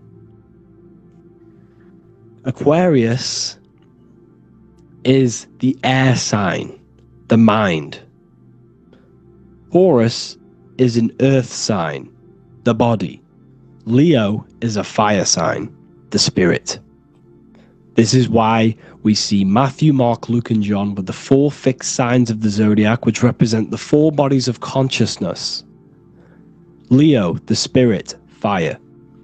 Luke, Taurus, earth, body. Matthew, Aquarius, air, mind. John, Scorpio, water, emotion. Each gospel is depicting Jesus and showing Jesus in each gospel. Each one of these gospels is showing and depicting Jesus according to the different body of consciousness. In John, this is when Jesus starts to turn water into wine. Water is emotion. Wine is transmuted emotion. This is when he does miracles with his emotions. Water into wine. Aquarius, which is Matthew, air, the mind. Inside of the Gospel of Matthew, this depicts Jesus as an intellectual person. A person who's communicating and using his mind, his mental body a lot inside of the Gospel of Matthew. Go and read it, and you will see this. Luke, Taurus, earth, the body. Luke shows and depicts Jesus according to the body of consciousness, the physical body. He shows Jesus as a human, being a human being, helping people physically and helping people's physical needs, like giving away food and doing all sorts of good things for other people. Leo, Mark, inside of the Gospel of Mark, this shows Jesus as a spiritual teacher, a passionate person who is taking action. Each gospel is showing Jesus according to the different body of consciousness, and Jesus represents you, the sun. That's why it's called the Son of God, the light of the world. Jesus represents your soul, and your soul has these 4 gospels, the 4 bodies of consciousness, the 4 fixed signs, the 4 elements, and the 4 seasons. These things all correspond to your consciousness. So this is Leonardo da Vinci showing you the exact same thing. Jesus is the I am, the sun, the soul, in the middle, on his own. Luke, spring, earth, body. There are 3 people in each group. There are 4 groups and there are 3 people in each group. 1, 2, 3. 1, 2, 3, 1, 2, 3, 1, 2, 3. Fall, winter, summer, spring. These are according to the 4 bodies of consciousness. Here we see Aries, which rules the head region. He's on the head of the table. Gemini, he's holding up the 2 hands because Gemini rules the 2 hands, the 2 arms. Gemini is the 2 twins, which is the 2 arms and 2 hands, and the 2 lungs. Here we see the beginning of summer, which is Cancer. You see the big knife here? Cancer, him here, this grey-haired guy, holding a knife for the crab. Cancer, they pinch. You have a knife, symbolizing the crab. Leo, the middle of summer, showing dominance. The sun is very dominant. He's got his elbow on the table, showing dominance. Virgo has no Adam's apple. Cancer here is pointing at this woman's neck, saying there's no Adam's apple. This is Virgo, the virgin, the only woman. Jesus, the sun. This is Libra, the balancing. He's holding his arms out, balanced, showing the balancing of the sun, because when the sun enters Libra, the sun is balanced between winter and summer. So it's balanced. This is all astrology, but this is internal. Okay? This is Ezekiel's vision. Ezekiel had a vision in the Bible, and he saw the face of a man, the face of a lion, the face of an ox, and the face of an eagle. The eagle is Scorpio, the ox is Taurus, the lion is Leo, and the man is Aquarius. He saw the throne of God, and he saw the different bodies of consciousness. This is all symbolic for the different bodies of your soul. So when we look at the zodiac, we are actually looking at a map and the energies of our soul, and the energies of our bodies, and the energies of our consciousness. This is what we are looking at. Each zodiac is an aspect of our consciousness and an energy that we can work with and that we must purify. Balance and purification is essential. Imagine playing a brand new video game. Let's say a brand new video game came out and you had to play it. What happens when you play that game? You don't know the controls. You cause chaos in that game. You can't really run properly. You can't do anything properly. You're getting destroyed by other people who are playing that game. It's the same with your physical body. When you are born, you must learn how to play the game. You must learn how to balance the mind, learn how to balance the spirit, the emotions, and the physical body. We must balance and purify each body of our consciousness. We must look after our physical body with our physical health by eating physical, electrical food like fruits and veg. We must look after our minds by being conscious of what enters our eyes, enters our ears, enters everything. Whatever enters our 5 senses is affecting our mind, our mental health, our environment, mental. We need to look after our thoughts. Control our thoughts by purifying our thoughts, only positive thoughts. Then we must purify our emotions, feeling only gratitude and love and not feeling these negative, dull emotions. Then we must look after our spiritual body through meditation and looking after our spirit. But remember, when we look after our mind, it all begins in the mind. Each body of consciousness is interlocked with the other. If you have an unhealthy body, you have an unhealthy mind, spirit, and emotions. If you have an unhealthy mind, you have an unhealthy body, spirit, and emotions. If you have an unhealthy emotions, you have an unhealthy spirit, mind, and physical body. They're all interlocked. You must balance each one of them. Look after your physical body, look after your thoughts, look after your emotions, look after your spirit. But remember, the mind is the most powerful one. It's mind over matter. Once we look after the mind, because once we start to control our minds and control every thought we think, this will then turn into discipline in our physical body. Because once we learn how to discipline the mind, we learn how to discipline what we eat, we learn how to discipline what we feel, we learn how to discipline our spirit. This is all interlocked, but work on the mind first. Work on the mind first. All of this knowledge is inside of the brand new Book of Wisdom, Volume 2. This is a revolution of human consciousness. If you've read it, please leave a review down below. If you've read Volume 1, leave a review down below. This is the next revolution. I don't see this information anywhere. This is the next revolution of human consciousness. And of course, if you are serious about this and you truly want to gain enlightenment and join an amazing community where you can connect with me on live calls, lectures, the Manifestation Mastery course, you can gain access to my library of over 45 PDFs plus my books. And if you do join the university, you can order a Volume 2 free of charge. All you have to do is to pay for shipping. If you truly take your knowledge serious and you want to take advantage of life, join the university. This is where truth seekers belong.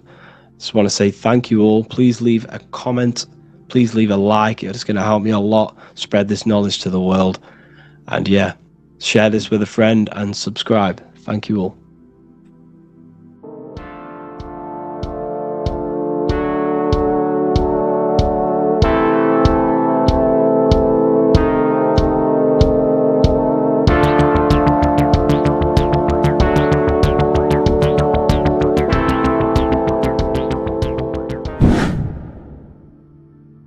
What is good, people? It's Revival of Wisdom. Today we're going to be talking about Saturn.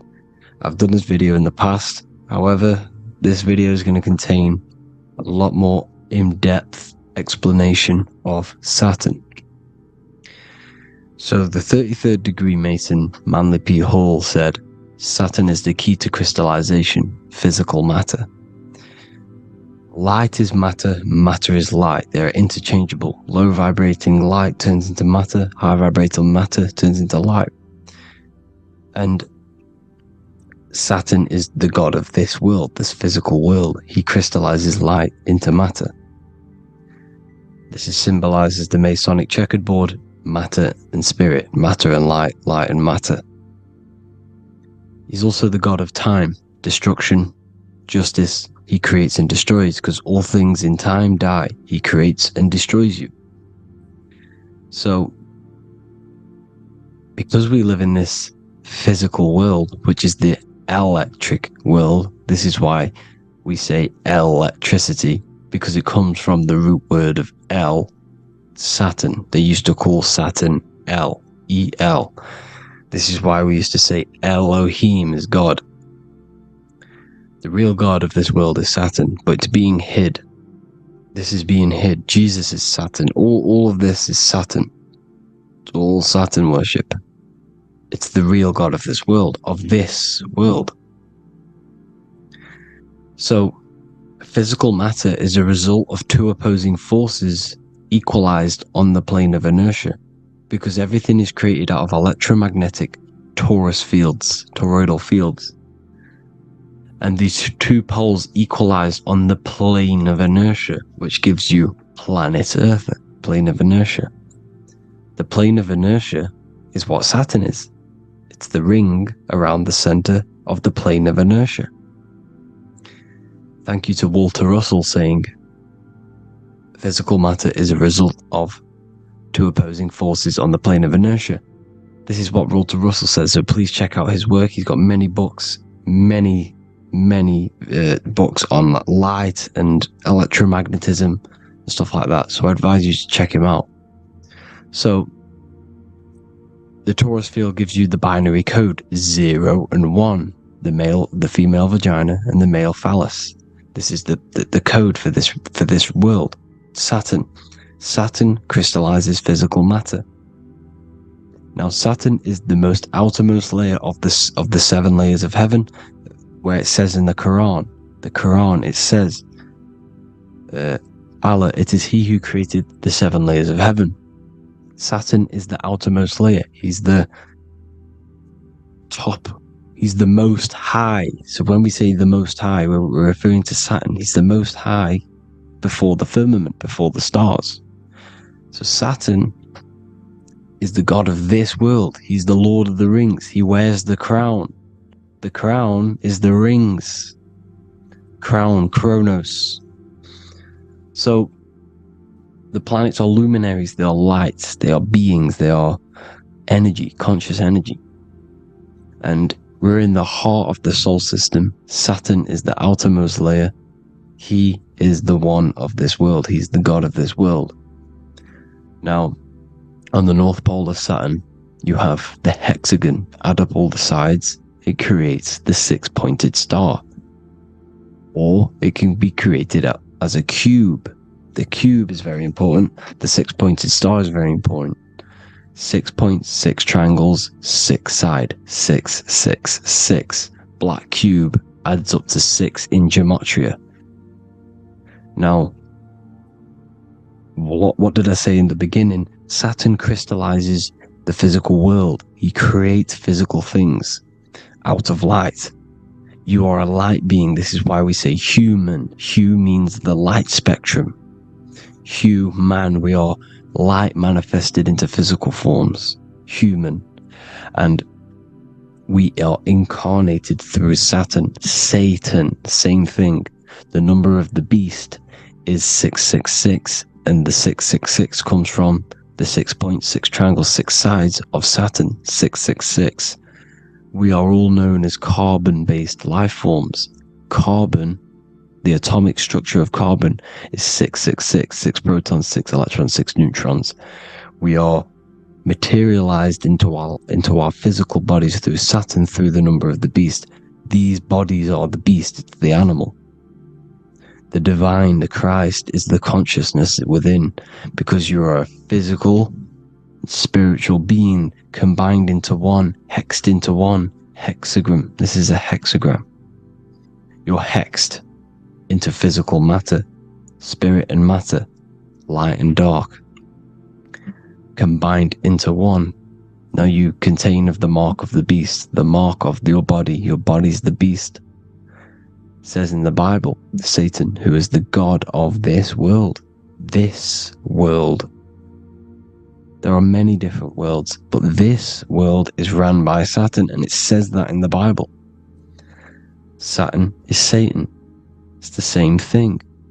And look at the crown of thorns are wrapped around the heart. The soul is in the heart. The mind is in the brain. The soul is wrapped around the rings of Saturn. You're wrapped in physical matter. This is what it's showing you. This is symbolizing the rings of Saturn wrapping you. And the cross on top is the cross of the cube. The cube, the black cube of Saturn, unfolds into a cross. So Satan, who is the god of this world, Corinthians 4:4 in the Bible, Satan, who is the god of this world, has blinded the minds of those who don't believe. Saturn blinds your mind because the god of this world materializes you, and he blinds your mind when you incarnate into physical matter. When you enter this soul system, not the solar system, you hit Saturn first. He materializes you. And look at the symbol for Saturn. This is the symbol for Saturn. All of the planet symbols are created out of the Holy Trinity. The Earth, Moon, and Sun. Body, mind, and soul. The sun is your soul, the moon is your mind, the earth is your body. Your body's made out of the 5 elements. The sun is your soul, because the sun is life force. Gives life to everything. Your sun is a soul. Your soul is the sun of your body. The moon is the mind. The moon is the moon of your body, the mind of your body. Intelligence. So all of the symbol of the planets are created out of these. The Saturn symbol is created out of the Earth cross, matter, and the moon crescent, moon, mind, matter over mind. This is why Satan, who is the god of this world, has blinded the minds of those who don't believe. He blinds your mind. Look at the symbol, it's showing you. The Saturn symbol is matter over mind when it should be mind over matter. So we descend into a soul system, into our 666 Saturn carbon suit bodies, and we are matter over mind. Then we have to move up the spine to go back up to spirit, to mind over matter, where you manipulate your own reality. Now look at this. It creates the number 5. 5 is the number of change. You're moving from this side of the number sequence over to the right side. You're moving from the spiritual into the physical world. You're incarnating into the 5 elements, the 5 senses. So the cube, the black cube of Saturn, is another major symbol. Very important symbol. Here you see the cube, and the color black is associated with Saturn because Saturn's associated with death. He creates and destroys. Light and dark. Death is associated with black, spirit, because you can't see spirit, which is blackness. So the black cube is black because Saturn rules the nighttime, which is dark, blackness, and he rules the winter, which is death, blackness. So Saturn is the black cube. Cubes have 6 sides: up, down, right, left, back, and forward. Cubes are 6-sided. Everything is 6-sided inside of this creation because you're incarnating, you're materializing, crystallizing into the cube, the world of the cube. Everything's a cube. Everything's got 6 sides. Here's Leonardo da Vinci showing you that you're in the cube. Leonardo da Vinci did this famous painting. You're in the cube, you're hexed into physical matter, or you're incarnated into the 3rd dimension, the 3-dimensional world, which is a cube, 3D. And black cube adds up to 6 sides of the black cube. The Kabbalah means cube god in Arabic. And look at what they do. They worship the cube, the black cube, and they stand in rings like the rings of Saturn. Australia, Denmark, Manhattan, Santana all have these black cubes. You go to New York, you will see the black cube there as well. These black cubes are everywhere because it is the real God of this world, So look at the cross. The cross unfolds into the cube. Xbox, Nintendo GameCube, Sega Saturn, anything to do with a simulated gaming reality, they put Saturn in it because we're in the simulation of Saturn. This is a simulation. And this is why they reflect this through the Xbox, GameCube, Sega Saturn. Anything to do with gaming, simulations is all Saturn because we're in the cube of Saturn, the black cube. We're in the GameCube, the Xbox, the Sega Saturn. As above, so below. So they reflect it through the simulations that they create inside of this simulation. Cubes have 8 points for the 8 points of time and space. 8 is the number of time. Everything's cycling, infinity. So look at the cube. The cube is symbolized as in Judaism. The Judees have the black cube.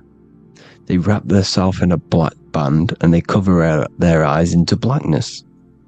The black cube, for the black cube of Saturn, they use the star of Saturn and they worship their god on Saturn Day because it's all Saturn worship. And look how the Saturn god is wrapped around with these thorns or leaves, just like Jesus is wrapped around his heart. And Jesus on the cross is us on the cross. We are in the cross. We are in the cube. The cross is the cube. And the cross is even in the Saturn symbol. This is another symbol for Saturn. There's 2 symbols. You got this one, the one I've just broke down. And there's this one. This is the cross of Saturn, the cube god, the simulation, the GameCube. Now, Chronos is another word for Saturn. Chronos means time. When you clock into work, you go to the Chronos machine. Well, I did anyway. And I'd tap my card on the Chronos, because Chronos is time. Anything to do with time is Saturn. He creates and destroys. Look at the artwork of Saturn with the sand, the time. Look at this, how he's cutting off the baby's wings. He's crystallizing the spirit into matter. He's cutting off your wings. Satan in the Bible, he falls from heaven into earth and he loses his wings, he becomes a serpent. See, it's all symbolic for us. We are the fallen angels, fallen angles of light. We're fallen angles of light. We are light beings. Now we're fallen into physical matter. Saturn's chopped off our wings. He's chopped off our spirit wings, because when you astral project, you can fly. You will fly around. He's got the Reaper staff here, always depicted with the Reaper staff. Now look at the clock. Saturn day is the 6th day. The number of the beast, 666. Look at the clock. 6 take away 12. 12 take away 6 equals 6. 7 take away 1 equals 6. 8 take away 2 equals 6. 60 seconds in a minute. 60 minutes in an hour. 24 hours in a day. 2 plus 4 equals 6. That's 666. Everything's 666 because it's time. Saturn. All goes to Saturn. He's the god of time. We're in time now. We're in time. We're in the time, which is God. The god of this world. The god of time. Now look at this. The Reaper is also depicted as the Reaper. With the staff. The black cloak. Black symbolizing death. Spirit. Judges wear black. Because Saturn is the law. He's the god of this world. He's the law. This is why they wear black cloaks. When you graduate from university, you wear a black cloak and a black cube on your head. You've been hexed. Funerals, you wear black because it's all to do with Saturn, Father Time, Father Crystallization. Now Saturn, here's another one of him cutting off the wings of a child. Because he cuts off the wings. He creates and destroys your body. We're in the electrical world. Everything that is electrical vibrates. All vibrations have to come back to a standstill point, which is death. This is why your body dies. Your atoms stop vibrating. Corona. Look at the crown. The crown is the corona. Corona means crown. And look at this is an alcohol brand for beer. You can see the staff of Saturn in the symbol with the moon crescent. Corona, which is the crown. Saturn, the crown on Saturn, the rings. And then you've got the staff. It's all Saturn worship.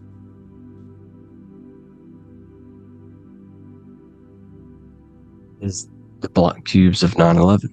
2 black cubes. This was a ritual for Saturn. It's all ritualistic. And look at the Star of David, the Star of Saturn. It's not the Star of David. Creates IXXI, the sigil of Saturn. IXXI means 9/11 in Roman numerals. 9/11.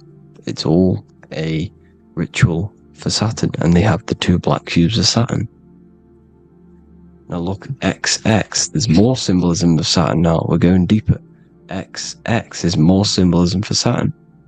The sigil of Saturn is XX, as above, so below. Same with the Star of David. You split it in the middle, as above, so below, as above, so below. XX, this is a Knights Templar Cross of Lorraine. XX, Knights Templar, High Order of Masonry. They all worship Saturn. Well, Saturn's the real god of this world. X Eon with the XX.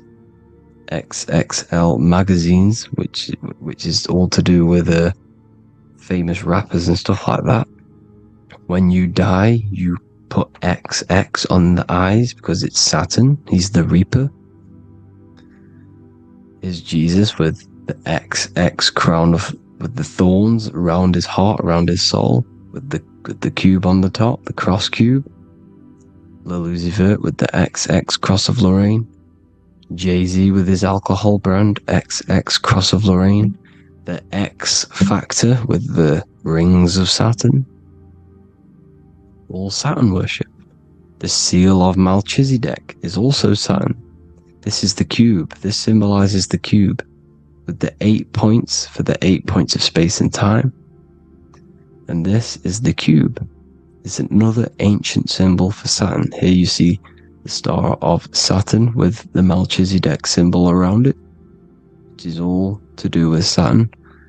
Here you see an altar, the Holy Grail, the Melchizedek symbol on it, and they're worshipping it. This is why we wear rings, wedding rings for the rings of Saturn. It all goes back to Saturn. Earrings.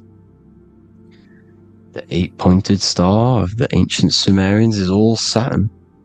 It's all Saturn. So, the ancients, the symbols of Saturn goes on forever. It's in all of the major corporations. You can see it everywhere, the rings of Saturn. Toyota is an obvious one.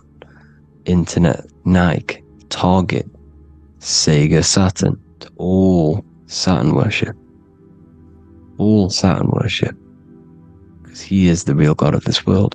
Here's Kanye West's album with a Saturn here.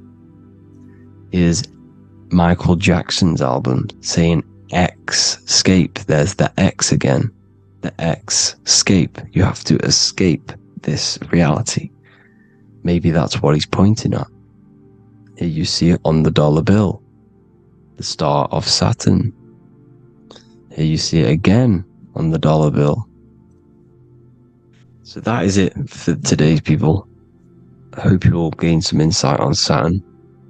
Please like, comment, and share if you can. Subscribe if you like the channel. Please have an amazing day. God bless.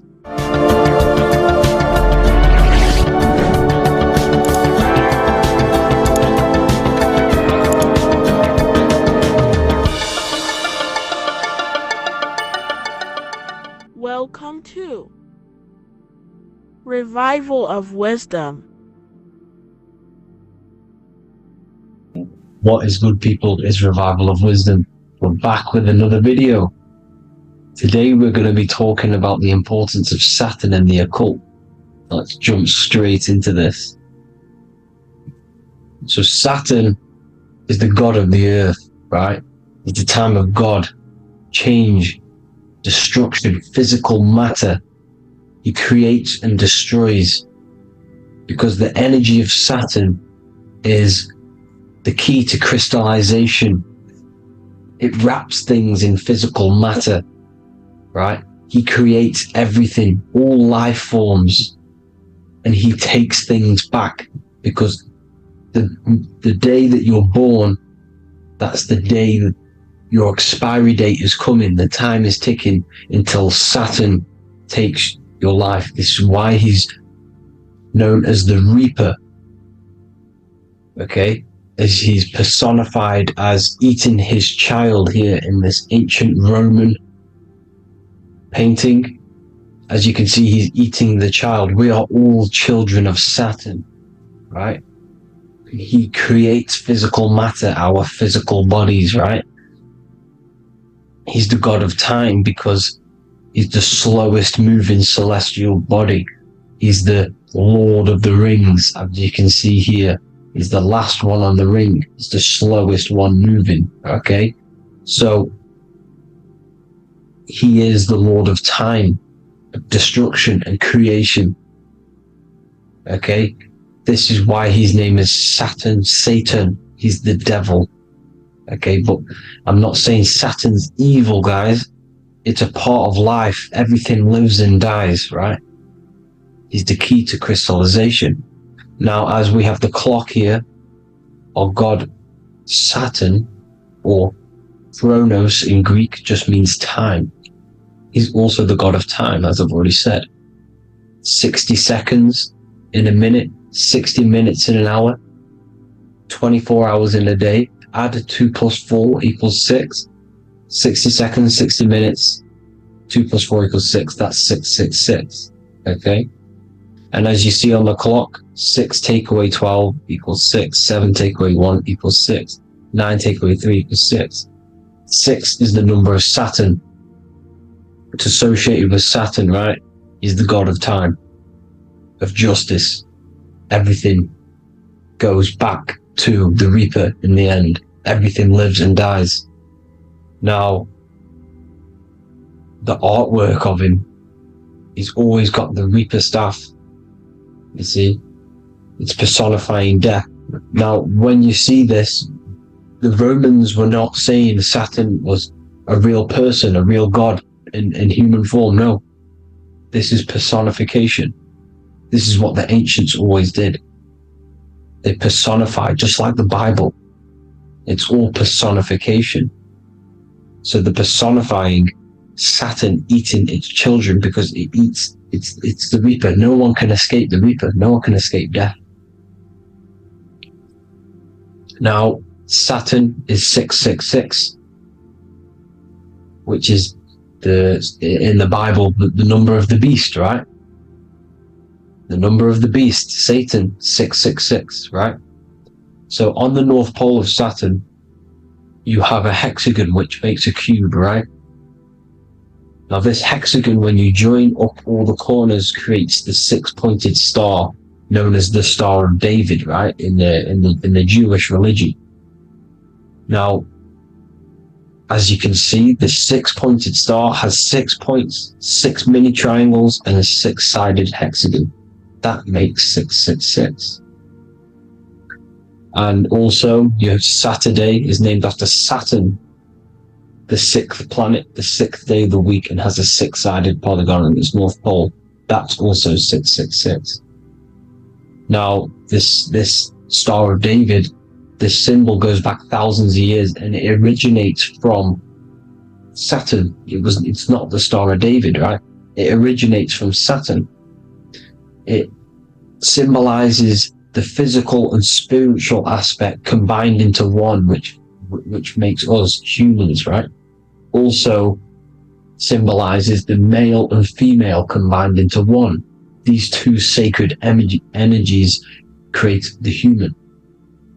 We consist of both male and female energy, also known as the Seal of Solomon. And we all know if Solomon was a real person, he talks about communicating with 72 demons. He could apparently, in the text, he could communicate with 72 demons, and this is sorcery. This is black magic. Now, this symbol is associated with hexing people. When you place a hex on someone, that is a form of witchcraft, which a hex is just a curse. When you're cursing someone, this is black magic. Now, the black magician would stand in the middle of the symbol and cast his spells onto other people. Now, this symbol is obviously on the $1 bill, twice on the $1 bill. And it's very, very ancient symbol, and it originates from Saturn. And let's keep going. So the cube. So I've just said how you see the cube on the North Pole of Saturn, right?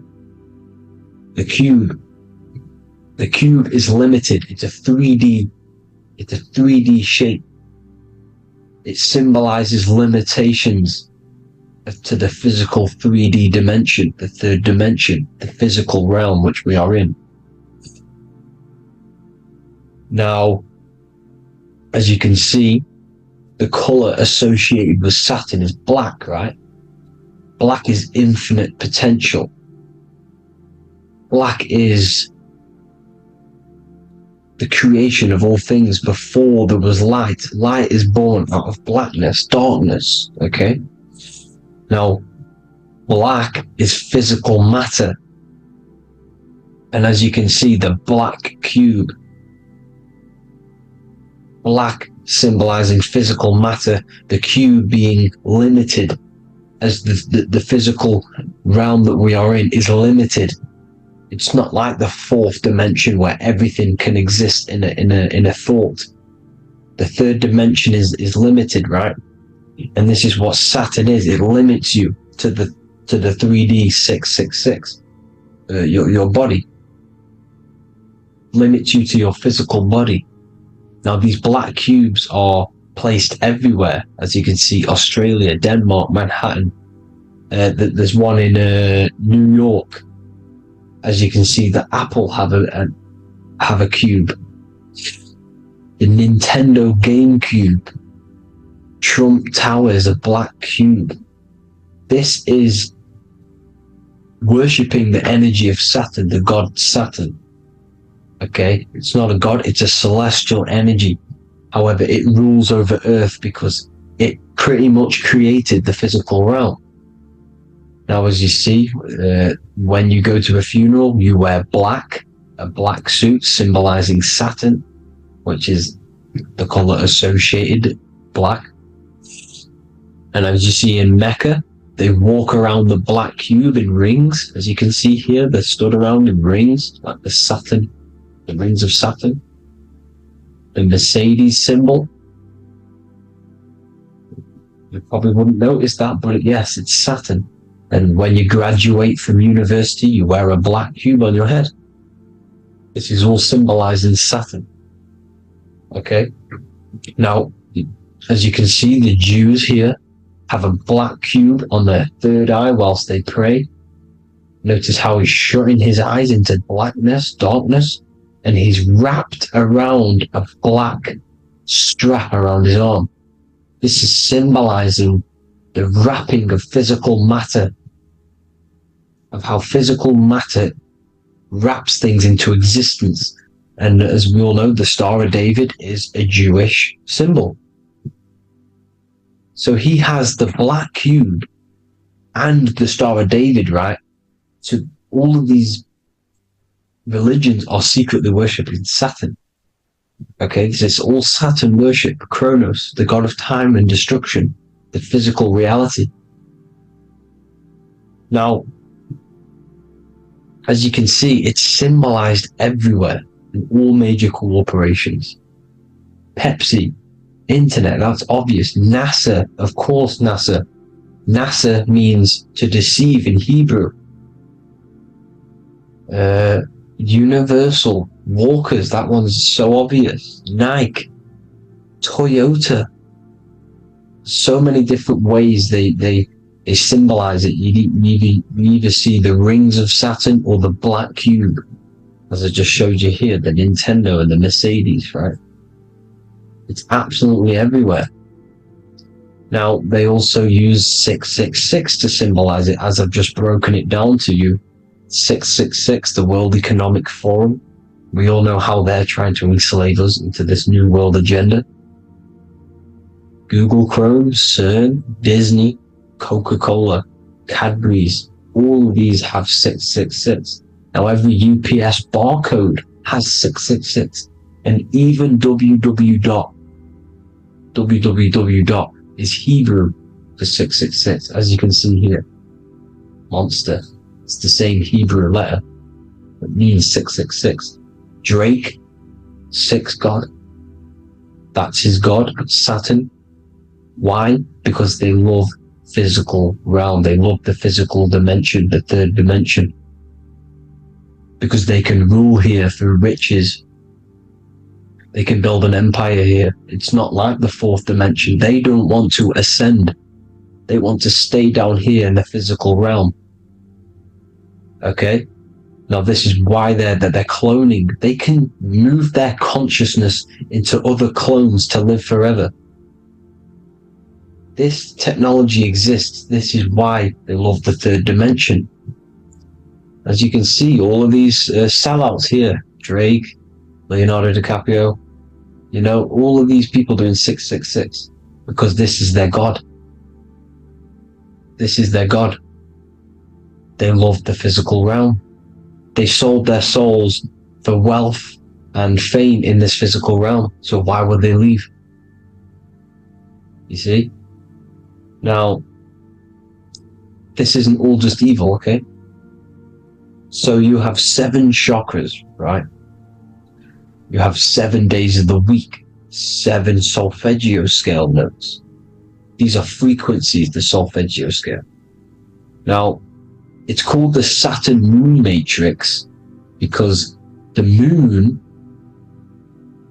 symbolizes your mind, because you're created out of the Holy Trinity, which is body, mind, and spirit, right? That's the triangle, the equal triangle. Body, mind, and spirit. Now, the three main celestial bodies are Earth, Moon, and Sun. The Earth being your physical body, the Moon being your mind, and the Sun is your soul, hence why it's called solar. It's a solar soul. Now, these symbols are alchemical symbols, so when you're doing alchemy, you use these symbols to obviously symbolize what we're talking about. Now, as you can see, these are all the symbols of the planets. Of Saturn is created out of the moon on top, the moon on the bottom and the earth on top, as you can see here. You see? And this creates the number 5. Now, with the moon being your mind and the earth being your physical body, this is mind over matter, because the earth is your body's matter. This is matter over mind. You don't want to be matter over mind. This is low states of consciousness. You won't be mind over matter. You see, to manipulate matter, to create your own reality. Now, obviously, we all know Saturn is associated with the lowest chakra, which is the root chakra. This is to deal with your animal instincts. When you're down here, you identify as the physical body. You don't know anything spiritual. You're pure a physical, you have a pure physical mind. You don't believe in anything spiritual. This is survival mode, consumption. They want you trapped down here, which is matter over mind. They don't want you to create your own reality, which is mind over matter. You see? Now, that's what Jupiter is. Saturn is the moon on the bottom and the earth on top. But Jupiter is the moon on top with the earth on the bottom. That's mind over matter, you see? So, these chakras are an ascension process from spiritual, from matter, physical matter to spiritual. This is the ascension. This is the stairway to heaven. This is Jacob's ladder. You see? Now, the number 5, which is obviously associated with Saturn as well, which create the symbol for Saturn, created the number 5. You have 5 senses, 5 elements, 5 physical elements. As we all know, Saturn crystallizes everything into physical matter out of the 4 elements. 5 fingers and toes, 5 points of man. Okay, the number 5 is the number of justice. Saturn holds things back. He restrains things from you, makes you learn the lesson. Now, 666 is not all evil. 666 is the atomic structure of the carbon atom. 6 protons, 6 electrons, 6 neutrons, right? We are carbon-based life forms. All life forms are based on the bonding properties of the element carbon. Because Saturn crystallizes everything into physical matter. Now, the Masons symbolize this with the checkered boards. They have the black square, which is obviously matter, as I just said, the black cube, and spirit is the white square, because white is eternal light. White and light, you see? Black is physical matter. Now, this is what we are. The point of our soul is to transmute from matter to spirit, but these are interchangeable. This is the constant cycle between spirit and matter, spirit and matter. High vibrational matter turns into spirit. Low vibrational spirit turns into physical matter. You see? Now, we are carbon-based life forms. This is what 666 is, the number of the beast. Well, when I say we, the physical body is the beast. It's the animal. It's the carbon suit to operate in this physical dimension, in this physical realm. See, it's the vehicle used to operate in this physical realm, but your mind isn't from this physical realm, you see. The brain is the physical manifestation of the soul. Okay, so as you can see here, the spine is an extension of the brain. Everything goes back to the brain. This is literally what your physical body is. You see, this is the nervous system, and everything reports back to the brain, and everything's controlled from this control center. And this spinal column, at the top of the spinal column, is your third eye, which is known as the pineal gland. And this is the seat of consciousness. It's the center of consciousness. That is your true self, pure consciousness. This body is just a physical body. This body is mortal. This body runs out, but your consciousness lives forever. They don't want you knowing this. This is why they keep you down here in your lower chakra. They want you to believe everything is just physical. They don't want you to believe in the spiritual side of reality. Because this way they can manipulate you, right? They want you matter over mind, because they know your mind creates reality. They know your mind is the root cause of reality. You manifest your own reality from the inside out.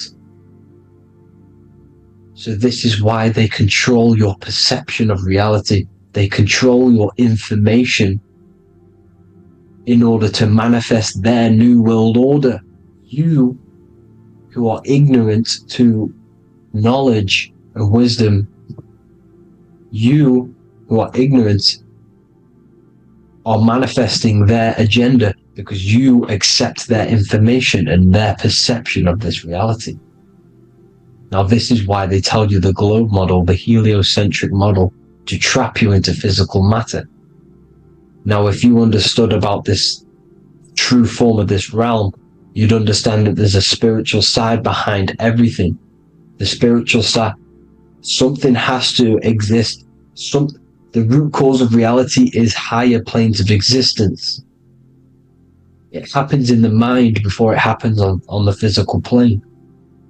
You see? They don't want you knowing this. They want you matter over mind, which is the symbol for Saturn. Moon over Earth. The Holy Trinity.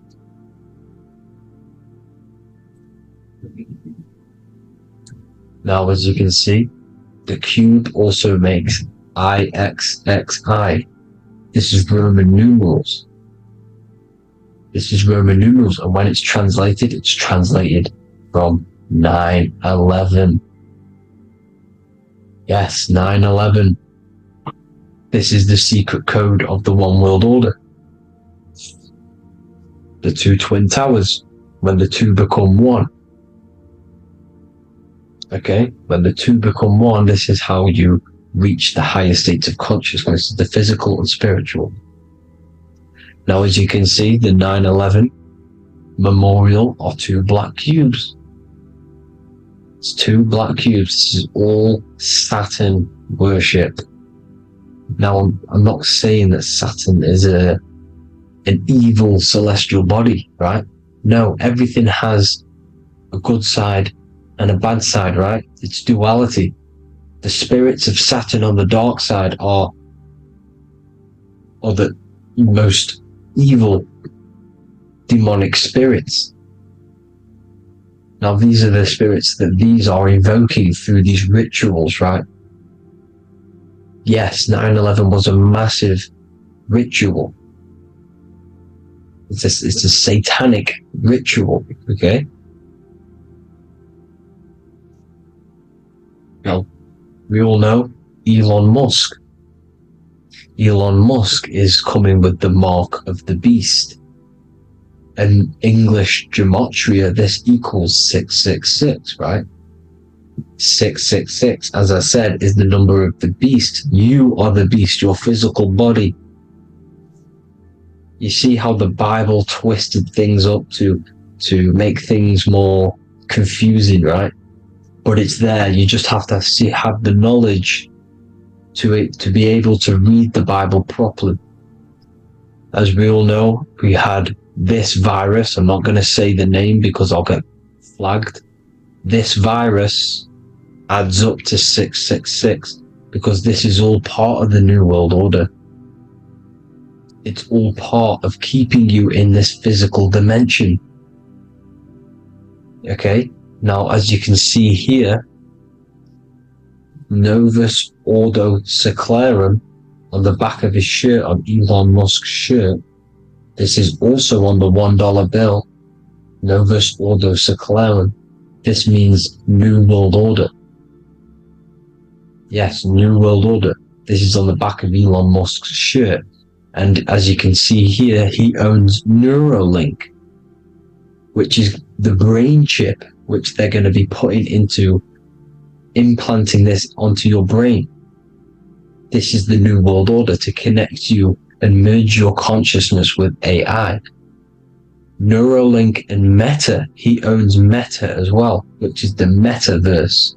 These are going to be linked in, hence why they have the same symbol, but just in a different format. It's the infinity symbol. And the infinity symbol comes from the torus field. As you can see here, your electromagnetic field from around your body. Now the end goal is, for this New World Order, is to trap your consciousness inside of an alternative reality being projected from the metaverse. Because the metaverse will be the reality, Neuralink will be the brain chip inside of your brain, projecting your consciousness into an alternative reality while they harness your energy of your physical 666 body. Now this stuff gets real deep, people. Now this is the end goal of the New World Order, is to connect you with AI. This is why they're trapping you and keeping you in these lower states of consciousness in the Saturn associated root chakra, so you don't find out about the spiritual side of reality. Because if you knew the truth of this reality, you wouldn't connect to AI. You see, you have the power within you to travel to other worlds, the astral plane, for example. You travel to different worlds when you are sleeping. Okay? They want you to know it's just a dream. However, their end goal is to trap your consciousness and feed off your energy, spiritually and physically. Okay? I don't know why these people are just pure evil. As I said, evil love bondage. They love the physical dimension. They don't want to ascend to other realms. These evil love the third dimension. This is why evil spirits will inhabit bodies, exorcisms, because they miss being in the physical realm. They miss it. Evil love bondage. So this is why they're cloning and putting their consciousness in clones to stay in this third dimension, to stay as further away from the source as possible. Okay? This is why they're doing it. And this is how it's all linked in. So I hope you all enjoyed this video. Hope you gained some wisdom. Please feel free to join the Telegram. And please leave a like and a subscribe. Thank you all, people. God bless.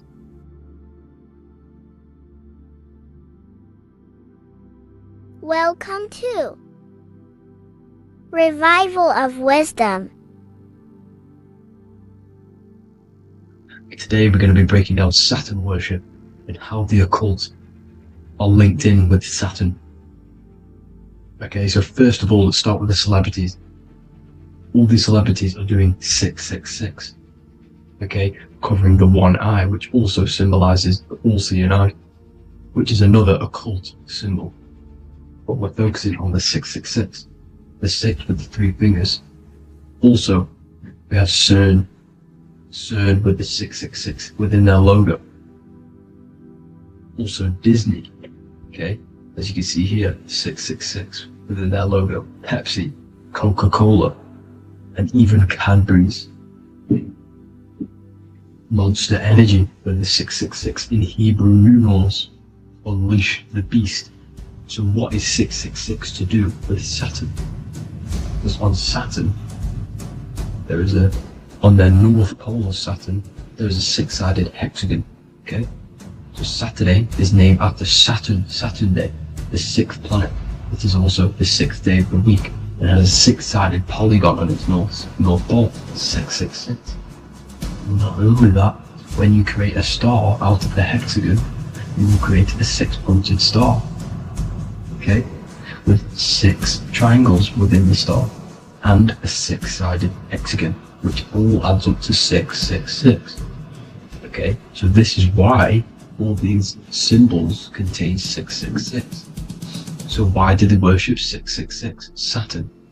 Because Saturn is the god of time and death, okay, and order and lessons. Okay, Saturn is a very cold and dry being. That is the 6th planet from the sun. Okay, Saturn represents the winter, which symbolizes death. Okay, because all nature dies within winter because the sun's not there. So it represents darkness and death. It rules the zodiac sign of Capricorn. Okay, so in the celestial cycle, Saturn is always opposite the sun. So it's the opposite of the sun. So they're worshipping this energy which is death-like. Okay, this god which is death and does not bring life. Okay, also is the god of time. Okay, also in the Roman and in Greek it's called Chronos. Okay, which is just a translation for time. It's also known as the Father Time, aka the Grim Reaper. Okay, the Grim Reaper, keep that in mind, we'll come back to this. Here are some more logos with Saturn. Okay, Nike, Internet, Wi-Fi. Okay, all these occult logos all worship Saturn. They are a satanic occult. They worship this death god, this evil god. Okay, this is where the cube now comes in. Okay, because what colour is associated with Saturn? It's black, because it's the absence of light. It's opposite the sun. So black is the colour associated with Saturn. Each planet has its own colour associated with it. Okay, so when you make the cube, okay, as you can see here, the cube out of the polygon, it creates what? A black cube. Okay, and the Kabbalah, okay, Kabbalah means cube, Allah means the god, the cube god. These religions are secretly worshipping this cube god, the god of death, Saturn, Satan. It's the same entity behind it all. Okay, so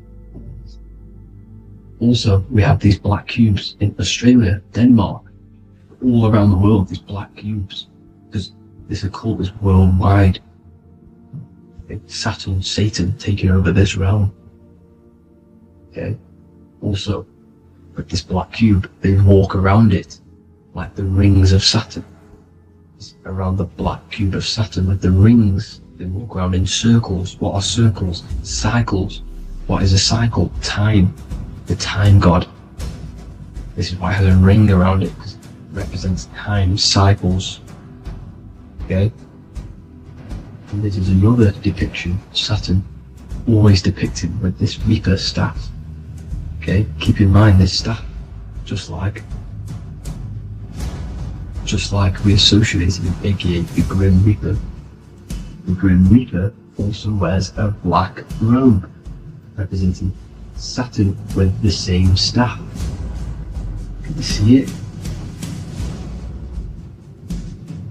This is where it comes in. Okay, the same thing, look, the same staff with the black robe, black representing Saturn, the god of death. Okay, the Grim Reaper, Satan. Okay, Also, when you graduate from university, what do? You wear a cube on your head, a black cube with a black robe. This is Saturn worship. See, this is how Satan has tricked the world into worshipping him, not God, the sun, which represents God. So what is a corona? Because a corona is a crown, a circle, okay? A set of concentric circles of light seen around a luminous body. So Saturn, so this is why they used to worship Saturn by wearing crowns in ancient days, and we still do to this day. The king or queen has a crown, a corona. Also, corona, the drink. Corona adds up to 666, just like Saturn is 666. But like you see in the corona, you see the staff. You see this staff, just like the staff of Saturn, the Saturn god, like the Grim Reaper, with the black robe and the staff, just like the Saturn god. What is the Grim Reaper? It's a killer. It represents death, just like Saturn, the god of death and time. So all these occults and secret societies all worship the 666 god, which is Saturn, Satan. All of our energy is being put into Saturn, okay? And Saturn, Satan, is harnessing all of this energy. So gradually, this is what the mark of the beast is. Like it says in the Bible, the mark of the beast, or the name of the beast. Here is wisdom. Let it know that you have to understand and count the number of the beast, for it is 6. It is the number 6 of a man, and is 600, 666, 666. So this is what the mark of the beast is. They are going to eventually put green chips, just like Neuralink, which is what Elon Musk is pushing. Okay, so this chip is the mark of the beast, and it's going to be implanted to our hands or brains.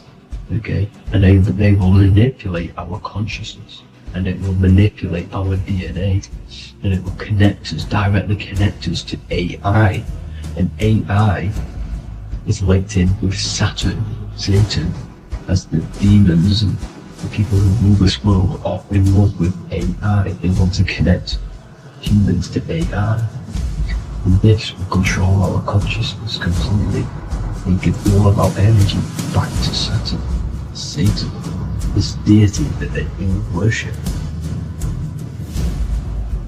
Just like when you get married, you wear a wedding ring, the rings of Saturn, over the finger, which represents the sun.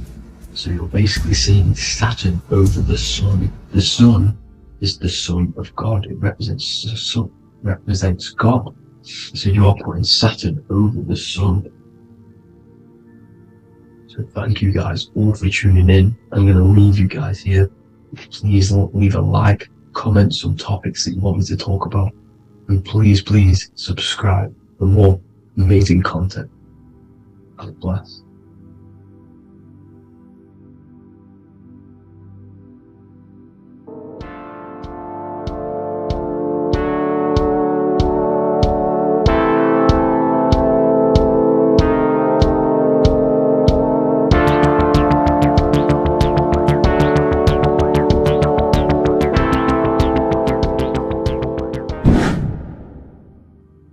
Left and right hemisphere, and what are they doing? How does it contribute towards your perception in this world? And this is what we're going to be talking about in today's video. We're going to be breaking down the two hemispheres of the brain and how they function in your life. So first, we have the left hemisphere. This is the logical hemisphere. This is the analytical, divided, scientific, or verbal hemisphere. The right hemisphere is creative, wholeness, artistic, symbolic, and metaphorical. The right hemisphere does with non-verbal things. It produces a holistic perception. It is more to do with creativity. Because what you must understand is that we are not in the external world. The world is produced by our brain. We see with our brain. Our eyes are a part of the brain. What we touch is the brain's interpretation of electrical signals on the nervous system. What we smell is the brain's interpretation of smell through the nose. What you taste is your brain's interpretation of chemical reactions on your taste buds. So what you are experiencing is the brain. The brain is a computer creating a simulation. And you have two hemispheres which breaks down this reality. So essentially the brain is the perception creator. It creates perception. So if the brain is creating this, who is the one experiencing the brain? Well, that is you, the consciousness, the mind, the all-seeing eye. You are the all-seeing eye experiencing the brain, the observer behind the brain, behind reality, behind the emotions. So if you're walking through a woods, this left brain sees individual trees. The right brain sees the whole woods. It sees the biome. It sees the bigger picture. So when you are walking through this woods, the right brain picks up a holistic perception of reality. It creates the woods as one unified woods. The left brain's job is to break this down and analyze it so that we can see individual things. And this is also necessary for humans to have the ability to break things down and manipulate things in this world. So without this left hemisphere, we could not manipulate things and break things down. So this right hemisphere is important because it sees the whole woods. It sees humanity as one unified consciousness. However, the left hemisphere sees individual egos. So the left hemisphere is the place of the ego because it only understands, it sees the world very divided. Okay? So for example, here's another example of the left and right hemisphere. If someone pulls out in front of you in traffic, your left brain is going to start going crazy and analyzing them, calling them names. The right hemisphere, however, sees the bigger picture. Maybe he didn't see you. Maybe it's just a mistake. Maybe he's in a rush. You see how the two brains are very different. They do the same thing, but they function in different ways. The right hemisphere is feminine, the left hemisphere is masculine. So, like I said, this person pulls out in front of you, you start to think with the left. If you start to perceive that in the left brain, you're going to start analyzing them, you're going to start going crazy and calling them names because you're analyzing it. You're not seeing the bigger picture behind it. You're not seeing it from his perspective. So there is a crossover. So the left hemisphere of the brain controls the right side of the body, the right ear, the right eye. Everything to do with the right side of the body is connected to the left hemisphere, and the right hemisphere controls everything on the left side of the body, including your eyes, your arms, your legs. So everything is crossed over, and even your visual field is crossed over. So this is your visual field, as you can see here, and even the left side of your visual field goes to the right brain. There's a crossover. No one really knows. There's not really a reason for this. However, this is how the human body is designed. As we all know, the human body is the most advanced piece of technology on the face of the earth. They cannot replicate the human body. And they tell you it has no creator. This is crazy. People are that brainwashed, they can't even understand that their body is the most advanced piece of technology. Your body is so advanced, the computers that you use are mimicked of the body. Everything they create is mimicking nature, but they don't show you how intelligent nature is because they don't want you to understand you're in an intelligent design. So anyways, let's get back on track. There is a crossover in the brain, and this is why they teach you to write with your right hand. And I was speaking to someone who's in a nunnery, or whatever you want to call it. They were a nun, or they knew someone who was a nun, and they forced these people, these nuns, to write with their right hand. You had to write with your right hand. This is why, I'd say at least 70% of the world, or 80%, is right-handed and right-legged, because they taught us this to activate the left hemisphere more because of this crossover that happens in the body. So when we are using this right side more, we are using that left hemisphere more. Why? Why are they doing this? Well, they also called it writing.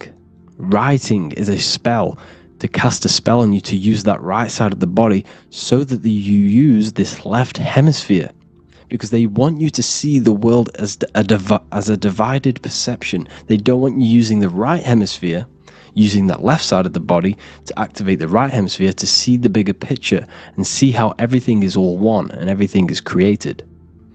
This left hemisphere domination keeps you from seeing the connections between everything, because that left hemisphere analyzes, it breaks things down. So when we are left hemisphere dominated by using the right side of the body, we are essentially seeing everything as divided. And this is why so many people will not understand my work, because my work connects dots and connects fields of knowledge, and makes you see the bigger picture.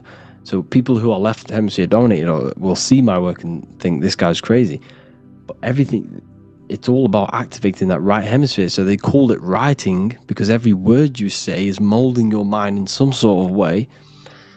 The things you see is molding your mind. Everything you take in through the five senses is molding your mind. And language is a massive spell, especially the English language.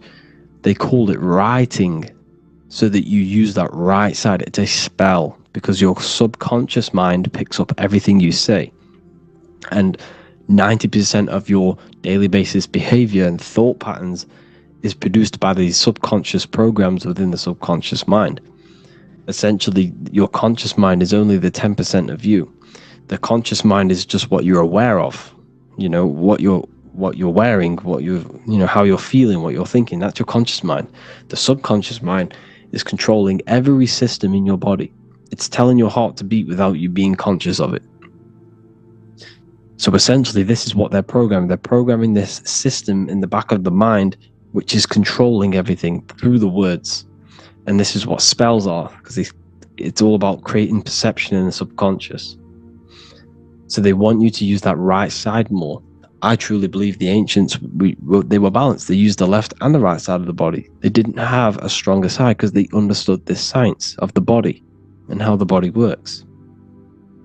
So this is actually called phonetics. It's not etymology. Etymology is the study of root words. Phonetics is the study of how words sound similar. The way words are spoken. So phonetics, phone, is why we call them a phone, because you speak into a phone. So this is write and writing, to use that right side to activate the left hemisphere more. So your hands are a manifestation of your brain. The left hand is the right brain, the right hand is the left brain. And as a child, we were always taught that when you place your hands together like this is the size of your brain, which is true because your hands are a part of your brain. They're an extension of your brain. Every part of your body other than your brain is an extension of the brain. Everything's working and feeding back information to the brain because you're experiencing the brain. So another trick that you can do, or another exercise, is looking in the mirror and closing one eye at a time. If you close your right eye, if you take your top off, for example, you'll analyze your body if you close your right eye, because you're using that left hemisphere. Sorry, other way around. If you look at yourself through your right eye, you'll use that left hemisphere, which will analyze yourself. You'll see individual body parts. If you close the right eye and use the left eye, you'll see your body as a whole. You won't really analyze it. This is how you can analyze yourself, using these two hemispheres. So this whole system is created to keep you thinking logically and to restrict you from creating and restrict you from understanding symbolism, allegories, metaphors, and teamwork. They want you stuck in a logical way of thinking and a logical way of seeing the world. This is why when you go to school, you are told exactly what to do. You're told to think this way and no other way. You're told to do orders, do this. It's a very left-brained system, because if we all started to open up this right hemisphere, we'd all see, wow, everything is all one, everything's all connected. And this is what my work is doing. I'm showing you everything is one. The physical world is an illusion of duality, but everything comes from the one source, the one mind. The universe is a giant mind. I am mind, you express mind. We all possess mind. Behind the physical body is the same mind consciousness. And we are all expressions and fractals of this infinite consciousness called mind. And this is what they don't want us to figure out, is that we are all just one consciousness expressed. It's an infinite consciousness. It's even in the squirrel, it's in the dog. All of these different animals, they're just different bodies, but behind the bodies is the same consciousness, which is mind. That's what the pineal gland is. The pineal gland is not the mind, and it's not the third eye. The third eye is your mind. If you have a closed third eye, it just means you have a closed mind. If you have an open third eye, it just means your mind has expanded from beyond physical things through astral projection and mystical experiences.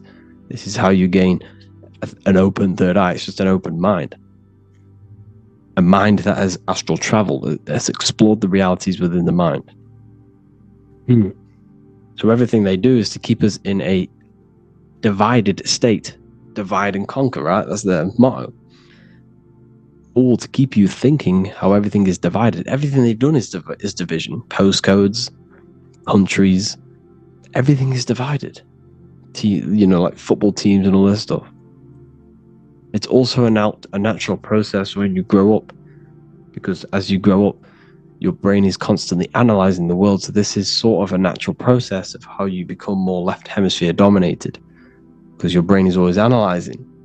And unless something awakens you, you can awaken that right hemisphere where you can start to see the bigger picture. Even the music, it's all tuned to 440 hertz, shuts down the right hemisphere of the brain. 440 hertz, Spotify, Apple Music, the radio, every time you turn on the radio, it's tuned to 440 hertz. This was specifically tuned. It never used to be tuned to this. It was in the 1950s. It was changed. The standard music tuning was changed to 440 hertz because it shuts down that right hemisphere of the brain. They don't want you thinking, seeing the world in this way and perceiving things as one. And I'm going to show you. It tells you this in the Bible. Cast the net onto the right hand side of the boat and you will find the fish. What was Jesus saying? This is, you see, people read the Bible and they don't understand it. If the Bible is not talking about you, then it has no meaning. The Bible, everything you read in the Bible is about you and how it can better your life. It occurs to you. So if Jesus says, cast the net onto the right hand side of the boat, this is an allegory. The boat is your body. Cast the net, it's the awareness, the perception, onto the right hemisphere of the brain, and you will find the fish. What's fish? What do fish do? They swim deep in the ocean. It represents the knowledge. Deep knowledge. Cast the net onto the right hand side of the boat and you will find fish. You will find the wisdom. You'll gain understanding when you cast that your awareness into that right hemisphere. You will see that I am you and you are me. We are all one consciousness. You will see everything. You'll see that the trees are the same patterns as the nerves in your body. You'll see everything is connected. Everything is a fractal of the one infinite consciousness. And how many fish did they catch? 153. That adds up to 9. This is now numerology. The Bible's filled with numerology. Adds up to 9. What's 9? Human consciousness. It represents consciousness. You're in the womb for 9 months. Feminine. It's all about consciousness. And in Revelation 14, and I looked and behold, the Lamb standing on Mount Zion. That's the spine. It's the mountain. With him, 144,000. 144 adds up to 9. It represents consciousness on top of the spine. You see? And he had his name the name of his Father written on the forehead. What's the Father? The higher mind, the higher consciousness within you. Where is that? In the forehead, the pineal gland. The pineal gland is the radio receiver for the higher consciousness. Because every body part of the body has consciousness. Your heart has consciousness. Your gut has consciousness. You are thinking with these different consciousnesses. You think with the gut. You think with your penis. You are thinking with all these consciousness. And it's about raising your consciousness to the higher consciousness, which is the Father, the mind, in the head. Don't think with the lower parts of the body, because that is your animal nature. Think with the higher parts of the body. It's all representing consciousness. How to activate the right hemisphere of the brain? Well, it's all to do with non-verbal things. So music will activate the right hemisphere. Make sure it's tuned to the right frequency though. 432 hertz, 528 hertz. Any frequency that adds up to 3, 6, or 9 is good for you. Meditation, turning off the thoughts, and you raise yourself to the higher brain. Symbolism is all right hemisphered. Reading between lines, metaphors, determining the Bible, it's all right hemisphered. Seeing the bigger picture, it's reading between the lines. So tithing in the Bible. These people in the churches are giving 10% of their money to the church. It's nothing but a scam. What these people have done is they have externalized the Bible. They have taken the Bible and literalized it so that they can make a business out of it. So what they're doing is 1/10 of the produce of what it says in the Bible, 1/10 of the produce of the land, whether grain or fruit, is the Lord's and is holy. So what's that saying? The 10th of, it's basically saying give the 10% to the Lord, to God. What does that mean? Well, what's the land and the fruit? This represents physical things, the physical things that you have. The 10th of the physical things that you have, what's that? That's your ego. All the physical things that you have is all to do with your ego. That's the lower self. The ego, what is the ego? It's the mind's perception of the physical self. You had no ego when you were a child. Okay, when you were a child, you had no ego. As you grew older, you created the ego. But the ego is the full self. It's the echo. Ego, echo. It's the echo of the full self. So it's saying give the ego over.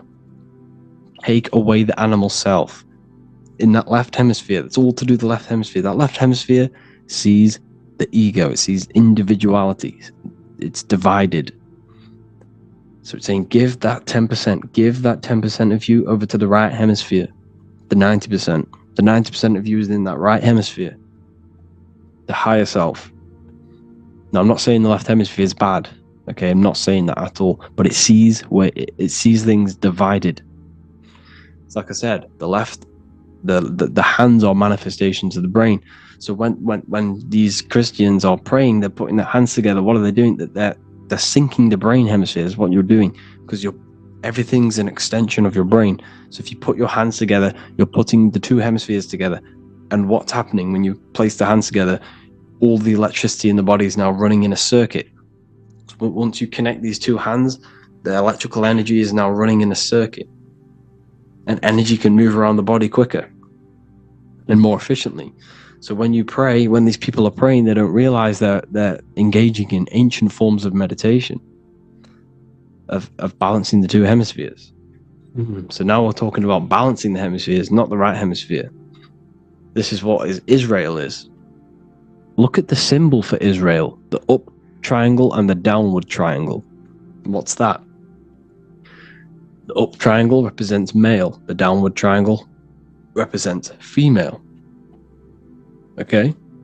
This is talking about the brains. Israel is Ra. Isis, which is female, the Egyptian god.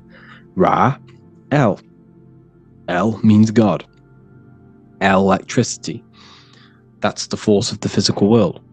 It's the force that runs this world, electricity. It's the force of God. El, consciousness. It means God. Israel. Isis, Ra, and El. It's the two hemispheres of the brain, the holy land of Israel. It's the holy land, it's the brain. Once these two hemispheres are synced, this is how you unlock your consciousness. This is the easiest way of astral projecting. Hemisphering, I forgot the word for it. Hemisphere syncretization, something like that. It's about syncing the hemispheres. This is how you unlock your consciousness. Once the brain is running as one electrical system, this is how you balance the two masculine and male opposing energies. Once these opposing energies are no longer in war with each other, the brain, they come together to work as one. You unlock your consciousness. You are born again.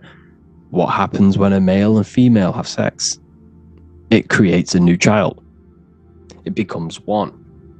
You are born again. Once the two hemispheres of the brain, you are born again. You can then have an out-of-body experiences.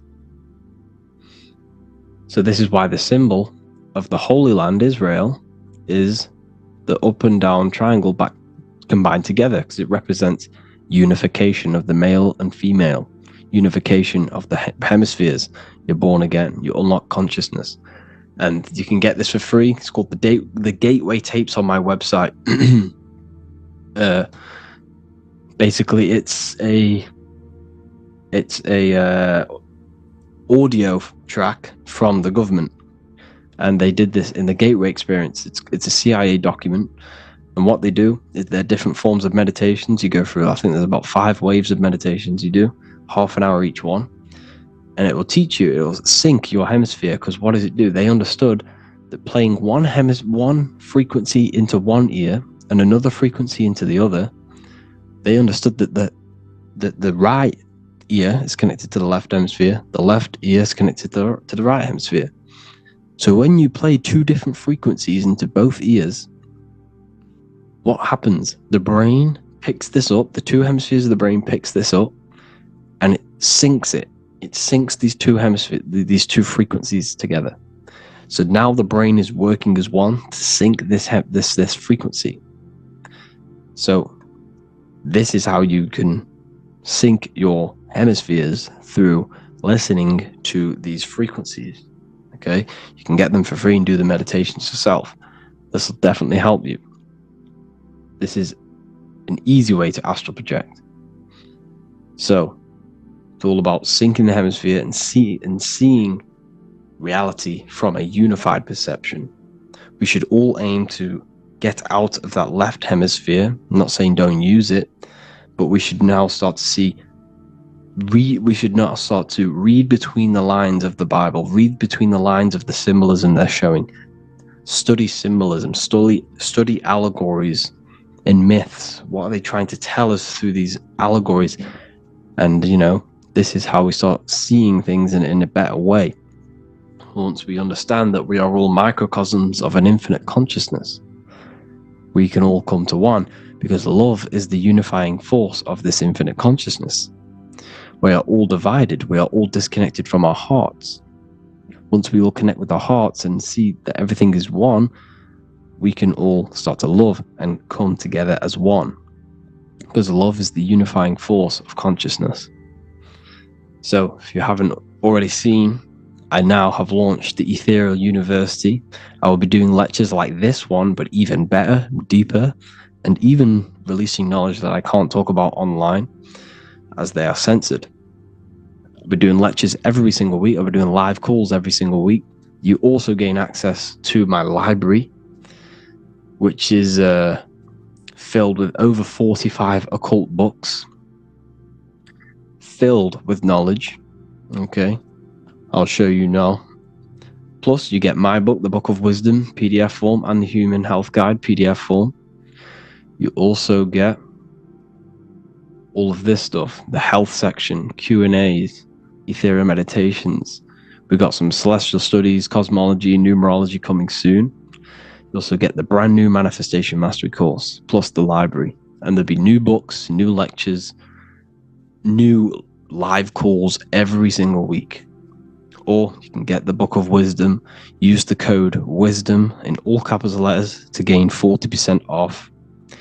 This sale will be ending very, very soon. So if you're watching this, be very quick to get yourself a physical version or a PDF of my book. You can get it in all these languages. Hope you enjoyed this video, people. I'll see you inside the Ethereal University, the real university. Have an amazing day.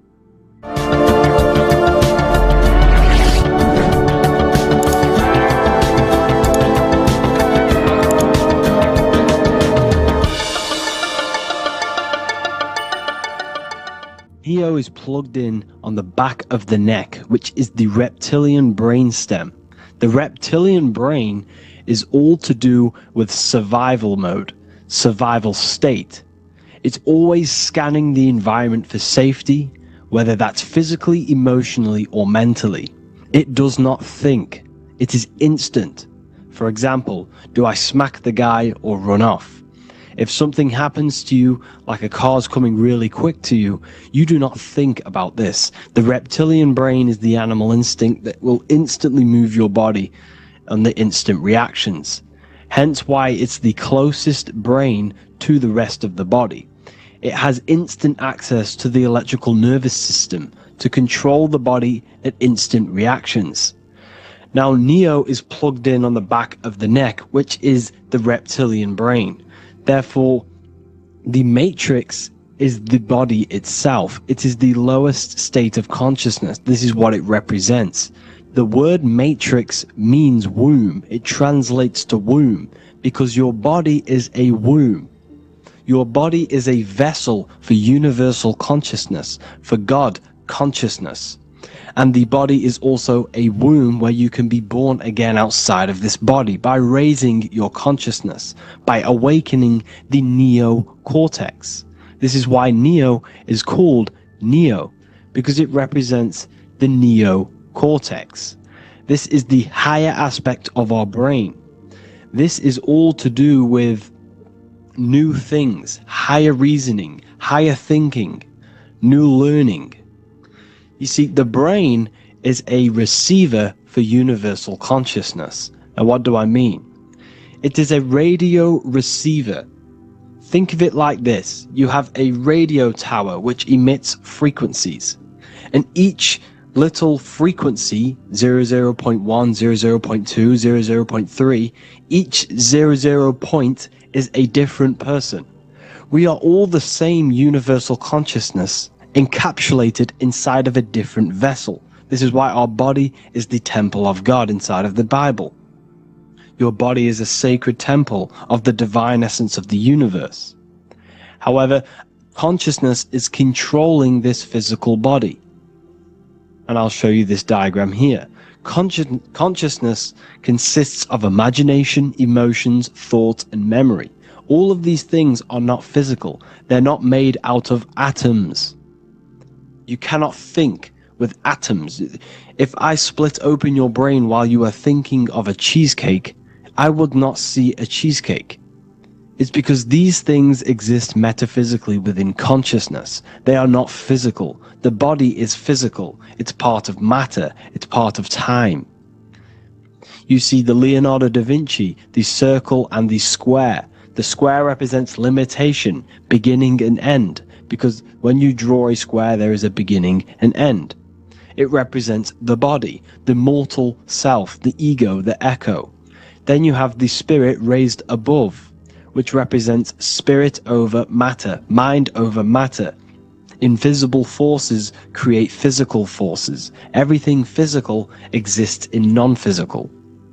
This is also the Freemasonic square and compass, why the square is below the compass, because the compass creates the circle, which is spirit or mind. Then you have the square, which is matter. Mind and matter are the same substance. Mind creates matter through thought. Everything in this physical universe manifested through thought. Everything began as thought. So you are spirit and matter. You have a material body and a spiritual body. And you are right in the middle. This is why humans are very, very important. Because we have an animal nature, the reptilian brain, and a higher consciousness, the neocortex. And we must awaken out of the matrix, which means womb, which is the body. And Neo is waken up from the lower self, the reptilian brain, and moves into the neocortex. Because the brain is a radio receiver for consciousness. Now, what do I mean? I went over this before. Your consciousness is controlling the brain. The brain is a computer. And when our consciousness, our imagination, our emotion, our thoughts, and our memories are all contributing towards just survival things, food, safety, fear, all of these things, and our consciousness is locked into a survival state. We are using the reptilian brain. We're no longer thinking. You don't think with the brain, but the consciousness is thinking, which activates the different parts of the brain. When we think for higher reasoning, we use the neocortex. It stimulates the neocortex. When we think about survival, we're using the reptilian brain. So therefore, when Neo wakes up, he wakes up to the higher aspects of consciousness, which is only utilized by the neocortex, by learning new things and expansion of the mind and expansions of consciousness. Okay? So the whole matrix is to keep you designed, well, the whole matrix is designed to keep you in a survival state, in the three-dimensional awareness. They want you constantly scanning for safety, scanning for food, scanning for emotional safety in relationships and other people. You see, they do not want you to think. They want you stuck in that reptile, that animal state, that beastly state that most people are in.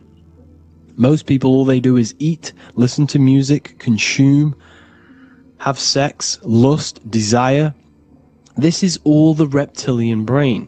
So when we say the world's being ran by reptilians, it's symbolic. There is no physical reptilian humanoid beings controlling, manipulating human consciousness. We are all the same consciousness. However, there is a corrupted state of consciousness running this world. And this consciousness worships the physical plane. And they control the physical plane. So by doing that, they keep you stuck in a reptilian way of thinking, the animal state, to keep you stuck in the lowest state of consciousness. Now this is the god Osiris, which represents the reptilian brain. None of the Egyptian gods ever existed. They are all symbolic for the brain and anatomy of the human body. Osiris represents the reptilian brain. As you can see, this anatomy compare to the brain stem and Osiris statue found in Egypt.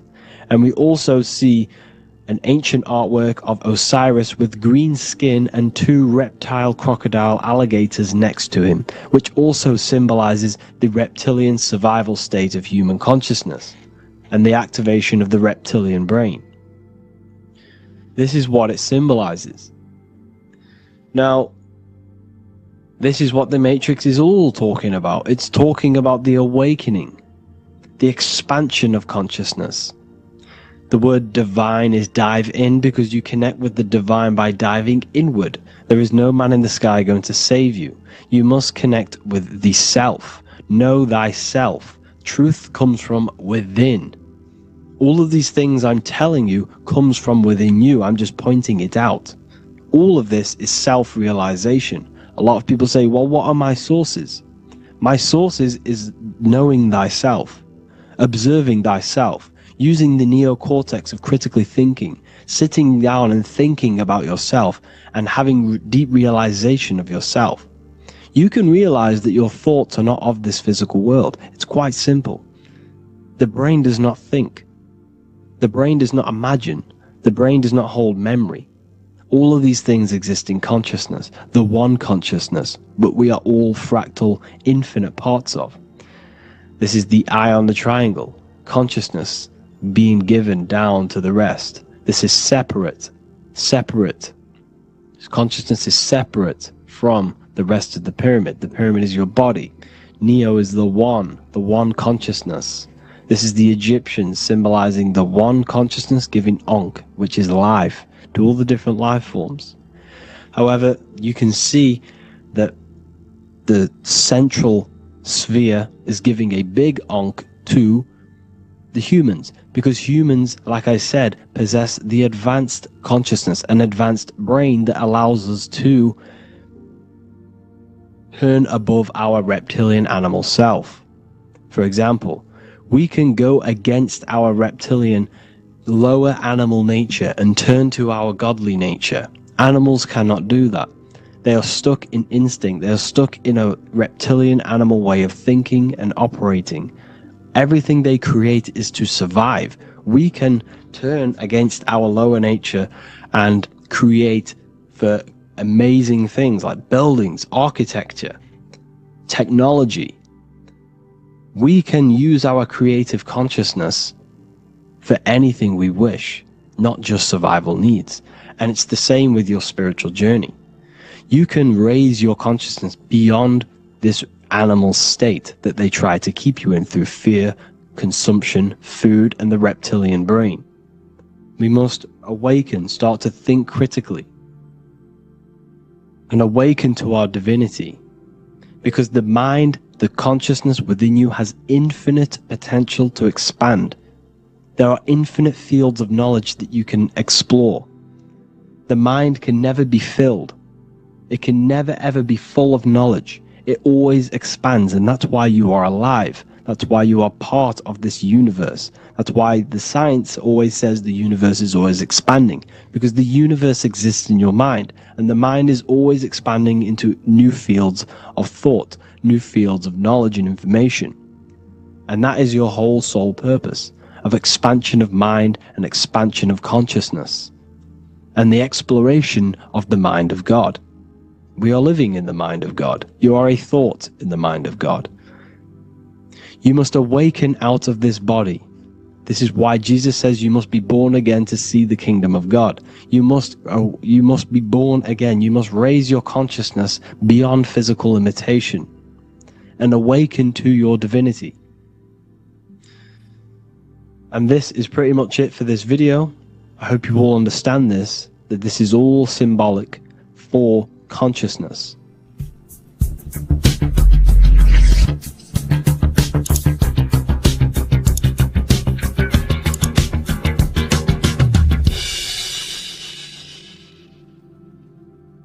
Welcome to Revival of Wisdom.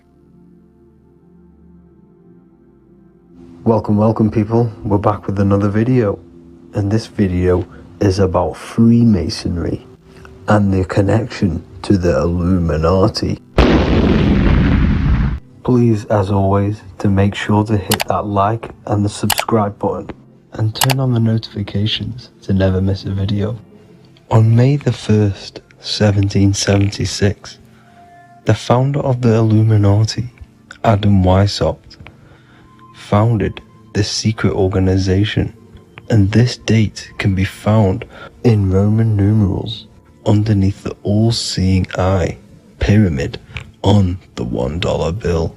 This $1 bill also says Anu Coptus Novus Ordo Secularum.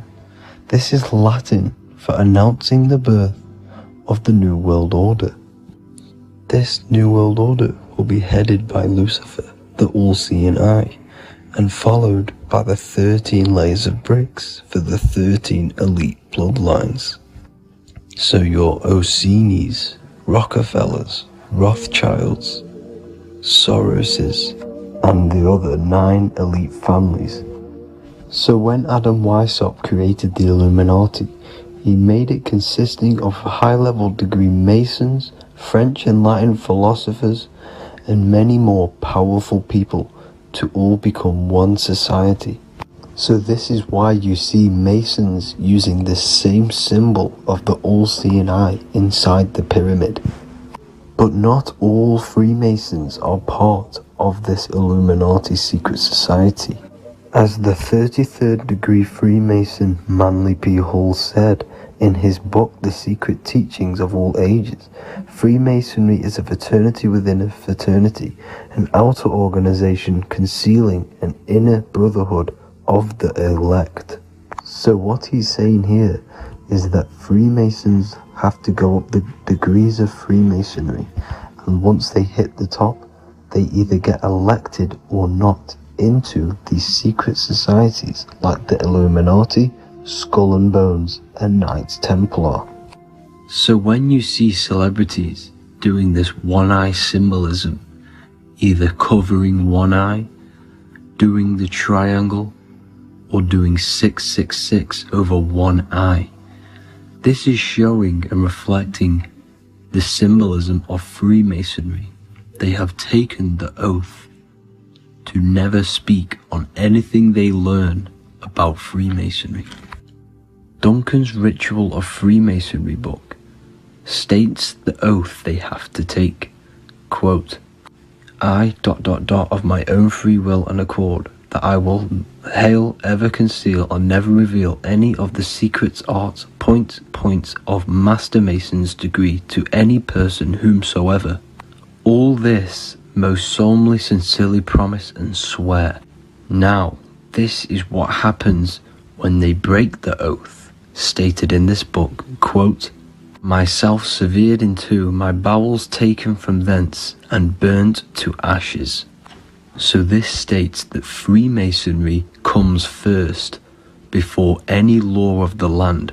It has the right to kill you if you break your oath. This is the hand gesture they have to do every time they enter the ritual room inside the Masonic lodge. This is the cutthroat symbol, showing you and reminding you of the oath and what will happen if you break it.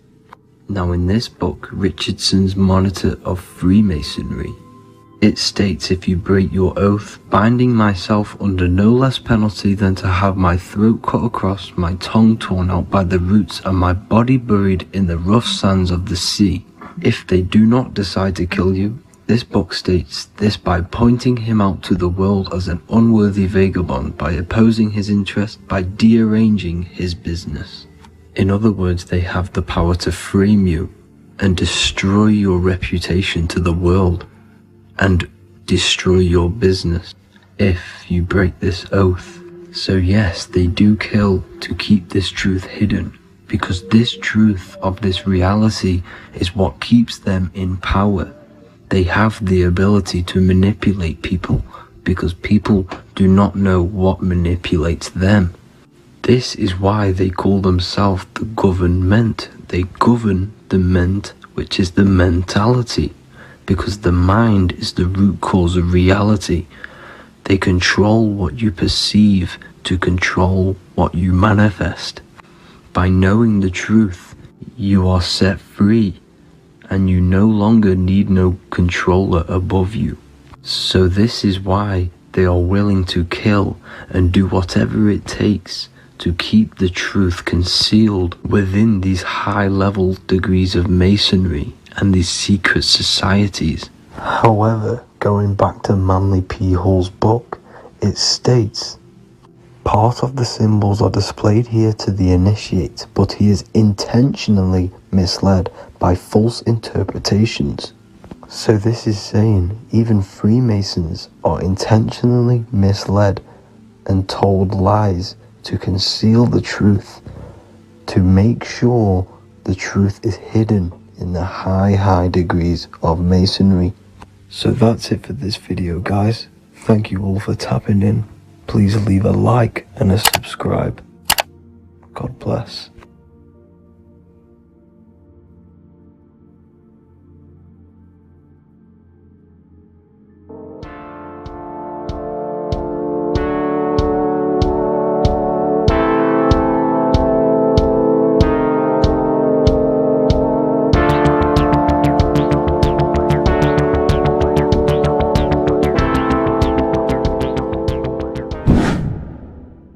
Welcome back, people, to another occult lecture by Revival of Wisdom. Today we're going to be talking about magic and how it's being used on us for the New World Order. Magic has the word mag within it, which is magnetism. Magnetism is the force. Magic is influencing forces, natural or supernatural forces,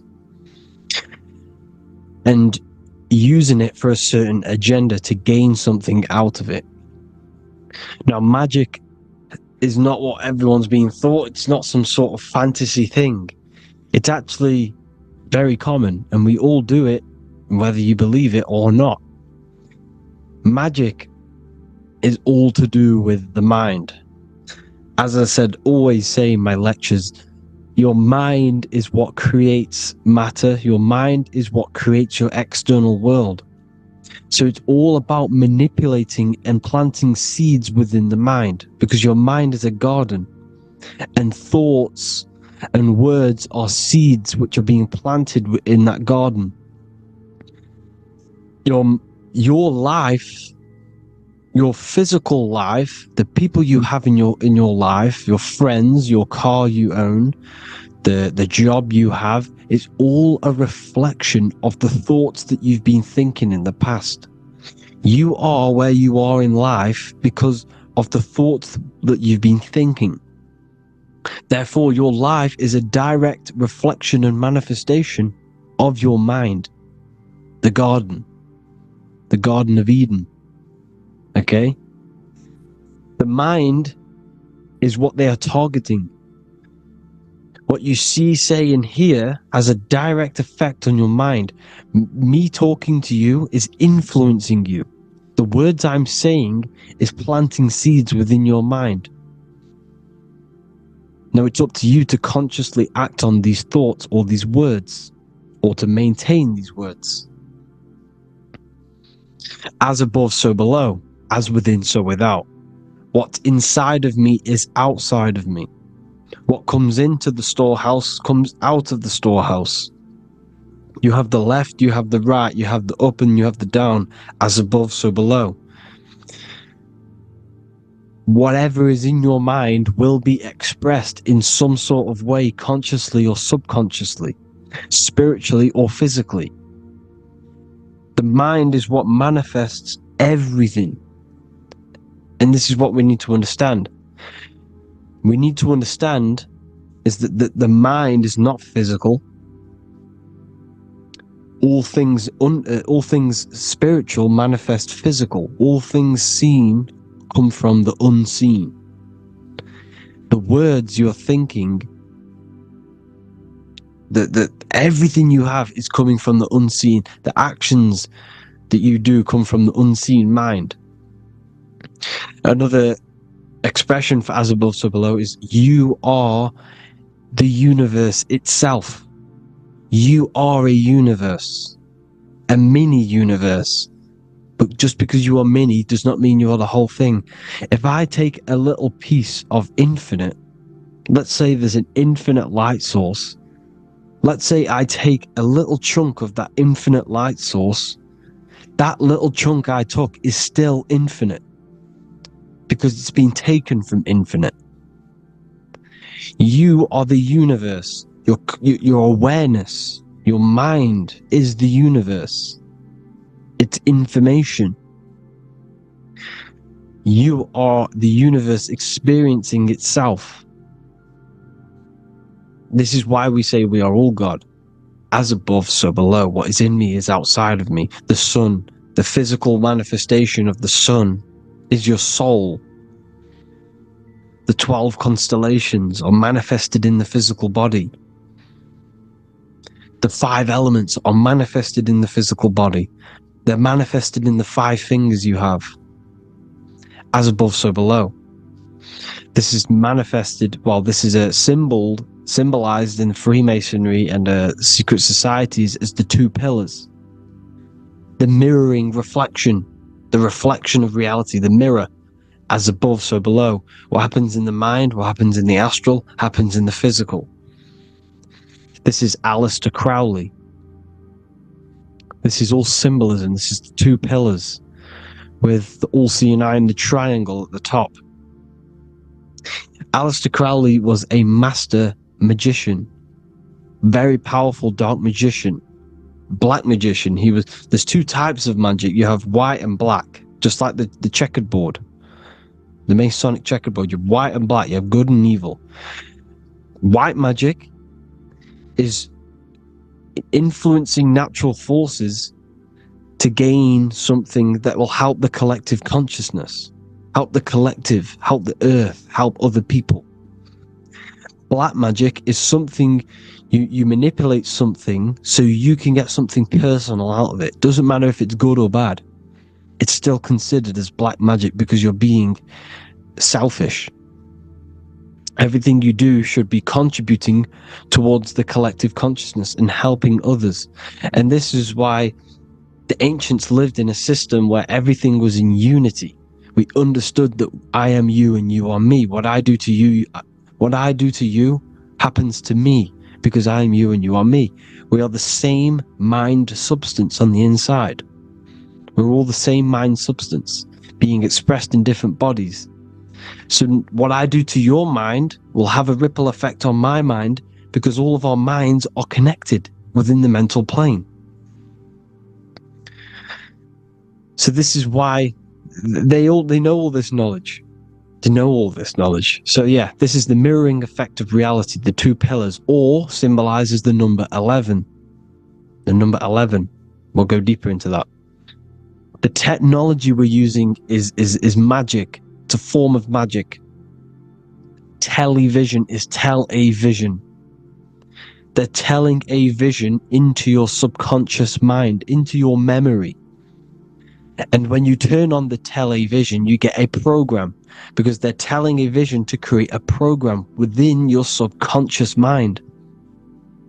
You see, the conscious mind is only 10% of your mind,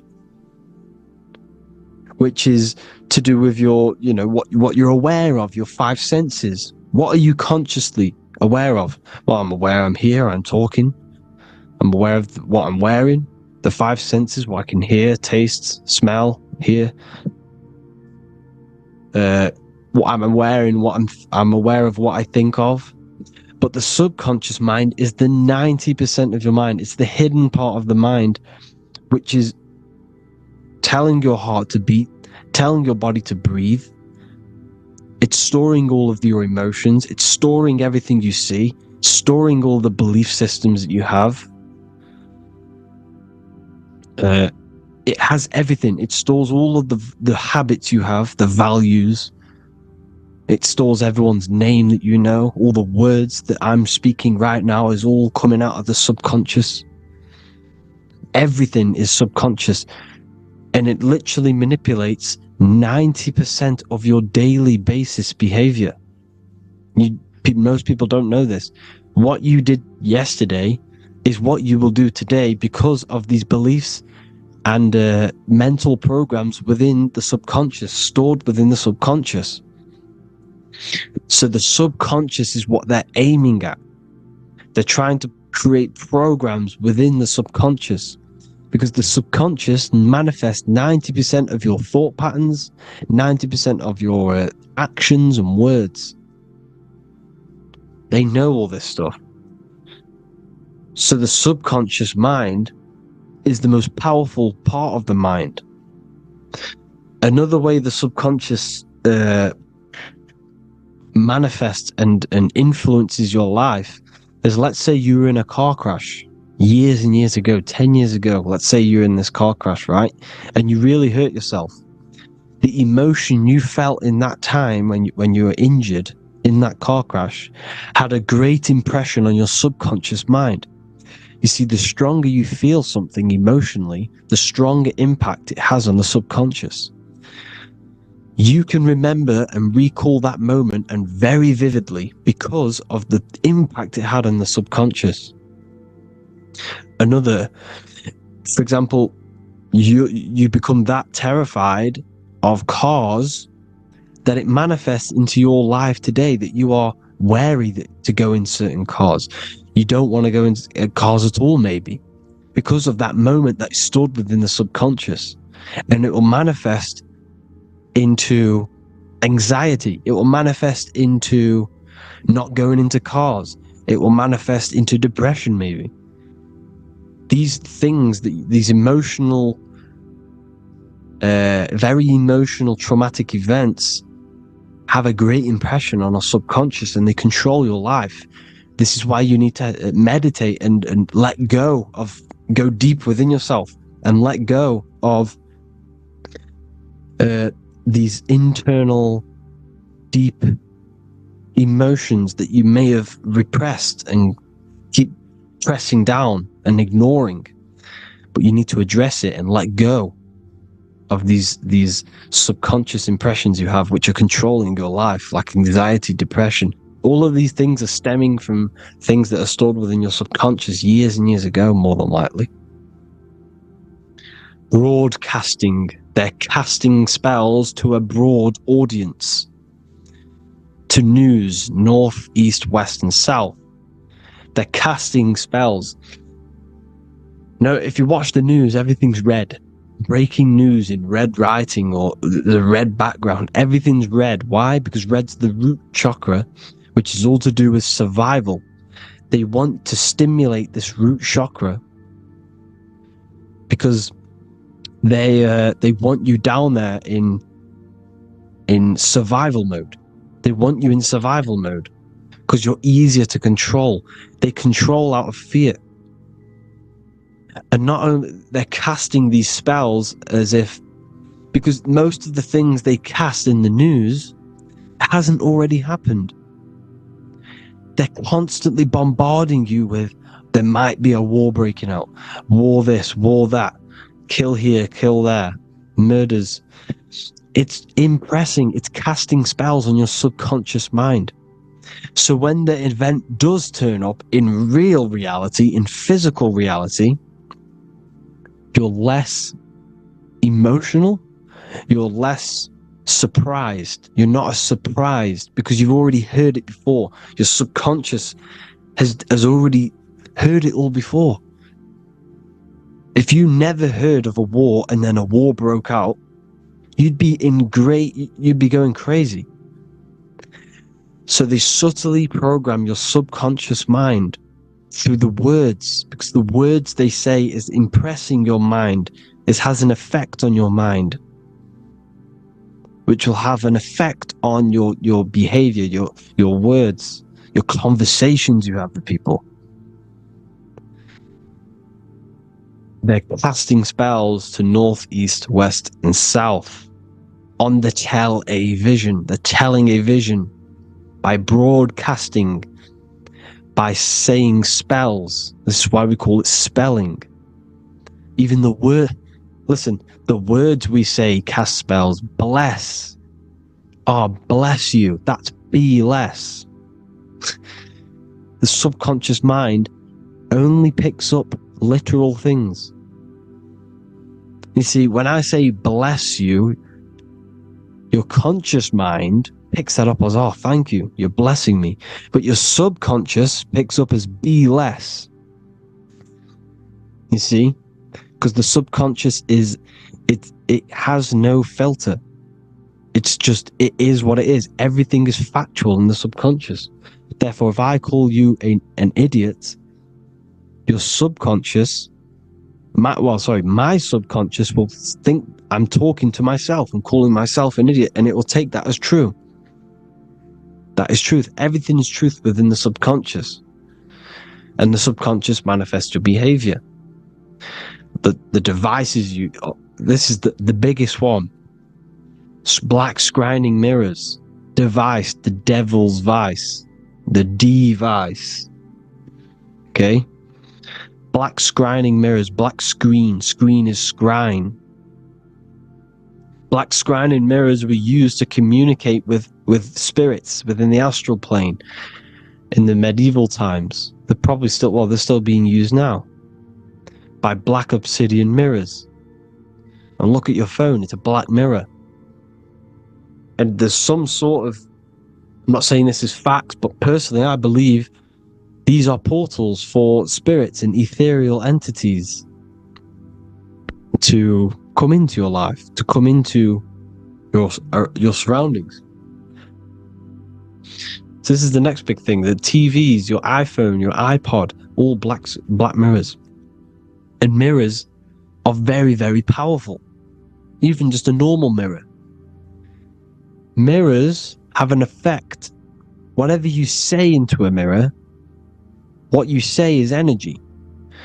And when you say something into a mirror, you're saying it into yourself. It's an infinite cycle of words, of energy, because it's being reflected infinite times. When you say something into a mirror, it has a massive effect. You're saying it directly into your eyes, into your mind. So what you say in a mirror should be said with precaution. Never say anything negative into a mirror, because mirrors are very, very powerful ways for you to reprogram your subconscious mind for the good. You can say very positive things into mirrors and it will reprogram your subconscious mind. Okay? Manifesting is all magic. It's all magic. Everything is magic. But consciously doing it is what they're doing. They hid this knowledge. Your phone is magic. It manipulates your mind. The iPhone. Okay? See, magic isn't all of this with wands. See, Harry Potter, okay, that was created to give you this perception of a mystical and amazing form of magic with magic wands and all sorts of stuff like that. Yes, that stuff was true when the collective conscious minds were on a higher level and our belief systems believed in these things, because the universal mind, all of our minds contribute to reality. If the masses don't believe in magic, if the masses don't believe in a certain thing, it's going to have an effect on physical reality. So when the collective minds are higher and have more open minds, things like Harry Potter can come true. See, it's all in the mind. The iPhone, the I is the symbol for the mind, the invisible intelligence. The triangle is the ethereal plane. Okay? So the eye in the triangle is the eye that sees into beyond the ethereal planes. The square is the physical plane. So the iPhone, your phone, is a black box, just like the Saturn black cube. It's a black mirror. It's taking photos of you every 2 seconds. And it's your mind. Your mind is in that phone. Everything you like, everything you text, everything you type in Google, everything you say to someone, every conversation is all recorded on the phone. Therefore, it is a direct reflection of your mind. Your mind is imprinted into your phone, because your mind, everything you think in your mind, you're manifesting into typing, saying, taking pictures into the phone, and it's collecting it and storing it. And what they're doing, and this is for all forms of magic, it's manipulating the mind. It's all manipulating the mind. Reels, Instagram, TikTok, this is all dopamine. It's all controlling the mind. Every like you get, every follow you get, every share that you get is dopamine within your brain. They're literally targeting your brain and mind.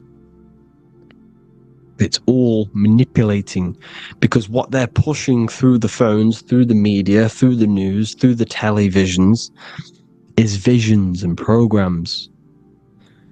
You are the one manifesting the New World Order. They're not manifesting the New World Order. They're giving you the information so you can manifest the New World Order. Everything they say is contributing to your mind. For example, digital money and all the information they put out for you to see is contributing to your enslavement. Your mind is manifesting the New World Order. They know this. They don't manifest it. There's billions of us. We could easily run over them physically. But on a mental level, these people have the knowledge and they hide it from us, and they let us manifest reality because we are the collective. They give us the information which manifests their agenda. It's all magic through the phones, the media, the television. So your phone is a manifestation of your mind. It's a record of your mind. Hollywood, holly tree. They used to make wands out of holy trees, because it was the most holiest wood, the best for casting and transmitting energy. So they used holly trees to cast spells. That's what Hollywood is. And in Hollywood, they have the red tear, the blood drop next to the Hollywood sign, because it's all satanic. They're all black magicians. They use Hollywood to cast the spells through the music. Through the films. You see, music is a form of magic. All of this is magic. Everything they do is a form of magic, because they want an agenda behind it. But it's not black magic. They're letting us create our prison. This is what you have to see. Yes, they're evil, but they're not doing anything evil, or else they would face the karma. They let us manifest this agenda through giving in the information, by telling you what's going to happen in the movies. Everything that happens in a movie, it's all there on purpose to program your subconscious, to plant a seed within your garden, your subconscious, your mind. Because when the mind has already seen something, when it comes up and turns up in physical reality, you will be less shocked and you won't rebel. So they lure you slowly. They make you aware of these things over time. They make you gradually think it's okay. Like the technology, we never used to use these phones. How did we become so addicted and reliant on them? Well, because first they gave you a little flick phone. Well, no, sorry, they gave you a phone in your house, and then once you got used to that, they say, "Oh, here's the newest version of a little flick phone." You started texting your friends. Everyone was loving it in high school. They could now meet up without saying, "Let's meet on the weekend at this point at this time," like your parents probably did, or maybe some of you watching this, you probably had to tell your friend to meet on the weekend at a certain time because you had no way of communicating. So everyone got these phones and got addicted to them. Then they slowly got addicted to the new iPod with the touch screen. Now they invented touch screen. Then everyone got addicted to touch screens. Then because all of this is producing dopamine in the brain, which creates you to become mentally addicted to things, and physically addicted, chemically addicted, because dopamine's a chemical. Your subconscious becomes a program within your subconscious, and your body becomes chemically addicted to these phones. And these phones are the enslavement of humanity, technology. Without this, we wouldn't be in this mess, without technology. Because they're creating a hive mind. We're creating a hive mind. So back on track anyways, they program you. Look at the films, 9/11, all produced by Hollywood. Here's the 11, like I said at the beginning, the two pillars which reflect reality. What happens in the mind happens in the physical. What happens in the astral happens in the physical. Okay, what happens in the physical happens in the mind. It's the two pillars, the mirrors. 9/11. 9 + 1 + 1 is 11.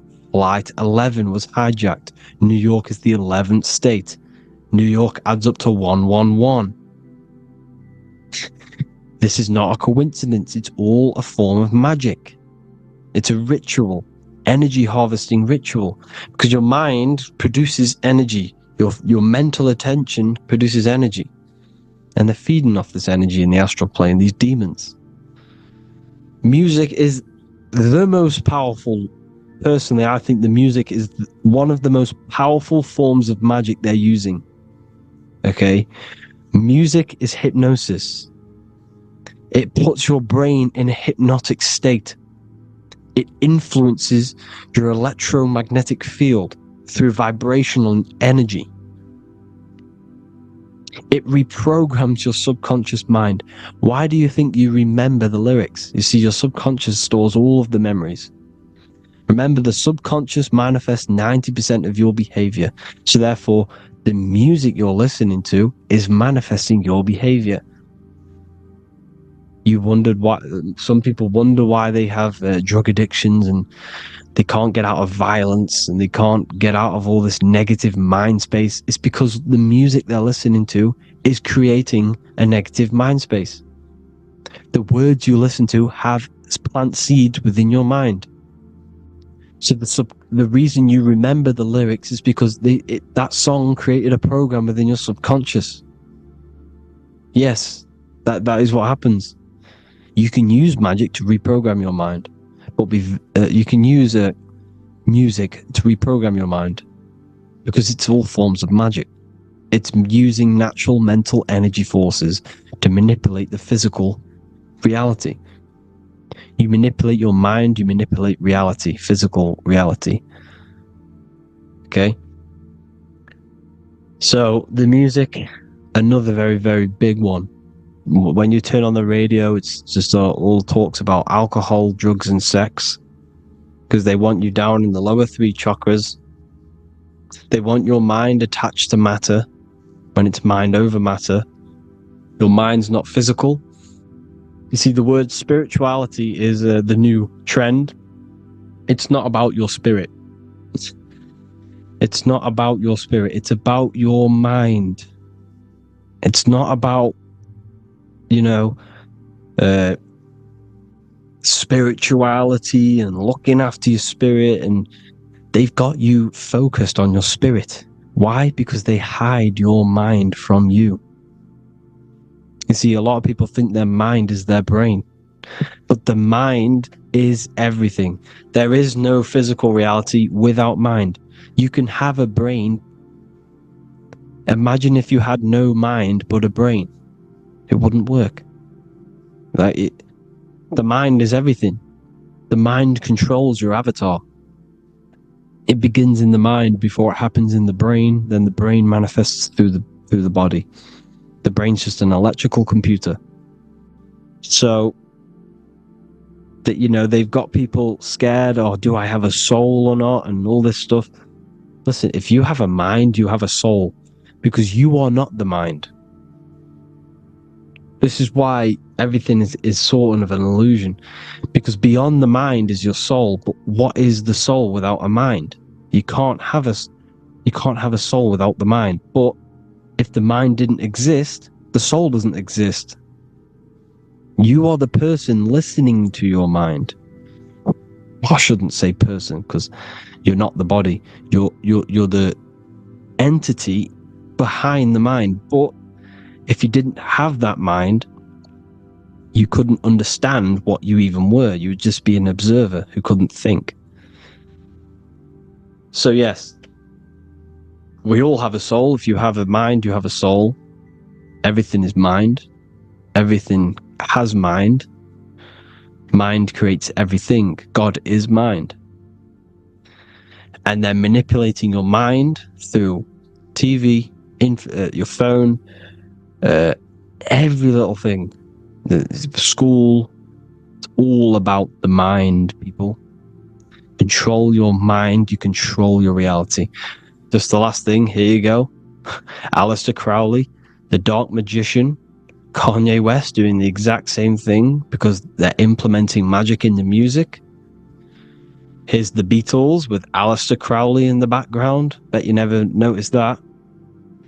Aleister Crowley was influencing music and placing magic within the music to influence the subconscious. This is what Baal worship was. This is why they kill children. They sacrifice these children. Why? Well, because in order to ascend, in order to raise your consciousness internally, godly, by being good, God, or being in order to be good and raise your consciousness and to get something in the physical world, you have to sacrifice yourself. And what do I mean by that? In order to raise your consciousness and ascend, you have to sacrifice the lower nature of yourself. You got to abstain from having sex to retain your sexual energy, to transmute it, or staying away from some poisonous foods like meat. So, staying away from blood. We shouldn't be consuming other animals' blood. We should be keeping our blood pure. We are humans. We shouldn't consume chicken blood, chicken germs. We are the most divine creatures on this creation. We are the most intellectual creatures in this creation. Therefore, we should keep our temples pure. We are not animals. If you want to associate yourself with an animal, go out in the wild, go and find a wild boar, and go and try rip its guts out with your bare teeth, because you can't do it. You're not a cat. You're not a carnivore. Okay? So in order to ascend, you have to kill and sacrifice your lower part of yourself to ascend up to your spirit self, your mind self, the highest version. And the elites don't want to do this. So they sacrifice other things like babies to kill them, to exchange their life over to the astral plane, so these demigods in the astral plane can give them something in return in physical. They don't want to sacrifice their lower self, so they sacrifice other things for exchange, for physical pleasure. But the godly person sacrifices their lower self for their higher self to do good and ascend. So this is what all the Baal worship is, people, and this is why they're doing it. Hope you all had an amazing lecture. If you haven't already, go and get the Book of Wisdom for more information. I don't go into dark stuff in this book, because all I do is enlighten people in this book. You can get it in Spanish, English, German, Italian, and French. Worldwide shipping. You can get the PDF or paperback.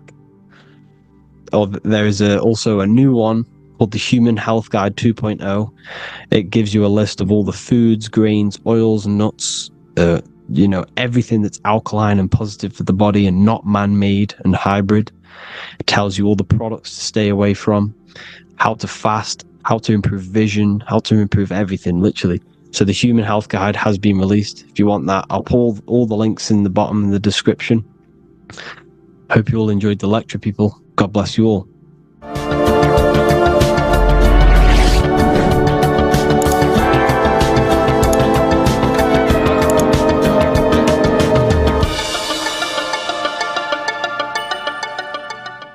In this video, we're going to be talking about the evolution of consciousness. You are born human, however, you possess consciousness, which is the awareness behind your being, the awareness behind your thoughts, the experiencer behind your five senses, the experiencer, the observer behind your thought, emotions, and senses. You are an eye, an invisible consciousness looking through a lens, which is your body. Your body produces this physical world that you experience. Your brain produces this world. Your brain and body is a technological computer. However, you are an infinite, ever-expanding consciousness behind this physical body. And there is an evolution of consciousness, a cosmic journey of expansion. And this is why we see so much pyramid symbolism in the occult and esoteric world, and especially within Freemasonry. Because the pyramid represents climbing, an evolution, a raising state of consciousness, a journey. Steps symbolize a journey upwards. This is the raising and the evolution of consciousness, our inner world. The transmutation of our inner selves, of our souls and consciousness and our minds. So when we see this pyramid, we're seeing a evolution, a way up to source consciousness. And the eye in the pyramid represents your source consciousness. It represents illumination. It represents divine guidance through this evolution of consciousness. This is why we see the ladder Consciousness is ever expanding on an infinite journey of evolution. Each individual is a part of this cosmic process, contributing towards the ongoing expansion of both mind and awareness. As we evolve, we collectively explore deeper levels of existence, expanding the boundaries of thought and consciousness. The mind has the ability to expand infinitely into new realms of thought, into new dimensions of mind. The mind cannot be filled up. It is not a physical substance. The body can be filled up because it is a physical thing, but you cannot fill the mind. Therefore, the mind is constantly expanding, ever expanding into new fields of thought. So what we see in Freemasonry, the ladder, is again a journey, an elevation of consciousness. When we are born with an infant consciousness, and as we gain older, we gain an adult consciousness. Our inner world, our inner mind, and our emotional intellect changes and evolves. We are significantly different from when we were very young as an infant. It's because our consciousness evolutes, it changes, it alters like water. So, just like this evolution of your own consciousness as growing up, there is consciousness of beings existing in cycles beyond our own. And their consciousness is unimaginably different from ours. They operate on a higher level of understanding and knowing, experiencing reality in ways that transcend our current comprehension.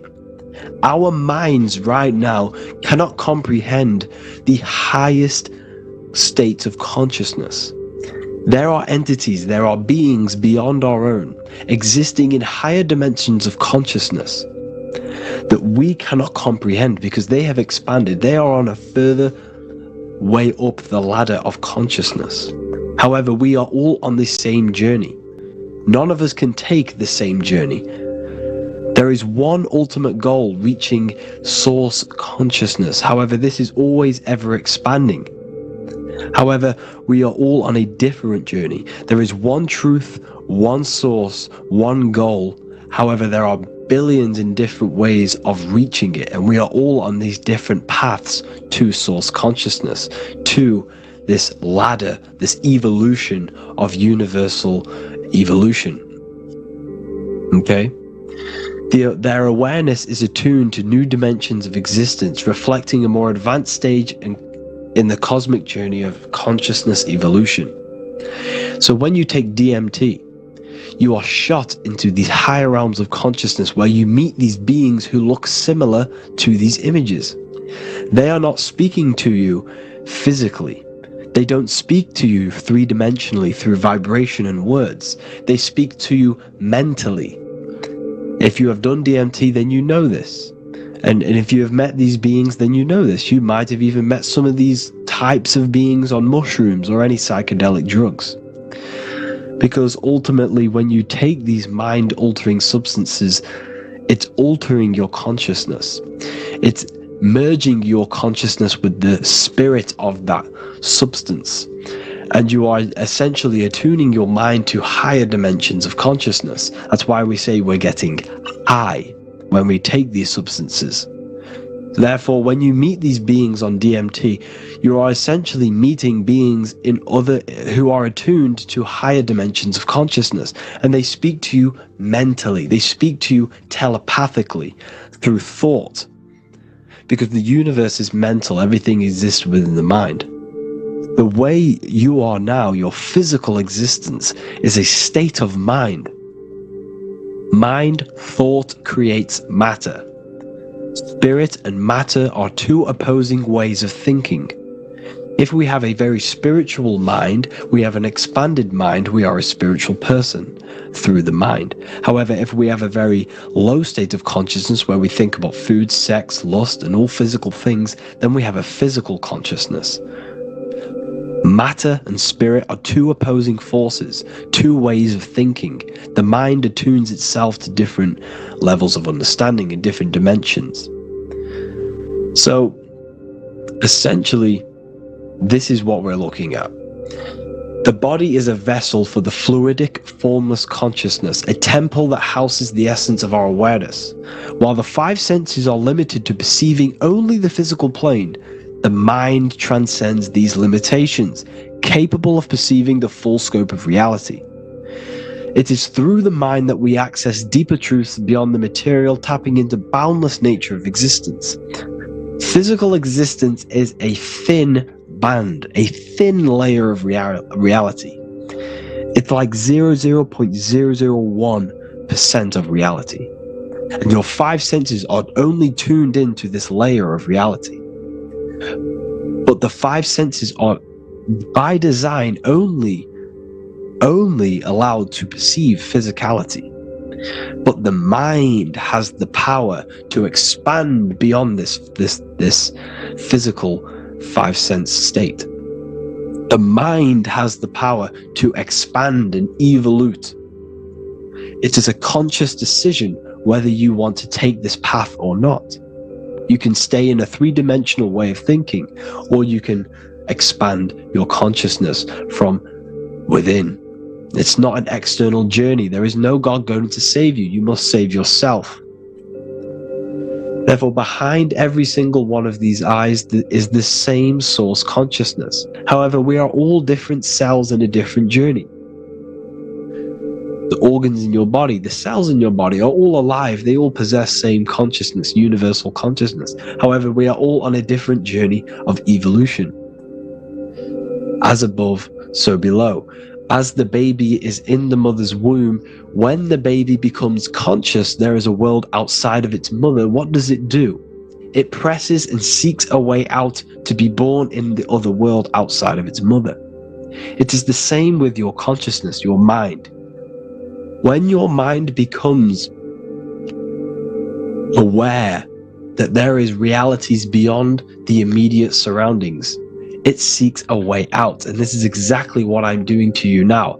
I am now expanding your mind and telling you there is other ways of reality. There is other dimensions of consciousness which you can access through inner transmutation, through different ways of thinking, spiritualism, and meditating and connecting with yourself and detaching from external things.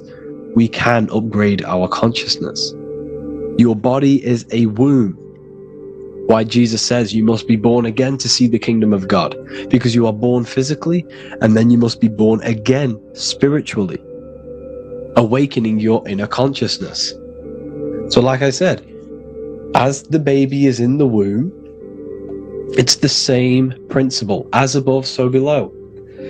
You were a baby, you were in your mother's womb, and you figured out there is a world outside of your mother, so you seek to way out your mother to be born in another world. It's the same now. You must do this now. This is your spiritual evolution. This is the evolution of consciousness. It's ever expanding. When you die, this is a transition. You must learn to not fear death. This is another part of your spiritual journey. You must master death. Therefore, like I said before, the mind has limitless capacity to expand into new realms of thought, continuously exploring uncharted ideas and concepts without boundaries. The mind can ever expand. It can never be filled. It can never ever know everything. There is infinite fields of knowledge, infinite fields of thought.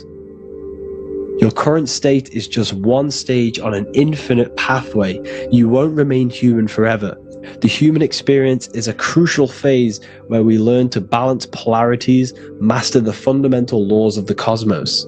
It is a period of growth and transformation, preparing us for the next stages in our cosmic evolution. The goal is to strive for perfection, yet the true perfection is unattainable. It's like a tunnel, and there is a light at the end of the tunnel. And as you walk through this tunnel, the light is ever moving backwards. You should forever seek to meet that light, but you will never meet that light because consciousness is ever expanding. You should strive for perfection, yet knowing that perfection is forever unattainable. The journey is endless. with each step revealing deeper layers of understanding and experience. The pursuit of growth and expansion is itself the essence of our evolution. You can find all of this knowledge in the amazing book that I have read for years. I have read this book, The Emerald Tablets of Thoth, the Atlantean, by M. Dorial, translated by M. Dorial. I'm telling you now, this book, now that I've told you this, you have some context on the book. The whole book is about evolution of consciousness. He's talking about higher dimensions beings. He's talking about how you can transcend this physical plane. It is truly the most amazing book you will probably read. One of the best spiritual texts you'll see. It's hard to understand, so you must read it over and over again. And the more your mind progresses, like for me, I read this every couple months, and the more I learn about consciousness, the more I expand my own consciousness. And every time I read this book, I pick out something new that just completely blows my mind, because you can only understand this book to your level of consciousness, to your level of understanding. So now that I've told you all this information, go and read this book and it will absolutely blow your mind. And so will the Book of Wisdom Volume 2, which is now available. I released it the other day. I'm just going to read a page out now. This page is called Spirit and Matter. The Earth is not merely a dense, lifeless rock drifting through space. It possesses spirit, a living essence that animates its form. But what do we mean by spirit? Spirit in esoteric terms refers to the energy, the life force, animating the principles infused in matter. So essentially, what this page is talking about is how everything has spirit, consciousness within it. You are the middle, you are spirit and matter. You have the ability to expand your mind to the God self and raise above our animal instinct, our material self, and know the divine and expand. Animals cannot do this. Animals are not self-aware. Humans possess self-awareness. We can observe our consciousness. We can say, why do I exist? We can look in the mirror and know that we need growth. And this is what Anunnaki means. Anu means above. Anu was the supreme god of the sky, which is a metaphor. He represents spirit above, heaven. Anu came down to earth and married Ki, the goddess of the earth, which represents matter. It's a myth, it's an allegory. Anu married Ki and gave birth to the Anunnaki. Spirit came down and infused with matter and gave birth to the human, which is you. You are spirit infused in matter, Anu and Ki, Anunnaki. You are the Anunnaki. And this is just one of the teachings in my book. Honestly, this book is absolutely amazing. If you truly, truly want to expand your consciousness, give this book a read. And obviously, if you're inside the university, I give you this book for free. A paperback version. If you join the university, follow the steps inside of the general chat, you'll be able to download this book. Not download it. Order a paperback for free. All you have to do is pay for the shipping. You'll also gain amazing knowledge inside of my library, where your mind will just be overblown with the amount of esoteric books. There's over 45 rare occult books, plus you get a PDF of the Volume 1 and Human Health Guide. You get reoccurring updates where I expand on symbolism, occultism, where you will just feel absolutely amazing once you understand esotericism in yourself. You'll also learn how to create the dream reality that you want with the Manifestation Mastery course, where I teach you how your consciousness creates reality. You'll have a real lectures where I post lectures on symbolism, occultism, esotericism. There's a conscious community and live calls and Q&A where you can ask me questions and I'll answer your questions. I just want to say thank you to everyone who has joined the university. Thank you for even liking and watching this video. Any support I just appreciate every single one of you. Please, if you can, leave a comment and a like on this video and let me know any videos you want me to make in the future. And I will start uploading a lot more to the YouTube. So yeah, thank you all for tuning in today. Have an amazing day.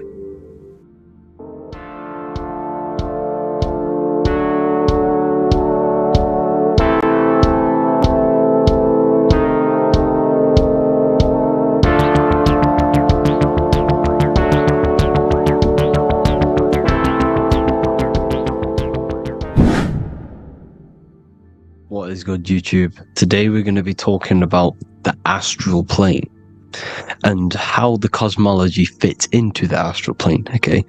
So first, let's go over the astral plane and go over the different layers of reality so that you can understand reality more. You are a multi-dimensional being. You are not in these, you are in all of these realities at the same time. They all interweave into one big reality.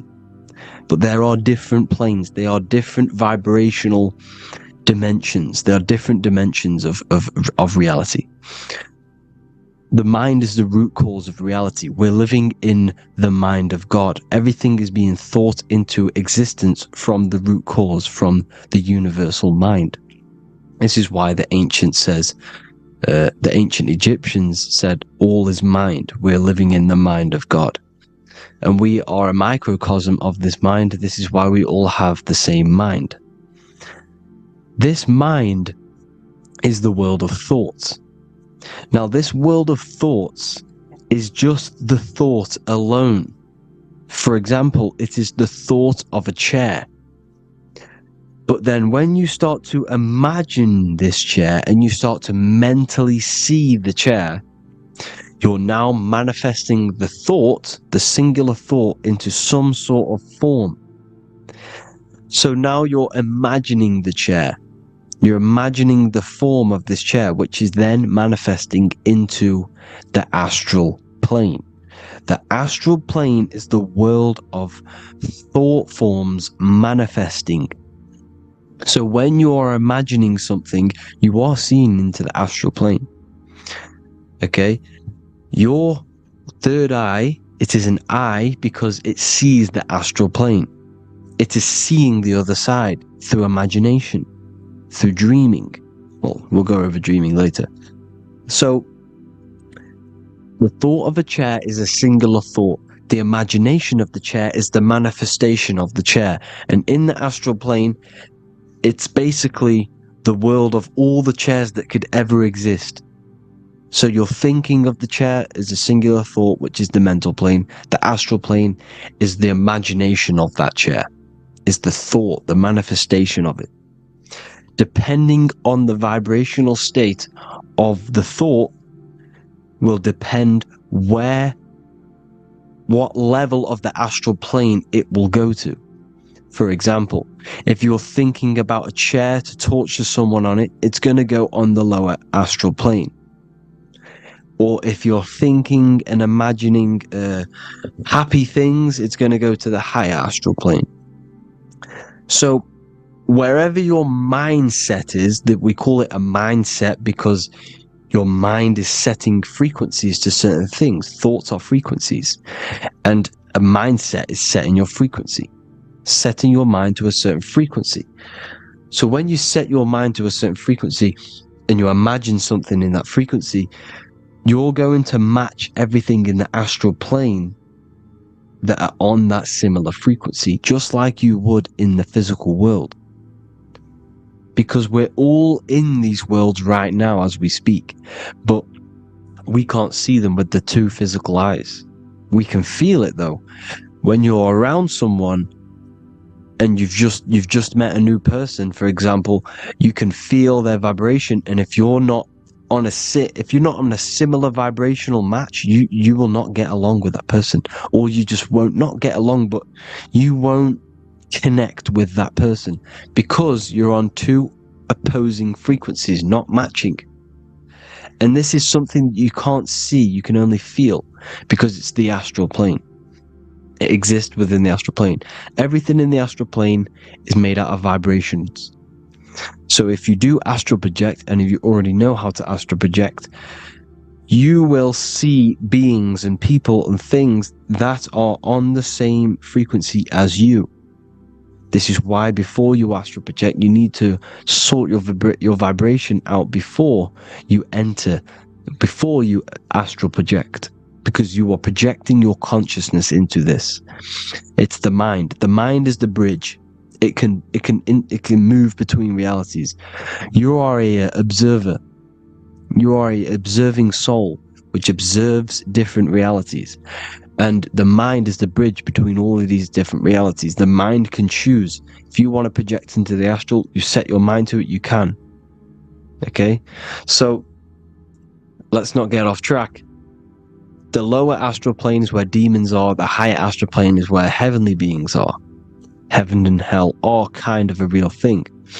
The etheric plane is a powerful substance, the ether, the fifth element that they don't tell us about. If you type in on Google the 5 elements, they will try to remove it with wood or metal because they don't want you knowing about the ether. Ether is the energy double behind all physical objects of the astral plane. It's the world of frequency. Frequencies, EMFs, torus fields are in the etheric plane. It is the energy plane. It's where energy moves through the ether. Okay? So then you have the physical world, the world of effect. Everything you see in the physical world is the effect of the higher planes. Each plane is a product of the plane above. So, and it melts into each plane. The physical plane is the lowest plane, it's the most densest, and the highest is the most fluid. This is the most fluid, this is the most dense. This is where we get the saying, as above, so below from. As above, so below comes from the different planes of reality. And magicians understand this. This is why magicians always say as above, so below. Because they understand if you manipulate the higher planes of reality, you manipulate the lower planes. Because the astral plane is a direct copy of the physical world, but in the astral plane. It is mirrored. The physical world is mirrored in the astral plane. They are both the same world, but just different vibrational states of the world. Kind of. It's hard to put this in words, people. So just try and understand. The astral plane is the double. It is whatever happens in the astral plane happens in the physical plane. This is why magic works. This is why demons work. This is why spirit communication works. Because if you manipulate the higher planes, you manipulate the lower planes. As above in the astral, so below. Leonardo da Vinci showing you to look up, pointing up. You gotta look up. He's telling you to change the mind, you change the physical world. You change your emotions, you're on the astral plane, you change the physical world. You change your reality by changing the higher planes. This is the Masonic 11. The 2 pillars. This is the 11, also symbolizing the 2 hemispheres of the brain here. But the 11 symbolizes the 2 mirrors. 11. 11. 9, 11. 9, 11 adds to 11. 9 plus 1 plus 1 equals 11. The Twin Towers were an 11. Flight 11 was hijacked. Because it's a mass ritual within the astral plane. Now, we're going to go deep into that later, and I'll show you these rituals they do in order to manipulate the astral plane. So, this is what the 11 is. It's the mirroring of reality. If you contact spirits and conjure spirits, you can either summon or attract demons and spirits. Summoning is creating a spirit. You create demons. Okay? Like I said here, the mind is the root cause of reality. If you think of if you think of a traumatic event that happened in your life over and over and over and over again for years and years and years, where attention goes, energy flows. The mind is the director of energy. If you are directing energy into the specific emotion, the specific thing that is torturing you in your mind, that will manifest as some sort of being in the astral plane, which is called an elemental. And this elemental being that you have created through your thought forms and emotions will latch onto you and feed off this energy. So it's important that you get your mind right. Okay, it's important that you sort that you file the mind and you discipline the mind. Make sure it's only entertaining positive things, because you are quite literally creating your own demons.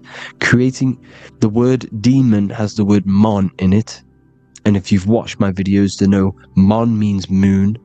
The moon is your mind, the sun is your soul, the earth is your physical body. Demon is mon means mind, moon is mind. You create demons with your mind. Summoning. Now this is where the rituals come in. 9/11 was a ritual because everyone was thinking about this big fearing, the death of 9/11. Everyone was thinking about it, and all of their minds thinking about this horrific thing will manifest and summon a negative energy spirit elemental within the astral plane. That's how all of this works. This is why it was a mass ritual. Okay, Chris Brown, new album name 11/11, release date on the 11/11. This will be my 11th album and contain 11 songs. All of these people know the occult. This is Hermes Trismegistus with the star of Saturn, the six-pointed star, as above, so below. The mirroring of reality, physical and astral, the two Masonic pillars. So as above, so below. What's above us? The stars. The stars are connected to the astral plane. This is why we call them stargates. When we dream, we are experiencing these different realities. And what are stars? They tell in the Bible, it says Genesis 1:14. And God said, "Let there be lights in the firmament of the heaven to divide the day from the night, and let them be for signs." Signs translates to things to come. Why things to come? The stars tell the future. Why? And why do we say as above, so below? As above us is the astral plane and the etheric plane. As above, so below. Whatever happens in the stars happens on Earth. The stars are connected to the astral plane. Above us is the astral plane. We are a star in a physical body. This is why we say Mr., Sister, stir equals star. The E and the A are interchangeable. We are stars, and the stars are the start of our incarnation. We start in the stars, same root word, and we descend through the seven energies, which are our seven chakras. Then we enter the heart of the soul system. The heart rearranged spells Earth. And this is the true cosmology. Here's the Masonic cosmology. This is Masonic now. Here's the firmament. Let there be a firmament in the midst of the waters to divide the waters from above, from the waters that below. Genesis 1:6. The firmament, firmament comes from the word firma, Latin, I'm pretty sure, which means firm. When something is firm, meaning it's stable, it does not move, it is firm. The firmament is firm. So, is the firmament Genesis 1:6. What does he say? Genesis 1:3, sorry. Let there be light. This is before the sun and the moon was created. Let there be light. Before the sun and the moon was created, light was appeared. So what's that tell you? This is a holographic projection from some sort of light being, some sort of projector. And that projector is the all-seeing eye you see in the Masonic cosmology. This is the all-seeing eye projecting the light beams. Let there be light. Everything is made out of light. The universe is created out of light waves. The torus field is one unit of light. The light projecting this reality is Polaris. Okay, the famous all-seeing eye. Now, what else?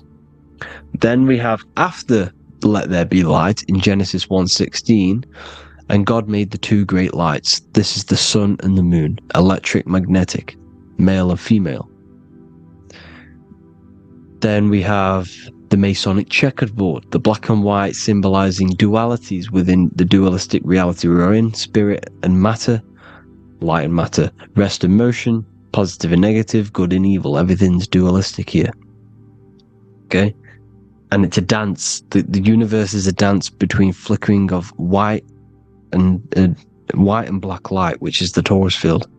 We're not going to go over that, but this is all connected to the astral plane. This is the true cosmology. The astral plane cannot work on a spinning monkey ball in the middle of space. Does not work. Cannot work. It's impossible. Okay? Impossible. So, even in the Quran, it says, Allah has made the earth for you as a carpet, flat. Quran 15:19. And the earth we have spread out like a carpet, set there on mountains, firm and immovable. It is immovable. In the Quran, it also says 65:12, it is Allah who has created the 7 heavens of the earth. The 7 heavens meaning the 7 layers of heaven, the 7 planets. And Psalms 104:5, he set the earth on its foundations and it can never be moved. Never. So here you see in Isaiah 40:22, he sits enthroned above the circle of the earth and its people are like grasshoppers. He stretches out the heavens like a canopy and spreads them out like a tent to live in. We live in a tent. This is the tent. The projection of light. Here you see an ancient picture here. Here you see the ethereal barrier, meaning the firmament, the etheric barrier. And here you see his head popping out. Why is his head popping out? Because your head is heaven. Your heel is hell. Your head has access to the astral plane. This is why your head is heaven. The pineal gland, when stimulated, has access to project itself, project consciousness into the astral plane. Here you see another ancient picture here with the Masonic Royal Arch, with the zodiac here, the zodiac on the top, arching, because there's a firmament above us. Here's God in the brain. Consciousness is God. Here you see the Masonic Royal Arch, symbolizing the firmament. George Washington above the Masonic Royal Arch. These are the stars. This is Polaris projecting reality. Here's ancient churches with the dome. Polaris projecting reality with Jesus. Disney World is under the dome. The 7 layers of heaven, ancient paintings, all depict if you go and look at the ancient paintings, they'll all depict the firmament, the arch above us. This is where we get interesting. The Masonic Royal Arch has the 6-9, which is Cancer. The constellation Cancer, which is 6-9 is associated with portals, because CERN is the 6-9. Okay, CERN is opening portals. They're trying to create a portal to the other side. Cancer has the word CERN within it, so there is a link between Cancer and the opening, the firmament opening above us, to ascension. Here you see the Masonic art with the Royal Arch and the light and the opening. Here you see the light and the opening. This is the opening of the firmament. Here's the Hebrew cosmology with Sheol, the underworld, and the opening. So Cancer is definitely some sort of portal in and out of this reality. I'm just connecting dots here.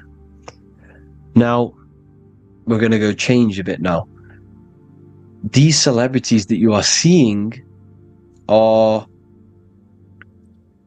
they have not sold their soul to Satan, okay? They have not sold their soul to Satan. Satan is a demonic, low vibrational energy that has been summoned over the thousands and thousands and thousands of years of evil occult arts. So since Babylon, Babylon was summoning this demonic energy, and this demonic energy in the astral plane will grow and grow and grow. It has no form. It has no physical form. Okay? But you can see it in the rappers. If your third eye is open, you can see clearly that these people are demonic. You can sense the energy that they're manifesting. Selling your soul is not what you've been told. It is gaining, because your soul is pure love, okay? Your soul does not want to do anything bad. So when you sell your soul, you're gaining physical gain. You're gaining physical wealth, for example. Like for these rappers, they will be given millions of pounds because the people in control of the music industry, which is the dark occultists trying to brainwash the masses, the people in charge, they're dark occultists. They understand Satan and the energy. They are satanic energy, which has been summoned in the astral plane. They see that they have influence over the masses, so they will go to them and say, "I will give you this amount of money forever if you manifest this satanic, demonic energy through the music and through social media to blind the masses, to brainwash the masses into this demonic energy." Because when you listen to music is frequency. Whatever you listen to, you become that frequency.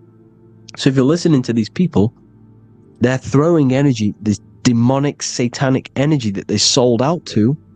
Soul, same word. When you sold something, you've got your soul involved. They have exchanged money, physical gain, so that they manifest this satanic energy within the astral plane and through the music, through the videos, through social media, to keep us in this vibrational frequency, in this low state of consciousness. This is what it actually is. It's not, you're not selling your soul to some sort of devil. This satanic energy has no physical form it is formless in the astral plane. It's a summoned energy. Now, the root chakra is red. This is why the devil is red, because it symbolizes the animal nature of man. When you are operating off your root chakra, you will kill, you will fight, you will do anything to survive, because it's all about survival mode in the root chakra. They want you keeping in that fighting mode, that surviving mode, so that you are manifesting this low vibrational frequency, this satanic energy, this demonic red energy. This is why the devil is red. And the devil has a tail with the red arrow pointing down, because it symbolizes your light body. This is your Merkaba. Your Merkaba is your light body. Mer equals light, Ka equals spirit, Ba equals body. Merkaba, this is the devil's tail pointing down, the descension, your heel, up to your heel, hell. Ascension to heaven, head. You see, this is the all-seeing eye with the illumination coming off it, your head, when you're illuminated. The Merkaba is your celestial sphere to portray different planes of reality. It is the vehicle of ascension. It's your light body. It's in the word Kabbalah, Kabbalah, Ka, spirit, Ba, body, La, light. Same thing, Kabbalah, Merkaba. Same thing, it's all about the light body. This light body sees different realities. So when you see the goat in the music industry, it's this satanic summoned energy that's been summoning for thousands of years within the astral plane. When it becomes to the physical plane, it will manifest through different things. A goat, an owl, Satan, Moloch, Baal, same deity, same demonic energy that's been summoning in the astral plane. And this is why the Baphomet has a goat head. Drake's new album is the goat. The Polo G, the Masonic G with the goat.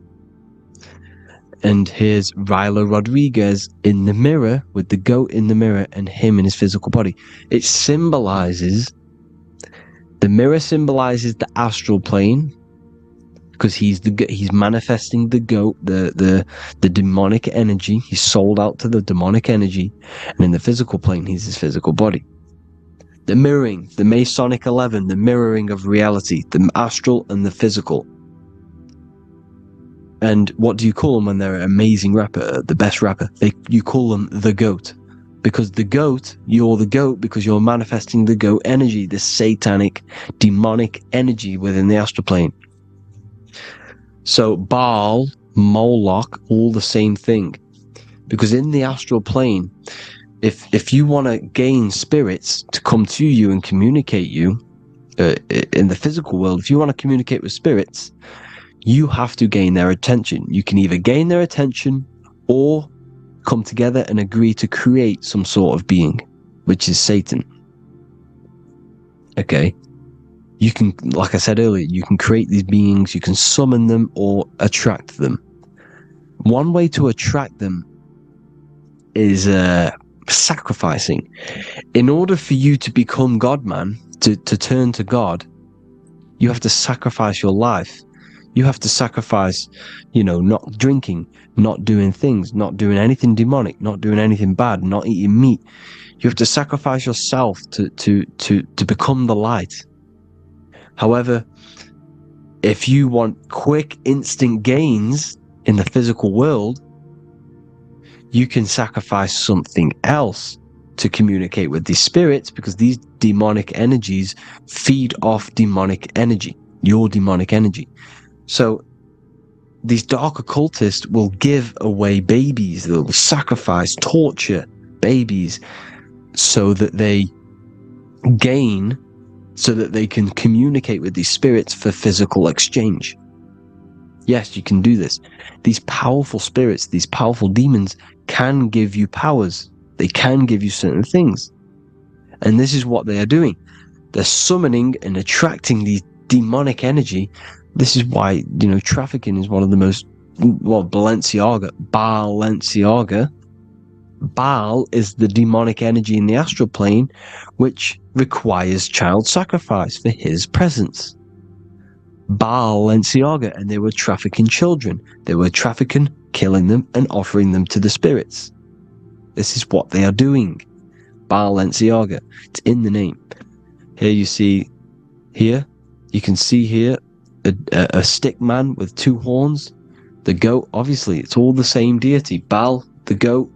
Moloch, here's Moloch, the owl, the Egyptian owl, because it comes from the owl of Moloch, which is Baal, which is Satan, all the same demonic energy. And it's on the dollar bill, a tiny dollar bill, tiny, on the $1 bill. All the same thing. Bohemian Grove, they worship the big owl, Moloch. It's all the same thing. It's all one big demonic energy which has been summoning in the astral plane. And it's trying to take over Earth, the physical plane. That's what it's doing. So I hope you all gained a deeper understanding of the astral plane and what's actually going on in the world. Please leave a comment if you can to help the algorithm. Drop a like if you like this content. And hope you all learned something today. And God bless you all. Thank you all.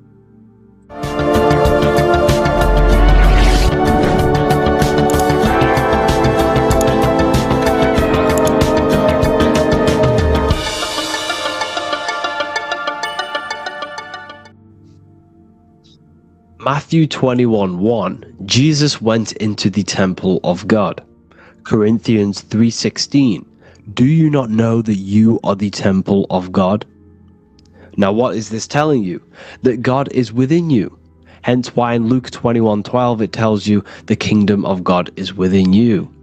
And the side of your head region is called a temple for a reason.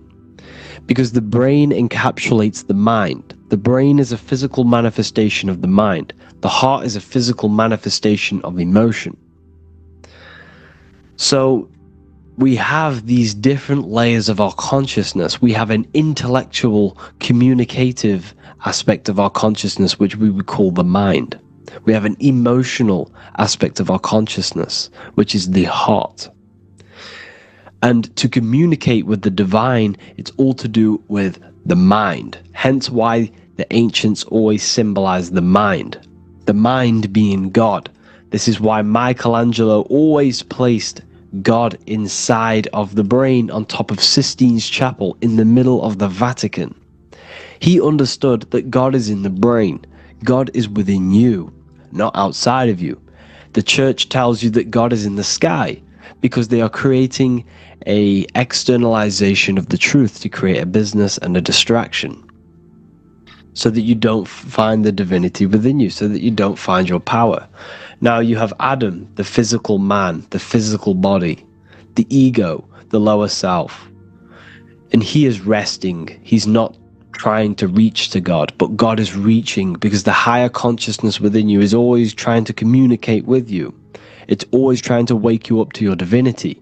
But the lower mind, the lower self, Adam, the physical self, is always in ignorance of truth, always in ignorance, and stays in a materialistic way of thinking, which is the lower animal self. And this is what we call a sleep, or an NPC. This is the lower mind of man. But all you have to do is to move your finger to touch God. You have to look within yourself, within the brain, meditate, and you can find God. This is why in the Bible we see many references to the human body and anatomy to truly connect with God. Kings 6:8, the door to the middle chamber was in the right side of the house, which is the right hemisphere of the brain. The middle chamber is the pineal gland, where the seat of your consciousness is, where the seat of your higher consciousness is, the mind. And they went up the winding stairs, which is your spinal column, into the middle chamber, and out of the middle chamber into the third. So they went up the winding stairs. This represents raising your consciousness up the winding stairs. Your spinal column acts as a stairway of consciousness. Depending on what sort of consciousness you are operating in, depends on what part of the spinal column you are using. Because the spinal column ascends and descends consciousness. What do I mean? If you are in a reproductive way of thinking and you're always thinking about sex, you're jerking off all the time and you're always eating, all of your brain's power and your mind's power is being descended into the lower aspects of the spinal column, which represents hell, the physical state of man, Adam, the ignorant state. We're basically living off low-level pleasures like an animal. And the stairway to heaven is your spinal column. They went up the winding stairs into the middle chamber, which is your mind, your pineal gland, and out of the middle into the third stage of consciousness, physical, etheric, astral. When you meditate and you start to raise your consciousness during meditation, you enter the astral plane when you turn off thought.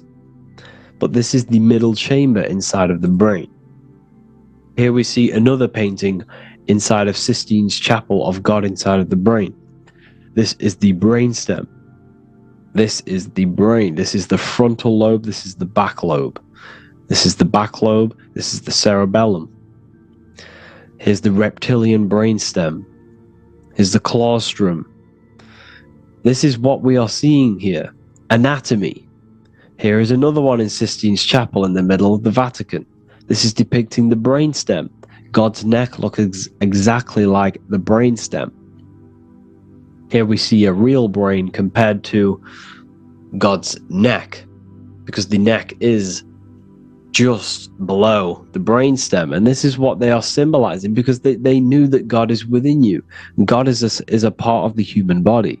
God is inside of the body, because the body is a vessel for consciousness, for universal consciousness. Inside of you, inside of me, is the same spark of consciousness. And this same consciousness is spread out into every living essence, because everything comes from the one source, the one God, the one consciousness. Matthew 6:22-23. The light of the body is the eye. If therefore thine eye be single, thy whole body shall be full of light. Practicing the single eye. What is this? This is meditation. This is entering within yourself.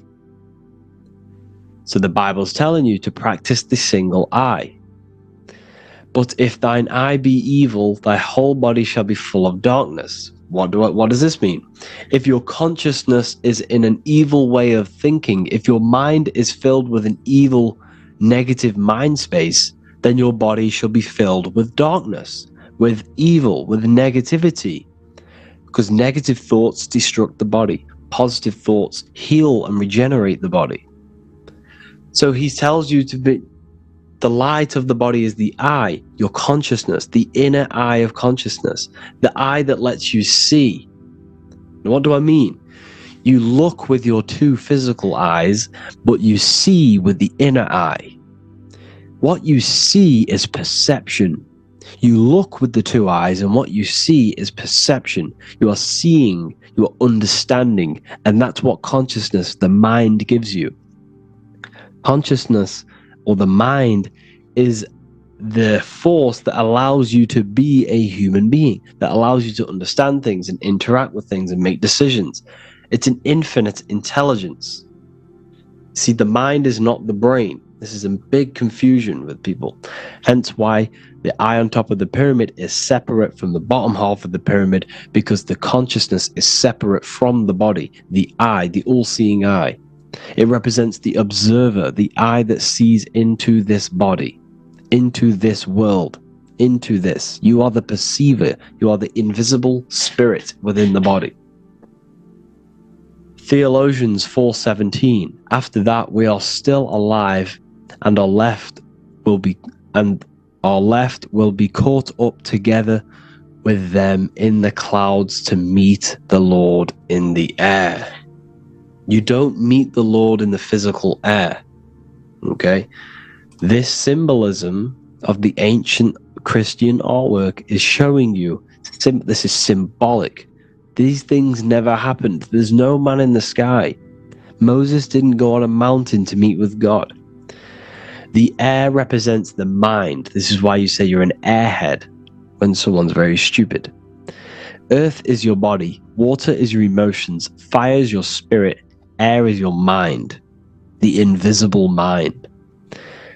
So Anton Mengs, an ancient Christian art worker, is showing you anatomy of God in the clouds, but this is the anatomy of the human body. Raising yourself to the mind and turning the mind inwards on itself during meditation. And that's how you meet the Lord in the air. You meet the Lord in an elevated state of consciousness. The air represents an elevated state of consciousness because the air is up. You have to raise your consciousness to meet the Lord in the air. This is why Moses went on a mountain to meet with God. The mountain represents elevation of consciousness, raising the mind up the spinal column, taking all of the mind's attention away from the reproduction and the physical aspects of self and raising it to the brain and turning off the brain and going inward into the air. It's talking about raising consciousness. It's allegorical. It's a spiritual, metaphorical text. The side of your head's called a temple because inside that where that temple is, right in the middle of where you call the temple, is the inner chamber, the open room, the holies of holies in the Bible, or the land flowing with milk and honey, or Mount Zion.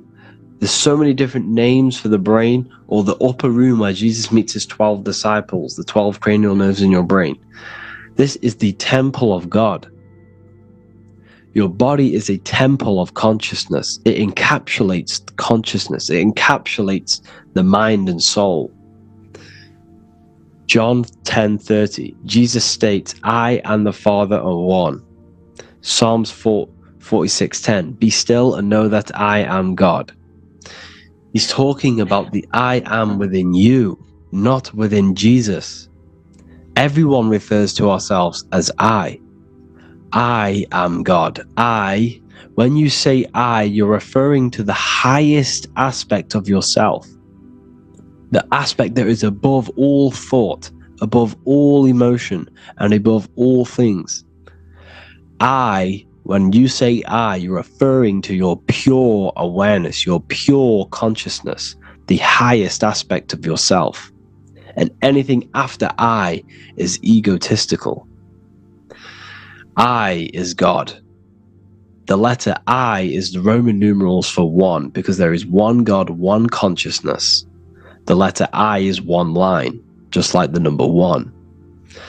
Matthew 6:3-4, take no thought, therefore take no thought. Take no thought. He says this 5 times because you must turn off the 5 senses and take no thought to connect with God. Be still. This is telling you to meditate and know that I am God. The I am within you. I and the Father are one.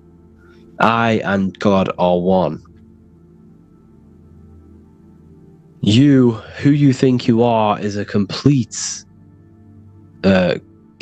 wrong. The body is matter.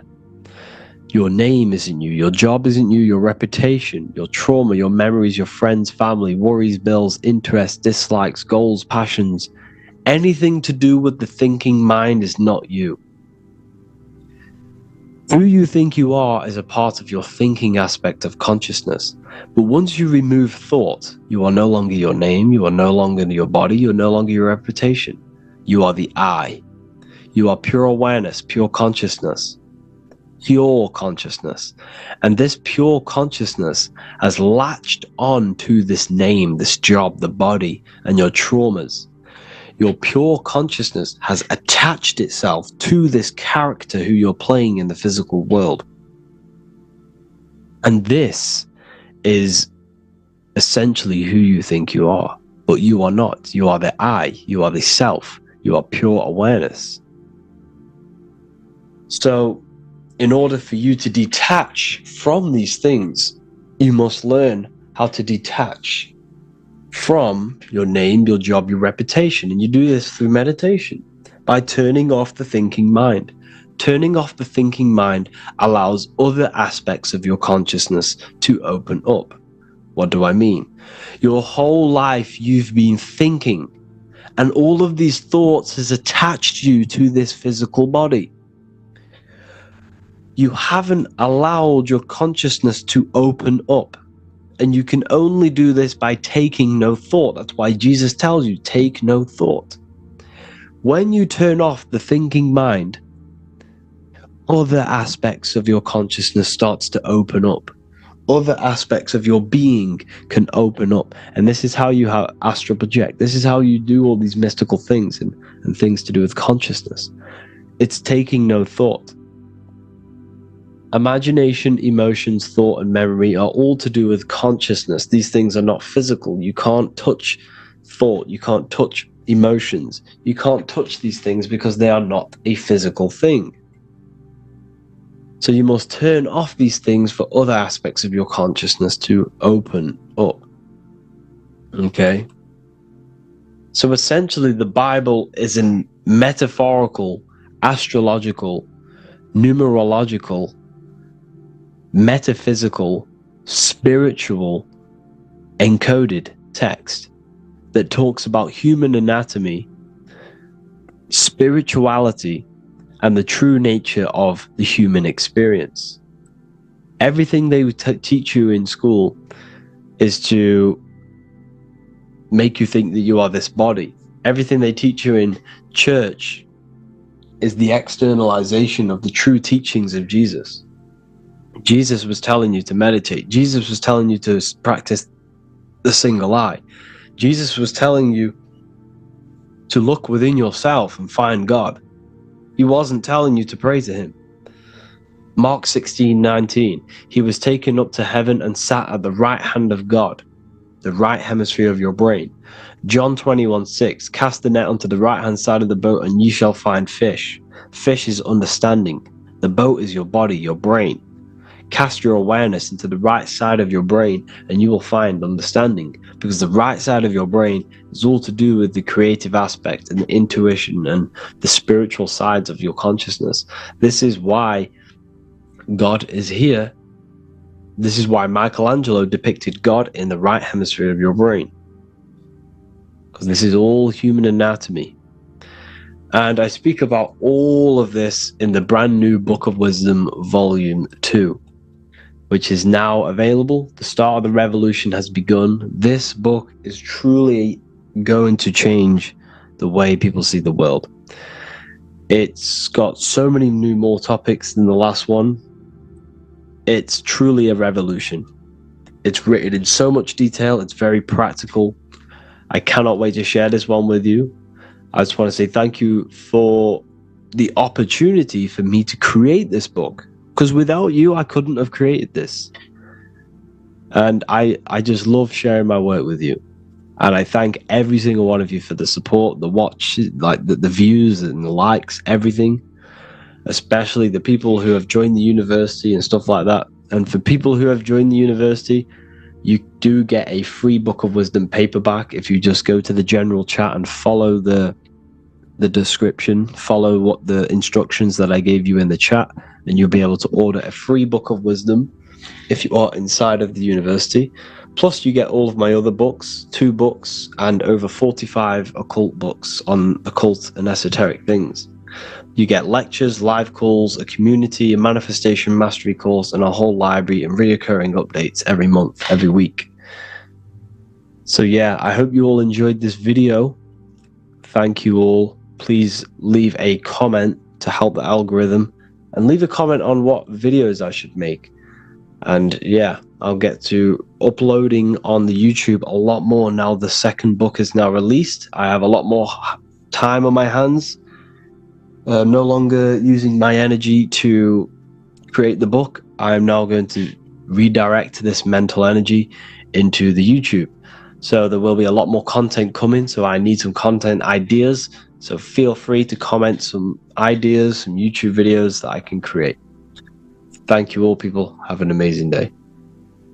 Welcome to Revival of Wisdom. Welcome people, we're back with another video. In this video we're talking about how Jesus Christ and Christianity is all sun worship.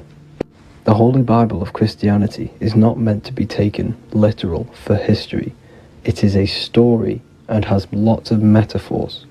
Starting with the symbol of the cross of Jesus. This cross originates from this ancient cross of the sun.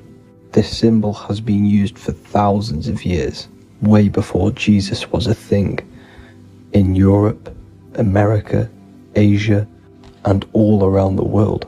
In fact, this symbol is still being used by Christians today, not knowing it represents the sun.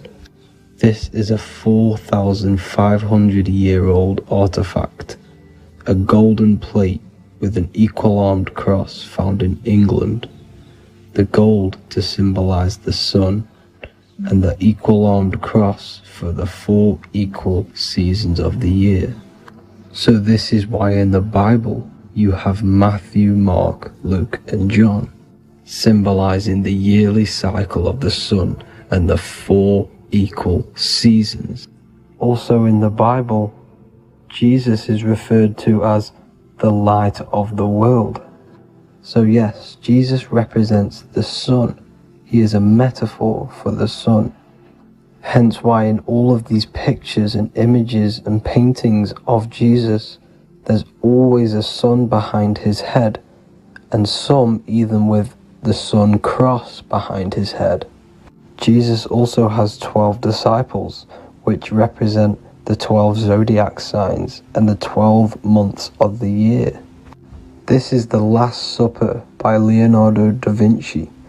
As you can see, the sun, being Jesus, is in the center, because the sun is in the center of the zodiac signs. There are 4 groups which symbolize the 4 equal seasons. Each group contains 3 people symbolizing the 3 months and the 3 zodiac signs in that season. There is only one female in the painting, which is Virgin Mary, who symbolizes Virgo, the astrological sign. So yes, Jesus symbolizes the sun with his 12 zodiac signs and 4 gospels for the 4 seasons of the year. However, there is another phenomenon. The 25th of December is known as the birth of Jesus Christ, which is known as Christmas today. So Jesus symbolizing the sun and is born on December 25th. This is the day the sun moves 1 degree northward, bringing back the warmth, the growth of crops, the life and light back to the northern hemisphere. Everything is springing back to life, as we call it, spring.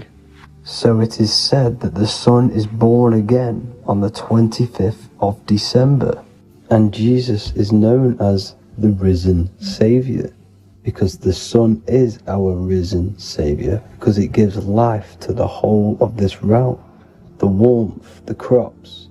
And without the sun rising in the morning, we'd all die in about 2 weeks. And we all know how Jesus died on a cross. The sun also dies on a cross in the southern hemisphere. It dies on the Southern Crux constellation. And on December the 22nd, 23rd, and 24th, the sun remains in the same position. So the sun dies for 3 days and it is born again on December 25th, when it moves 1 degree northward. And this is when the sun is born again, or resurrected, just like Jesus. Constellation Virgo is prominent in the spring sky in the northern hemisphere. So therefore, the sun is born a virgin, Virgo. And as you see in this image, you see Virgin Mary holding the sun.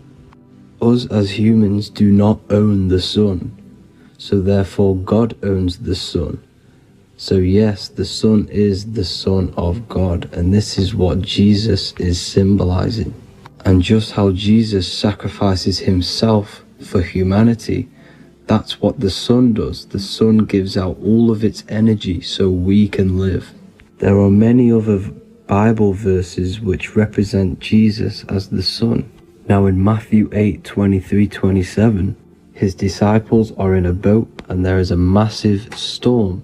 Jesus is asleep, meaning the sun has not arose. And the disciples say, "Save us, Lord, we are perishing." Quote, "Then he rose and rebuked the winds and the sea, and there was a great calm." End quote.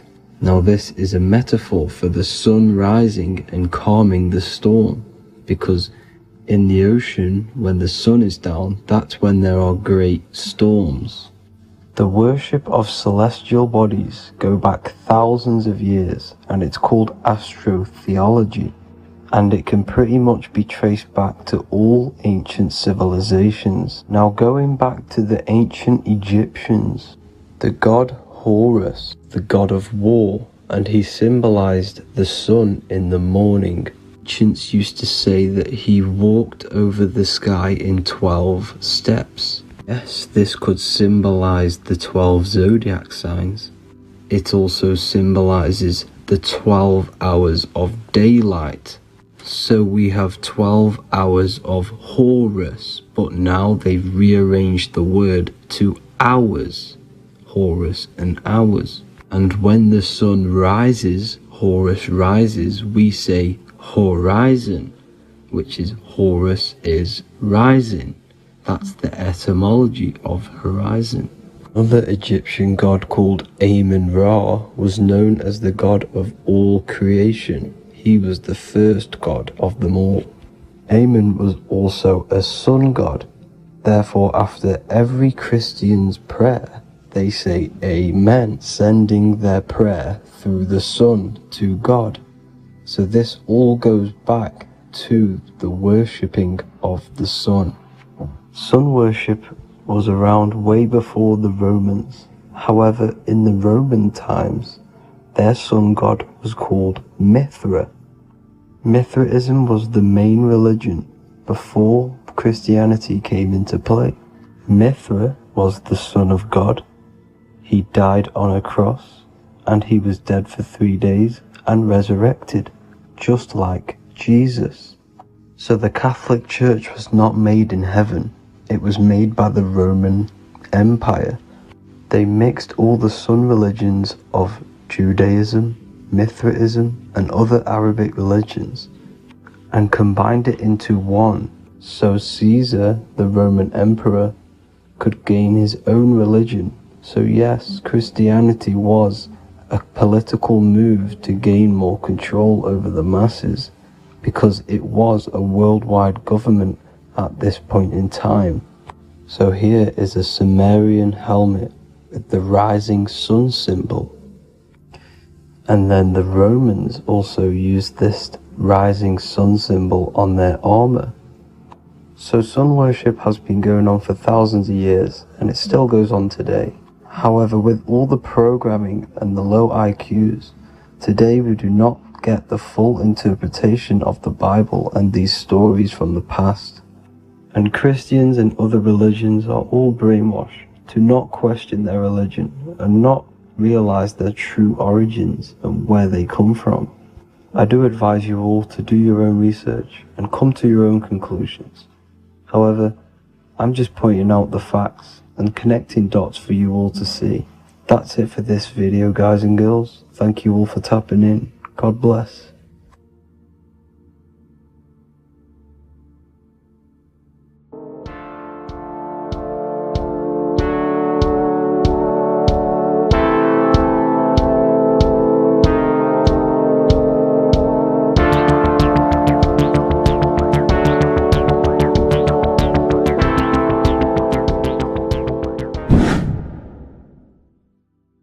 How are we doing, people? It's Revival of Wisdom.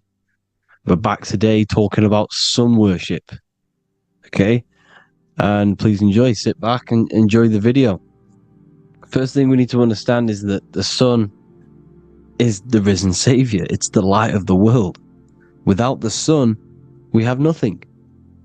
Now, the sun is the Son of God.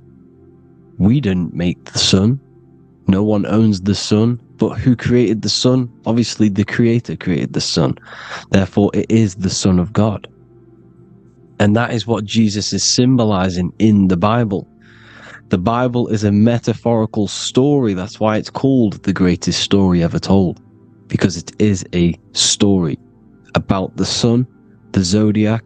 It's about you, the systems in the body. It's about everything that is sacred in this creation. Now you can see the suns behind Jesus' head in all of the ancient portraits.